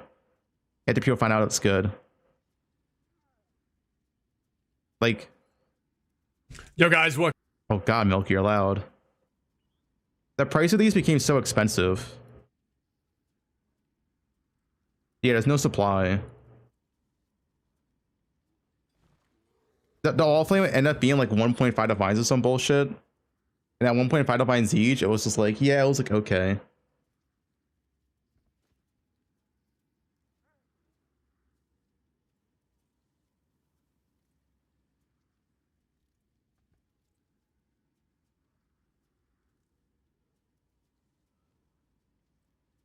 Ravs also nerfed? Yeah, it's true. Probably less people doing Syndicate.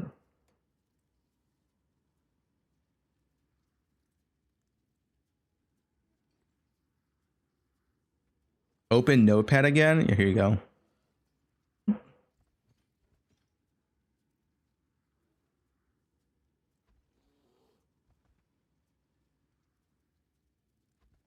How does the Scarab change alter the strat? How does the Scarab change alter the Alpha strat?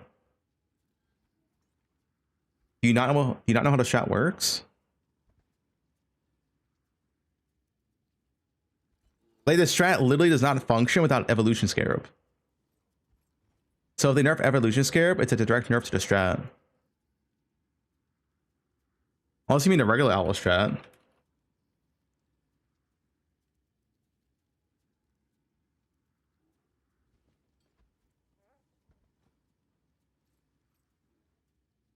What's the gem for sale? U13.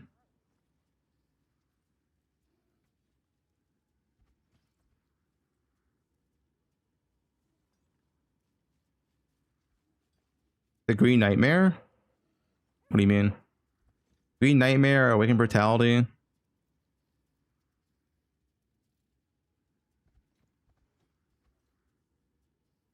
Yeah, True Somnia.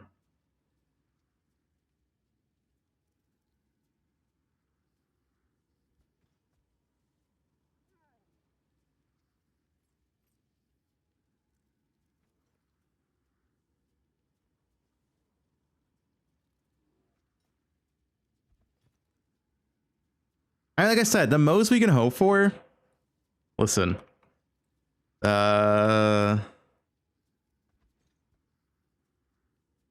They did say patch notes were not fully done.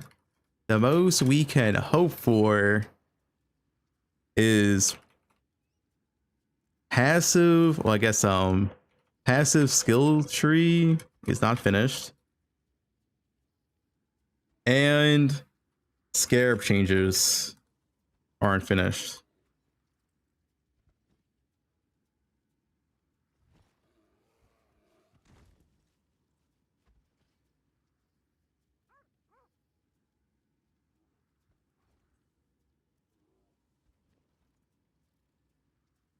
That's what we can hope for.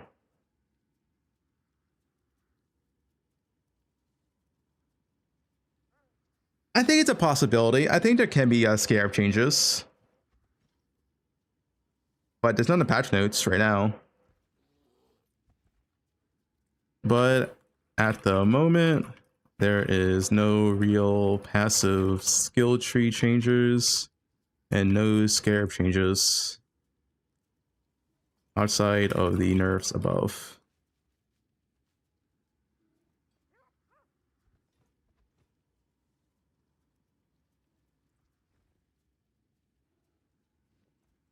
No, Wander's got new base types. Are we getting new ascendancies if you go throughout the week? Are we? I have no idea. I'm pretty sure all the ascendancy changes are in here. Like that's on the patch notes already.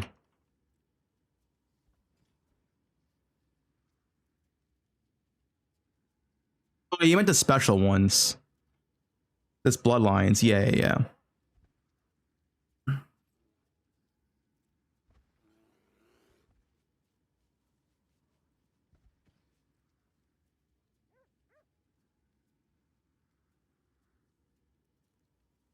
Yeah.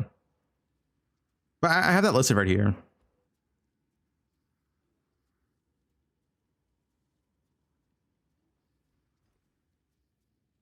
With the new bloodline ascendancies.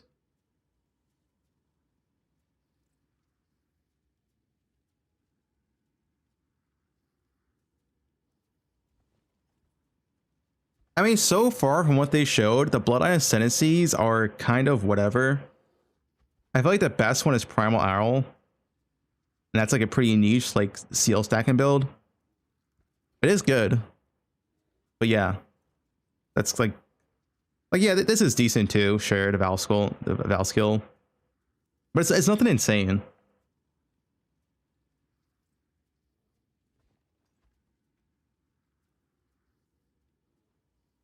Grab some males? No idea. The Rage one? I'm not a big fan of the Rage one. Once again, it's 2 ascendancy points, and you'll never be full Rage, which means you're missing damage. Because every 1 point of Rage is 1% more damage.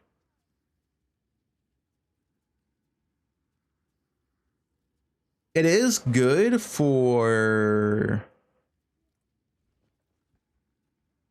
Berserker, potentially. Then again, you lose your Rage though, man. I don't know, because Berserker has that 1 node, right? But like, you lose your Rage at full. So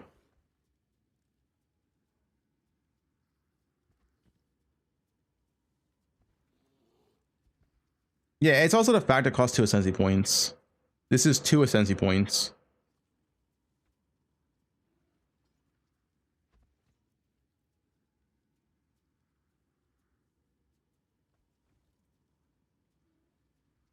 Pathfinders that use unique gloves. Wait, I just realized. This does say on attack hit. Which is different than every other node that says melee attack hit. Or melee hit. So you could spec into this and not this, and just take the small node. I guess. Yeah, you could just spec into this and not take this. One point ascendancy. Unironically, this for 1 point is pretty good. If you can't get Rage otherwise. Because that's 30% more damage. Which is above average ascendancy. Yeah, but if you use unique gloves. I'm just saying, 30% more damage is real. Yeah, but you can't always use glove implicit, because if you want to use unique gloves, that's what I'm saying.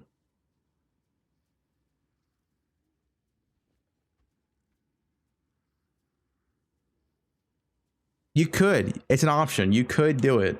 I'm not saying it's like optimal, but there could be some scenarios where you could do this.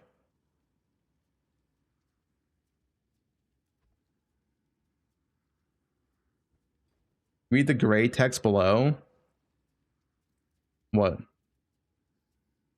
I know what Rage does. What do you mean? The other point, you put in your small ascendancy node right here. I don't know. 10% proj. Yeah, guys, I know how Rage works. This is how it works since it reworked. What are you guys talking about? Is that adrenaline worth the second point? How are you gonna proc this with fucking 2 Rage on hit? It's 4 Rage per second. then it takes forever to get the rage back. Nah, you. When I'm talking about something that's niche, it's very, very niche.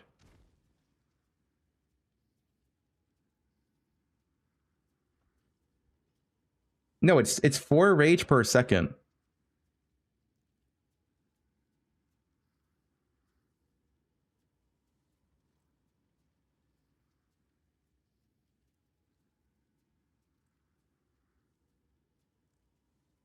Is Aloe Beyond still a thing? They nerfed it.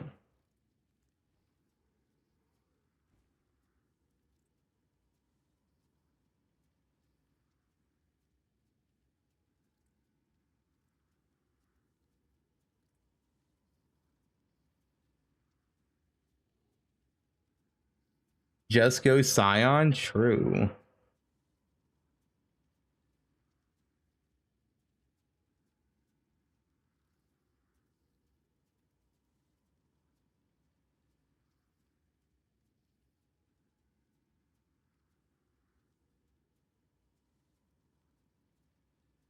Hmm.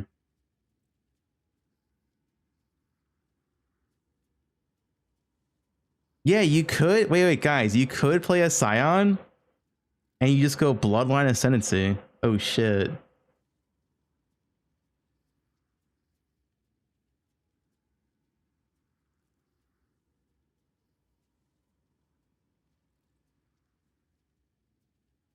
Because, like, the Scion last point's not needed.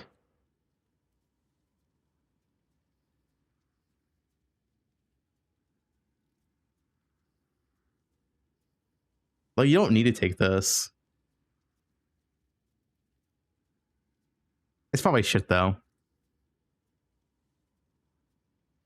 Max 6 points. Each one is different. This one is 4 points. 4, 6. But also, the way they set these up, you will never take all the points. Like, there's not going to be a Unleash Seal stacking, Elusive Rage stacking build, right? Like, it's like you're never going to take all 6. They're just like all different.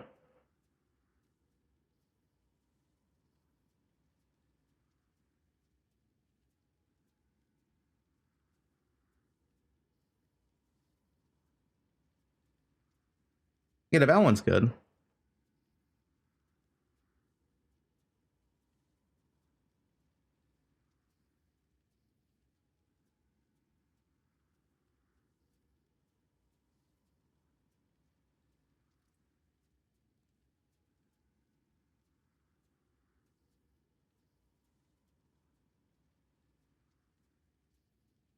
Inquisitor Bloodline.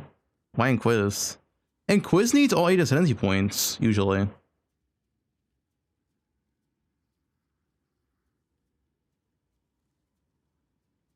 Usually as Inquis, you do this. Or if you want to go Fanaticism, you need Instruments of Zeal. Like, usually it's something, right? It's like these two. Yeah, Jug Bloodline can work. Jug Bloodline can work because you don't need all the Sensi points here. You honestly don't need a lot of this. Usually at most, you're getting like this. Everything else is kind of optional. This is nice. Accuracy stack, right?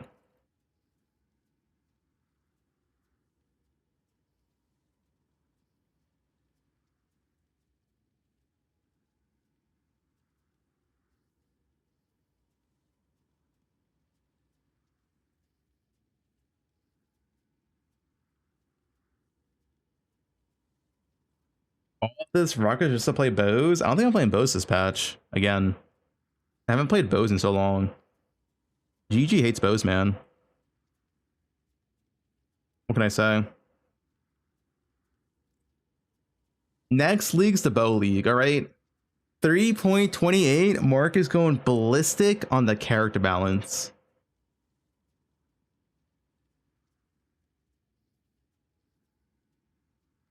I mean, I'm either playing Wander or VG. I'm gonna test out VG and see how it is.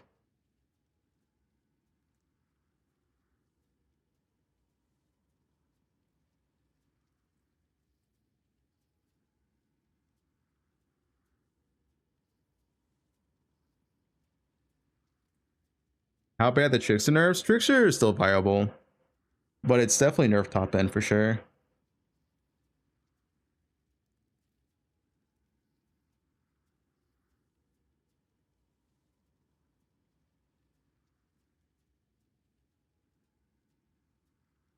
Fisher's dead. I need a drink. Here, B.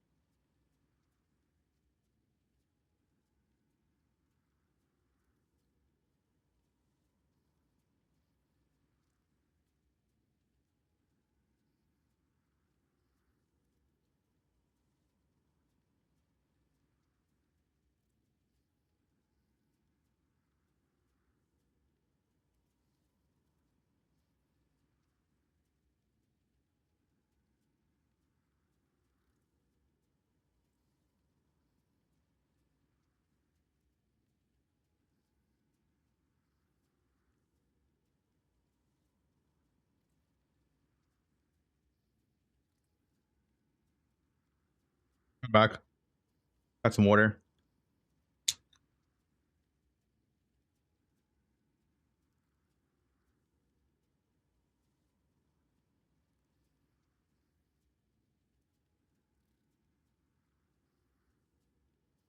What up?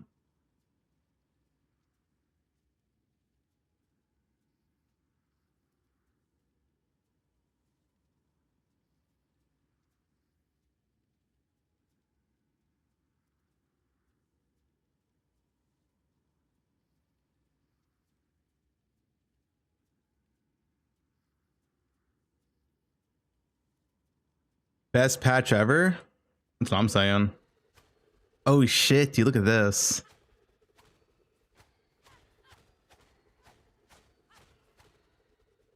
I'm not up to that just yet. Yeah, the game became a lot easier for sure.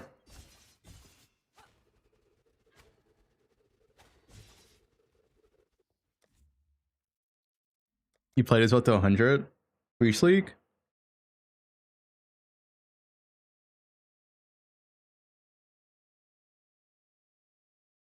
They buff bows. If you want to play bows, play PoE 2.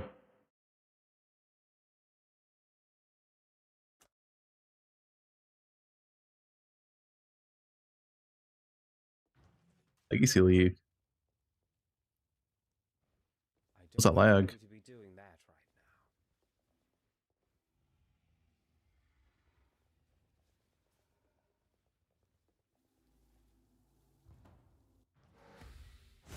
Yeah, I think it's either Wander or VG. I'm gonna try out VG first. Dude, the one thing I hate about Wander, like I might play Wander like endgame, but dude, Wander early on is just so fucking squishy, man. It's so squishy.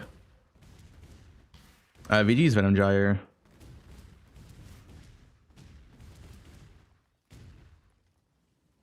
Yeah, honestly, when you get head enter, it's fine. What class do you have for VG? Same.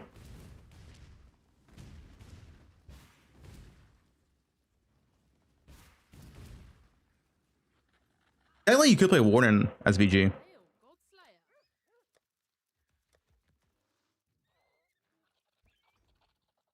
But you want to play Deadeye if you play Cobra Lash.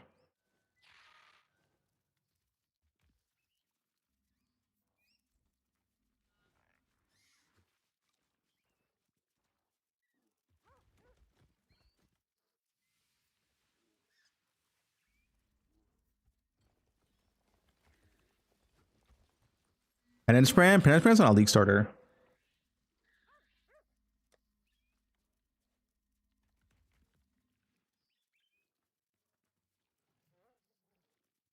Yeah, Gonzo's melee weapon, so you could go Warden.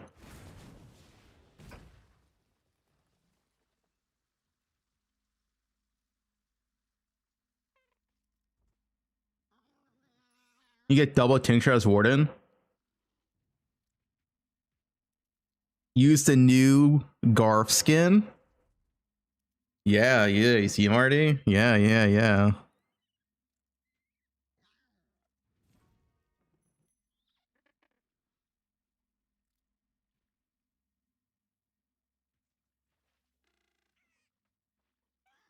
No, Fisher's dead.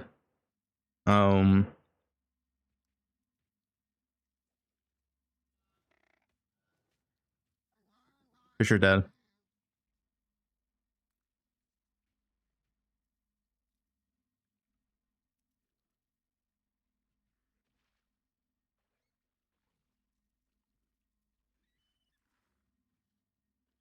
Although I'm pretty sure when he did I for clear.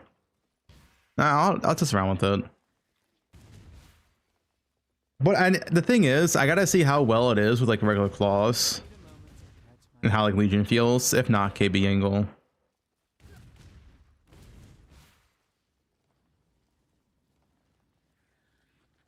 Bone Shatter? Yeah, Bone Shatter is buffed.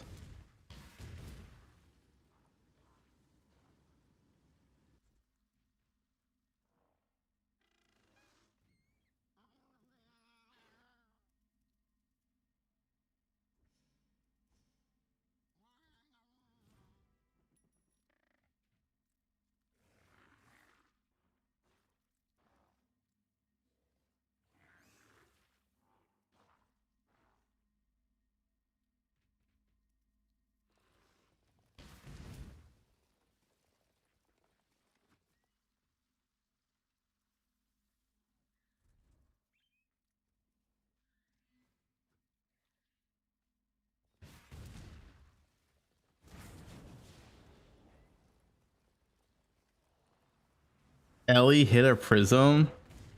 People are doing the League Start Wanderers as Warden with Oh no, the thing is though, you didn't. Oh man, wait, what do you do now? Okay, so you used to do Warden KB. but you use Pconk and Econk to carry you until like Uber Lab. But now both of those are giga nerfed.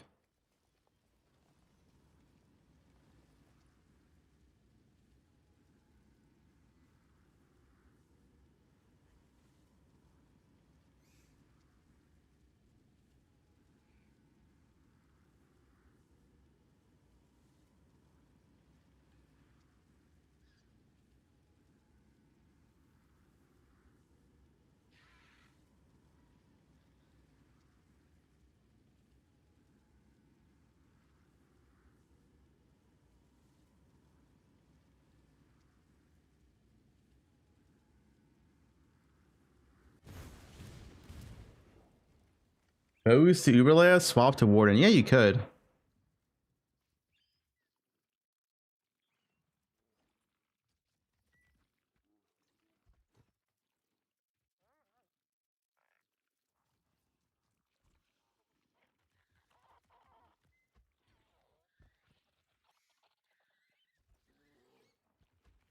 Kinetic Rain. That one has the most potential for boss damage if it overlaps properly.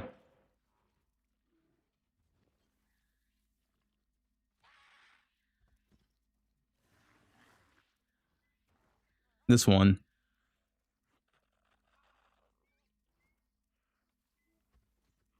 It's a lot.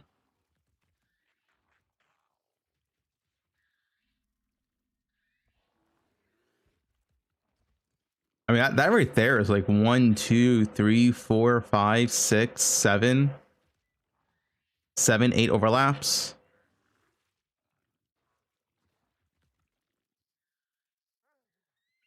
Yeah. More with AoE.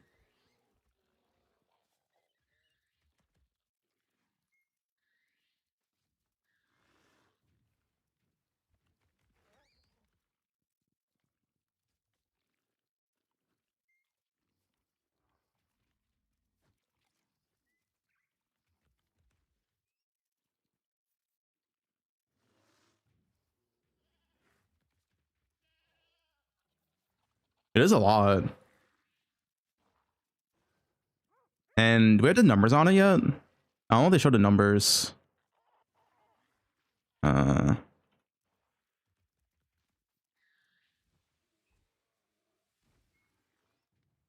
what is it called? Keepers. What's the page called? Keepers?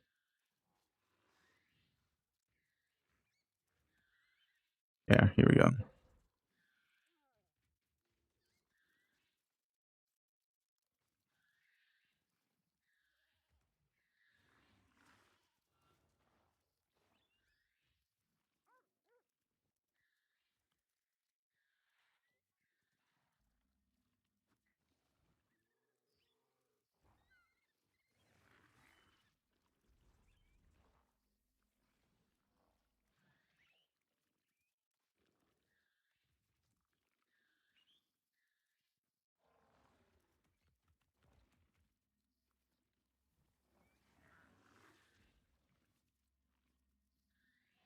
One 43% of base.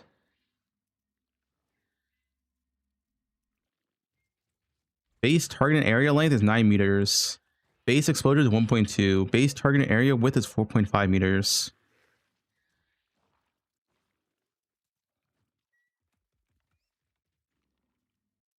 Okay. Then you get kinetic anomaly after. So is this like 300% per hit?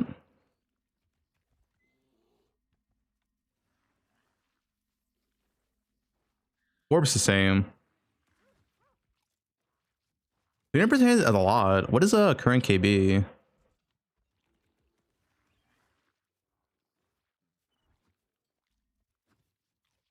Current KB is 155.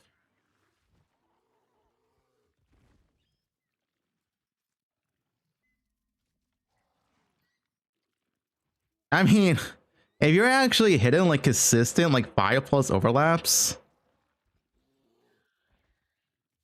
you're getting like 1500% base damage. That's a lot. But how does this skill look when it's actually standing still? That's what I wonder. Can it fall in the same area? Like he moves, right? He keeps moving, so I don't know like what does it look like when he's standing still.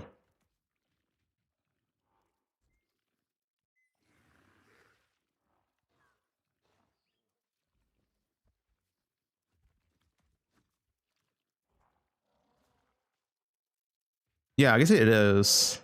Interesting. Right here. The skill looks kind of mid for clearing though, so you might like a 2 swap.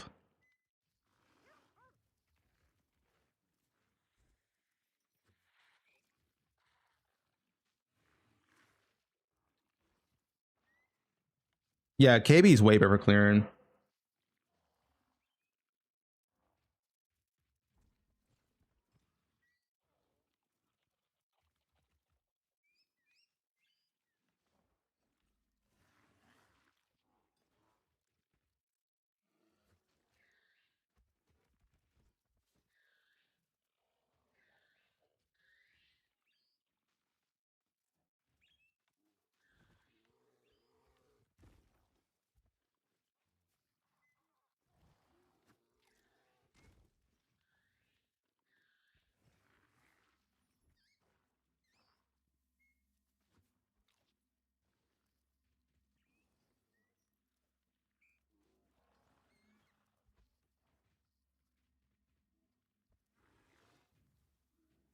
I mean, it might have potential.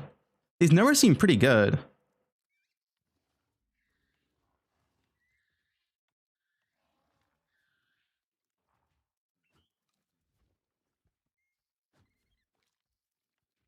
The numbers seem pretty good.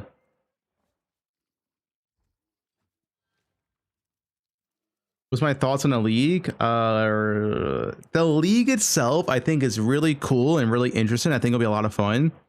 But I think the patch notes are dog shit.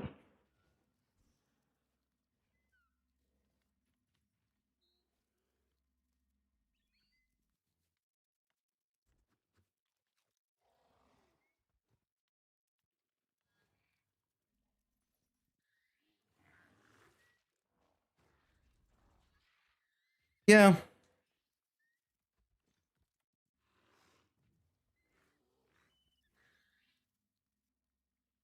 I think it's got a lot of potential. And you don't need to scale plus proj either.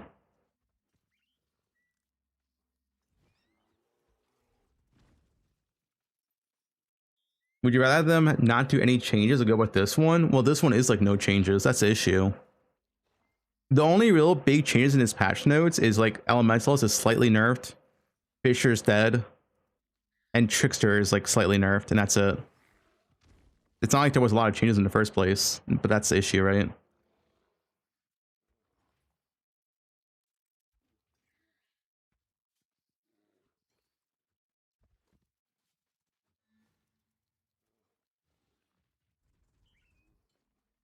And overlap. Right here, the overlap seems kind of bad. Is it not David the Duper with the raid? Yo, Sushi, playing Mana Man again for the 4th league in a row?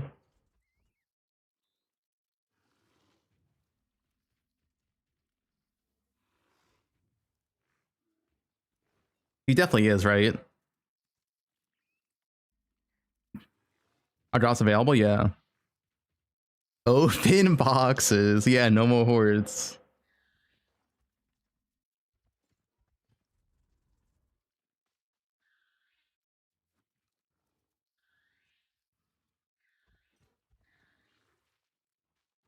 I'm not a drama queen, dude. I just call the patch what it is. But listen, I'm being optimistic. Maybe we don't have all the scarab changes in. Maybe they didn't put the pedal buffs in. Maybe the passive skill tree changes aren't in, right?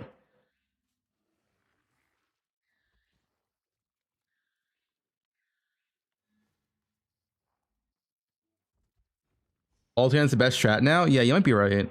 Ultimatum might be the best strat in the game now.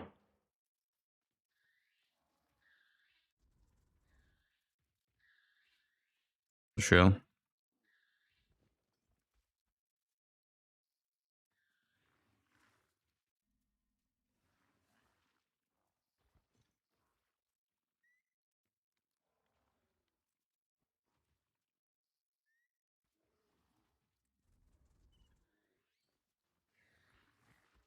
Cast one stun, dead without breach. I mean, you can play Ultimatum without cast one stun. Like, just other builds that can do it.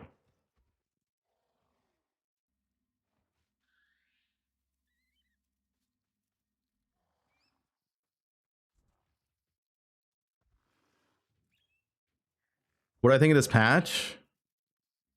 Patch notes, 1 out of 10. I think the league itself looks like a 9 out of 10. The league mechanic, because it's breach and I love breach.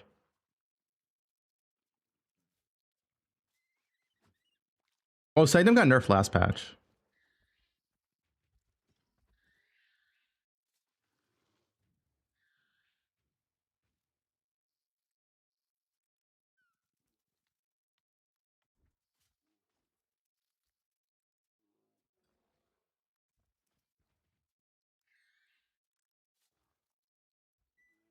So it's a 10 out of 10 league? Yeah, if you add them both together, it's 10 out of 10. The only shit part of this patch is the farm mechanics change. That's not true. I don't even mind farm. Like, I like farms changing. But what they did was they removed, not nerfed, they removed a lot of the farms and they didn't add anything bonus. Like, if they removed farms, but then, like, you know, change scarabs, so then we have new farms, that's fine. But they didn't even change scarabs. All the scarabs are the same, and they just removed the old farms, which just results in less farms.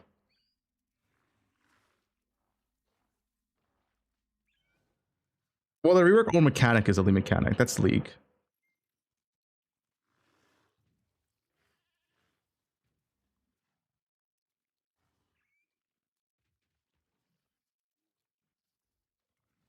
Bob cosplay? Hold up. There's a Bob 5 cosplay alert. So I can't really. Holy. When is Goth freerun? Build. Hopefully, I haven't read patch notes yet. No spoilers. So. Goth free? Are you streaming, Fubgun?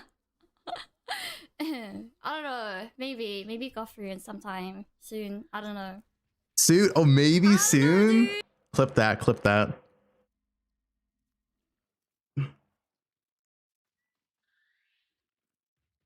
I heard it. Maybe soon.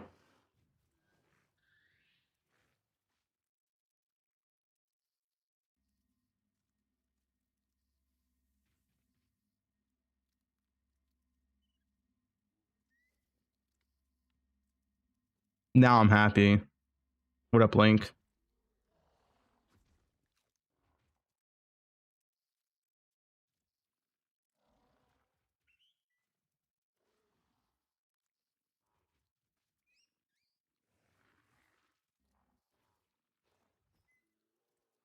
Is the SS not a big one? What do you mean SS?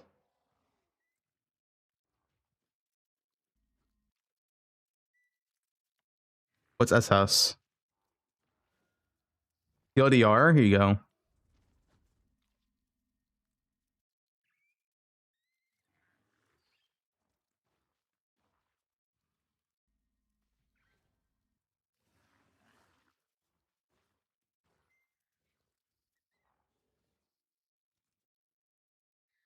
Boxes were not a good farm? Yeah, they were.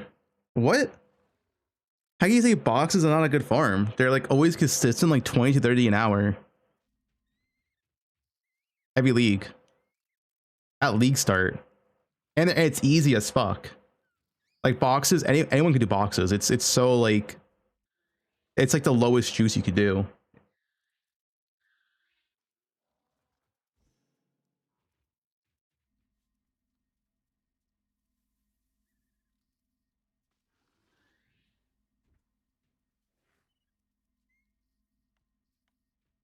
Yeah, boxes are good, just boring.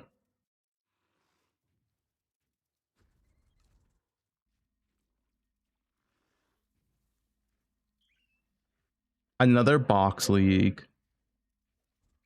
Does the action speed nerf matter on Trickster? Yeah. Because you're losing 8% more.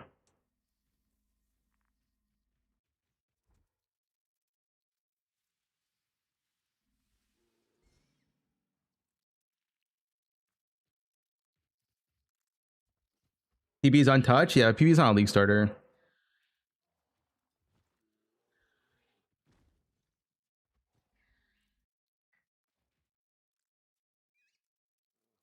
Nerfing stuff by 10%, yeah. Yeah, E-Blade's pretty good. E-Blade is pretty good, but I don't like E-Blade for like a clear.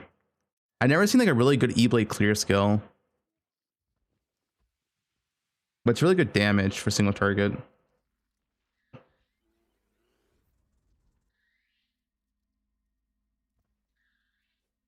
E-Blade Venom Gyre? Holy. True. Oh, it's a blade. Yeah, never mind.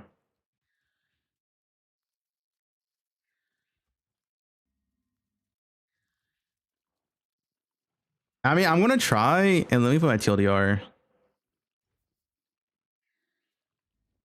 Current thoughts. Current build thoughts. Either Wander, new skill has potential. Maybe it's good. Or VG / Kobalash.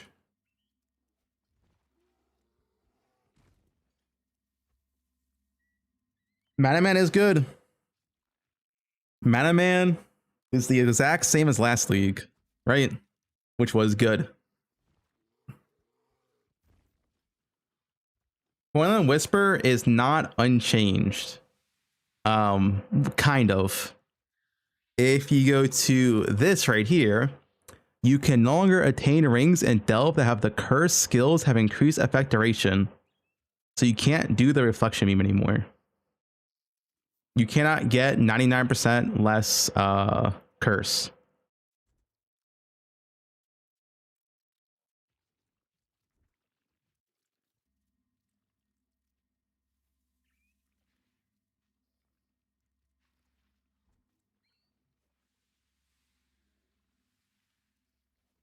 Yeah, Forbidden Right self-cast is probably not going to feel great, but you can still play Forbidden Right cast on crit.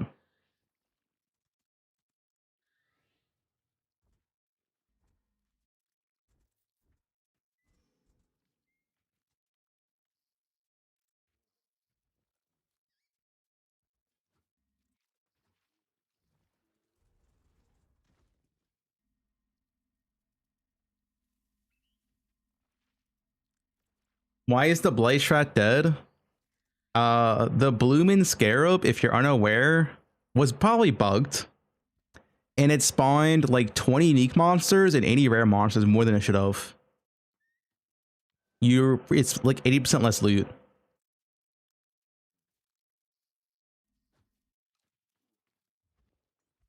It was probably bugged, to be fair. But yeah, it's dead. Hi, hey, what up? Creamy Grandma 123. It says 3 additional bosses. Yeah, I mean, I can show you. It says, okay, this scarab, I mean, it's bugged. It's bugged. This scarab says 3 additional unique bosses. But if you put this in, it spawns 20 plus unique bosses with 80 plus more rares. It was probably bugged. And they fixed it, so.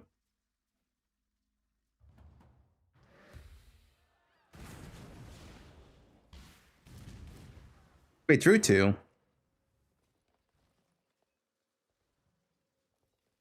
I think the nerf for spell suppress is dumb.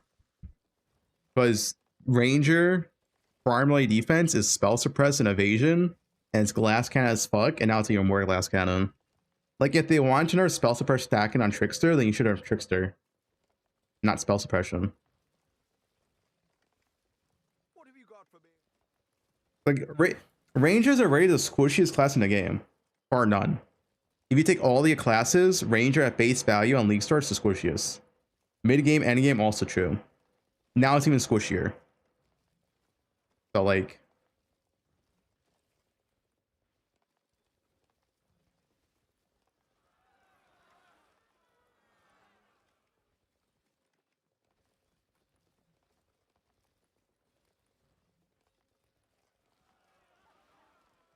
fuck Rangers.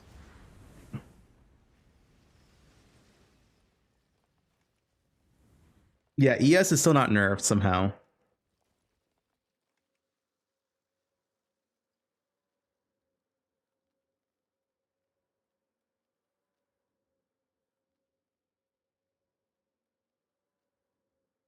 Krangled uniques? Yeah, new uniques are cool.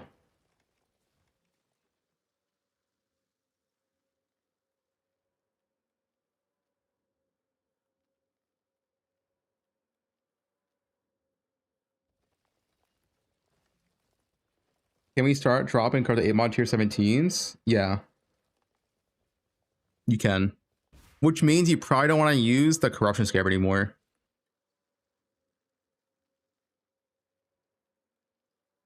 Because in general, an 8 mod tier 17 is worth less than an uncorrupted tier 17. Because rolling the map is more valuable than the random mods you get.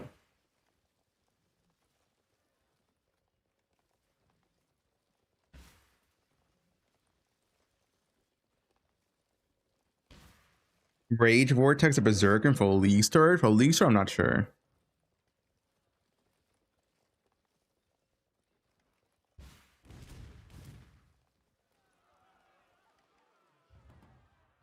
Why would they reduce raw loot? So when you play PoE2, it doesn't feel as bad.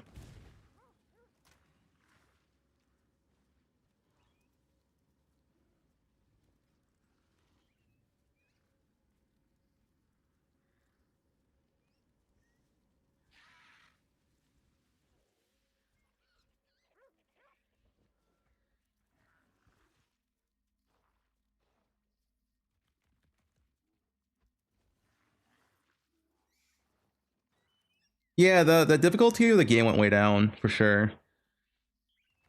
You won't need that strong of a build to do the hardest content. Like 1 Risk Scarab and 58% map effect. The difficulty of the game went way down, for sure.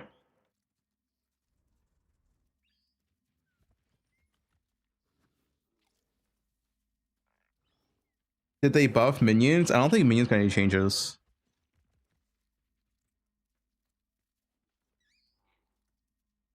No, it was 90 before. It was, I think it was 90%. If it was 8 mod, it was like 100%.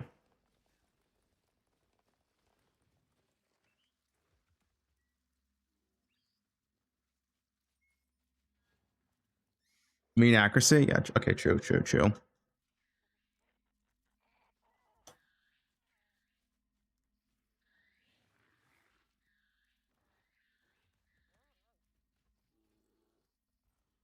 I just don't know what you're gonna farm endgame.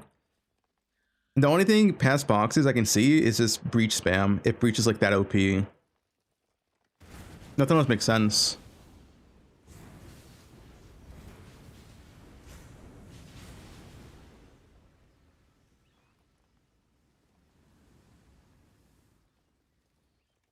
Yeah, I mean you could wildwood fish.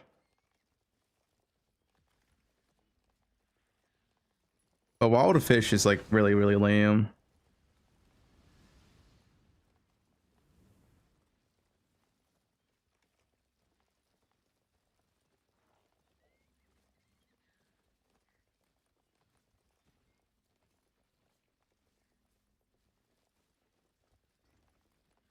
I mean, I think this league might be stale, but guys, it's fine. Because guess what? 4 weeks after this league launches, it's time for Poe1. Who's ready for Poe1 in December?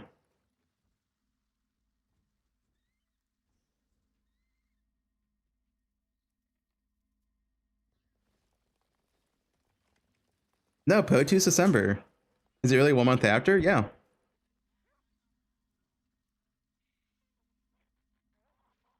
So 31st, league launches. Then Poe 2 is either the 5th or the 12th, which is 5 weeks after, 5 to 6. 1, 2, 3, 4, 5, or 6.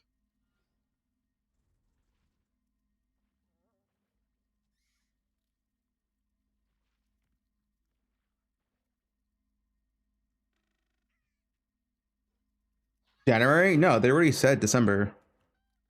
Guys, they already said December like 2 months back, and there's been no mention of delay.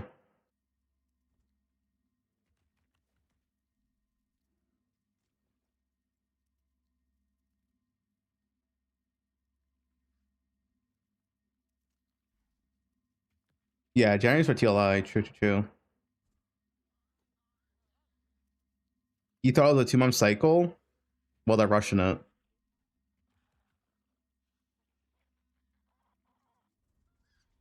They said December in the last was it Poe1 or Poe2? Poe1 and Poe2, actually.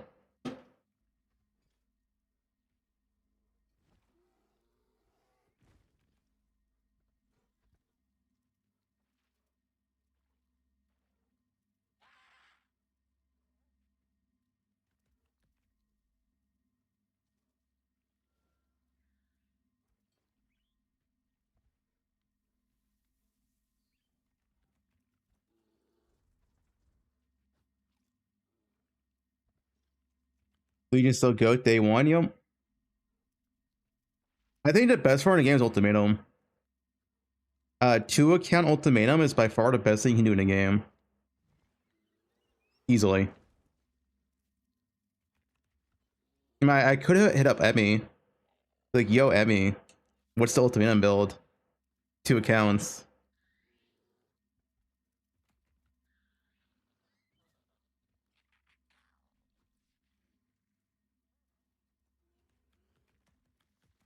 You rather play Last Epoch?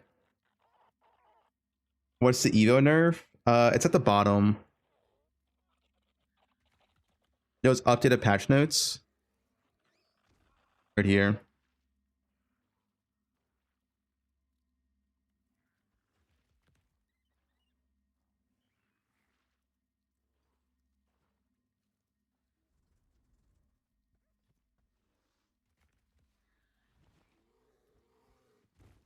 Why is Hordes removed? I don't know.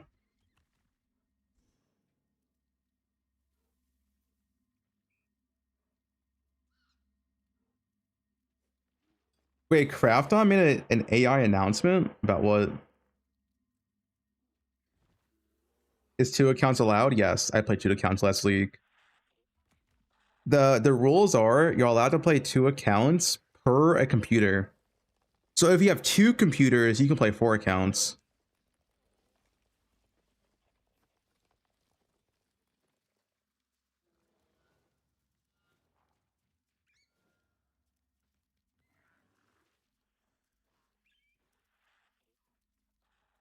Yeah, it's per PC, not monitor.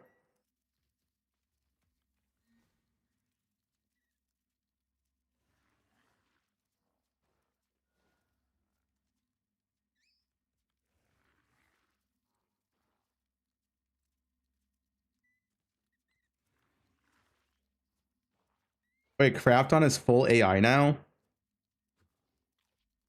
Wait, what if Last Epoch's content's gonna be full AI generated? Oh shit, dude.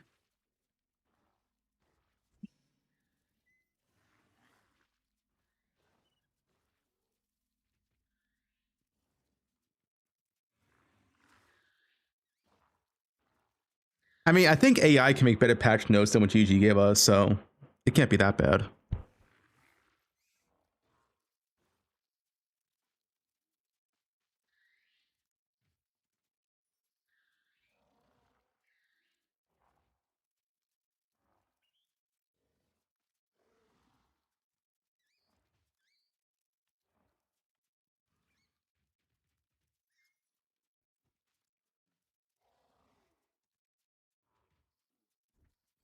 Is group play unchanged? Yeah, group play's not nerfed. Although group play by itself is nerfed because the best group play strat was giga nerfed And I think the only group play strat that's left is like Blight, which is mid. Is Snap streaming? Let me ask Snap. Snapow. He's not streaming. What did he say? I assume group play is just kind of mid because the best strat's Blight. Blight is so mid. Yeah, and Blight's already mid.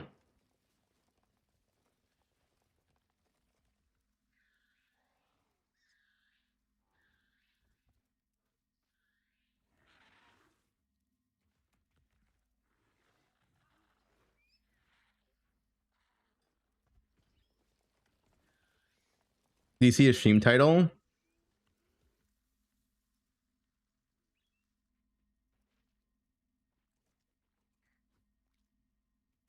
Fubgun in the mud. Tricks are not nerfed, pedals buffed.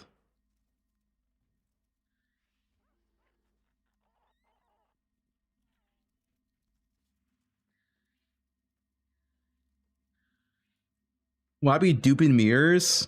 You have the wrong person. Mr. David, also known as David the Duper, he's someone who dupes. You might know him as Spicy Sushi.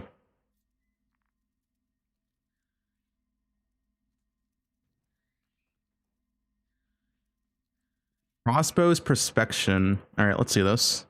14 minutes. Let's hear. And today I want to discuss Prospero's Protection. This was a new unique that was introduced in 3.26. And honestly, it's going to be a pretty quick video, but basically I think this item is just super underrated. I haven't really seen many people discussing this item at all, and I kind of just assumed people weren't really using it. Went on PoE Ninja to confirm, and I only found 48 people in all Mercenary Software Trade actually using this item, which I think is quite low for what I consider a pretty high power level item. And for what it's worth, it's like I think like a T5. I see this item all the time, so SSF gamers you probably get this really easily. But let me give you a like small template, which is what I have set up here as a showcase of why I think this item is so strong. So I have a Prosperous Protection on, a Dawn. What's this item do even? Big armor roll, a level 19 Determination turned on, and then Astrament is strictly to equip this because I have so few skill points. And then I have 13 skill points spent on a duelist. How much armor do you think this character has? Did you guess around 27,000? Because that is an absolute shit ton of armor for how little we've actually invested into that in this character. We didn't really lose our shield slot because Dawnbreaker is just an incredible shield. We put Determination on. But I want damage. We lost a ring slot, and then 13 skill points. I don't think I really need to explain why getting so much armor for so little is strong, but basically you get really close to the Molten Shell cap without much further investment. Like if I click Champion and I take... how much is that ring given? Can you take it off? Inspirational, which gives 30% aura effect, and just pick 3 other Ascendancy points, I'll be pretty close to 40,000 armor, which is 10,000 off the Molten Shell cap, which means I'm going to be mitigating pretty much all Fizz hits really, really highly. And on top of that, I'll have a massive guard skill of 5,000 that can pretty much eat anything and make us just really tanky. On top of getting to use a shield, that gives us even more Fizz mitigation from damage taken as. And then we also get to have really high block and potentially really high spell block with something versatile combatant. I'm going to be talking about Dawnbreaker, but basically you can replace this with another high armor shield and it's essentially the same. I just think Dawnbreaker is the... I want to see his armor without the ring on. So why do we have so much armor? Let's just say I have a near max roll Dawnbreaker with near max roll armor roll. Be about 2,500. That'll knock that up to 5,000 because it doubles it. Doubled. And then we have 100% increased defenses from our shield here, and then 150% increases from our shield here. So that will be this math. We have 5,000 base. So his ring's getting him 13k armor. I mean, a ring slot's pretty valuable though. Multiplied by 3.5 because we have 250% increased. Goes to this. And then for sake of argument, let's say I have a level 21 Determination on, which is 50% more armor and about 1,000 flat armor. So we'll add 1,000 flat armor here. And then that gets multiplied by the Determination. Like a ring slot's really, really good. You end up with this amount of armor. Now, that's just like kind of insane to me, honestly. It's a downside. I'm going to quickly get out of the way what I consider the biggest downside of this Prospero's Protection package. I mean, yeah, the ring's shit. Essentially, the only thing this ring does is give you armor. I think it's like a hardcore thing, to be honest. I don't know if I'd ever use this in softcore. You say it 3 times fast, fucking pickled penis pizza. But it's like, it's location of these nodes, right? So these nodes are incredibly strong, but this is pretty much all of them. There's one more here in retaliation, 60% here. Fantastic cluster, but just that one more. And then there's 30% in the weight of aggressive bastion, which also great endurance, charge zone kill, block, and some damage on a shield. But point being, that is literally all of them. So if you want to actually like use this package like optimally or at its best, it restricts you pretty heavily on where you need to be on the tree. Now, there are nodes that are like similar. I mean, okay.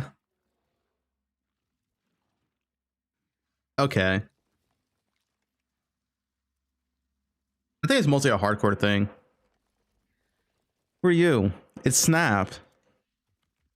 I heard you're farming Blight and having a lot of fun.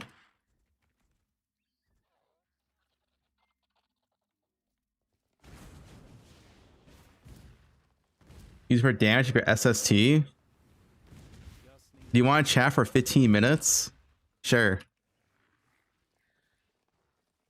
Me and Snapal.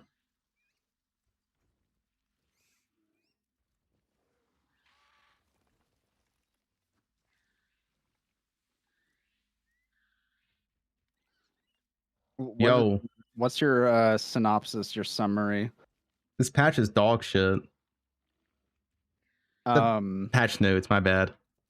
I think yeah, I mean, you're not wrong. I think the lead mechanic's cool. The lead mechanic's probably sick. Yeah. But you know, the farming strats though, like it looks a little dire. I don't know. My cope is they didn't put in the scarab changes. Because right now there's no scarab changes, there's no map changes, there's no like new maps, there's no like 0.5 17s. The only thing that changed is the nerf to farms, and that's the case. There's no new farms besides like, Breach. What of the remaining strats didn't get touched? Like, so you know, let's assume Boxes. Evolution's in the dumpster. We got like whatever fucking old Blightheart or what, you know, Blooming. Sorry, is just like in the dumps. Like, Yeah. is it just boxes now? Like, what do you? Even Ultimatum. do? Ultimatum's probably the best thing in the game. Yeah. You play I two mean, accounts. I do think that if you're generating uniques, something that's like pretty low investment and you can do fast in like group play specifically is just doing Blight bosses, and you just run straight to the Blight, kill the bosses with Titanic, and then like leave, and it's pretty low investment with high margins. But other than that, like I don't even know That what sounds the fuck sick, dude. I don't even know what the fuck you do. I'll be honest. Like That's why I'm coping. Is it has to be scarab changes. It's not even pedal changes. that's I don't know. I mean, I like how they did slip in the last minute nerf to Evolution. Yeah, they had to make sure to get that one in. Because I have down, Abyss Force is gone. Alpha World Currency is nerfed. Blight Scarab is nerfed, so the World Currency's dead. Risk Scarab is now 1. The old Breach Farm's dead because it's new mechanics, so fair enough. Ritual's Giant Exile is dead. Map Effect got nerfed by 32%. And yeah. So 4 forms. I feel like there's an insane amount of map mod effect we're losing as well, on top of the quant changes from the T17s. Like, yeah, you're losing 32%. So I eyeballed, what was it, 92% map effect on an 8 mod 20% quality map, and now it's 60 maximum. Yep, that's correct. So you're losing like, that's an insane Which is amount to be also a losing. big nerf to Titanic Scarab. It is an insane nerf to Titanic.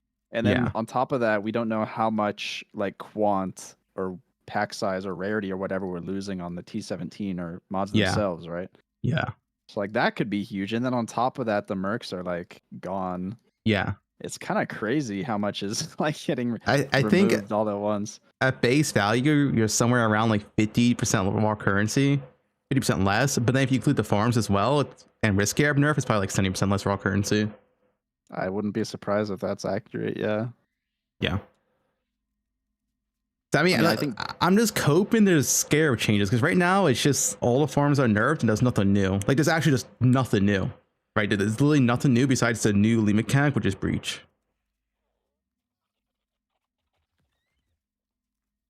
I mean, the lead mechanic better be really OP, or else it's gonna be a little bit sad. And the lead mechanic is actually OP and fun, you know, sure. You just do that for the league, but like if it's not, if the new league mechanic's not OP and it's just like kind of bad, you're just doing boxes. Like, is that really where we're at right now? Like, yeah, it's boxes, dude. Even boxes got nerfed a little bit. The number, the craft. No, that got buffed. One more box. Was it? I thought it was one less. Or that's one more. Oh. Also, I saw on the patch notes, you saw there's a little line about the adjusted, like, the amount of items that Rogue Exiles are generating. You see that one? Oh, wait, what? I didn't see that. Wait. You didn't see that? Somebody linked the patch. Wait, Rogue Exiles drop fewer regular items. You know exactly what that means, right? Yeah, That's like, yeah. This is, like, they took the quantity bonus that's on Rogue Exiles and just deleted it. Like, it's just gone. Oh, okay, well, I didn't see that one. I'm surprised you have you tried Coolmech? That was decent last league. Coolmech was definitely worse than Pokeballs. Yeah, but obviously that's gone. So I don't think it's well. One, I think the supply is way too bricked. It's chalked, man. Well, if you're group play, you just pay whatever if it's worth it. No, but I think like you're competing against Blight, which is like free basically, right?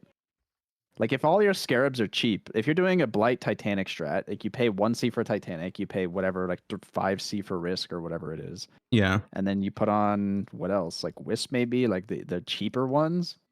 And then you're just going in, running straight to the Blight, killing the bosses and leaving. You don't have to put in the one Divine or whatever in Scarabs or All Flames to put on Kulimak or Pandemonium, right? I'd say it's worth a try as group play, though. Sure, but I don't think they were that much better than Pandemonium. It's just they were a little cheaper. Yeah. Oh, and I guess Pandemonium does work, but the map effect. Yeah, the map effects bricked is the thing. Like, Pandemonium was already underwhelming. It was just like, it was really mediocre. Last patch, right? With Mercenaries, you know, it was just really mediocre. And yeah, that's like Titanic Scarab. Yeah, with all the map effect and Mercenary quant bonus, it was still just mediocre. It really wasn't anything spectacular. But now, like, if you imagine that strat with all of the quant that they're removing on the map mods and all of the, you know, map effect you're losing on the Atlas tree and the absence of mercs, I think it's actually going to feel terrible. Like, completely dog shit. So that's what I'm saying. That there has to be scarab changes, dude. There's no way they just nerf all the farms and introduce 0 new farms. That's insane. Right? I agree. I'm kind of sad that, like, I'm really sad that this wasn't a thing that they, like, touched on in the patch. I'm just hoping that the new league mechanic is OP and it doesn't matter. Like, if they just make if they make the new league mechanic overtuned as fuck, I don't think it matters because everyone just do that. True. Yeah. Like, but if it's not, I think Reach will save us. If it's not overtuned, I think there's going to be a lot of people despairing. I'll be honest, but. Start fishing for wildwoods in your breach. I mean, that's true. It's just gonna be wildwood fishing, but I'm pretty sure the quantity bonus that they're removing from exiles was like. Well, can't you with the strat you're planning on doing? Can't you guys just wildwood fish? With Blight, I mean, if the scarabs are so cheap enough and the map supply is high enough, I mean, for sure. But the Blight bosses is already kind of hard content, I'll be honest. And if you like, you have 6-man party, you can handle it. No, but like a big Pyroclast got nerfed, man. Like, oh, that's true. My crutch is gone.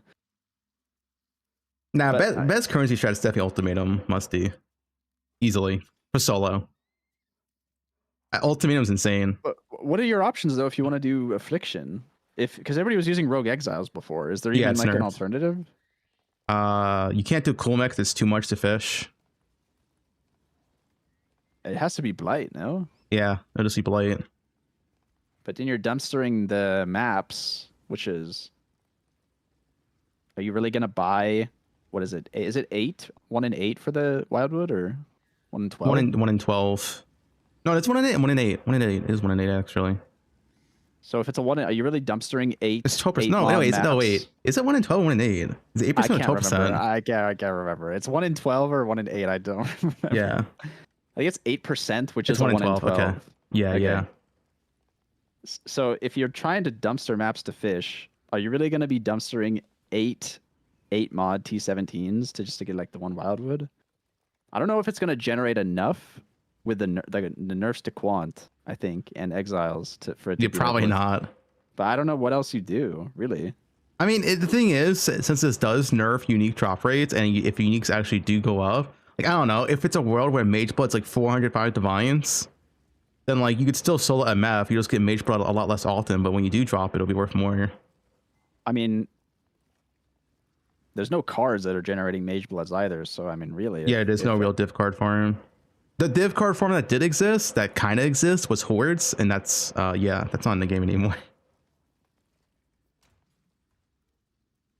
I think it'll be a really interesting trade meta, and I do think stuff is going to be extremely expensive. It does feel like a scarcity league, I'll be honest. Yeah, I'm just hoping, I'm coping there is last minute scarab buffs. That's my cope. What would you want if we were like buffing scarabs? What do you think? I mean, you buff all the ones that no one use, right? Like, just so many scarabs that people don't use. Like, half the scarabs in the game aren't used. I'm sure if I go on the list and make a 10-minute list, I could probably find like, 30 scarabs that no one uses, right? True. You just buff whatever.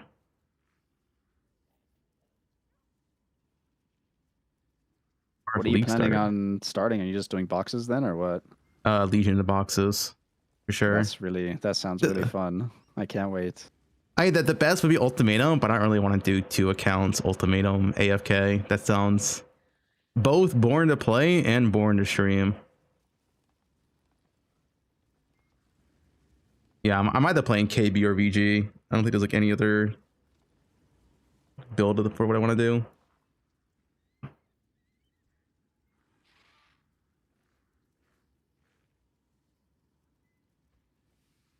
Kinetic Rain? Yeah, Kinetic Rain could be good.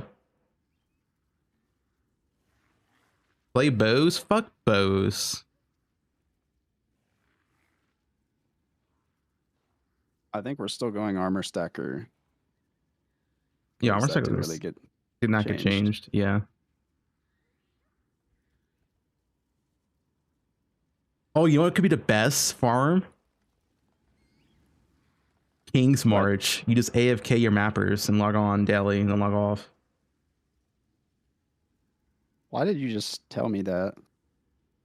What do you have, like 5 accounts and you just farm gold on all of them and you just swap accounts and keep logging off, logging in, do your mappers? Like every time I talk to you, I'm depressed. They actually could be the best strat though. 5 account multi-mapper. That sounds really fun. You should give it a go. Yeah, then they might nerf King's March. Good. Oh, someone just voided.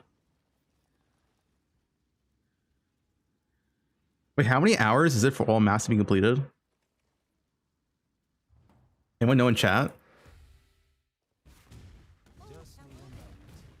Oh, like when it's fully stacked? And they do give appos, so you could just do Defile Cathedral on all your mappers.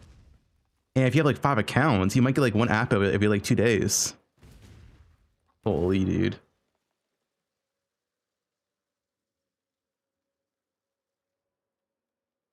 What are you planning on starting after just seeing that, like, skill wise? It's KB or Venom Gyre. You're going wands?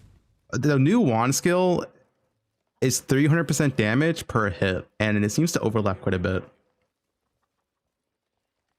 Huh. I don't know if you saw it. I mean, yeah, it looks pretty crazy, the overlaps.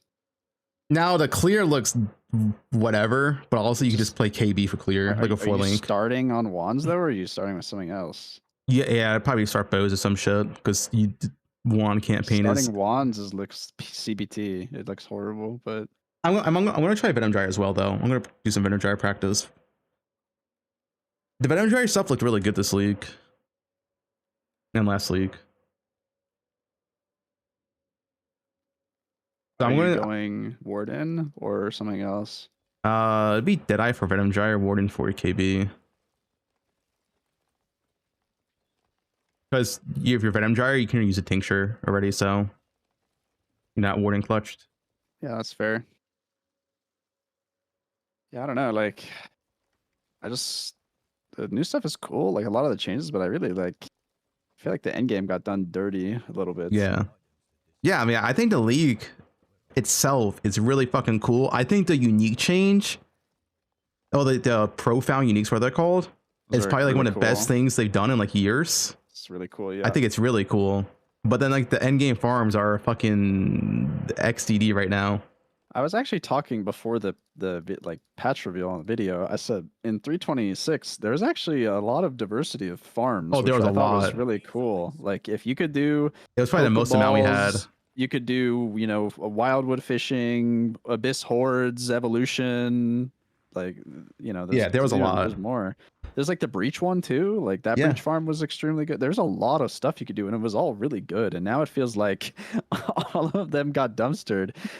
Like every single one, it's like, why? I feel like it was actually not in a terrible state. But I think Pokeballs were a little dumb, but I think everything else like probably could have stayed in the game. I like this one comment. If the balance team had 1/4 the skill of the development team had. Yeah, listen, maybe we just don't know the whole picture, okay? Like they got more in the tank. We're gonna wake up and there's gonna be a full slew of Scarab changes, and we're gonna be pogging out. I hope. I want to change down the patch notes. You know, surely.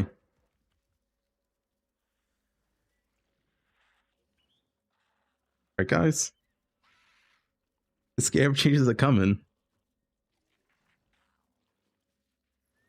Dude, his wand skill is actually nuts. It looks crazy. With the numbers. Do you think that if you're in like a really narrow map like Toxic Sewer, does it just like concentrate all of these onto like one spot? Yeah, it'll be broken. I mean, like, look at the AoE overlap. Even if only 3 overlap, it's 900% attack damage. Which, that's a lot. It was just 3.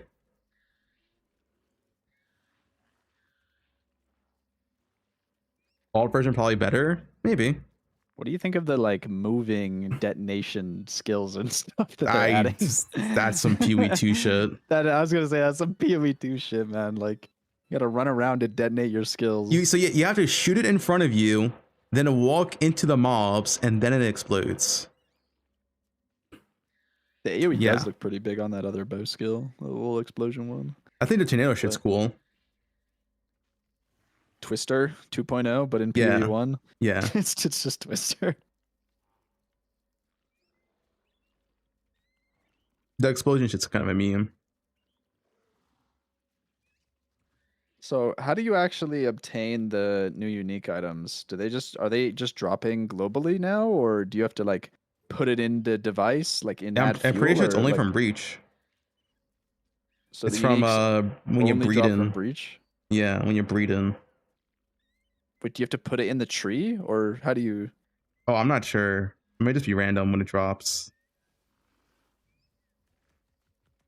They said it was from Breach though. I mean, I can go back to it. It's a breeding link though. Get ready.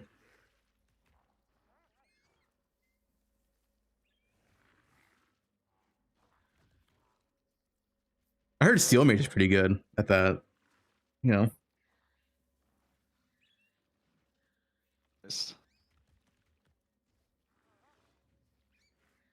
Yeah, I don't know how the tree works. Does it like incubate immediately, and like do you pay a currency, or how does that all work? I didn't understand. Oh, I'm pretty sure what it was. So you get blood. That's like you kill a breach, you get blood, which is your bar. And then what? You shove a thing into the socket.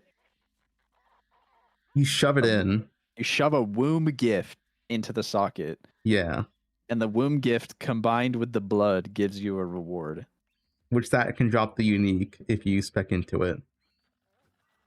So we put in a womb gift and we pay blood and we have a chance to get a Krangled unique. Yeah, like some sick headhunter. It doesn't just drop. We don't choose the unique, do we? We just... No, it's random.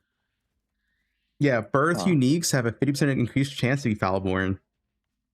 I kind of wish this was just like a global drop or something you could access. It'd be kind of cool. Yeah, I mean, I don't mind it being part of Breach because it's the main mechanic. I mean, after, we'll see the league goes.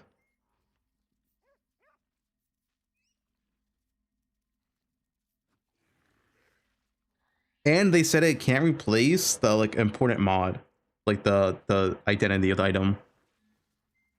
So like Headhunter, I assume it's going to keep the 60 seconds no matter what. Or Mage Blood keeps the 4 flask. That's going to be the chase shit.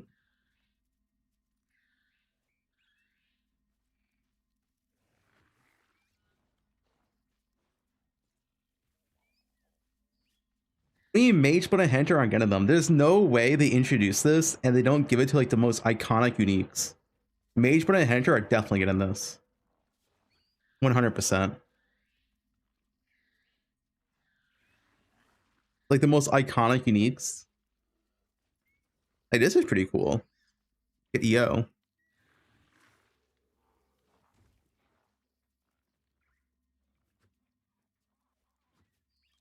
What is this? We have to remember Fubgun is like an ultra meta cuck. Okay. And that's not like a diss. Like, Why do I Fubgun get catch wants to strays play everywhere, dude? the most broken thing pretty much only, right? If like he's playing something strong and there's something stronger, he'll re-roll to the something stronger thing. Right? That's the way he plays. He is the ultra meta player, right? And that's the only thing he wants to play. He wants to do maximum power only. So, and then yeah, they nerfed some farms. But yeah, I don't know, to me it looked like there's some new. Guys, it's not true. I play for fun. All right? I'm a for fun player. Are you gonna have fun next league opening boxes? Yeah, I love it. I've been doing it for like 3 leagues in a row now. More if we count, you know, Fresh Year and Necropolis. Yeah, you sound like you're having you also are having a lot of fun doing Sear and Go, it felt like. That was pretty good. It might be a Sear and Go type league if you feel me. I mean, I'm excited for Breach. Breach is the only thing that is like the big, you know, the saving grace. If So, Breach is sick, the league is sick. Here's the thing that I like when that guy was clearing that breach, right? It felt like he killed some mobs and the bar filled pretty quickly, and then the mobs stopped spawning like immediately. And then you fight the boss. No, like that's kind of what I felt like. It didn't Really feel like there were show it. that many mobs in the encounter. I'll be It honest. was a white tier 1 map Yeah, surely. with no juice.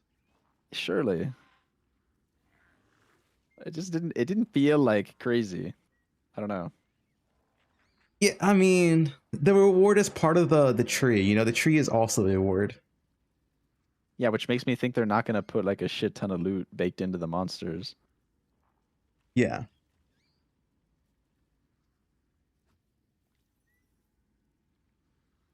Well, you can play regular Breach on a standard. Oh, what if we just played standard? It's a good idea. I mean, it looks decent. Assuming these are regular juiced. Well, I mean, not regular juice, regular maps.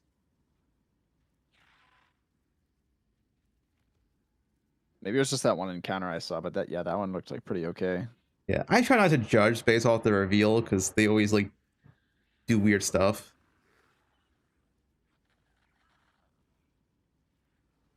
I guess the only thing is though, it's 1 per map. So if it is good, you're gonna want to be like a fast strat.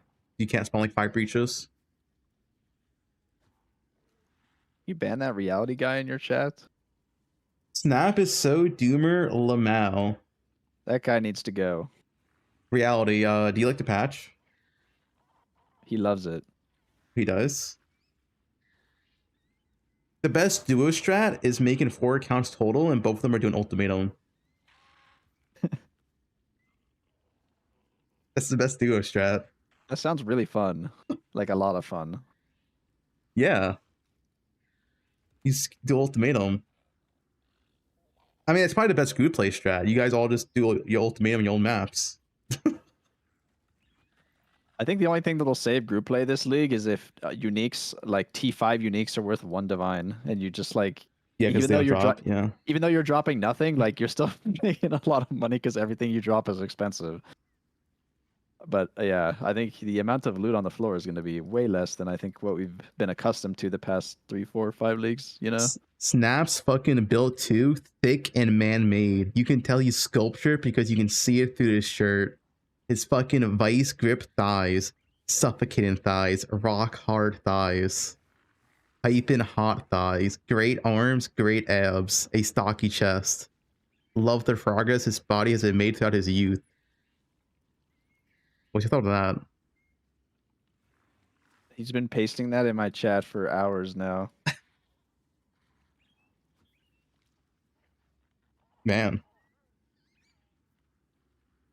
Somnia wished you a happy birthday today yet?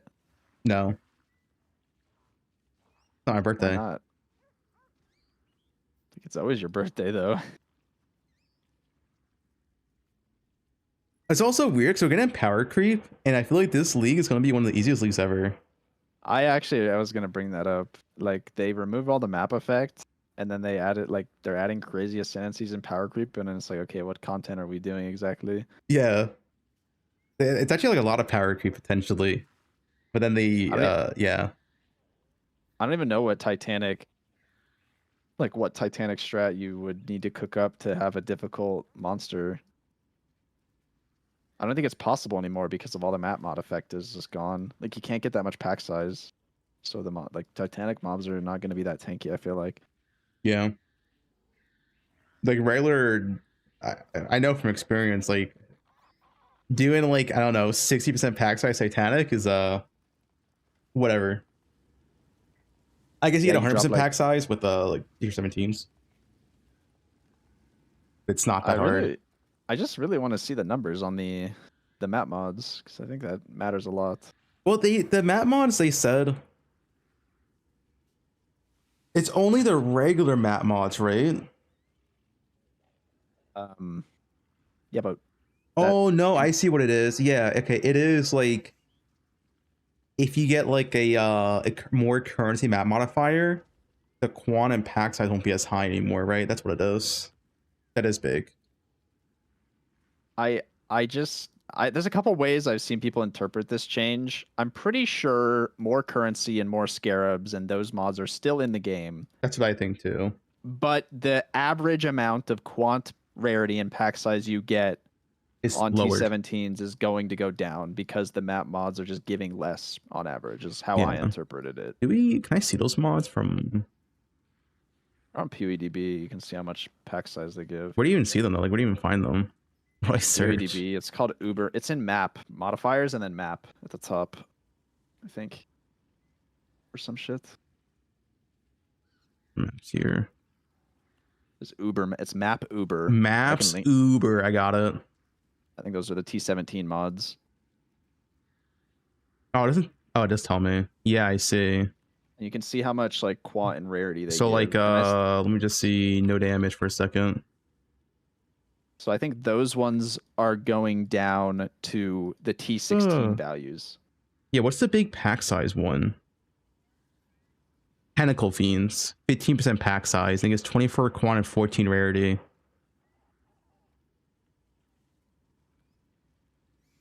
These values are getting reduced, right, to what it would be if it was like on a T16. Tier 16. Oh god, that is massively reduced. That's how I interpreted this change, but maybe I'm like cooked. I don't know. So wait, on top of the fact you're losing all the map effect, you're losing a shit ton of map rarity, quantity, and pack size as well. Yeah, it's going from like 24 quant and 14 rarity to maybe like 14 quant and 8 rarity. That's per mod. So like if you had an 8 mod map, you're gonna lose like 80 quant or something on your map. Wait, that is massive. Yeah, so you're losing like 40 quant a map. Or something like that. Yeah, it's a lot. 30, 40 quant a map. And then also your mercs are going away, so that multiplier is also gone. I think like the big thing on T17s is going to be the more scarabs, more currency. It's like if you don't have those on your map, it feels like you're not getting a ton of value out of having the T17 mods on. So like when you're rolling your T17s, you really want to look out for the more scarabs, more currency. Yeah. What's a really good currency one? This one. Yeah. Oh my. Wait. This is actually even mass. This more currency had 100% more currency, 31 quant. If that's matching tier 16 values, that 31 quant's going to 13% quant.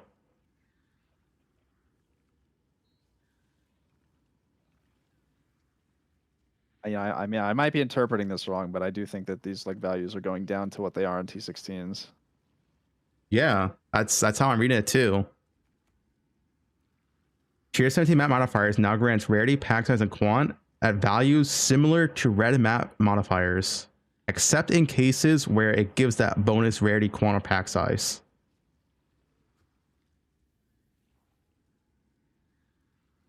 Wait, well, that is so much. So the Giga pack size mod will still give the same amount. Yeah. But if for this one that you're pointing out of The Defiance, currency, the yeah. currency will stay the same at 109, but the values of quant rarity and pack size will be reduced to the amount that a regular T16 mod would give you, which is like 15 or something, or 16. I think is what's going to happen here.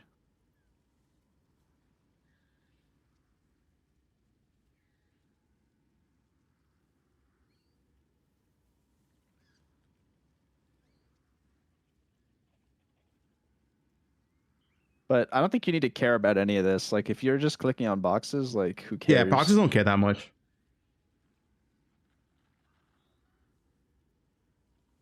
Don't concern yourself with the numbers, guys. Just click on the box and Yeah, receive your click on the loot. box. Yeah, click on the box. We're all box. Or Ultimatum does not care for map modifiers whatsoever. Ultimatum does not care. Emmy, they didn't nerf your build. Emmy, you're playing Ultimatum. You're doing the same thing for the past like 10 leagues, and it's OP still.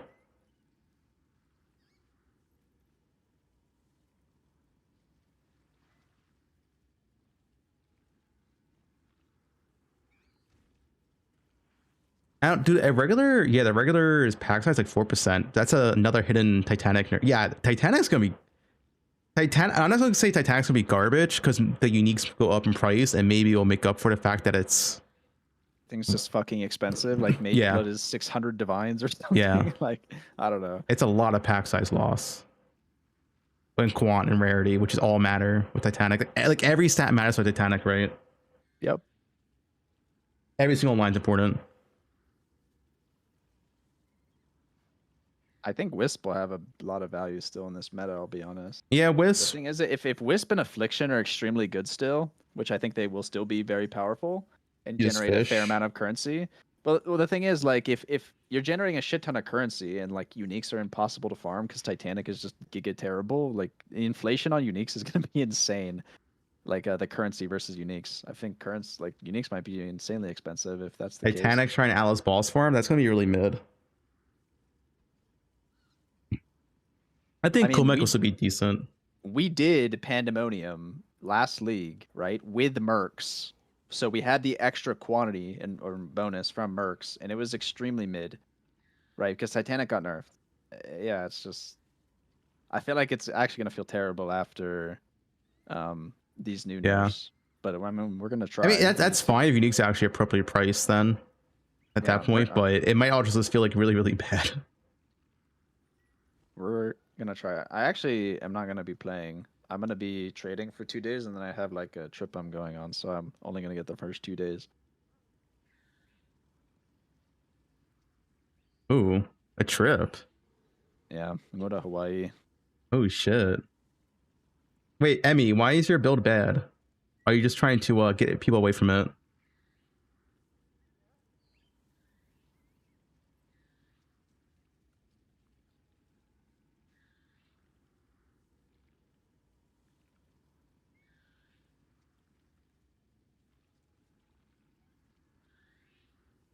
I can't tell if Emmy's just trolling.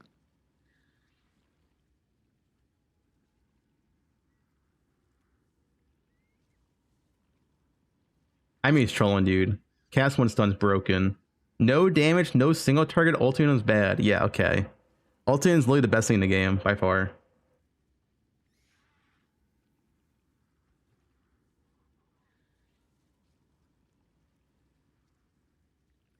I'm not gonna lie though, every single league I've skipped has been terrible, and the last one was Crucible. Crucible, huh? Crucible was terrible, bro. Let's be honest. Do you remember clicking the button and holding it? Yeah, I remember. I mean, I like Crucible. It like the League of Cells, whatever, but it made a lot of cool builds. Yeah, it's true. The items were cool. The league mechanic was terrible. Yeah. So I feel like it's gonna be this league. I feel like the items are gonna be really, really, really cool, and the builds are gonna be really cool. The content, not so much. Especially with the new Ascendancies, I feel like there's gonna be a lot of really cool builds, really, really cool builds out of the Ascendancies. But anyways, I'm gonna hop off, man. Thanks for the quick chat. Hope you. All right, see you, Snap. Good luck. Yeah, it's gonna be sick league. It's gonna be sick. Have fun with the boxes. Yeah, I can't wait. Bye bye.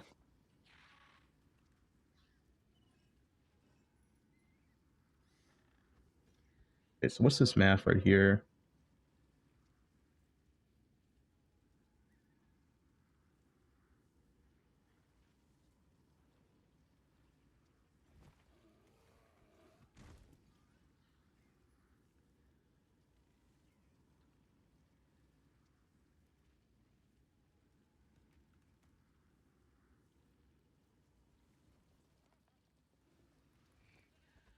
All right.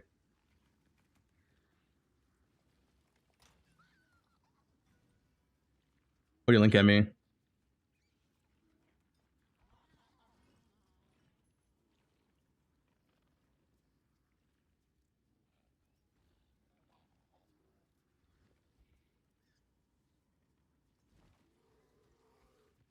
Sanctum died for this, ruining the economy of Grueling Gauntlet.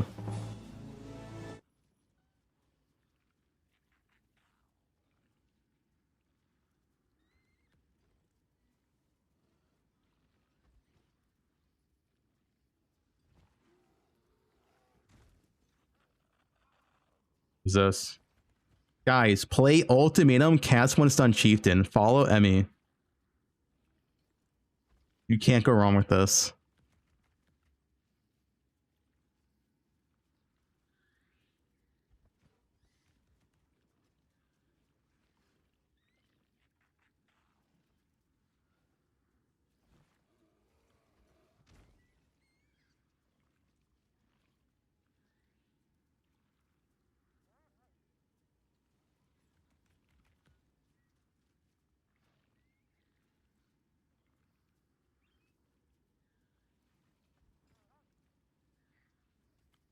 Seven years? This guy's printing.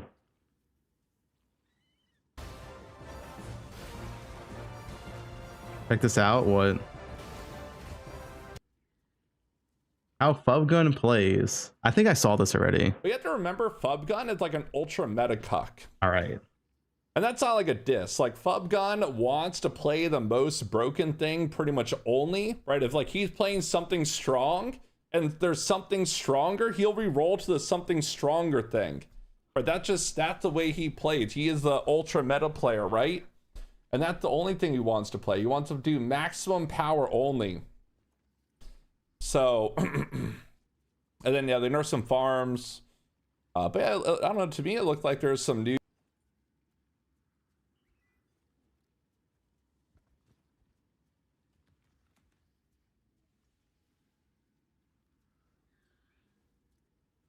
patch notes. Kiwi patch notes.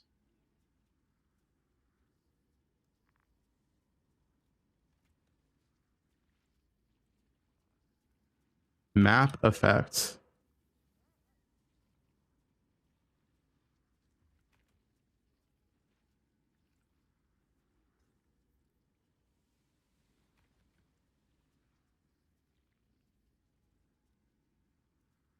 That's all of them. UE Atlas tree.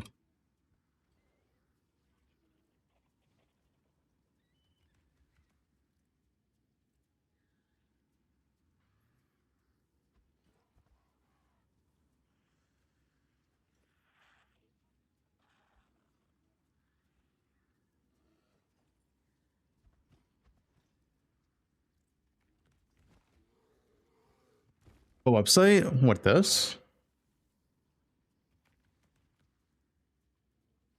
What's this? Some stuff around that mod effect, we are cheap. I think someone should check up on Fubgun though. He might be in shambles. Okay, dude. What edict stuff changes, little trickster nerfing.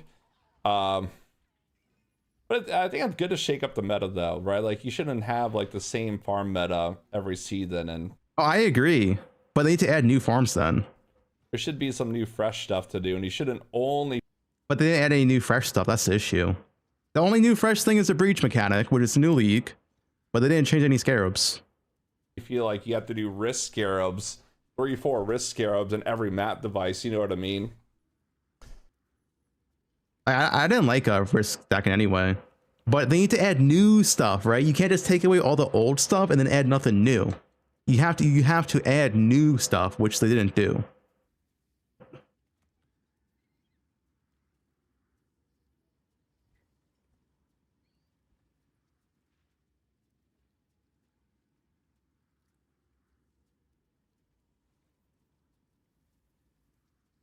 I am more excited for this league than 3.26.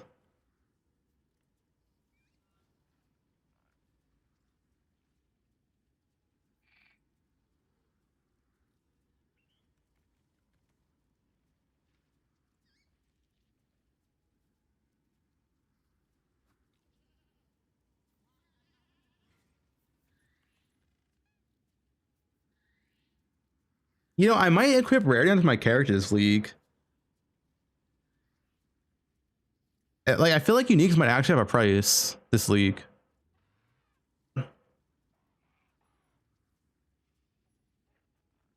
The MF Messiah.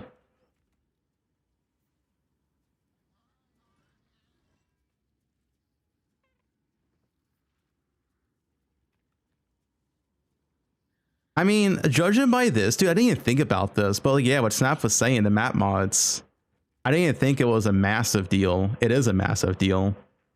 I think rough estimate at a base raw value, you're probably from regular monsters, from monsters you kill in the map, so not boxes, not tile loot, you're probably dropping around 70% less currency than before. So like if you did Alva strat 1-to-1, it's probably 70% less currency. For example. Also, the Alva strat's dead because they nerfed the Scarab anyway. They nerfed Evil Scarab, so it's probably just dead.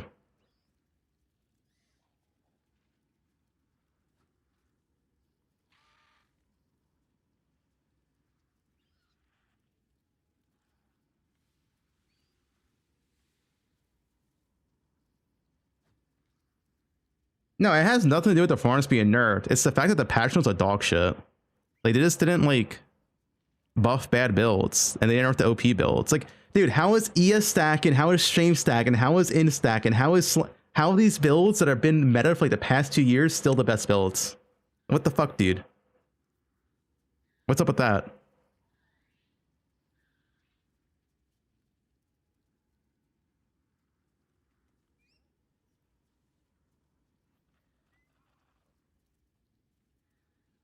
Like, let's just check this, man.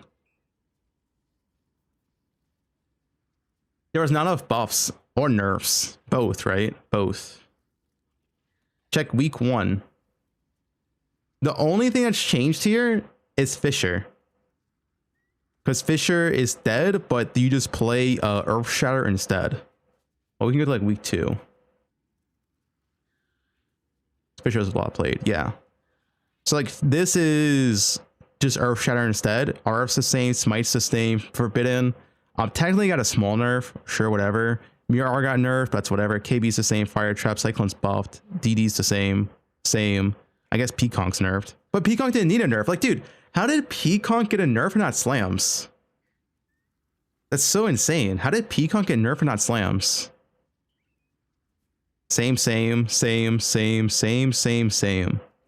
there's like 2 in the top 20 skills used. There's 2 changes, and one of them doesn't matter because you just play Earth Shatter over Volcanic Fissure.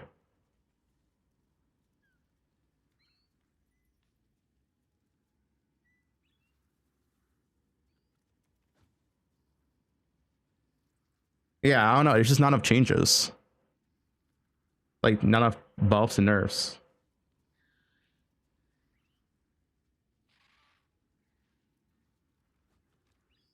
I mean, I want like self-cast and buffed, right? Like, I want to be able to log in and play like Fireball or some bullshit, but you can't because self-casting is so bad.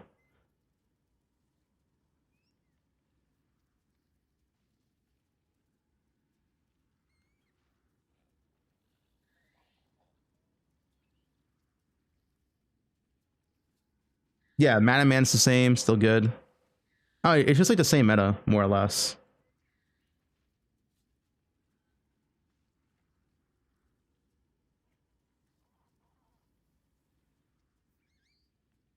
They didn't buff the really bad skills. Like, let's go to like the bottom skills, and like none of this was buffed. I guess Hex Blast got buffed. That's the one skill I saw there.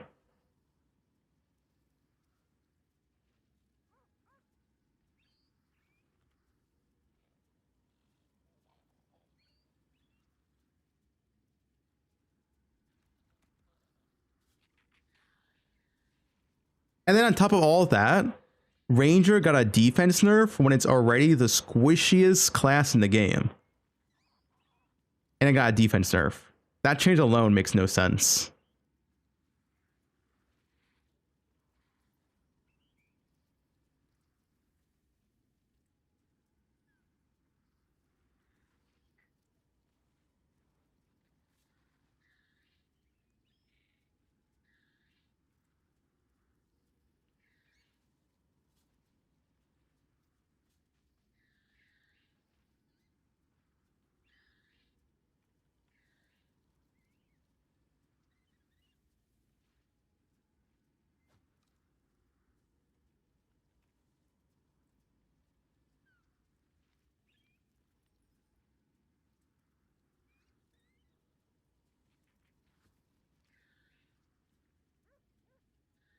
Life raising nerf because ES is too strong? Yeah, I guess so. I'm just saying, dude. I feel like ChatGPT could have opened a patch notes. It's just so weird how we go like so long without any like real changes, like real buffs, real nerfs. Is it really that difficult to just nerf or buff like the really weak stuff? I don't, because a lot of it's just a numbers game, right? Like, why is no one playing Soul Ren? Because Soul Ren numerically is just really weak. Just buff the numbers, right? It's not like, oh, it needs mechanic change. No. It just needs higher numbers.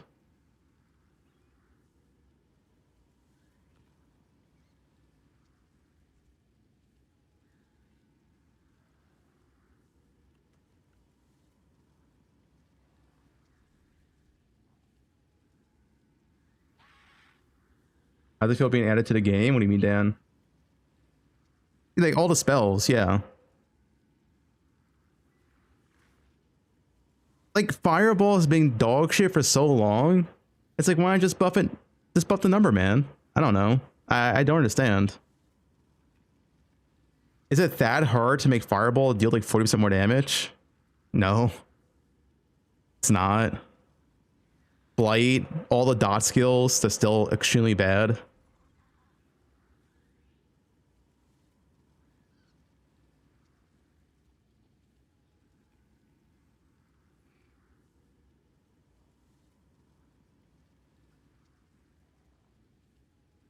Anki's Arc Witch, she had a buff Arc. Like, I don't know, man.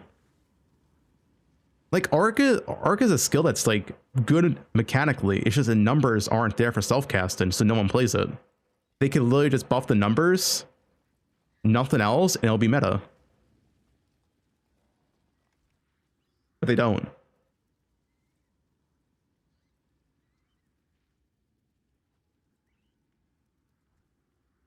Poison Spark? I mean, you could play Poison Spark.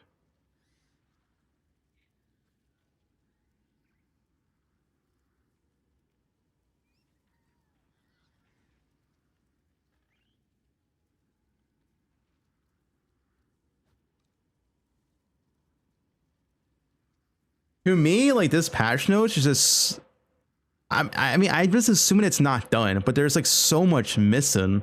I feel like we're missing like so much. It feels like there's not that much here at all.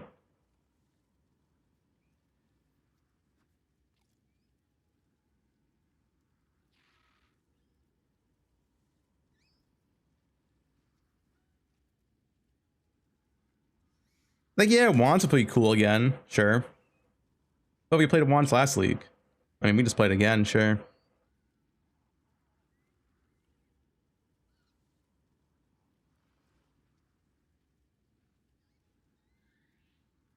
What is this?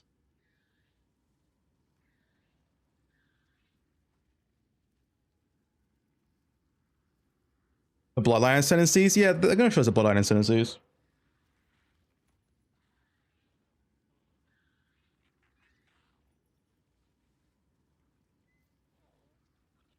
More than likely, Bloodline Ascendancies doesn't change. Like, a Bloodline Ascendancy is not going to arsenally make self-cast Arc, self-cast Fireball good, right?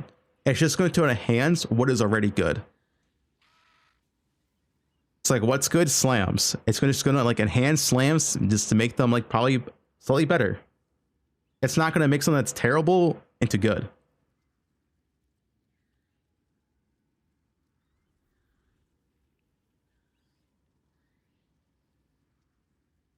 This pet. Why is this pet me? The goat? Okay. All right. TS is the same as last league. I don't like it.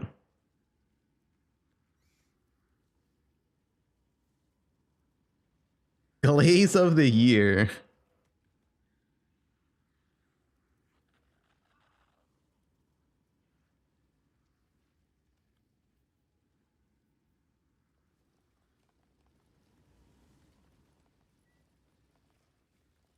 Make a tweet. All right, we'll make a tweet. Short and sweet. Professional Twitter user.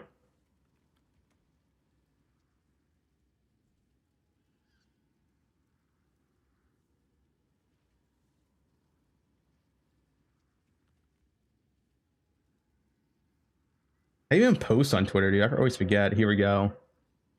The leave mechanic overall looks like a solid 9/10. The patch notes are 2/10.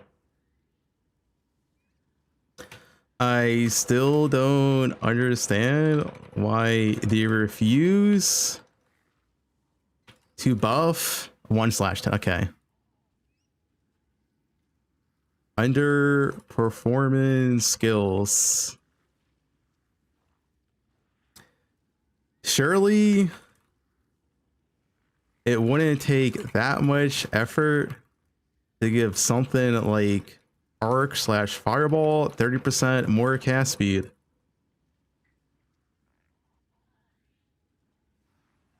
I'm almost out of room, dude. Also, Ranger defense. Fuck.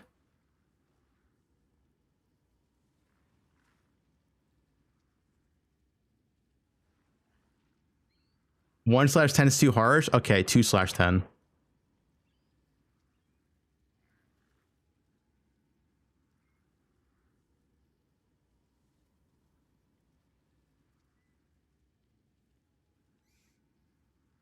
What do I remove here?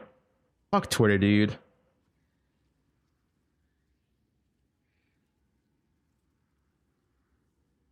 Also, why was Ranger defense nerfed? Okay, we don't need to move that much. Upgrade to premium. I'm not paying for that shit.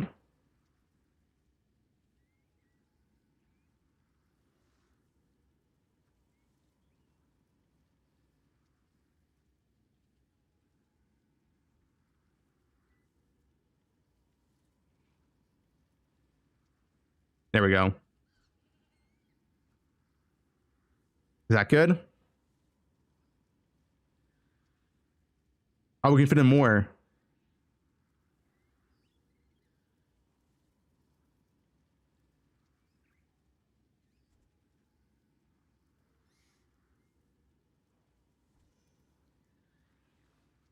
Open. I can fit in something else. I also need more Scarab. Fuck. We're out of room again.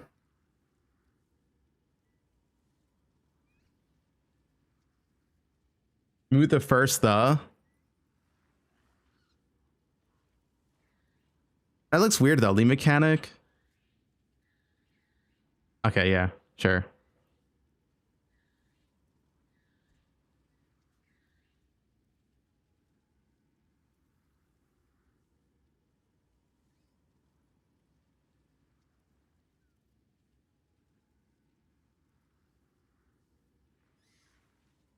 Need more Scarab changes.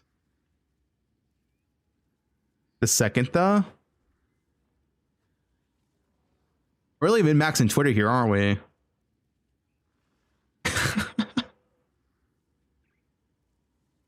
Lead mechanic looks like a solid 9/10 and patch notes are 2/10.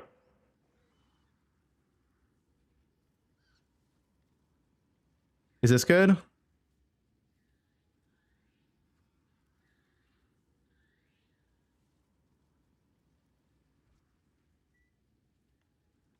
I guess I could do, wouldn't it take that much effort to give arc/fireball 30% more cast speed? Yeah, yeah.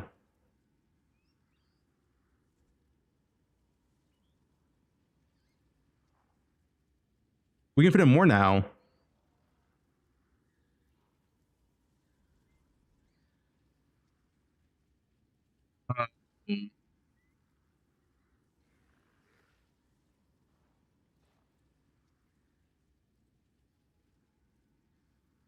Maybe the patch notes aren't 100% finished.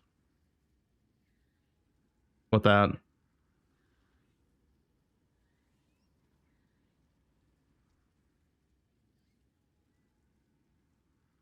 Perfect. I think so. We moved 30. Wait, what?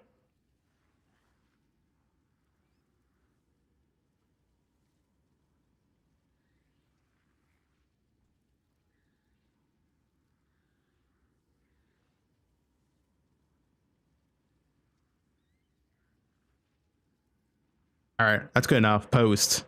Whatever. Yeah, I'm just hoping the patch notes aren't done.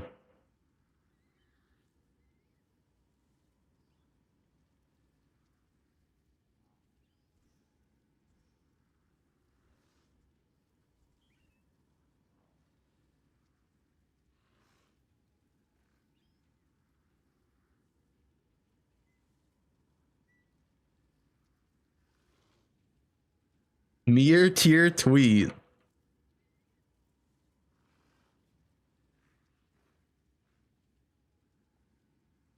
Dude, who? Okay, whatever. I'll post it here. Almost all the I forgot pedals. I forgot pedals. Dude, how do they not touch? Even I forgot pedals. How do they not touch pedals?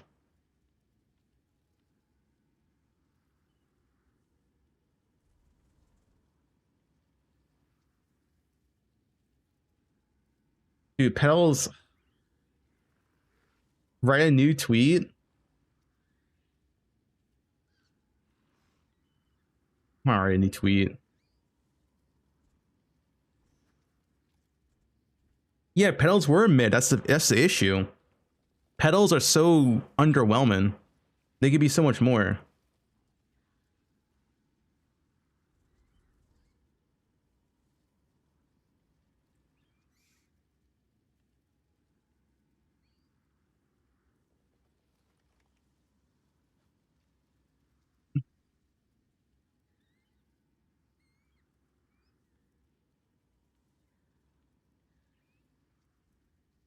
Oh, I got one, dude. Also, just like GGG, I forgot to mention pedals in my post. That mechanic needs to be entirely redesigned. I think that's good.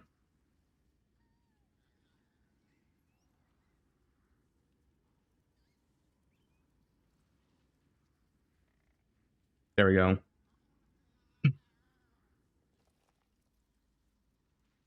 That's not harsh, right? Fine.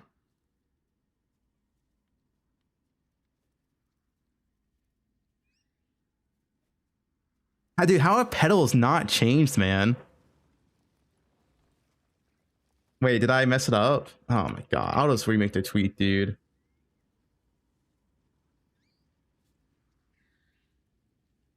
I can edit it, right? Can I edit your post? I don't use Twitter.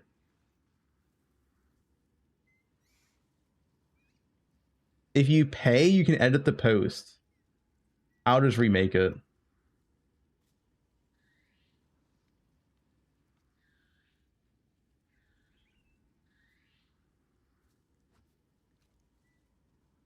Wait, I spelled entirely wrong.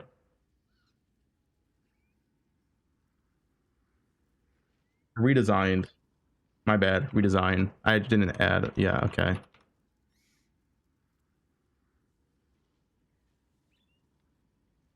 There we go.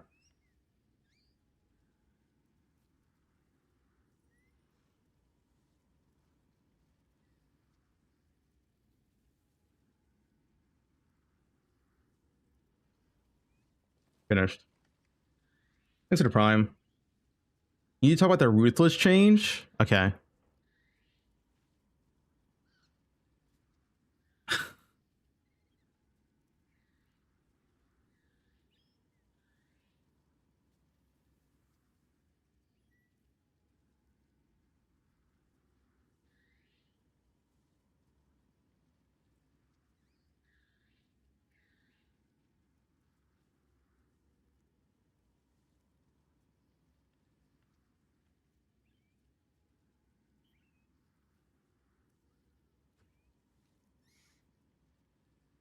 Me and my tweet? Yeah, you can.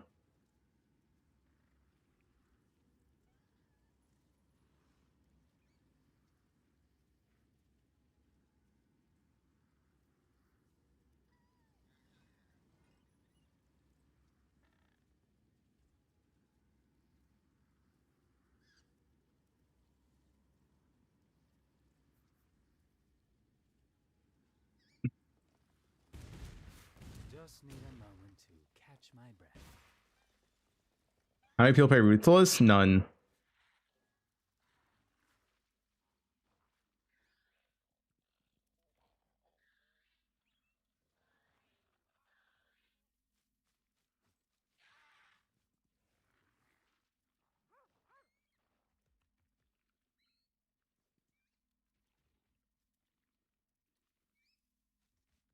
$4,000 characters.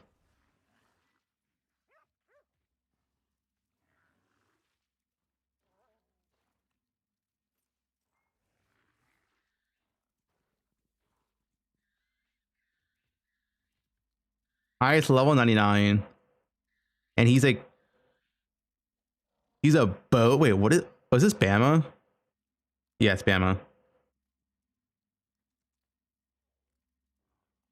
Wait, maybe this is why they nerfed it. They saw the top player in Ruthless was playing Bama.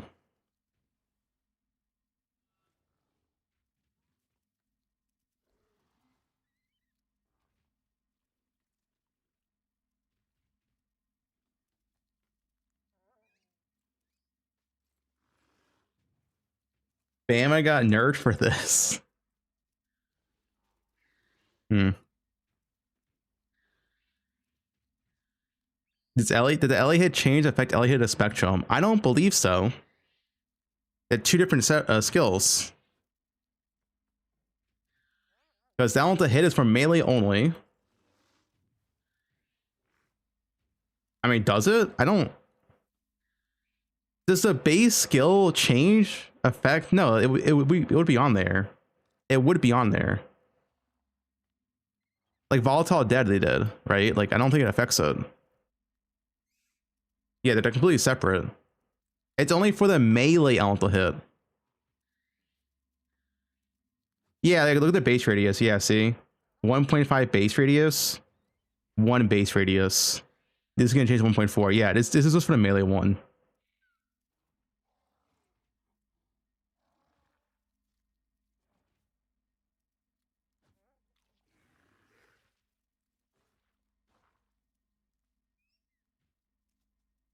Maybe you're crazy, but I'm pretty sure GG said 1 week after 3.26 they're working on buff and pedals. You're not.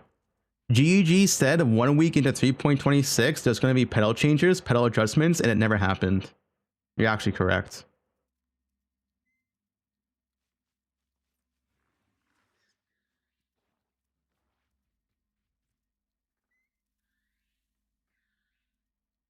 We're supposed to have pedal changes in 3.26, and now it's going to be 3.27, and there's still no pedal changes.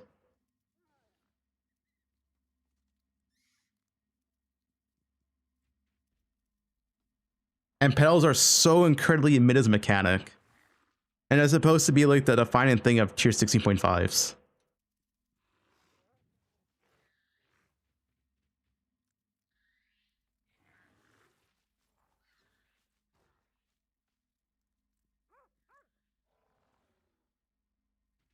We sell 0.5s? Yeah, the core.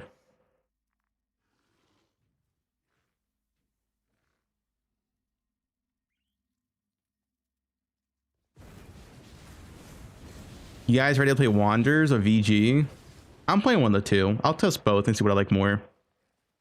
And bow, I mean, I guess I have the bow guide still. The bow build is exactly the same as last league.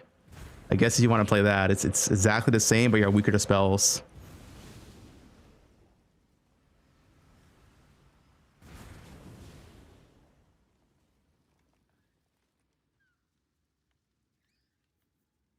Bubble Ash is better at clusters for sure.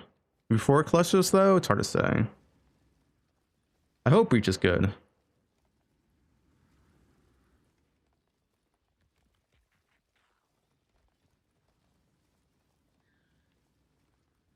They nerfed bows, they nerfed the defense, they nerfed spell suppression. So it's 40% base instead of 50% base, which is you're effectively taking 20% more spell damage.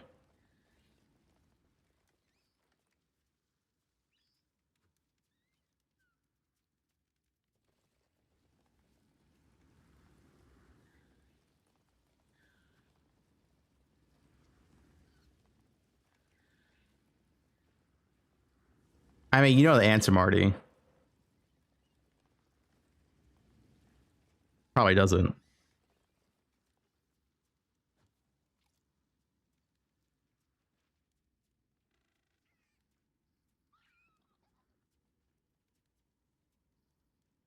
What did Jung snitch on? I'm Jung Roon. Look at me.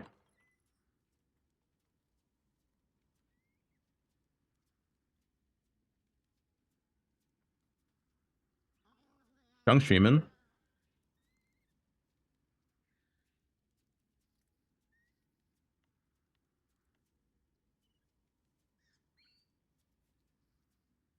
I'm Jung Roon. Be my best bet. Can I pause this somehow? Guess not. Bob, are you gonna open Expedition as well? What are you starting with? Because I think I'm gonna play KB Expedition Farm. What's that? Jobs enabled? Yes, that's enabled. Legion boxes, T17 containment. Ain't no way, dude.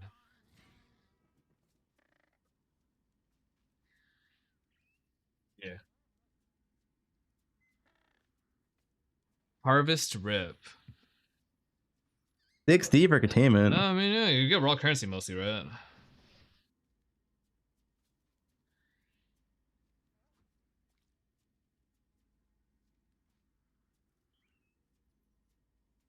Containment will be way more expensive, not early on. That's a breach.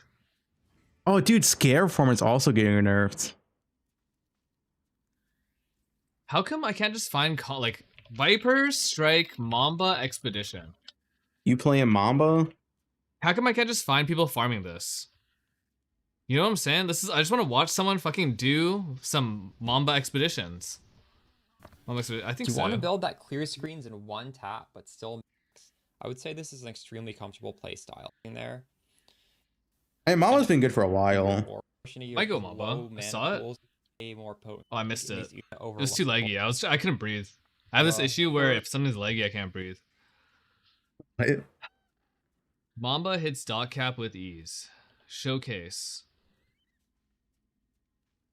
Hi, it's Lerald, and the PoE 2 early. Oh, no. There's a reason why I played my version of Mamba over Ruse, like over that shit. It's cause yeah, it's just cause of Expedition. You can't be like, if you want to face tank shit, you kind of need to go Defiance of Destiny. You really can't go CI. You just get instantly popped unless you have max block.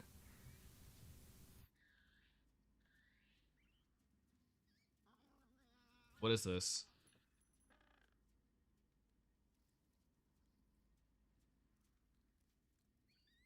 The Jungren Simp channel.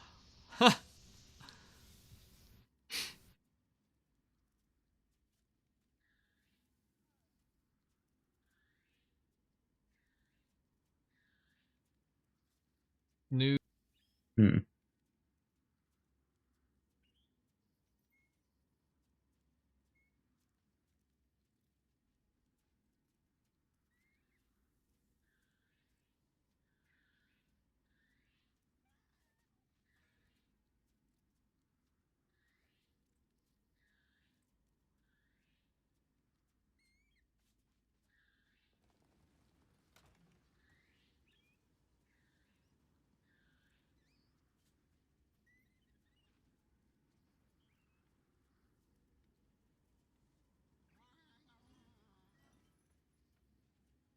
Hmm.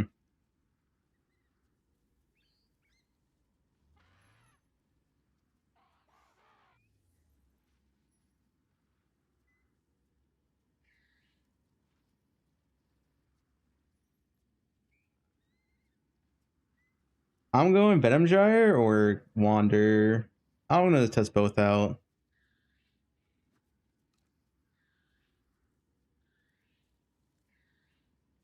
Just thinking.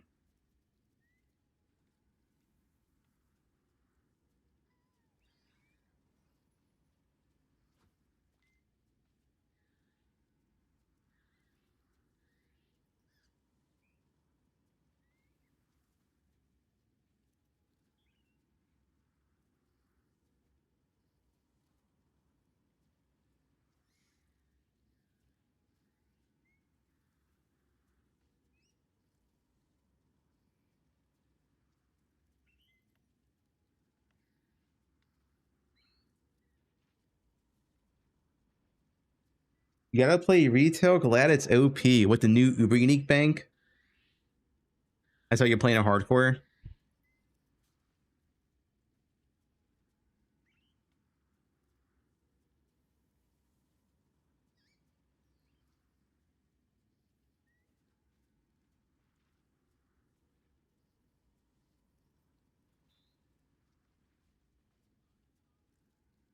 You love retail.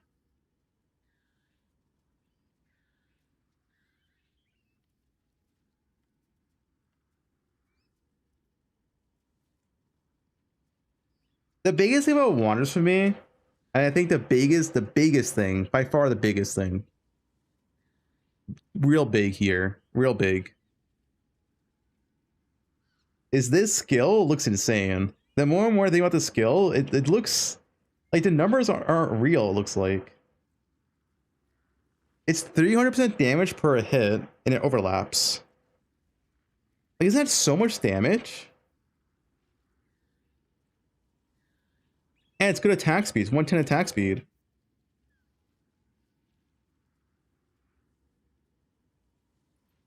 Even if you only overlap 3 times out of like the 13 you shoot, that is still 900% base attack damage per hit or per attack.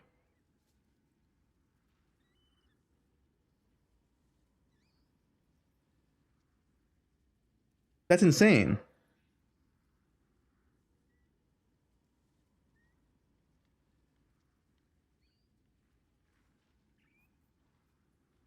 Can you give it crit? Yeah, it's an attack skill.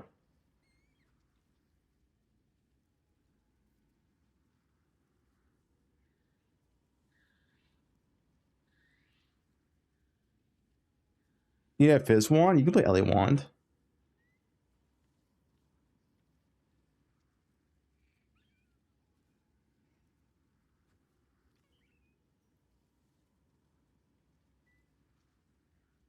That's what the skill looks like, right?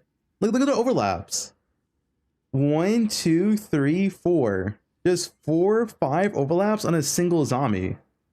That means on this single zombie, he's gonna take 1500% effectiveness of added damage. 1500% on a small creature.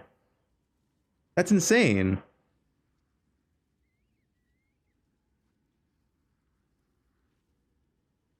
Like, I'm assuming the orbs instantly explode if they hit them. I can't tell because he one-shots everything. I assume the orbs instantly explode, right? Like, he one-shots... Yeah, they do instantly explode if they walk over them. He's one-shot everything, though, so it's hard to say.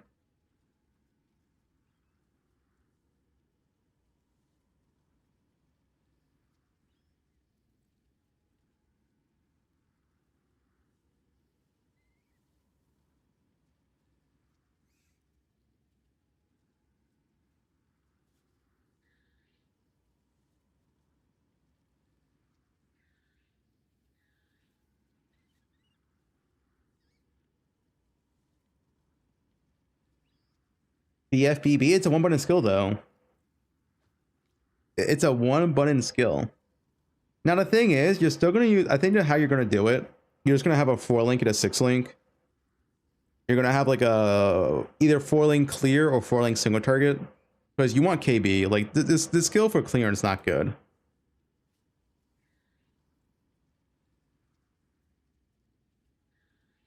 Like the skill for clearing, yeah, it's like whatever, right? But for single target, yeah, I wish I could test this skill out. It looks insane. The numbers are insane.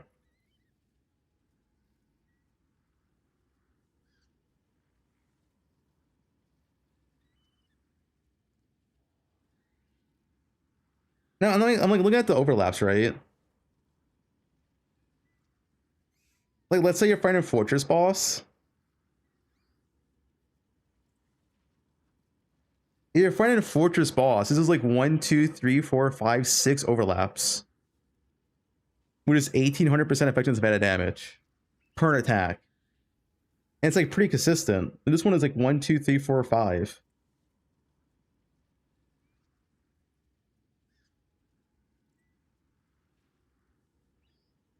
The fall on delay? Well, it doesn't matter for a single target.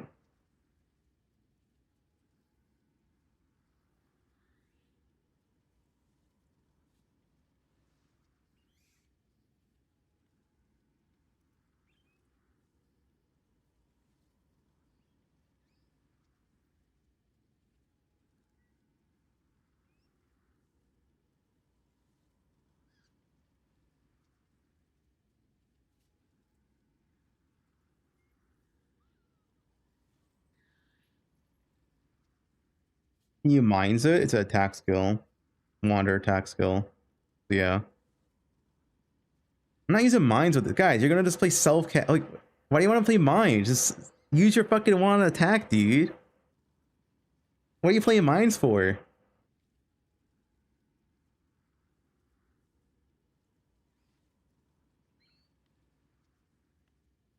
I don't know, I wish I had more footage.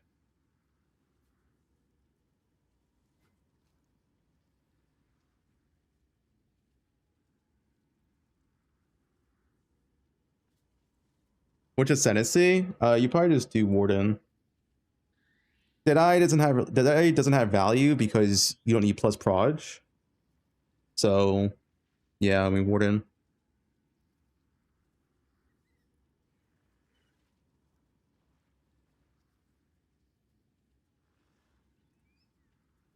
This skill's a meme. This skill's a fucking peak ass meme, dude.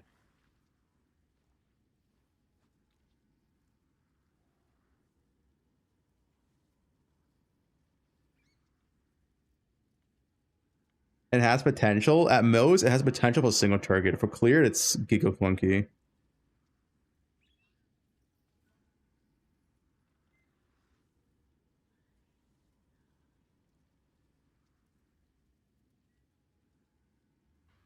Yeah, kinetic rain looks insane. Like, I'm just looking at these numbers. Like, am I missing something?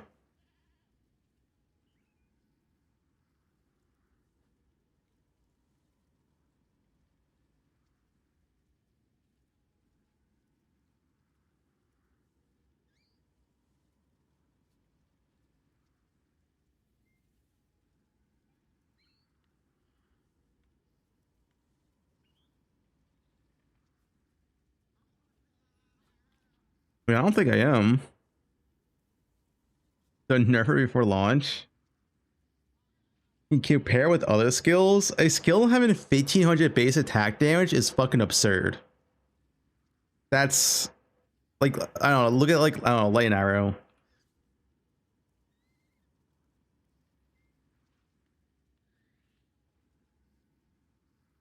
This skill has 177%. I guess we can look at Kinetic Blast itself. Kinetic Blast has 155. Now, also, Kinetic Blast has explosions, so it's kind of hard to judge from that. For example, Snakin had 900% if you overlap 3x. 1500% is absurd. It's a absurd number. It's extremely high. And on top of that, it has bonus attack speed, so that the effective DPS is like higher than that.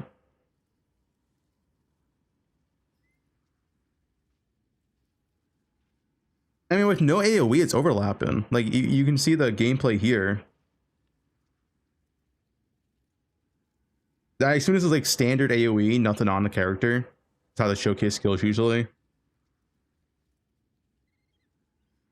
Yeah, 5x overlap. Like, look how many overlaps it is. 1, 2, 3, 4, 5, 6, 7.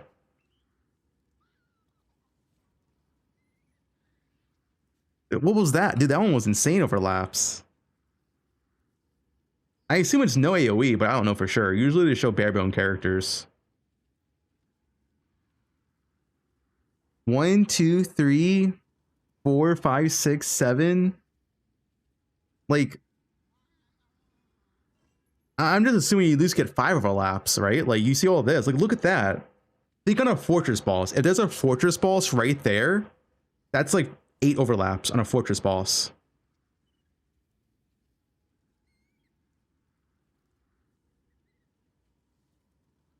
What links is that? CWLV? I don't know, but I don't think any of them affect. I don't think it was AoE. Crit or red crit? You don't know last? Okay. Yeah, Kong effect. The thing is, Kong effect should make the skill better because it'll make the overlap occur in a smaller radius. Like, instead of 9, it'll be like what, 4.5. Do we know the alt gem, Marty? We just assuming. I mean, you can just use KB for clear though. There's no issue.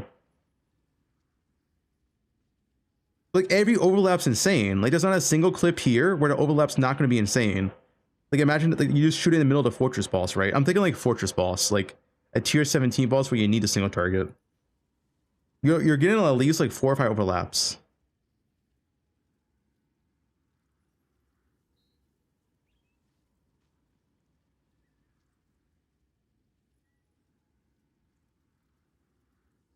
Let me ask Tai a question.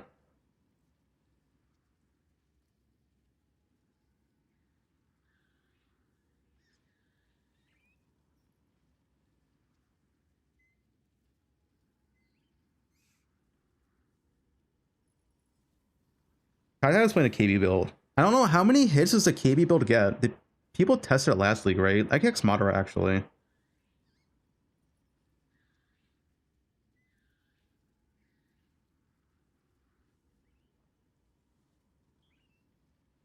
A moderate knows.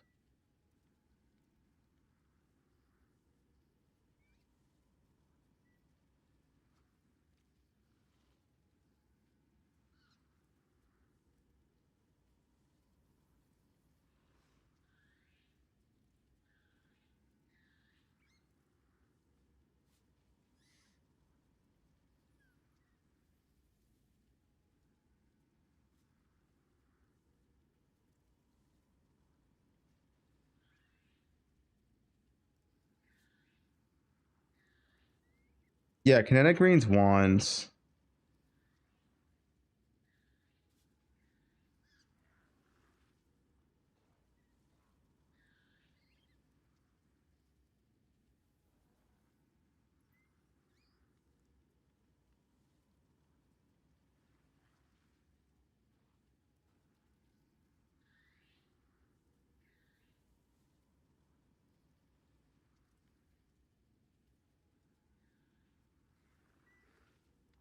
Version sounds worse than the patch notes.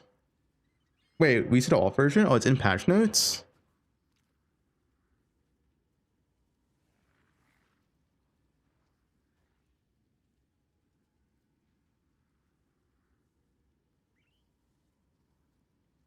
Wait, am I blind? Oh, the actual patch notes page. Oh, okay.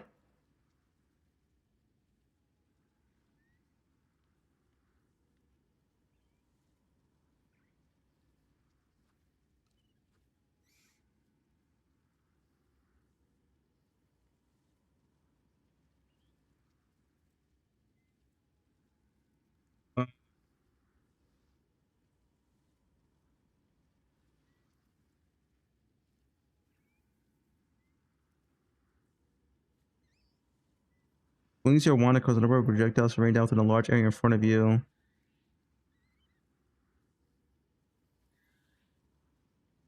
What's the difference? In front of you, directly targeted. What's the difference?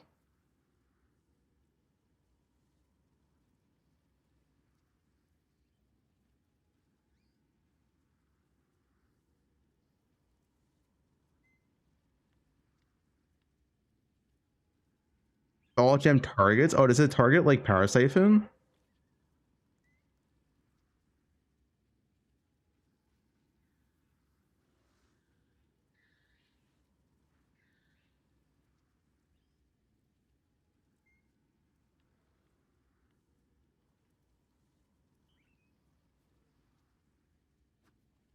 Yeah, this skill can't be triggered or use a House of Mines. This one can be.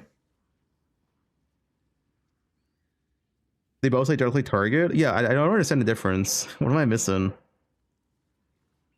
Swing your wand to create a number of projectiles to rain down within a large area in front of you, directly targeting the location of enemies in the area.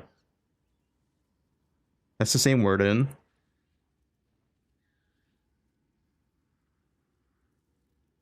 No anomaly on this one. So it's just like more base damage, I guess.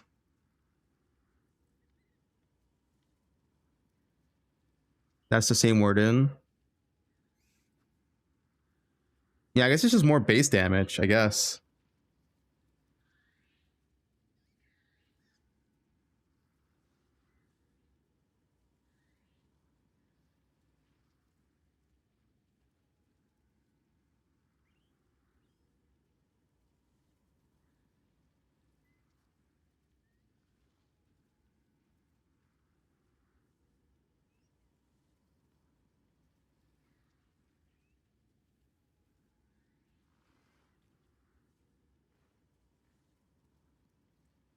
I'm not doing late radius stacker.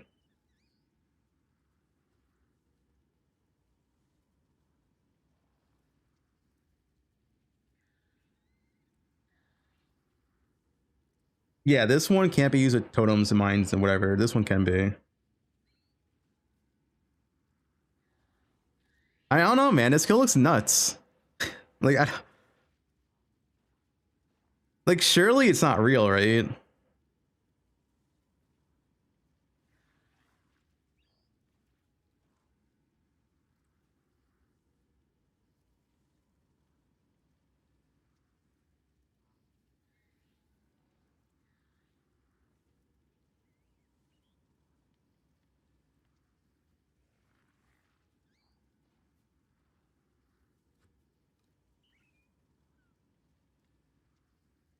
Young's too busy on Mamba shit.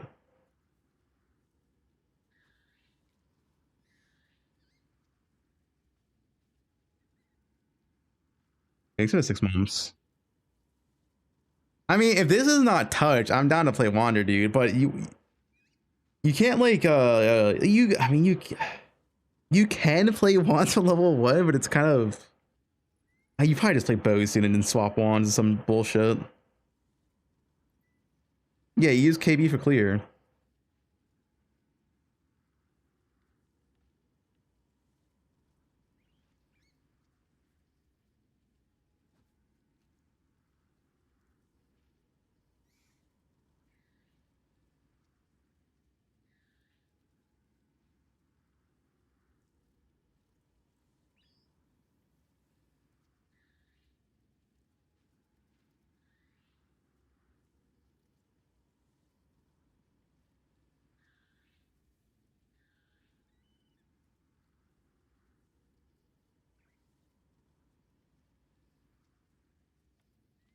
Who is this Wander streamer? I mean, Wanderers got buffed in the way that they got the new skill gem.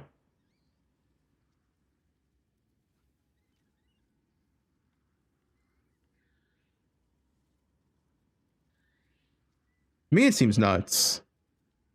Like maybe we're missing something though. I don't.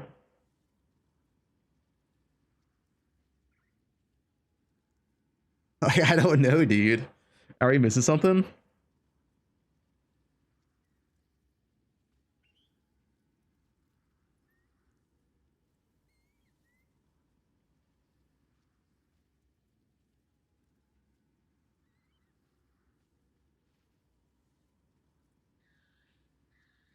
The wall's gonna give a lot more than double damage, but it only lasts for a few hits, it looks like. You look traumatized? I mean, yeah.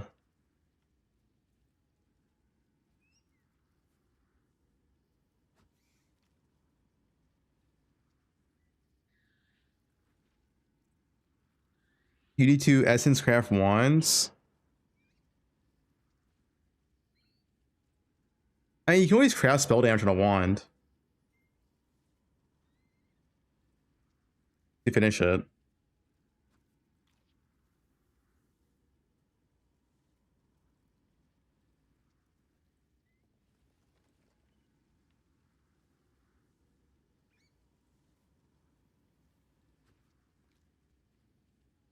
I guess that's pretty bad. Okay. Nah, 66% is fine. You could just craft it.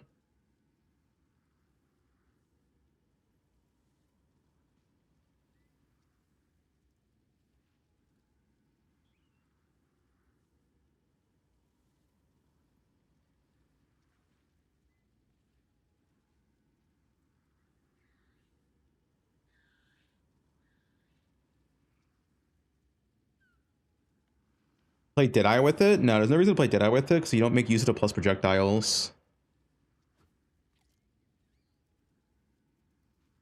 The plus, like, you already have 13 base proj, and then 2 more than 13 is like, it's not doing all that much.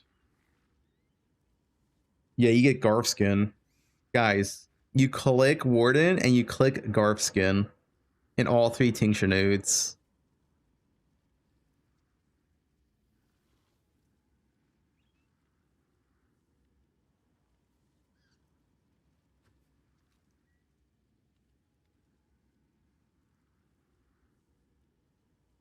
In stack Trickster? Well, you can't do that on League Start.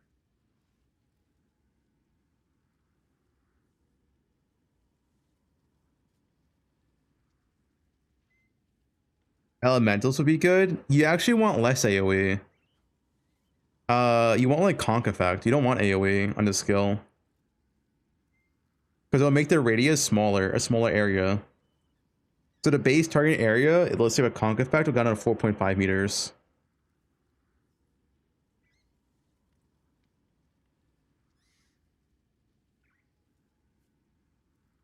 You want, yeah, you want Conk Effect on this.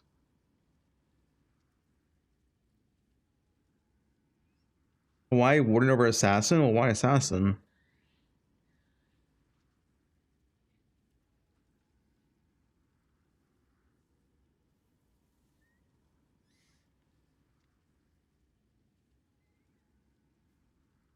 Right on Assassin would be big. Guys, Assassin is not a... Get your mind out of Assassin, dude. I mean, you could do Slayer. Unironically, Slayer wouldn't be that bad on Wander.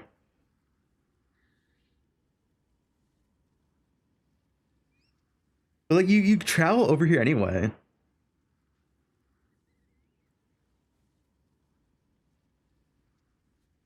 That's some curse shit. It's kind of cursed for League Start, yeah.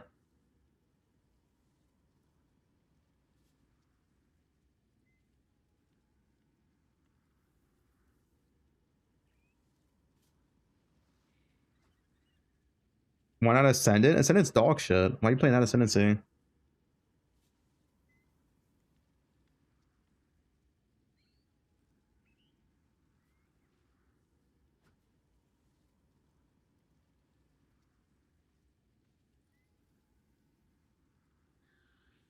I mean, the thing is, if you play Warden 2, you have a flex slot. Because also you don't need Garf skin. You need like a new Ascendancy point too. Yeah, you could play Slayer Wands, dude.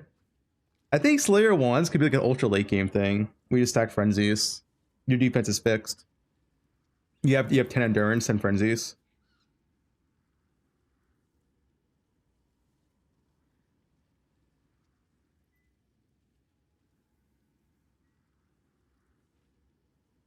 Champion Wands. Oh yeah, Champion's pretty good nowadays too. I forgot about that.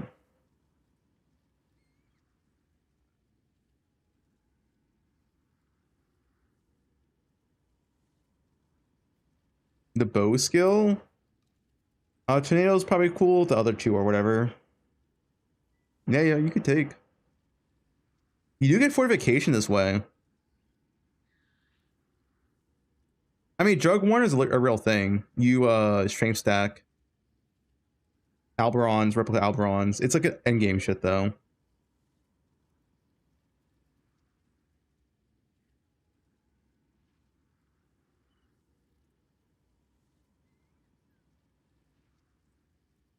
I mean, Warden's gonna be the smoothest start.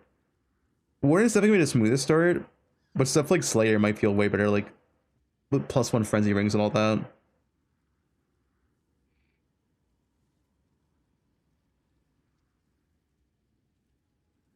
Well, the strength stacking is accuracy stacking. It's this, right? Like that is the whole thing. Get accuracy rating equal to twice your strength.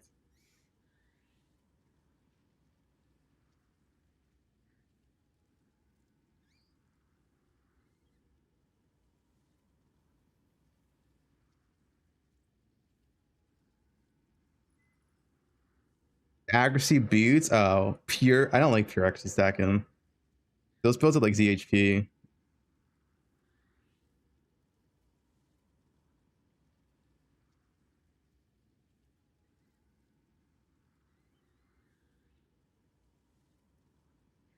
It's the turtle.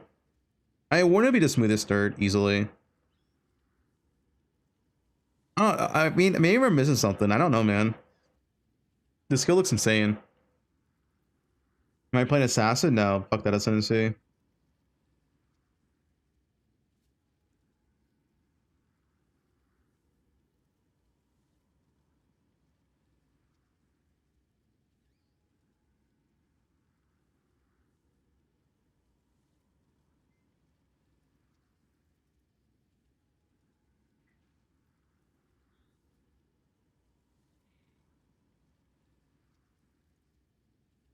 President tanks every 12 seconds. I mean, you don't have to play Warden if you really don't want to.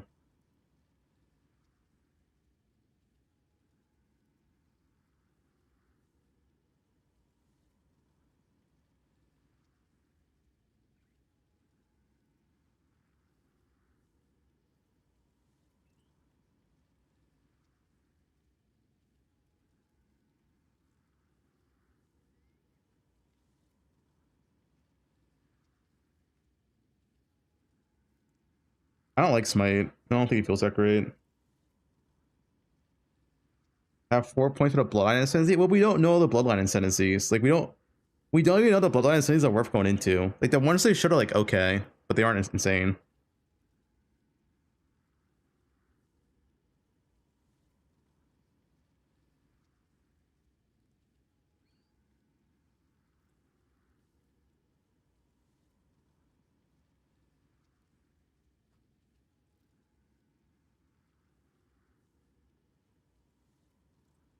In Quiz Wander.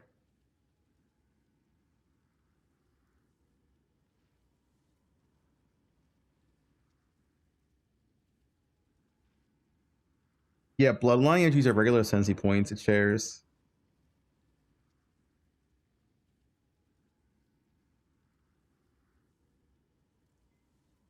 I mean, wouldn't Quiz Wander just be for like, you're not really taking this.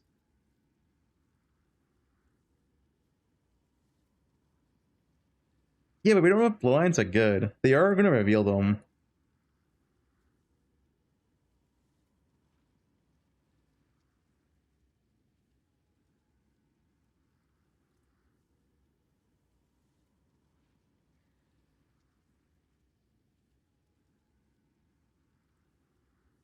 They're going to reveal them.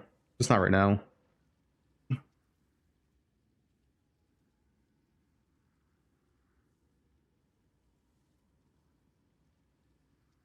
I mean, yeah, so far the Bloodlines are pretty niche. But like, there's going to be 10 of them. So surely like one of them is probably like generically good. Now they aren't done. They definitely aren't done.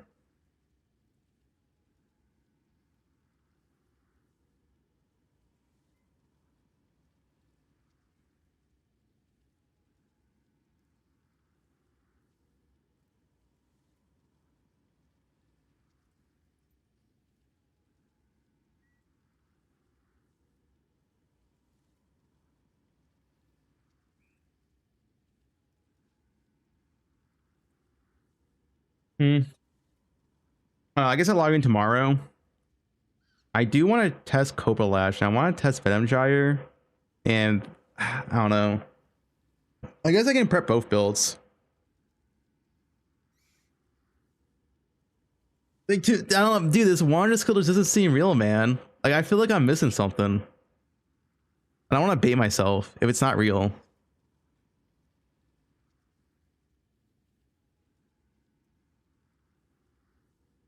Not a Sass Musty. All right, it just looks decent. And the thing is, KB's already like insane for the Legion early on.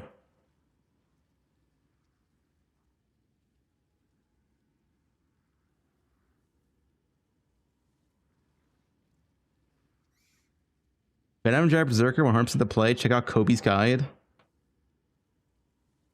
Is it a fallback? I mean, I was really thinking about it if Bose didn't get buffed. And, you know, Bose didn't.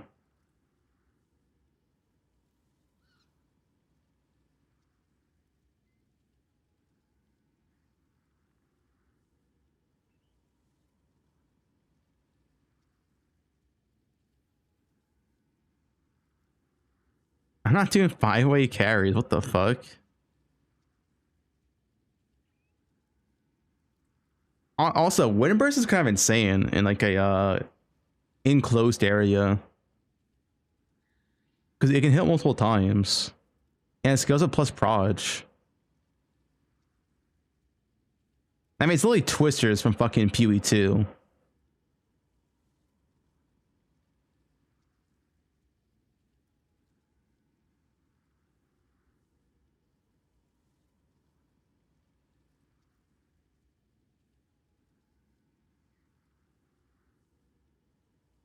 Wait, does it automatically explode? He like stands in it. You don't have to stand in it though, right?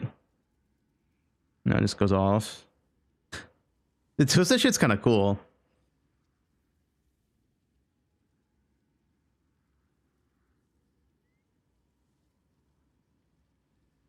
I'm not playing Poison. Poison feels so bad for Legion.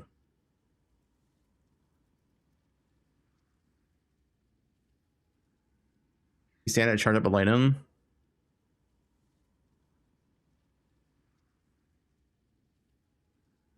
Do you?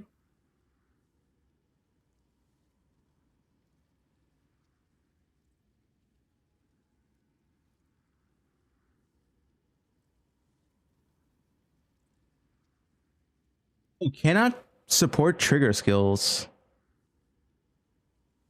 So it will not work with MFA. You have to use your main links.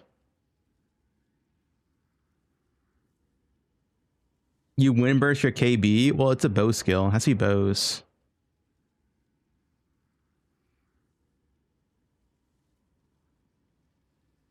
Why do you gotta stand in it? I don't see any word for standing in it. They say it right. Detonate, causing ravaging ignites.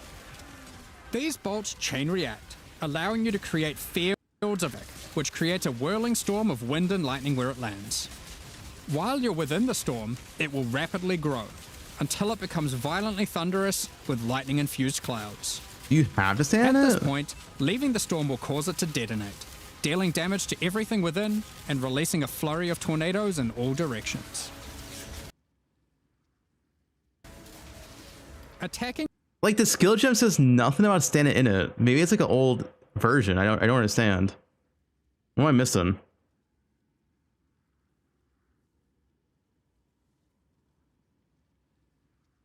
It says nothing about standing in the projectile.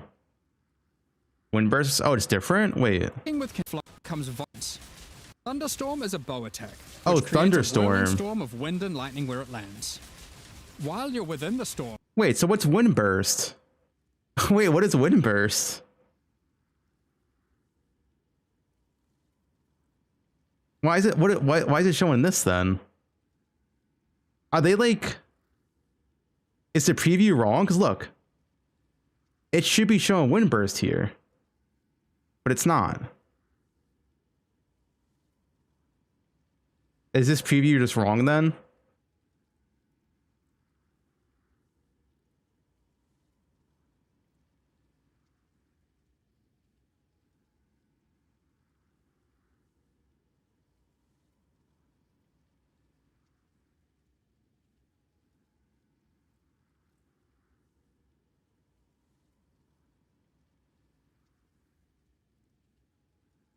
They showed in the reveal. It will rapidly grow Okay. until it becomes violently thunderous with lightning-infused clouds. At this point, leaving the storm will cause it to detonate, dealing damage to everything within and releasing a flurry of tornadoes in all directions. Attacking with kinetic This is the fuselage shit. The T-sharp part. Hovering orbs of energy. These linger for a few moments above you before zipping off to. Wind burst support unleashes chaotic tornadoes as you attack. Oh yeah, it is just wrong then.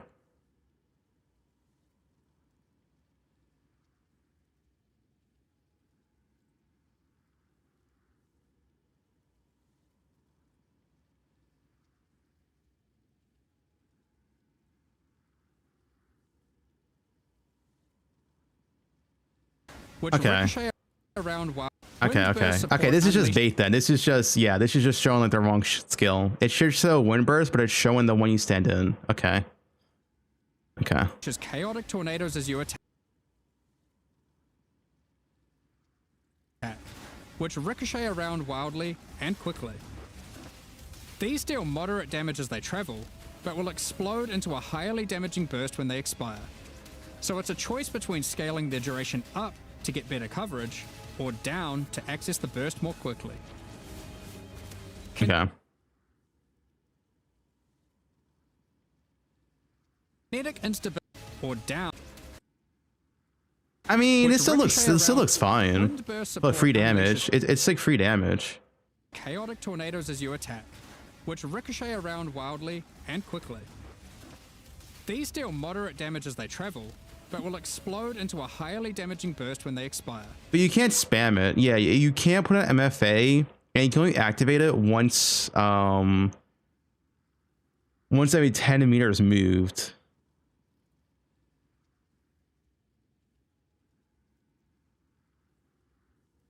Yeah. So it's a choice between scaling the. I want to see the tornado numbers then. The tornado numbers look. But if this is a main skill, I guess it's kind of whatever. Unless you can support, if you can support this in MFA, maybe.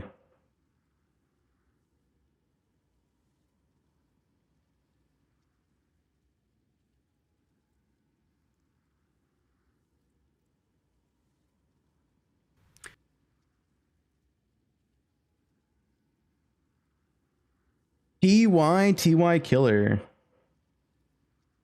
Yo, Tai, how many overlaps do you give a KB on your character? Because I'm looking at this, and it looks absurd. How many overlaps does KB get? It feels like 0. Let me see. TY killer. Everyone says 7 trillion. Did you play it today? You did. This is Maven. I mean, I can't count the overlaps. You need to self-poison shit, right? Oh, it's Eradicator, not Maven.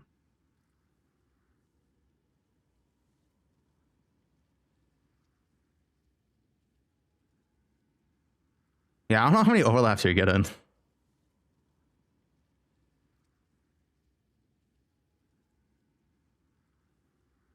Did you finish the run?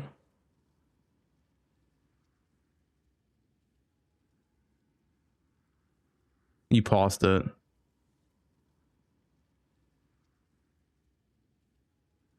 Can you migrate the character to standard or some shit and just poison test? I really want to know how many overlaps you get. Because everyone says something different. Like, surely one person did a poison test, right?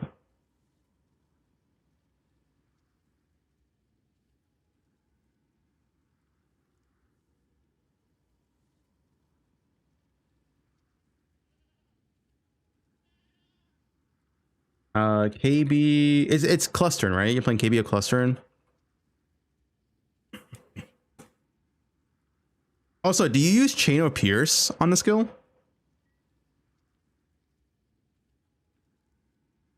One proj, one explosion.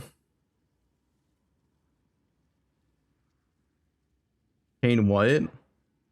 I'm just asking. I don't know what you use on the skill. I didn't play it. Use pierce? Okay.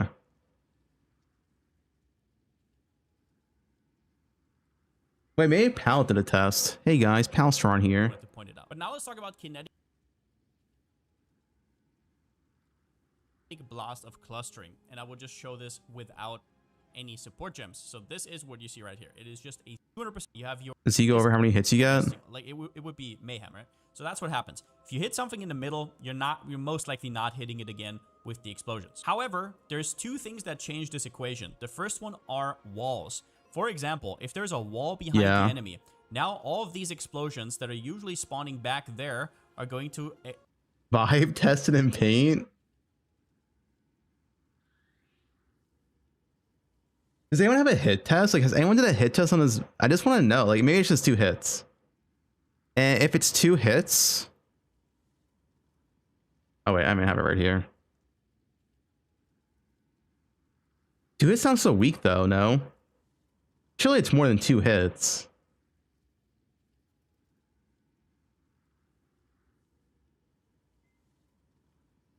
Against the wall it is. You did on clustering? What is it, Atlas? How many hits do you got clustering?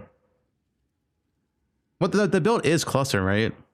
Or is TyTy's build regular KB? I thought it was clustering, the setup, the Russian setup. Oh, is it regular KB? Oh, it's normal. Oh, I thought it was clustering.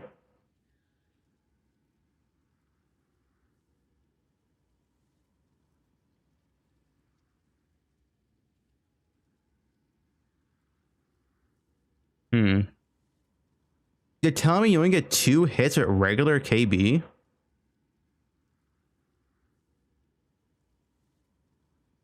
Are you gaslighting yourself? They did nerf it, Marty, but they introduced it back with the new skill gem.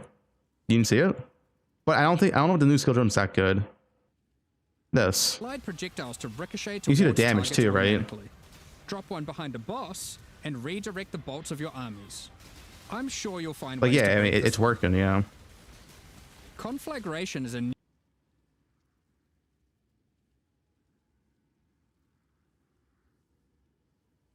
The tag people are doing right now for KB. It says redirects. sure you'll find drop power, causing allied projectiles to ricochet towards targets automatically. Ricochet towards targets. I mean, it's working in the clip. I don't know. It's clearly doing more damage. Drop one behind a boss and redirect the bolts of your armies. Like it's clearly like making multiple projectiles and doing more damage. I'm sure you'll find ways to break Because when this. it goes away, it does no damage. Conflagration is a new bow attack which rains. It's definitely working in the clip.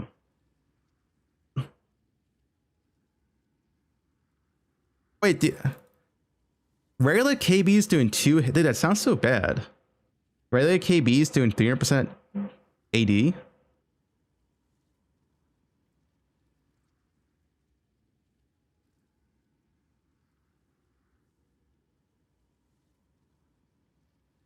I mean, dude, if this is 300% on your current build, and this is 1200% to 1500%, that's like absurd.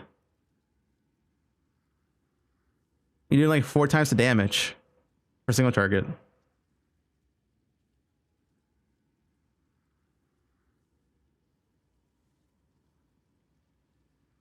AD as in added damage, effectiveness of added damage.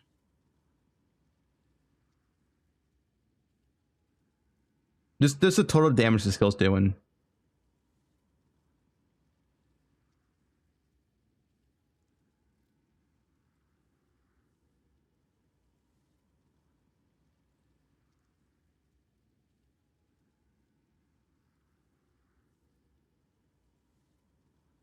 I get that many overlaps? I mean, just look at the footage. Of new skill and support gems. Let's go over them now. Kinetic Rain is a Like, all these overlaps are like 4 minimum. Some are more than 4. Like, this is like 7. Right? It is like a fortress boss. new wand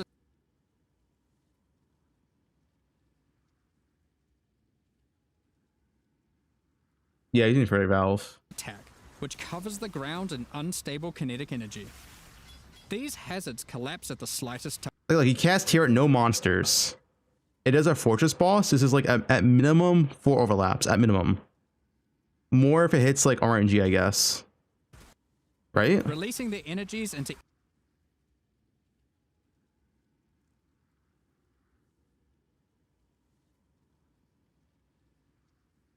Like, I don't know. Am I missing something? This looks insane. Yeah, this as well. No enemies.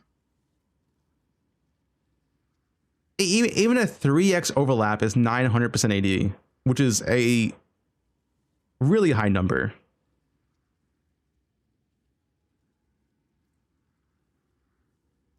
And if, like I said, on Fortress boss, you're always hitting like 4.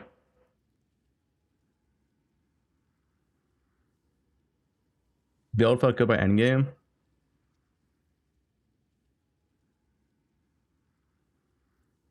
Equipment at level 12. See how it is? Yeah. I guess you could. I guess what you could do, you have a wander character set up. Patch goes live, you immediately equip it and go into a Fortress boss. And you compare it to KB. Take like 2 minutes. You can't locust mine it. The base one can't be used, at least in the patch notes, it says it can't be used by trigger, traps, mines, or whatever. The alternate quality one can be used with traps and mines, but the ultimate quality one, it looks like it's less damage. Judging by the wording.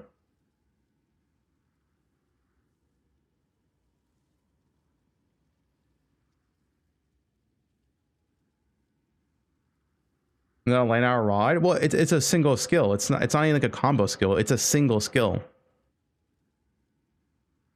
Yeah, I mean, I think the skill will get nuked. It's the damage numbers on the skill is so stupid. Like, it's actually just like beyond stupid.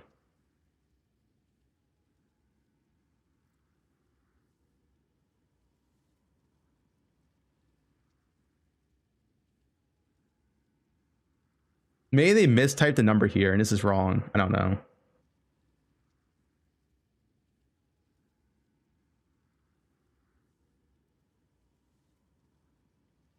It's possible they missed. I don't know. The skill looks really, really stupid.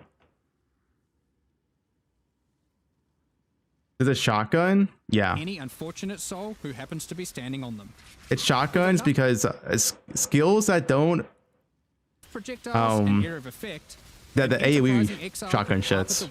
It's AoE shotguns. Wall of Force creates a barrier of. I mean, also says it doesn't of shotgun, skill but nothing and says that. support gems. Let's go over them now. Yeah, AoE in like every single scenario shotguns. I don't know what AoE doesn't shotgun this game.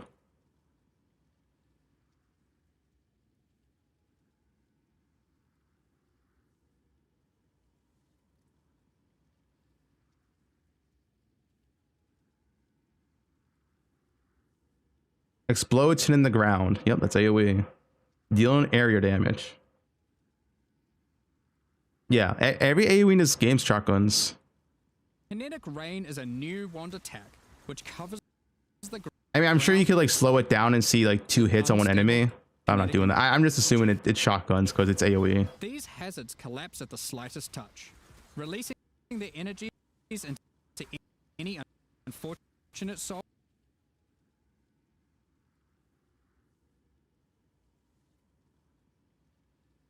Yeah. Yeah, I don't know. This skill's insane. I don't know.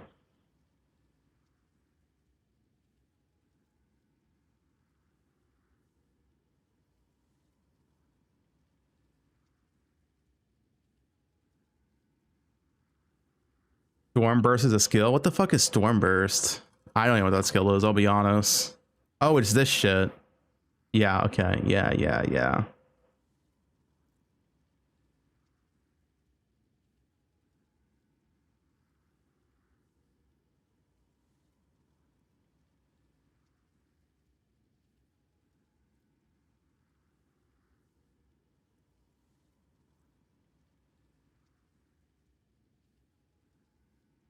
Who's this Maven?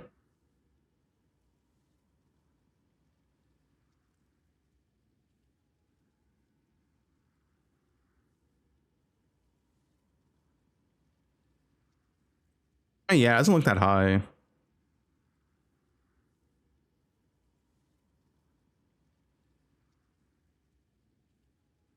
Thanks for Prime. You have any frenzies? How do you get frenzies on the Wonder build? Boston.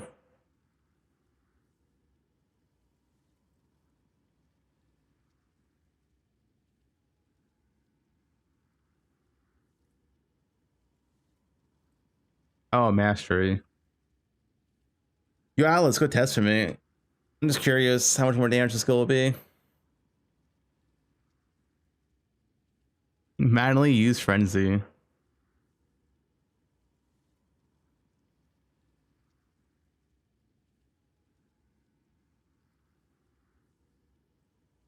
You are.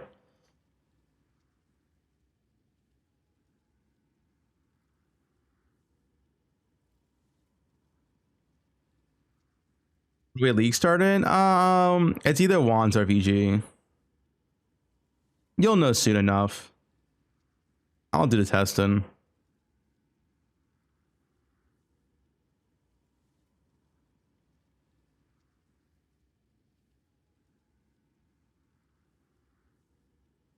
No, Alice is doing the testing on how many hits this KB skill's getting. I'm just curious.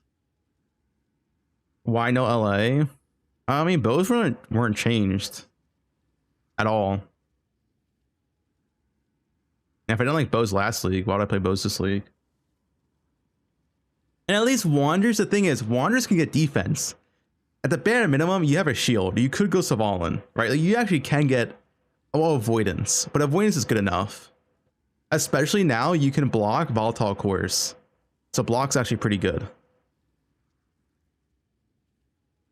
Thunderstorm Bow, man. Yeah, I don't know about that one.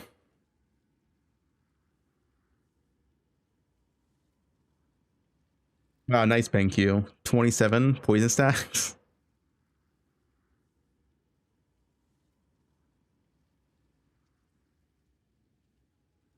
Yeah, this is the KB Warden meme, but I was just using a reference for damage. Because the new wand skill, should be like 3 times of this damage at least. 3x more damage. And 3x damage of this is pretty fucking good. Really fucking good.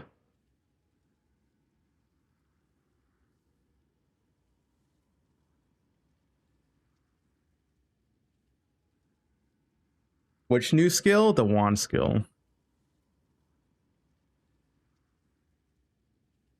It's this kinetic rain.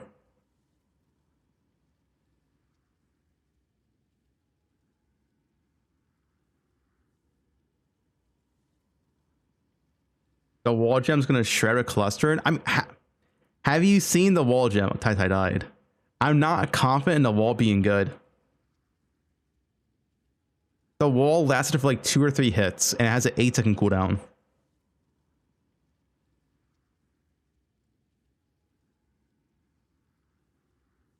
And I'm not even sure if the wall can be manually automated. It might have a clause where you can't automate it. We have to see the gem info. Gem info will come out before league start.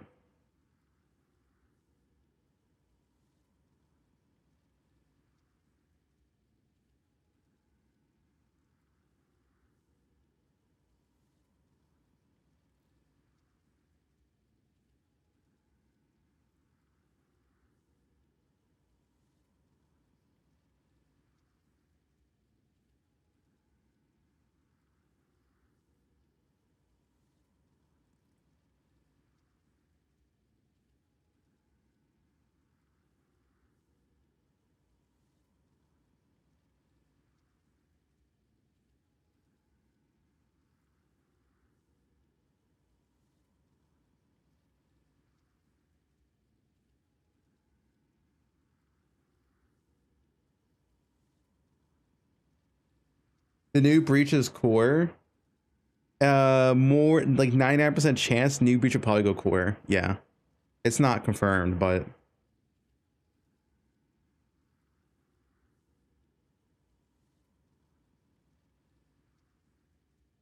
you get 3 hits, so 4 50% AD.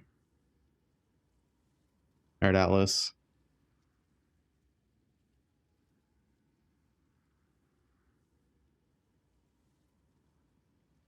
3 to 5? Hmm. Oh, no quality.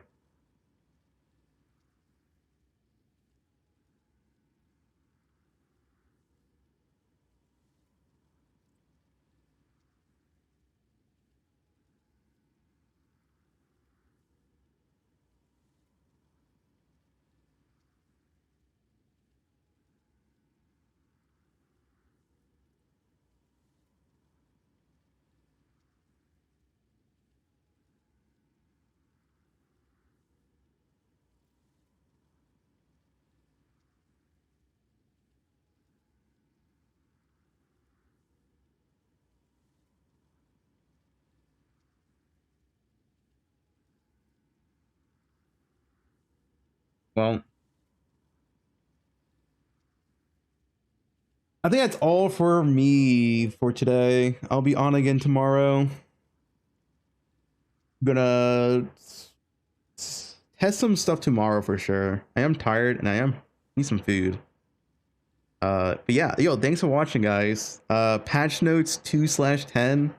I think the reveal, the league mechanic is 9/10. Hopefully there's more patch notes before league launch. But yeah, yo, thanks for watching.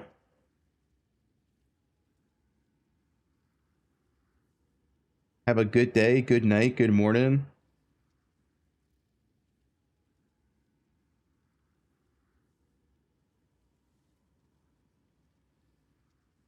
Who has not been on for 20 billion hours?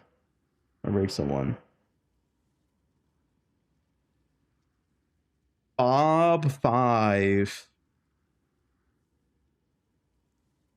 Jung's been on for like 14 hours, dude. Guys, Jung has literally been on for like 14 hours. Like, what do you mean?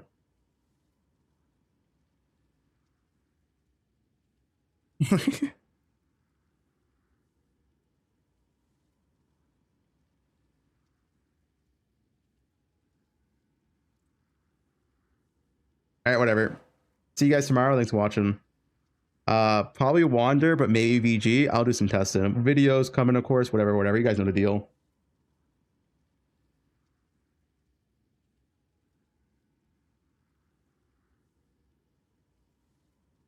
Elliot so live, same as last patch.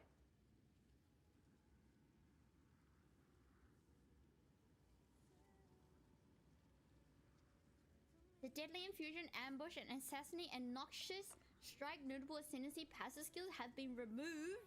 The Mistwalker notable ascendancy passive skill now grants...